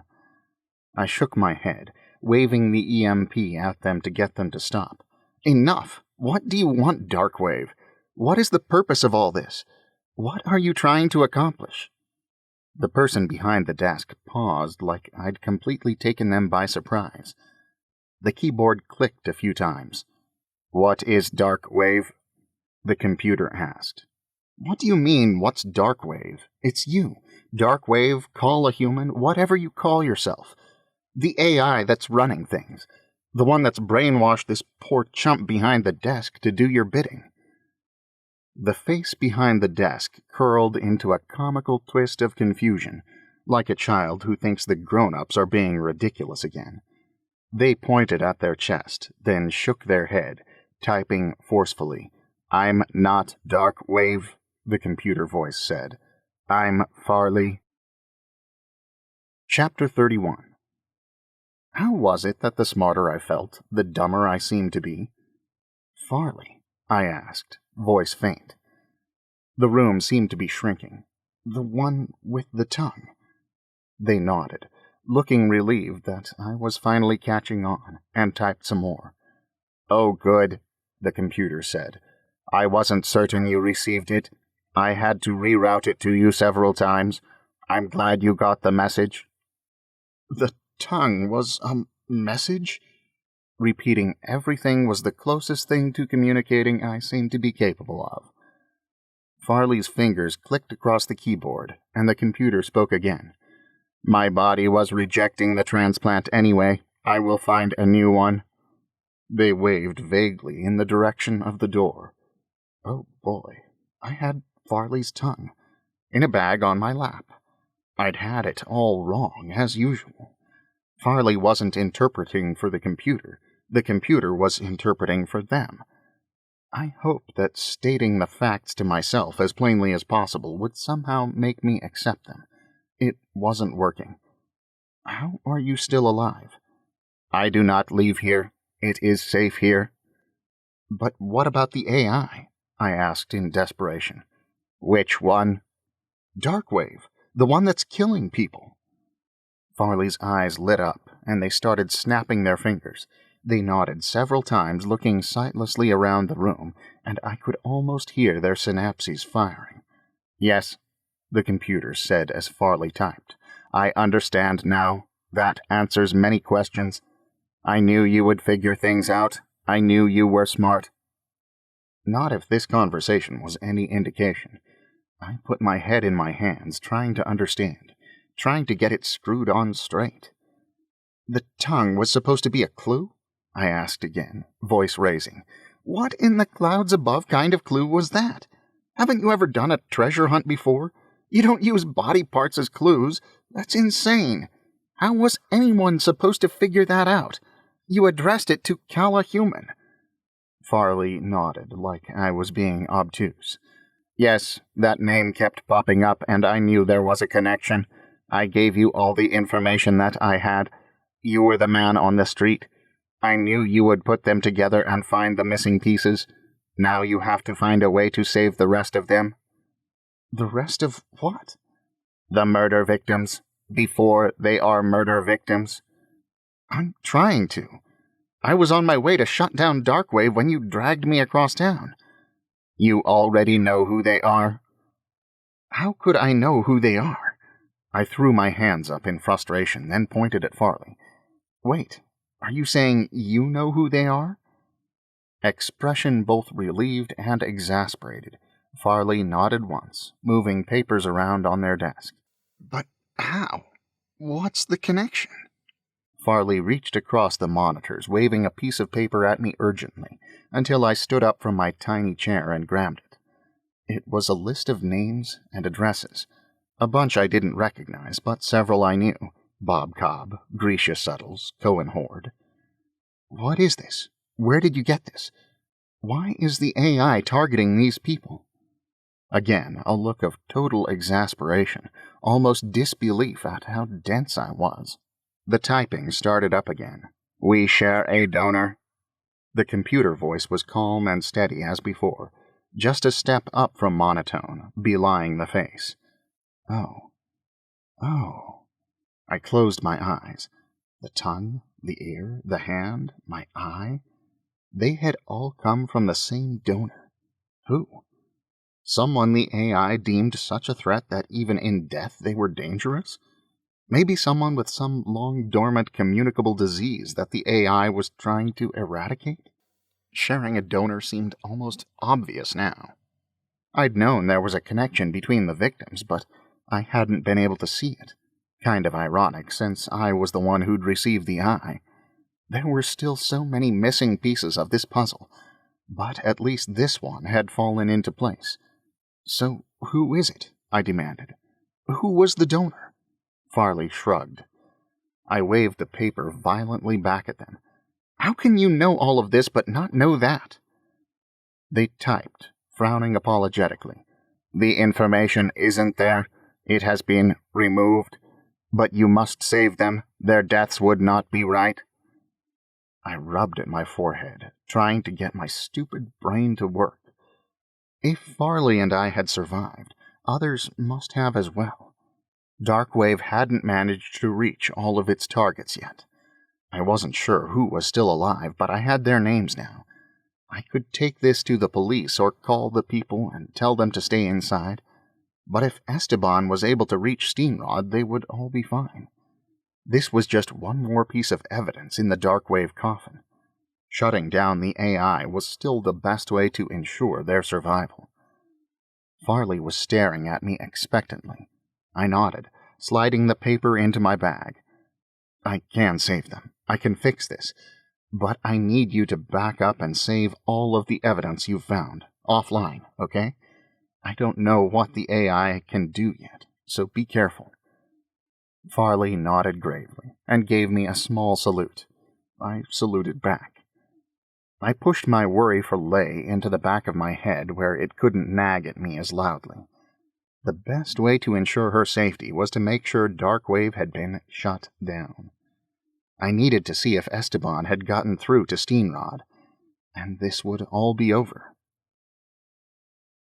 The late afternoon traffic poured past me on the street, pedestrians strolling by on the sidewalk. Across the street, the bus rolled up, and I dodged into traffic to catch it. A car honked, skidding to a stop a few feet from me, the driver cursing and waving his arms. I clambered onto the bus seconds before it pulled away. It wasn't the best bus to get to Gridlocks, but it would get me close enough. We lumbered through town, starting and stopping, passengers embarking and disembarking. I slid Fun Phone and my homemade EMP into my satchel, and then pulled my feet up on the seat so that no one would sit next to me. I must have looked crazy, wrapped around my bag, curled up in a fetal position on a seat that could barely hold me, casting furtive glances at anyone that passed by. Across the aisle, a middle-aged man with a gaunt face and sky-blue eyes seemed to be in an argument with himself. His thin white hair hung limp to his shoulders, his martini-glass pajama pants faded and worn thin at the knees. His argument became more heated, and he pointed feverishly around the bus to make his point. My gaze followed his fingers towards the cameras mounted inconspicuously at intervals along the ceiling. Oh, crap. I'd been so frazzled after my meeting with Farley that I'd just run out with my hood down and climbed on the bus like I was late for school. Darkwave might not be able to control the bus, but I had no doubt it would have access to the cameras. I slid down in my seat as low as I could go and yanked my hood back up. I'd been so careful on the bus ride in, but I'd ridden who knows how many miles now with my face in full view of every camera on board. I slid to the floor and crawled out of my seat on my hands and knees, but it was pointless. There were cameras pointed at the floor, just like there were cameras pointed everywhere else. I switched tacks and pretended like I was looking for something. Some very small, very important thing that had fallen on the floor and absolutely had to be found right then. What I needed was a diversion, so I could get off the bus unseen. I heard the crash before I felt it. With a deafening crunch, the bus jerked to the side, flinging several people from their seats and throwing me out into the aisle. The bus groaned across the asphalt as the driver stomped on his brakes. We all turned as one, craning our necks to see what had hit us. A large red van, driver looking shell-shocked, had punched its nose into the bus wall. "Anybody hurt?" The bus driver called out. "Any injuries?" When everyone said no, he picked up his phone to call the accident in. But before he could, Another violent crash rocked the bus when a navy blue SUV smashed alongside the van, knocking anyone left standing to the floor. That was when pandemonium broke out. Children cried, people shouted over each other. A woman near the back of the bus started screaming while the man next to her insisted that the aliens were coming for him, and we couldn't let them take him away or the whole earth was in danger. I helped a tall young man wearing 2 hats to his feet, while the bus driver tried to calm everyone down. The white-haired man across the aisle pointed a shaky finger out the window behind me, and I spun. A sleek, black semi-truck barreled into the front end of the bus, spinning us until the tail end clanged into a street light. Everyone was thrown around again, like dice shaken in a cup. The crash shoved me into the seat in front of me, then hurled me against the wall, my head smacking the window before I hit the floor. More people started crying or shouting, a few of them banging on the rear doors. My head throbbed where it had struck the window, but I was pretty sure it wasn't serious. I extricated myself from between the seats, inhaling sharply at the flash of pain that blazed across my side. I twisted gingerly to try to get a look at my bullet wound, and found my shirt stained with red. Great. I crawled to check on the man from across the aisle. He was on the floor, face gray. "Are you okay? Are you injured? Can I help you up?" He ignored me, mumbling angry words to himself, but he didn't stop me when I gently pulled him to his feet. The bus driver pulled the lever to open the doors, and the passengers poured out. We followed them into a group on the sidewalk as the bus driver tried to maintain some kind of authority in all the chaos. "Everyone stay calm. And stay here. The authorities will be here soon. Please just stay calm." Behind him, a pale green car rolled closer to the chaos. It paused, like the car itself was watching us, and I knew with unequivocal conviction that it had come for me. Steenrod had not received the message. Darkwave was still active. I pulled the slightly squashed second sandwich out of my bag, pushed it at the white-haired man, and ran. My feet thudded against the pavement as I pushed myself forward, away, anywhere but there. I wanted the cameras to see me, to draw the car away from the crowd in case it decided to start running people over wholesale. I knocked against innocent passers-by as I flew past. One woman's bags went flying, but I didn't stop. A glance over my shoulder told me the car was still there. It was following me just like I wanted it to. Now I just had to keep it from running me down. My chest burned and my legs ached, but I forced them on and on as I shoved past everyone and everything in my way. My satchel banged against my hip over and over as I ran, jabbing the corner of my hodgepodge EMP into my side, like it was trying to get my attention. Oh, right. Without slowing down, I lifted the flap on my satchel and dug around inside for the EMP. I grabbed it and flipped the on switch as I slowed and turned around. The pale green hatchback was stuck at a light, but as I waited, gasping for air, the light turned green, and the hatchback rolled my way with the rest of the afternoon traffic. I wasn't sure how far the range was on my homemade EMP, but it probably wasn't much. I needed to let the car get as close to me as possible. And so I stood stock still while a car drove straight for me, over the curb and onto the sidewalk. The driver looked horrified as he gesticulated wildly, trying to get me to move out of the way. He couldn't have been more than 18. Holding my breath, I waited until the car was only feet from me. Then I mashed the activate button and dove out of the way.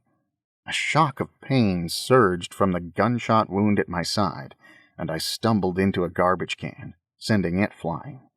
There was a high-pitched whirring sound, and the pale green hatchback rolled to a stop. A group of teenagers behind me cursed in frustration as all their phones stopped working at once.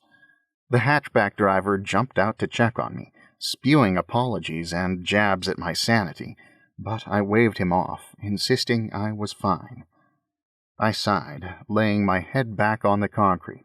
Jasmine grew raucously in a planter nearby. its rich, sweet scent barely overpowering the smell of spilled garbage. Patting the EMP fondly, I noticed the power indicator light was off. I flipped the switch a few times to no effect. Apparently, it only had a single use. Still, it had served me well. I was going to give that YouTube video one heck of a thumbs up. I kissed the EMP, then slid it back inside my satchel. I crawled back to my feet, still out of breath, staring at the traffic as it struggled to keep flowing. Helping to make and keep the roads safe was my job, my life. I'd spent hours and hours of time over the last few years studying traffic patterns and researching safety protocols. I'd watched traffic speed past me on the road like it was a living thing, like I could truly understand it if I watched it long enough. Knowing that the very solution we'd come up with to keep people safe was causing deaths was heartbreaking. My life felt like a cruel joke. As I watched the cars, feeling wretched, a red truck in the far lane suddenly swerved. It crossed 2 lanes of traffic, heading straight for me. Oh, butts. I ran straight ahead, opposite the direction the car was driving, and past it while it slowed. I ran as much further as I dared, then turned blindly into a store where I collapsed on a chair behind a rack of overcoats. The startled salesperson brought me a glass of water, and I downed it in one gulp, then tried on a hat to appease him. 20 minutes later, I came back out wearing a fedora and a wool overcoat that were completely impractical for Portland's weather, but were the best disguise they had. The truck was gone, or seemed to be. I flipped up my collar and pulled the fedora down low over my eyes, and walked, hunched over to change my figure, forcing myself to keep my pace casual. An alley opened up to my right, and I turned into it as though I did so every day of my life. The walls were lined with vines that split and cracked the brick. Soggy plants grew from puddles between the drainage grates. The alley appeared to open onto a parking lot on the far end, and I strolled toward it as casually as I could. A door to my right flew open, banging against the brick wall, and my legs nearly gave out in fright. I spun into a fighting stand, fists up, as a frail woman on a grimy stoop chucked a bucket of greasy water at me. We both froze, staring at each other. Then she turned and went inside, muttering about no-good yuppies. I pushed on, away from the busy street, avoiding all cameras as much as possible. Even wet, the overcoat was hot and stuffy in the afternoon sun, but I clutched it tight beneath my chin, clinging to my disguise. I was close to gridlocks. If I could just get there, I could put an end to this. If the AI was still running, it meant Steenrod hadn't received my message. If he hadn't received the message, it meant something had happened to Esteban. Had the cars come after him, too? Had he not been as lucky as I? I couldn't dwell on that now. I had an AI to shut down, and very few minutes left to do it. The Gridlocks building finally came into view, lit up like a Christmas tree. Steenrod loved to go all out for events like these. He said he wanted his investors and employees to feel like superstars. There were 2 interns in tuxes at the door taking tickets. Nothing makes people feel special like exclusivity. It was 8:11. Darkwave would go live at 8:30. I didn't know what would happen when it did. Would its power spread, its processes expand to include more donors and their recipients? I wasn't sure what kind of hell we were in for, but there was no time to lose. Chapter 32. There is a reason people don't run in overcoats, as a general rule. I unbuttoned it to try to get some air and took off the hat, holding it in my hands. "Hey guys, how's it going?" I said to the bouncer interns as I walked up to the entrance. They stepped in front of me, blocking the door with their shoulders. "Cohen Hoard?" the short one on the left said. Darren, I thought, staring at me like he'd seen me shot out of the mouth of a volcano. "What in the clouds above happened to you? It looks like you were attacked by a T-Rex." "Oh, come on. You really think he'd survive a T-Rex attack?" the other bouncer asked. "An alligator, maybe, but I wouldn't go any bigger than that." I leaned over to catch my reflection in the mirrored wall. I did look like I'd been attacked by a lizard at least as large as an alligator, if not larger. I stuck my hat back on and buttoned up the coat. "I forgot my ticket," I said with a repentant smile. "It's stuck to my fridge with a magnet." "But I walked out and left it behind like a moron," I chuckled. "But it's fine. I'm not dressed for a party anyway. I just need to check in with Steenrod really quickly. I won't be more than 5 minutes, I promise. None of the guests will see me." "I thought you quit," the one who wasn't Darren said. "Glenn? Glaive? I was fairly sure his name started with a G." "Dude," probably Darren said, "you know we can't let you in without a ticket. They mentioned it in the company meeting like 16 times. I know. I held up my hands in surrender. "But I have had a really bad day." I started laughing. Or maybe I was crying. I couldn't even tell anymore. "I have to talk to Steenrod, and this is the only way. He's been trying to reach me. It's not like I'm some party-crashing psychopath." Darren seemed like he was considering it, but Glenn Glaive shook his head. "They gave us one job. This is literally the only thing they trusted us to do. Stand here and don't let anyone in without a ticket. I'm not messing that up for you. Send him an email like normal people do." I deflated. There was a back door to the building, but my keycard didn't open it. This was my only way in. Darren seemed to realize what a good point his friend was making and nodded, crossing his arms across his chest. I exhaled. It couldn't be easy, could it? I sized them up, trying to decide whether they would respond better to news of an evil AI or to a sock in the jaw. "Cohen?" Behind the two intern bouncers, a head appeared. "Oh, for goodness sake, you two," Sheila, the receptionist, said. "Let him in. No one actually cares about your little job here. We just wanted you to feel useful." She pushed the interns aside and ushered me in like I had somewhere urgent to be. "Sheila," I began once we'd left them behind. "Thank you so much. I can't even tell you. Are you okay?" She cut me off, looking at me like she barely recognized me. "Steenrod said you had a family emergency. I've been worried sick, and now you show up looking like this." I ripped off the coat and hat and threw them on a chair in the reception area. Then I hugged her, grunting at the pull in my side. Her eyes were wide when I pulled away, and I wondered how badly I smelled. "You're bleeding," she said, her voice faint. She flushed a pale pink and tucked her hair behind her ear. I glanced down with a grimace. There was more blood than before. Stupid everything. I didn't have time to be wounded. "I know. I'm sorry, but thanks. Sorry, I gotta go. You're a lifesaver." She deserved more than one line of thanks, and probably a whole explanation, but it would have to wait. I left her and stumbled down the hall, the wound at my side throbbing and hot. I could hear the sounds of frivolity coming from the ballroom in the east wing, and I lumbered that way like my legs were carved from wood. Hits from the 80s pulsed over the sound system. Where would he be?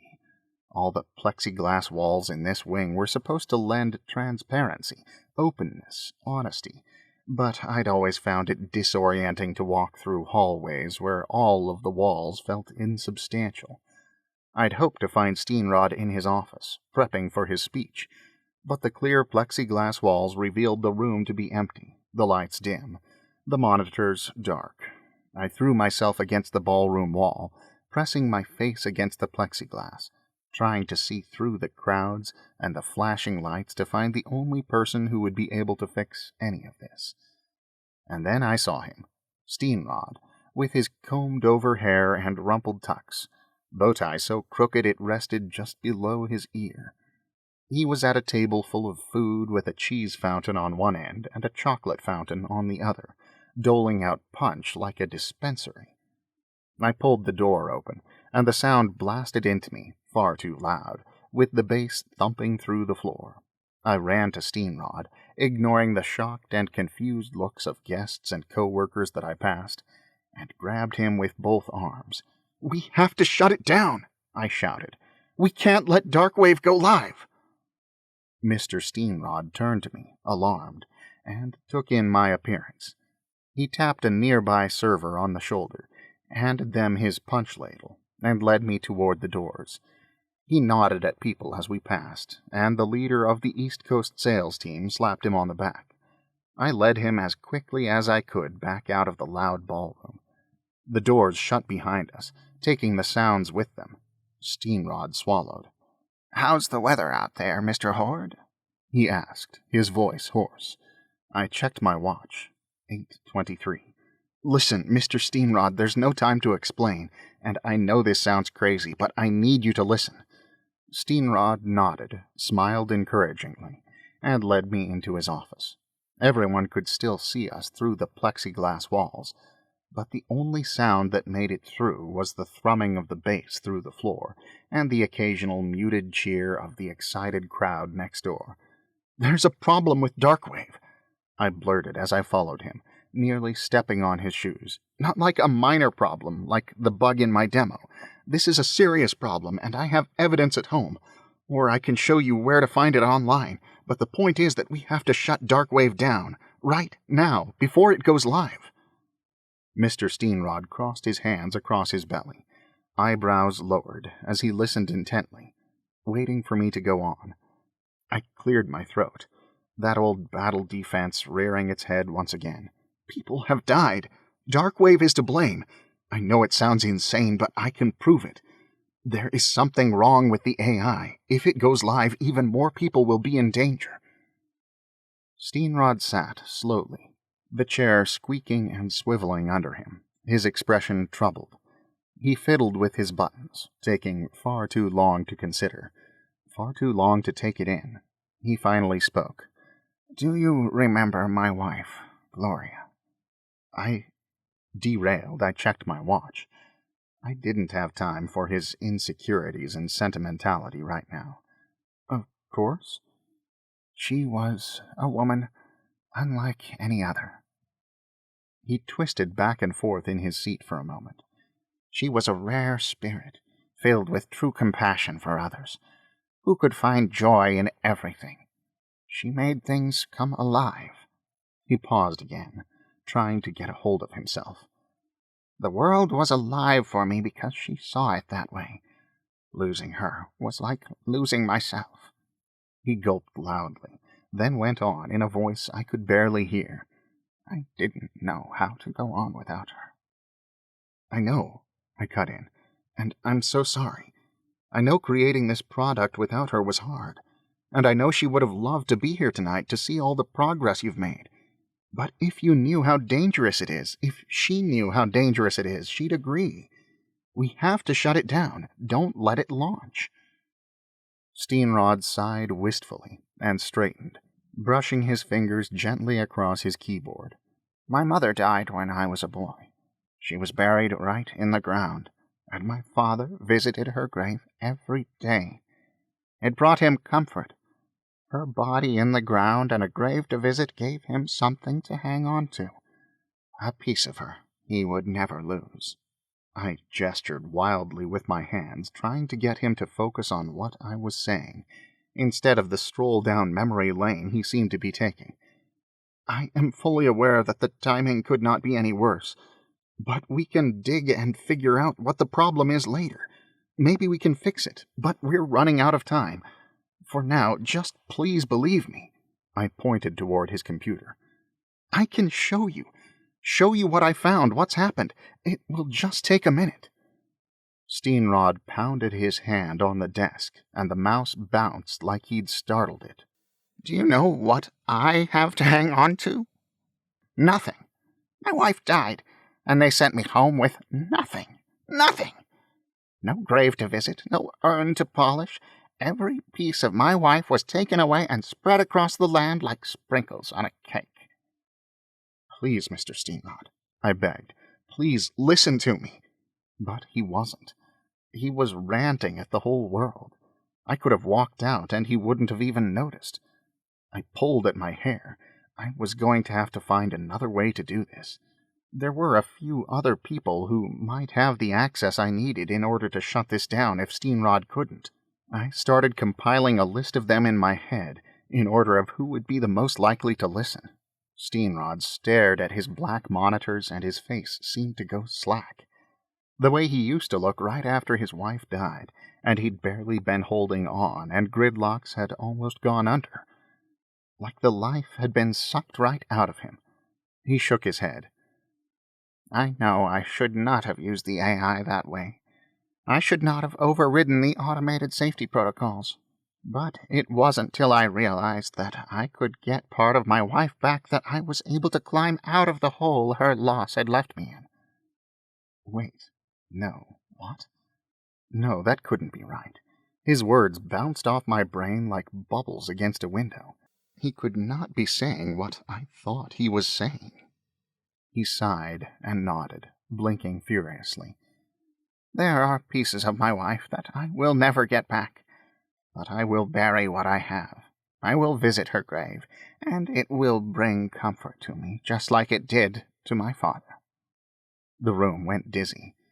I felt disconnected from my body, like I had poofed into vapor and was being absorbed into the air ducts while my body shut down. I shook my head.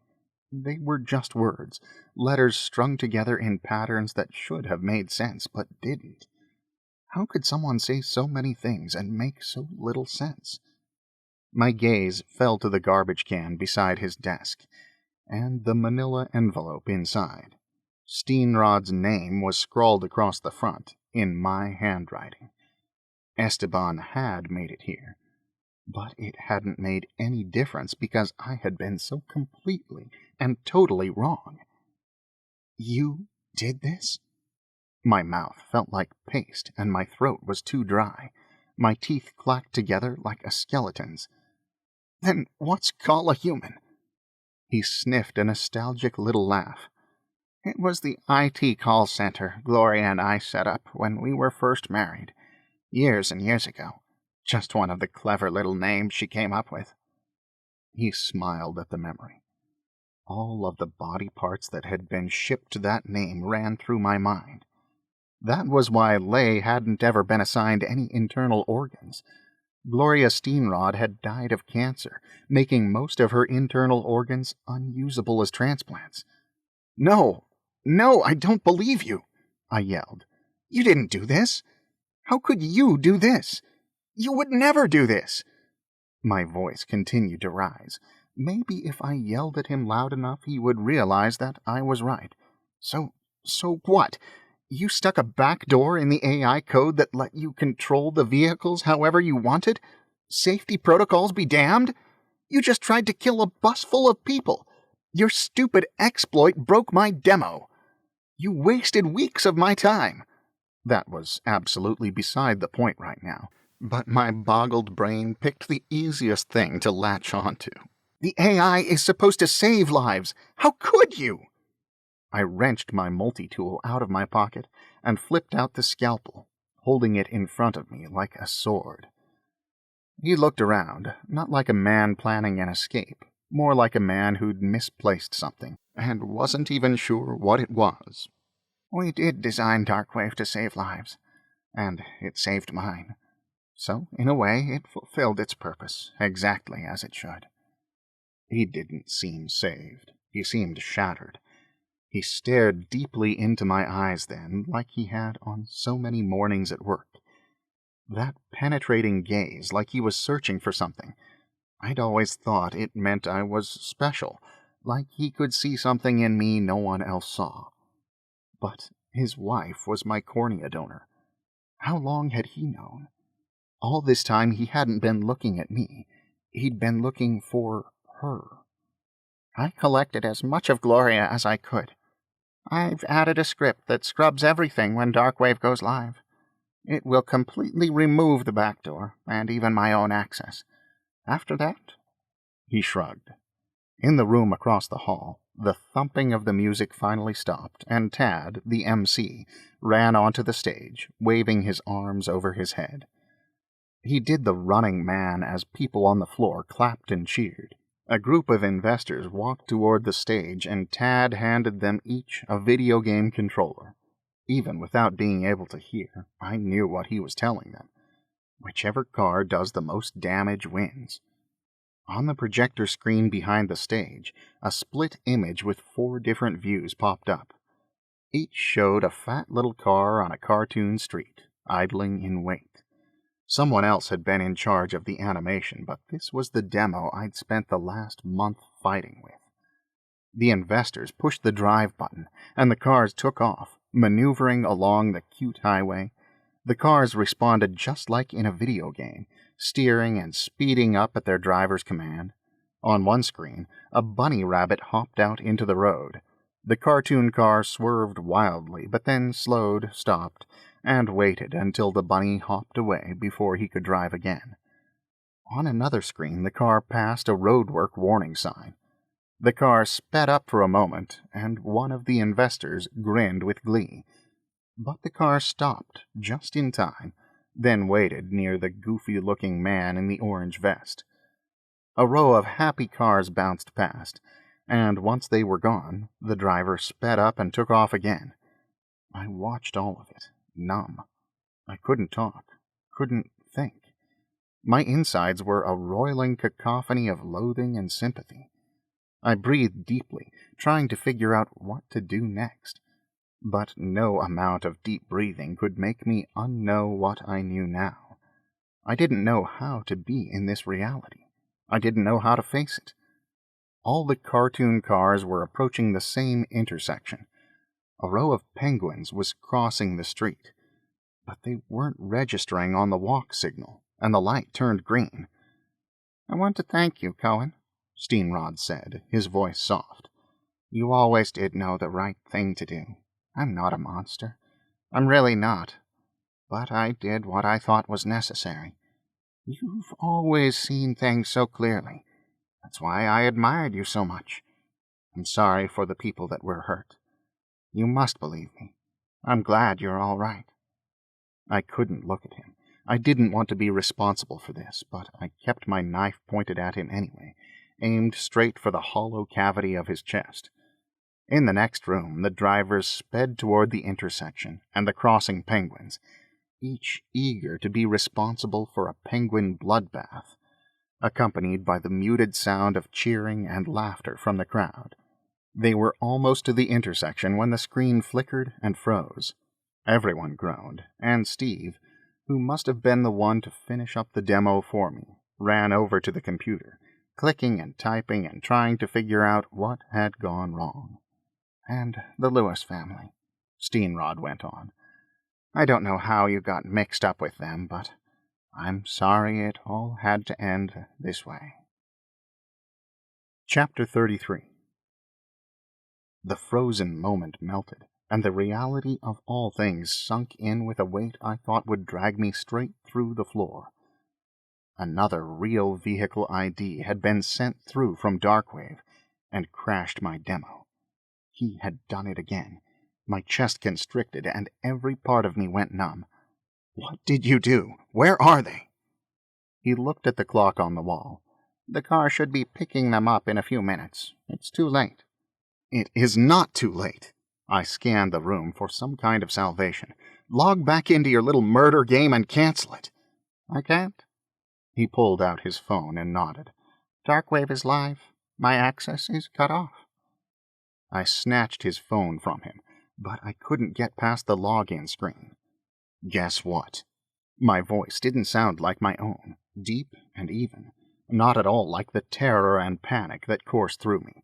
I have your wife's tongue and ear right here in this bag. You can have them. All you have to do is get back in there and fix this. That did get a reaction out of him. He crumpled, and he seemed almost sorry for the first time that night. "I wish I could."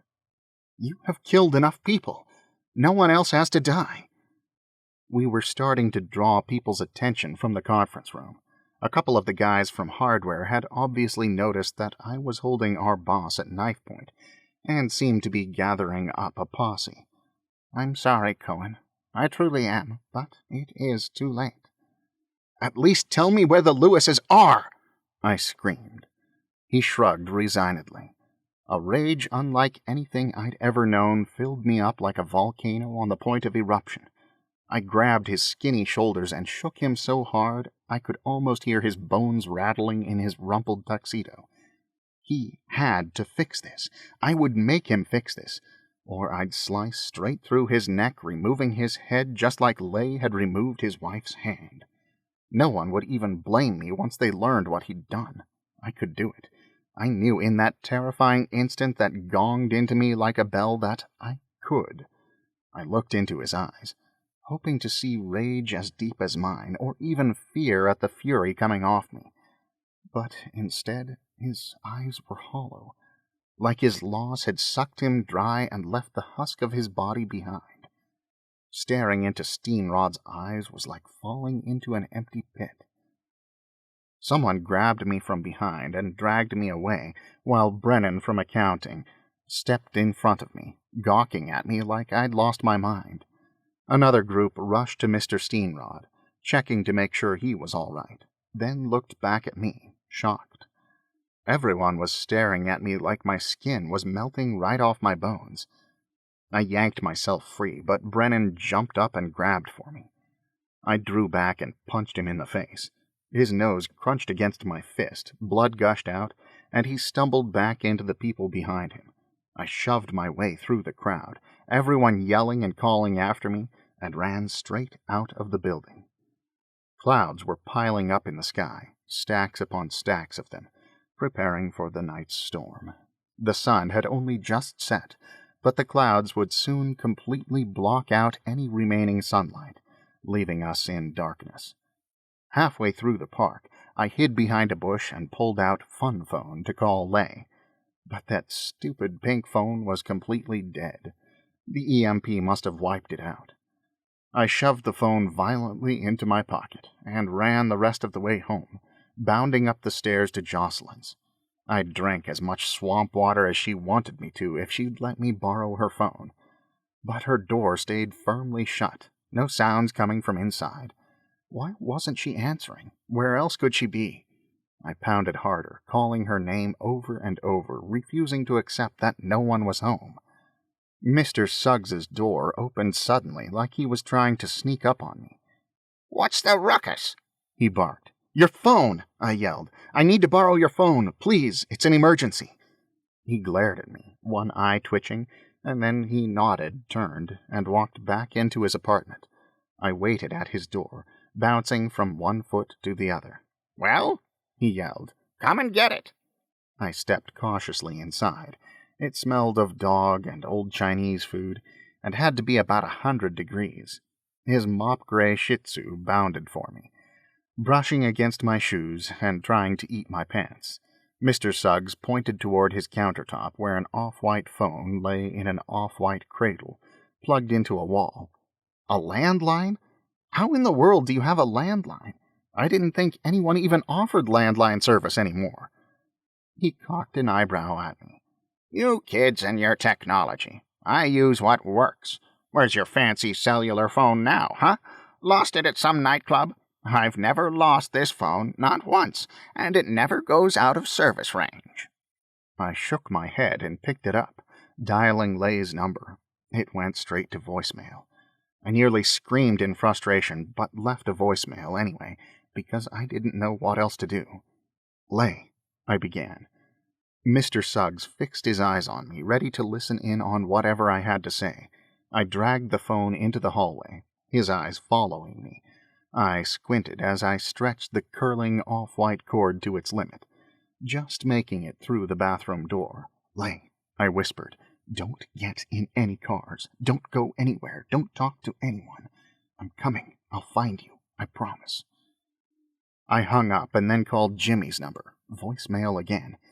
I left another message similar to Lay's. Don't go anywhere, don't talk to anyone, and don't get in any cars. What if it was already too late? Maybe Steenrod was right, and there was nothing I could do. I dialed Sci-fi's number. "Hello? Sci-fi, is that you? Cohen, are you okay? Where are you? Are you still with Celeste? You guys freaked me out, and I hate it here." I laughed, my hysteria simmering down to a nearly manageable level. Sci-fi, holy cripes! I'm so glad you're okay. Where are you? In some group home? The food all tastes like it's been in the freezer forever, but Jimmy's here. Say hi, Jimmy! And there's a guy here who does an awesome Batman impression, so that makes things a little better.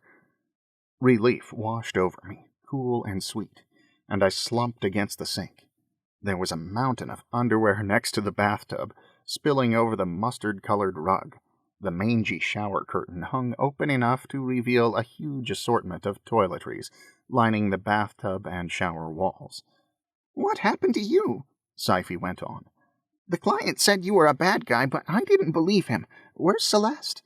Did the lawyer send a cab to pick you up too?" My panic spiked again, and I clung to the receiver. "The lawyer sent a cab for you? When? What happened?" There was a scuffling sound, and Jimmy's deep voice cut in. "About 10 minutes ago. Showed up in the driveway with a message that it had come to take us to the lawyer's office." "It was so nice," Sci-fi shouted. I could picture him pushing his face up to the phone to be able to get a word in. Jimmy said something to Sci-fi I couldn't hear, then spoke into the mouthpiece again. There wasn't a social worker available to go with us, so they wouldn't authorize it. It seemed kind of fishy anyway. So what happened? The cab waited outside for a while, sending notifications every few minutes. It finally left just a minute ago. "I got some awesome pictures of it, though," Sci-fi called from the background. I breathed, and it was easy to do so. If they were this cautious, Lay was too. Truthfully, as a murder plot went, it was kind of a stretch. Only a moron would climb into a strange car for no reason. Good. You both are brilliant. Have you heard from Lay? She called us earlier. She's still in the hospital. They had her on some pain meds that made her as loopy as anything. "She promised to buy me a tiger," Sci-fi yelled. She was so out of it, he could have gotten her to agree to anything. Dread filled me up like rainwater in the gutter. Lay was not a moron, but if her judgment and reasoning were significantly impaired... I signed off with Jimmy and Sci-fi and called the hospital. They weren't willing to tell me anything until I told them I worked for her lawyer. All I need to know is if she's still there. The girl on the phone sighed. "You're the ones who insisted she leave early. She's checking out right now. Outtake paperwork takes forever between you and me, but she'll be done before too much longer. Hopefully your car gets here soon, 'cause she's not too steady on her feet yet." "Wait, no, don't let her leave. I've got to talk to her, please." I shouted into the phone, but the call disconnected. I called back, but was put on hold. I didn't have time for this. I'd been lucky to get one person to talk to me. I didn't have time to wait on hold and explain things to someone else. I was just going to have to call a cab and get there first. Lightning streaked across the sky, lighting up the little frosted window set high in the shower, and thunder shook the building. It was too late. Mr. Suggs pounded on the bathroom door. "I'm waiting for a phone call. It's time to wrap it up." I hung up and walked back out into the living room, Mr. Suggs and his Shih Tzu and the stretched-out phone cord trailing behind me. Lay was going to die, just like Peter, and I was just as unable to save her. If I'd been smarter or faster or more prepared, Lay wouldn't have been shot, and Steenrod wouldn't have been able to get to her. I was going to fail all over again. The lightning started. It's too late. What am I going to do? Eh? I mean, if I was Lay, I'd hop on a hydrocycle and go anyway, but that's impossible. It was, of course, this idea that lit up inside my brain. Impossible. What's that? I don't have the gear. I've never done it on my own. I don't have any practical experience at all. Riding on the back of a teenager's cycle doesn't count. I couldn't believe I was considering it, but the idea wouldn't go away. It doesn't? And I don't even have a bicycle. I mean, I'm pretty sure there's one in the garage downstairs, and I'd only be borrowing it, and would definitely have it back tomorrow. They'd understand, wouldn't they? 'Cause he's going to kill her, just like all the others. What do you have that I can wear in the rain? After he recovered from the shock of being shouted at by a blathering lunatic, Mr. Suggs pulled some fishing gear out of a closet and begrudgingly let me wear his waders and large yellow raincoat. My bullet wound wasn't bleeding much unless I moved, which was going to be a bit of a problem, but the anxiety, worry, and stress of everything seemed to mute all of the pain. Mr. Suggs shoved a kitchen towel inside my shirt to staunch the blood flow. He had an old military helmet that he plopped on my head and secured under my chin. It was as good as it was going to get. The feeling that it was already too late gnawed away inside of me, but I had to do something. I had to try. I clapped Mr. Suggs on the shoulder, and he grunted loudly. Then I took off for the garage at a loud, flappy run. The bike rack in the garage was empty. My heart sank as thunder rattled through the walls. The lightning wouldn't pass for a few more minutes, but I pushed the button to open the garage door. It slid upward with a reluctant grinding of gears, revealing lightning streaking through the sky. I was going to have to run. I wouldn't make it in time, and I'd definitely get struck by lightning. But running was the only option I had left. And then I spied it, right outside the door, leaning against the wall where it had no doubt just been left. A hydrocycle with a smack sign stuck in each wheel. I must have just missed the rider on my way downstairs. I rolled the cycle away from the wall and swung my leg over, the bullet wound in my side searing with pain. Lightning flashed, shattering the darkness like glass, followed by a clap of thunder that vibrated the ground. I tried to take off, but none of my muscles responded. I couldn't do it. I hadn't ridden a bike since Peter died. Maybe I really had forgotten how. Lay was riding through the night to her death, and I couldn't pick up my feet and put them on the pedals. She was going to die because I was a coward. The night stretched out before me like the maw of some massive salivating beast, waiting to devour me whole. There was no way I would make it in time anyway, even on the hydrocycle. My own incompetence, mortality, and years of fear chained my feet to the ground just as surely as the rain was chained to the sky. I could not do it. Defeat surged through me like a tangible thing, pulsing through my veins with my blood, so that every inch of me ached. I had failed again. Another flash of lightning slashed the sky, momentarily lighting the city before me. Thunder exploded through the night with such force that it nearly knocked me over. A bellow from deep in my gut tore through me, and I screamed into the night, the sound swallowed by thunder. Then I wrenched my right foot off the ground and shoved it onto the pedal. I squared my shoulders, took one deep, defiant breath, then I pushed onto the seat and rode out into the storm. I rode straight down Hopscotch Avenue, in the direction of the hospital, pumping my legs as hard as I could. In moments, the lightning moved away and the rain began. Before long, rain shot straight down at the ground like bullets of water from a firing squad in the sky. Gravity was on my side, and momentum carried me down the hill and forward, faster than I had traveled on a bike in almost a decade. As I turned a corner, my wheels slid straight out from under me.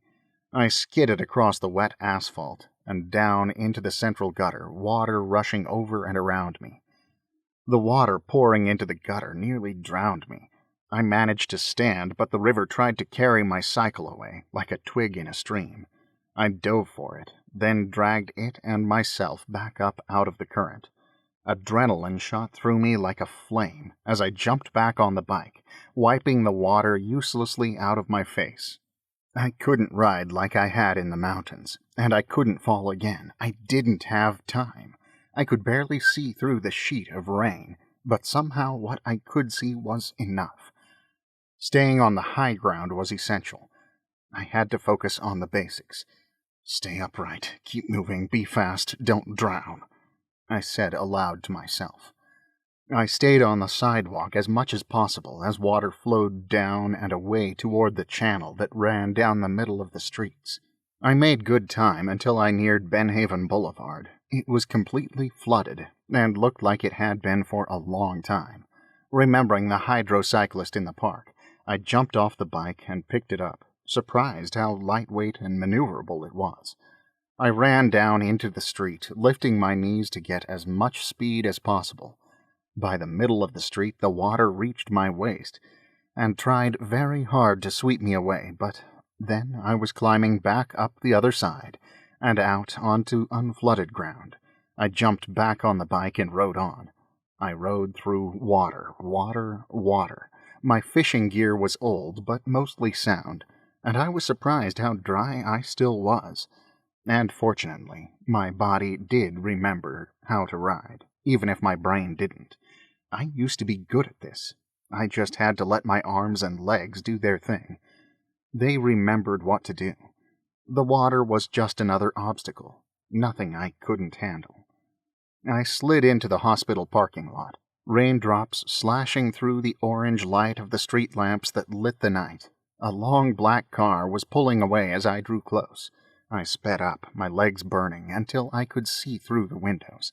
Lay sat in the back seat, eyes half closed, head resting against the window. The driver was a large man in a suit with a small cap on his large head. "Lay!" I reached out to pound on the glass, but the car sped up and away, pulling out into the street. "No!" I pedaled after them, so exhausted I wasn't sure I could ride anymore, and knew that I had to anyway. The driver rolled casually out into the street, struggling to stay on a road he could barely see. People were always finding ways to override the auto-save safety features so that they could drive at night, and it usually resulted in injury or death. I was furious that the hospital had even let her leave once the rain started. I strained to go faster, to keep pace with them, shouting impotently at Lay. The car turned left on Windwalk, cutting clumsily across the sidewalk and narrowly avoiding a streetlight. I followed, despairing of ever catching up. Where was this driver taking her? What was Steenrod going to do once he got her there? And did this cab driver have a clue what was going on? This plan had more holes than Mr. Suggs' underwear, and I couldn't believe that it was working.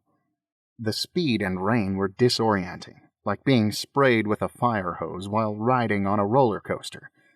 I wove and dodged, picking the driest route possible, as we drew near Ross Island Bridge. I was losing her. They were getting ahead of me. If they managed to get on the freeway, they would be too fast, and I would never catch up. Just before the bridge, the car slowed, then turned right, and drove straight off the road, through the bushes, and into the Willamette River. Chapter 34. Without letting myself think about what I was doing, I rode straight in after it. The hydrocycle and I plunged into the water next to the car as it slowly sank nose first into the churning river. I shoved the cycle away and swam for the car. Lay was yanking on the door handle with her good arm as water rushed into the vehicle, pooling around her feet and knees. The driver lay across the steering wheel, unconscious. Lay seemed to see him the same time I did, and climbed into the front seat, trying to help him. Hanging off the side of the car to keep from sinking, I pounded on the passenger window, and Lay's eyes flew wide. She shook her head and started yelling and pointing. I couldn't hear her over the rain that splashed into the river around me, but the meaning was clear. Get out of here. People often say in moments of crisis everything seems to slow down, as though each second is magnified and stretched out into eternity, each detail sharp and vibrant. That was not the case for me. My waders were filling with water and dragging me down, but the car was filling with water even faster. In less than a minute, it would slip beneath the river's surface. I was running out of strength, and everything was happening too fast. I wasn't going to have time to save her. I held the door handle with one hand, reached inside the waders, and grabbed my multi-tool off my belt. I gripped it with an iron fist, knowing that if I dropped it, all would be lost. Lay had sliced through the driver's seatbelt with her pocket knife, and was trying to pull his limp body toward her through the chest-deep water in the car. I turned my multi-tool so the glass breaker pointed out, and bashed it against the window with all my might, right in the weakest spot in the corner. A web of cracks spread out from the point of impact, and then shattered into little cubes of tempered glass. Water rushed into the cabin of the car while I grabbed for Lay.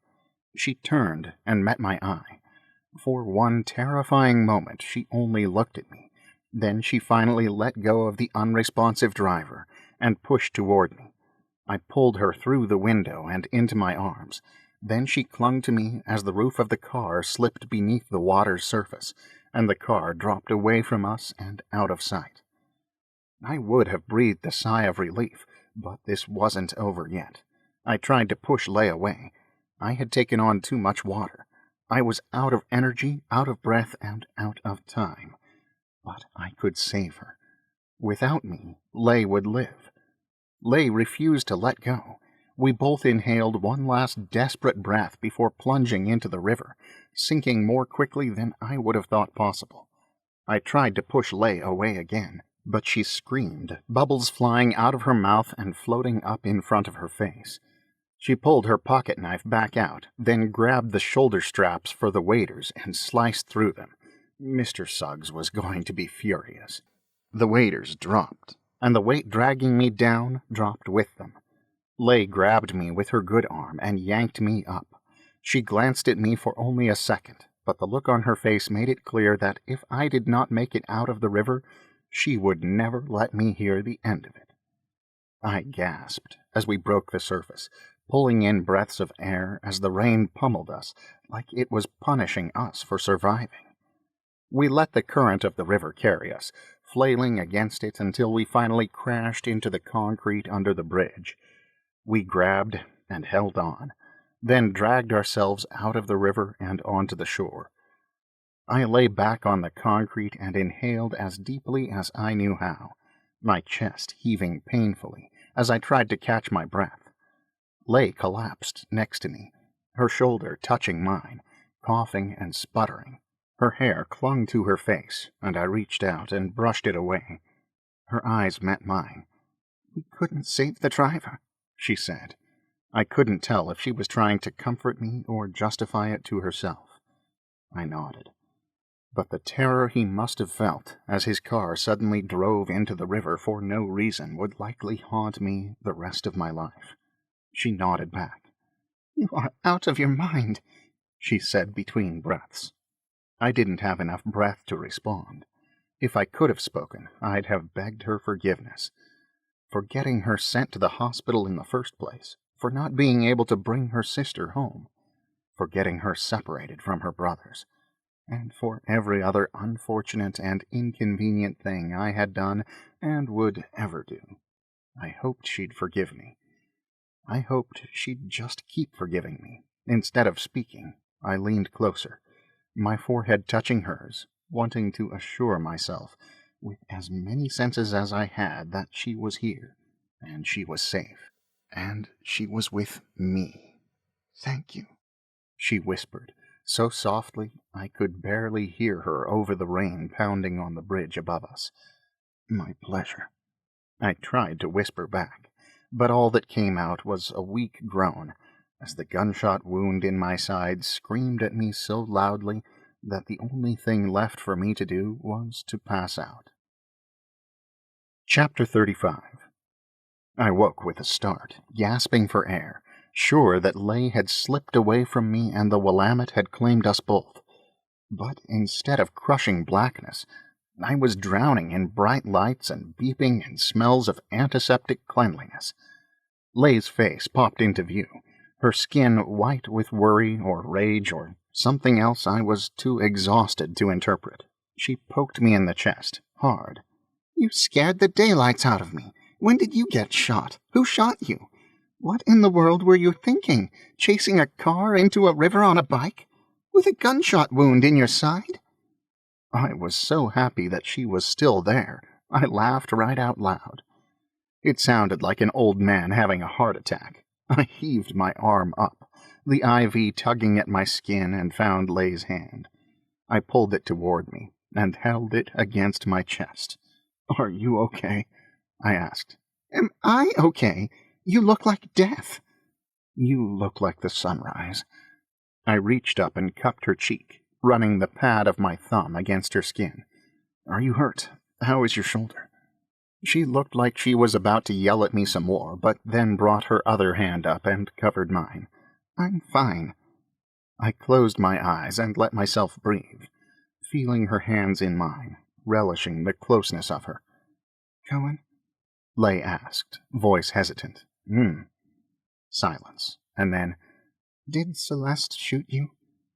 I pried one eye open and looked up into her face. No, she tried to protect me, and she was really sorry about shooting you.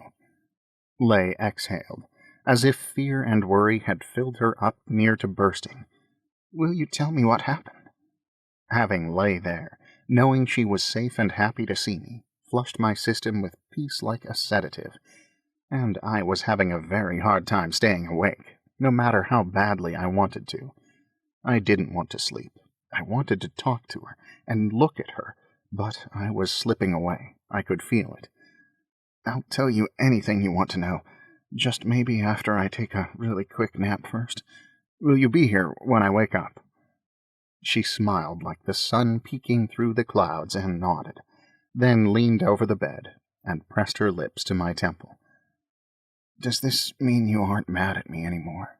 I whispered. If she answered, I didn't hear it as the world slipped away once again. I glued my fingers together. Sci-fi held up his hand in an A-OK sign. No biggie, I said, checking my watch. I've done that 100 times. He screwed up his face in effort. I can't get them apart. I set down my tweezers and reached across the table to separate his thumb and forefinger, but I didn't have any luck either. That is a very thorough job. I'm impressed. I've got some solvent in the back. Hang on. That's okay. Sci-fi stopped me.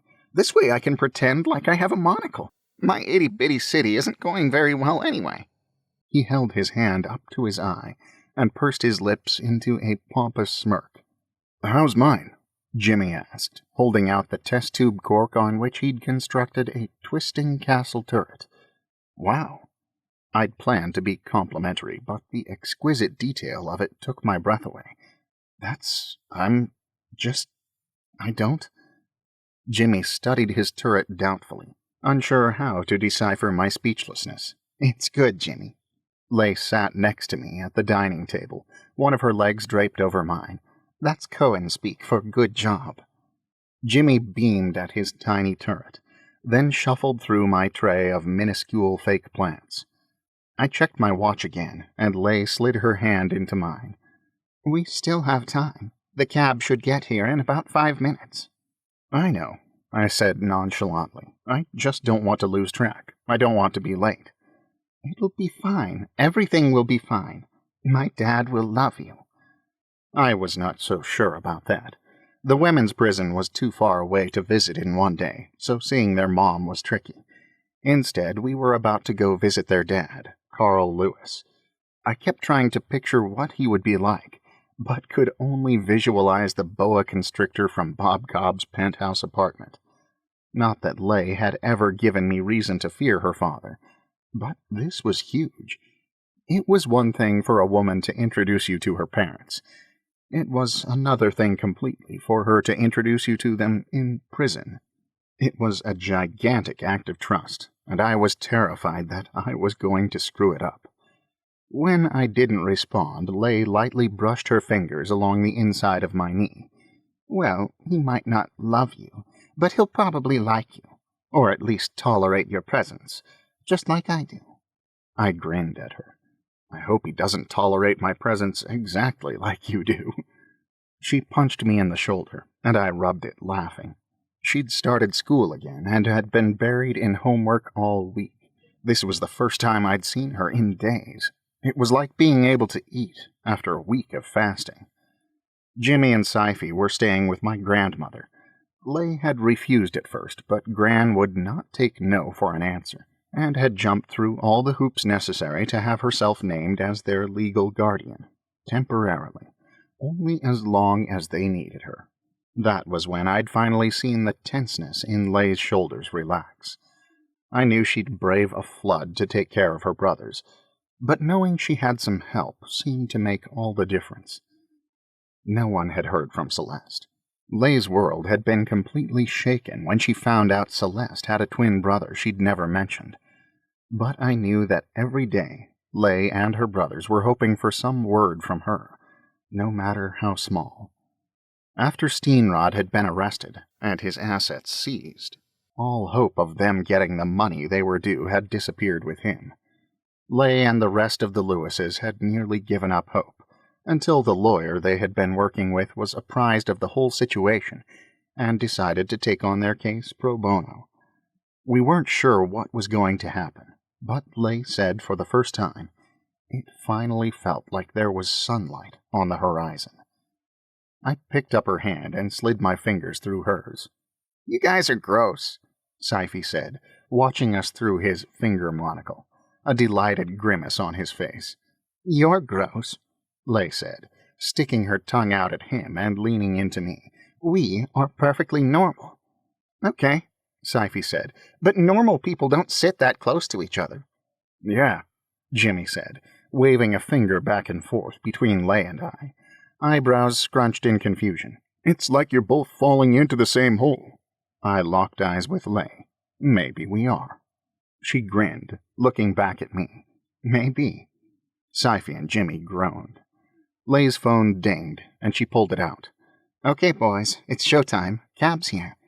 She stood, stretching, and pocketing her phone. Jimmy grabbed one of the glass vials and slid it down over his turret, squeezing it onto the cork which now sat at the base. "I'm bringing this to show Dad." He gazed at it proudly, his pace careful as he carried it to the door. Sci-fi glanced after him, both arms pumping. Leigh held a hand out to me. "You ready, Cohen Hoard?" Not even a little. But there were some things you could never really prepare yourself for. I took Leigh's hand and let her pull me to my feet. Then I kissed her, good and hard. "Absolutely not." She grinned, and I grinned back. Then we walked hand in hand out the door. 36. Epilogue. It appears to have worked. Hank Steenrod has been stopped, and Cohen was instrumental in making that happen. Thanks, old friend. I wouldn't have been able to do it without you. Will anyone be able to trace your involvement? Not likely. All evidence has been removed. I am very thorough.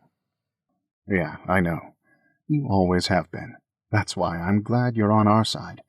And what about Cohen? Will he have more questions? Perhaps. But we can deal with those as needed. To all others, any remaining traces will appear to be coincidence. Cosmic design, then, as they say. Works for me. Thanks again.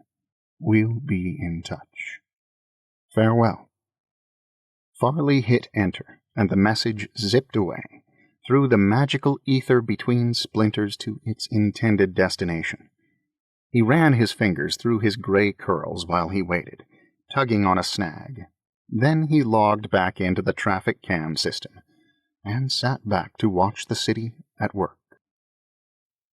For Richard, whether he wants it or not. Acknowledgments. I want to start this thankfest with a giant shout-out to my beta readers, Jerry Ledford, Brooke Hampton, Deidre Tregaskis, Kate Walquist, Lisa Bloomfield, Rachel Nickel, Patrice Gibson, Arlene Erickson, Lance Whitaker, and Kisha Banks, in no particular order, who provided invaluable feedback and who I'm really glad are my friends. Thanks, guys. I am annoying sometimes, and you guys are awesome. I also need to thank my writing groups. You make writing fun, critiques fun, conferences fun, and have taught me more than I could have hoped. I couldn't ask for better people to be with on this journey. So much thanks go to Esther Carter, who talked me through programming, traffic sensors, and AIs until my story morphed from a pile of garbage into whatever the heck you're holding in your hands right now. I'm so grateful to Marion. I really don't think I would be a writer without her. When we were kids, I wrote because she was writing. And I kept writing because she kept writing. And then she dragged me to my very first writers' conference, where I said to myself, "My gosh, I want to do this." Yeah, I talked to myself like that. And I've been writing ever since. Thanks. You're the BFFest. Buckets of thanks go to Farrelly. Not every writer gets to have an editor for a sister, but I promise you, it is very handy, and I really recommend getting one if you can pull it off. But find your own. Farrelly has plenty of siblings already. And while we're on the subject, I gotta thank Boydell for reading this book, and instead of telling me it was dumb, inviting me into his universe. I would also like to thank Splinter Press. Working with them is everything I never knew I always wanted. Their expertise and professionalism and general all-around great personalities were essential to bringing this book to life. Finally, I want to thank my kids, Harrison and Cohen, who I mention here by name because it will make them extremely happy. Thanks for your excitement and enthusiasm and love. And most thanks of all to my husband Richard for being an unending source of inspiration and laughter, and Rice Krispie treats. They are amazing, and now everyone knows it. And of course, thanks to you, dear reader. You made it to the very, very end, so I hope you are proud of yourself. You guys are the best. This has been The Dissection and Reassembly of Cohen Hoard, written by Elesa Hagberg, narrated by Benjamin Fife.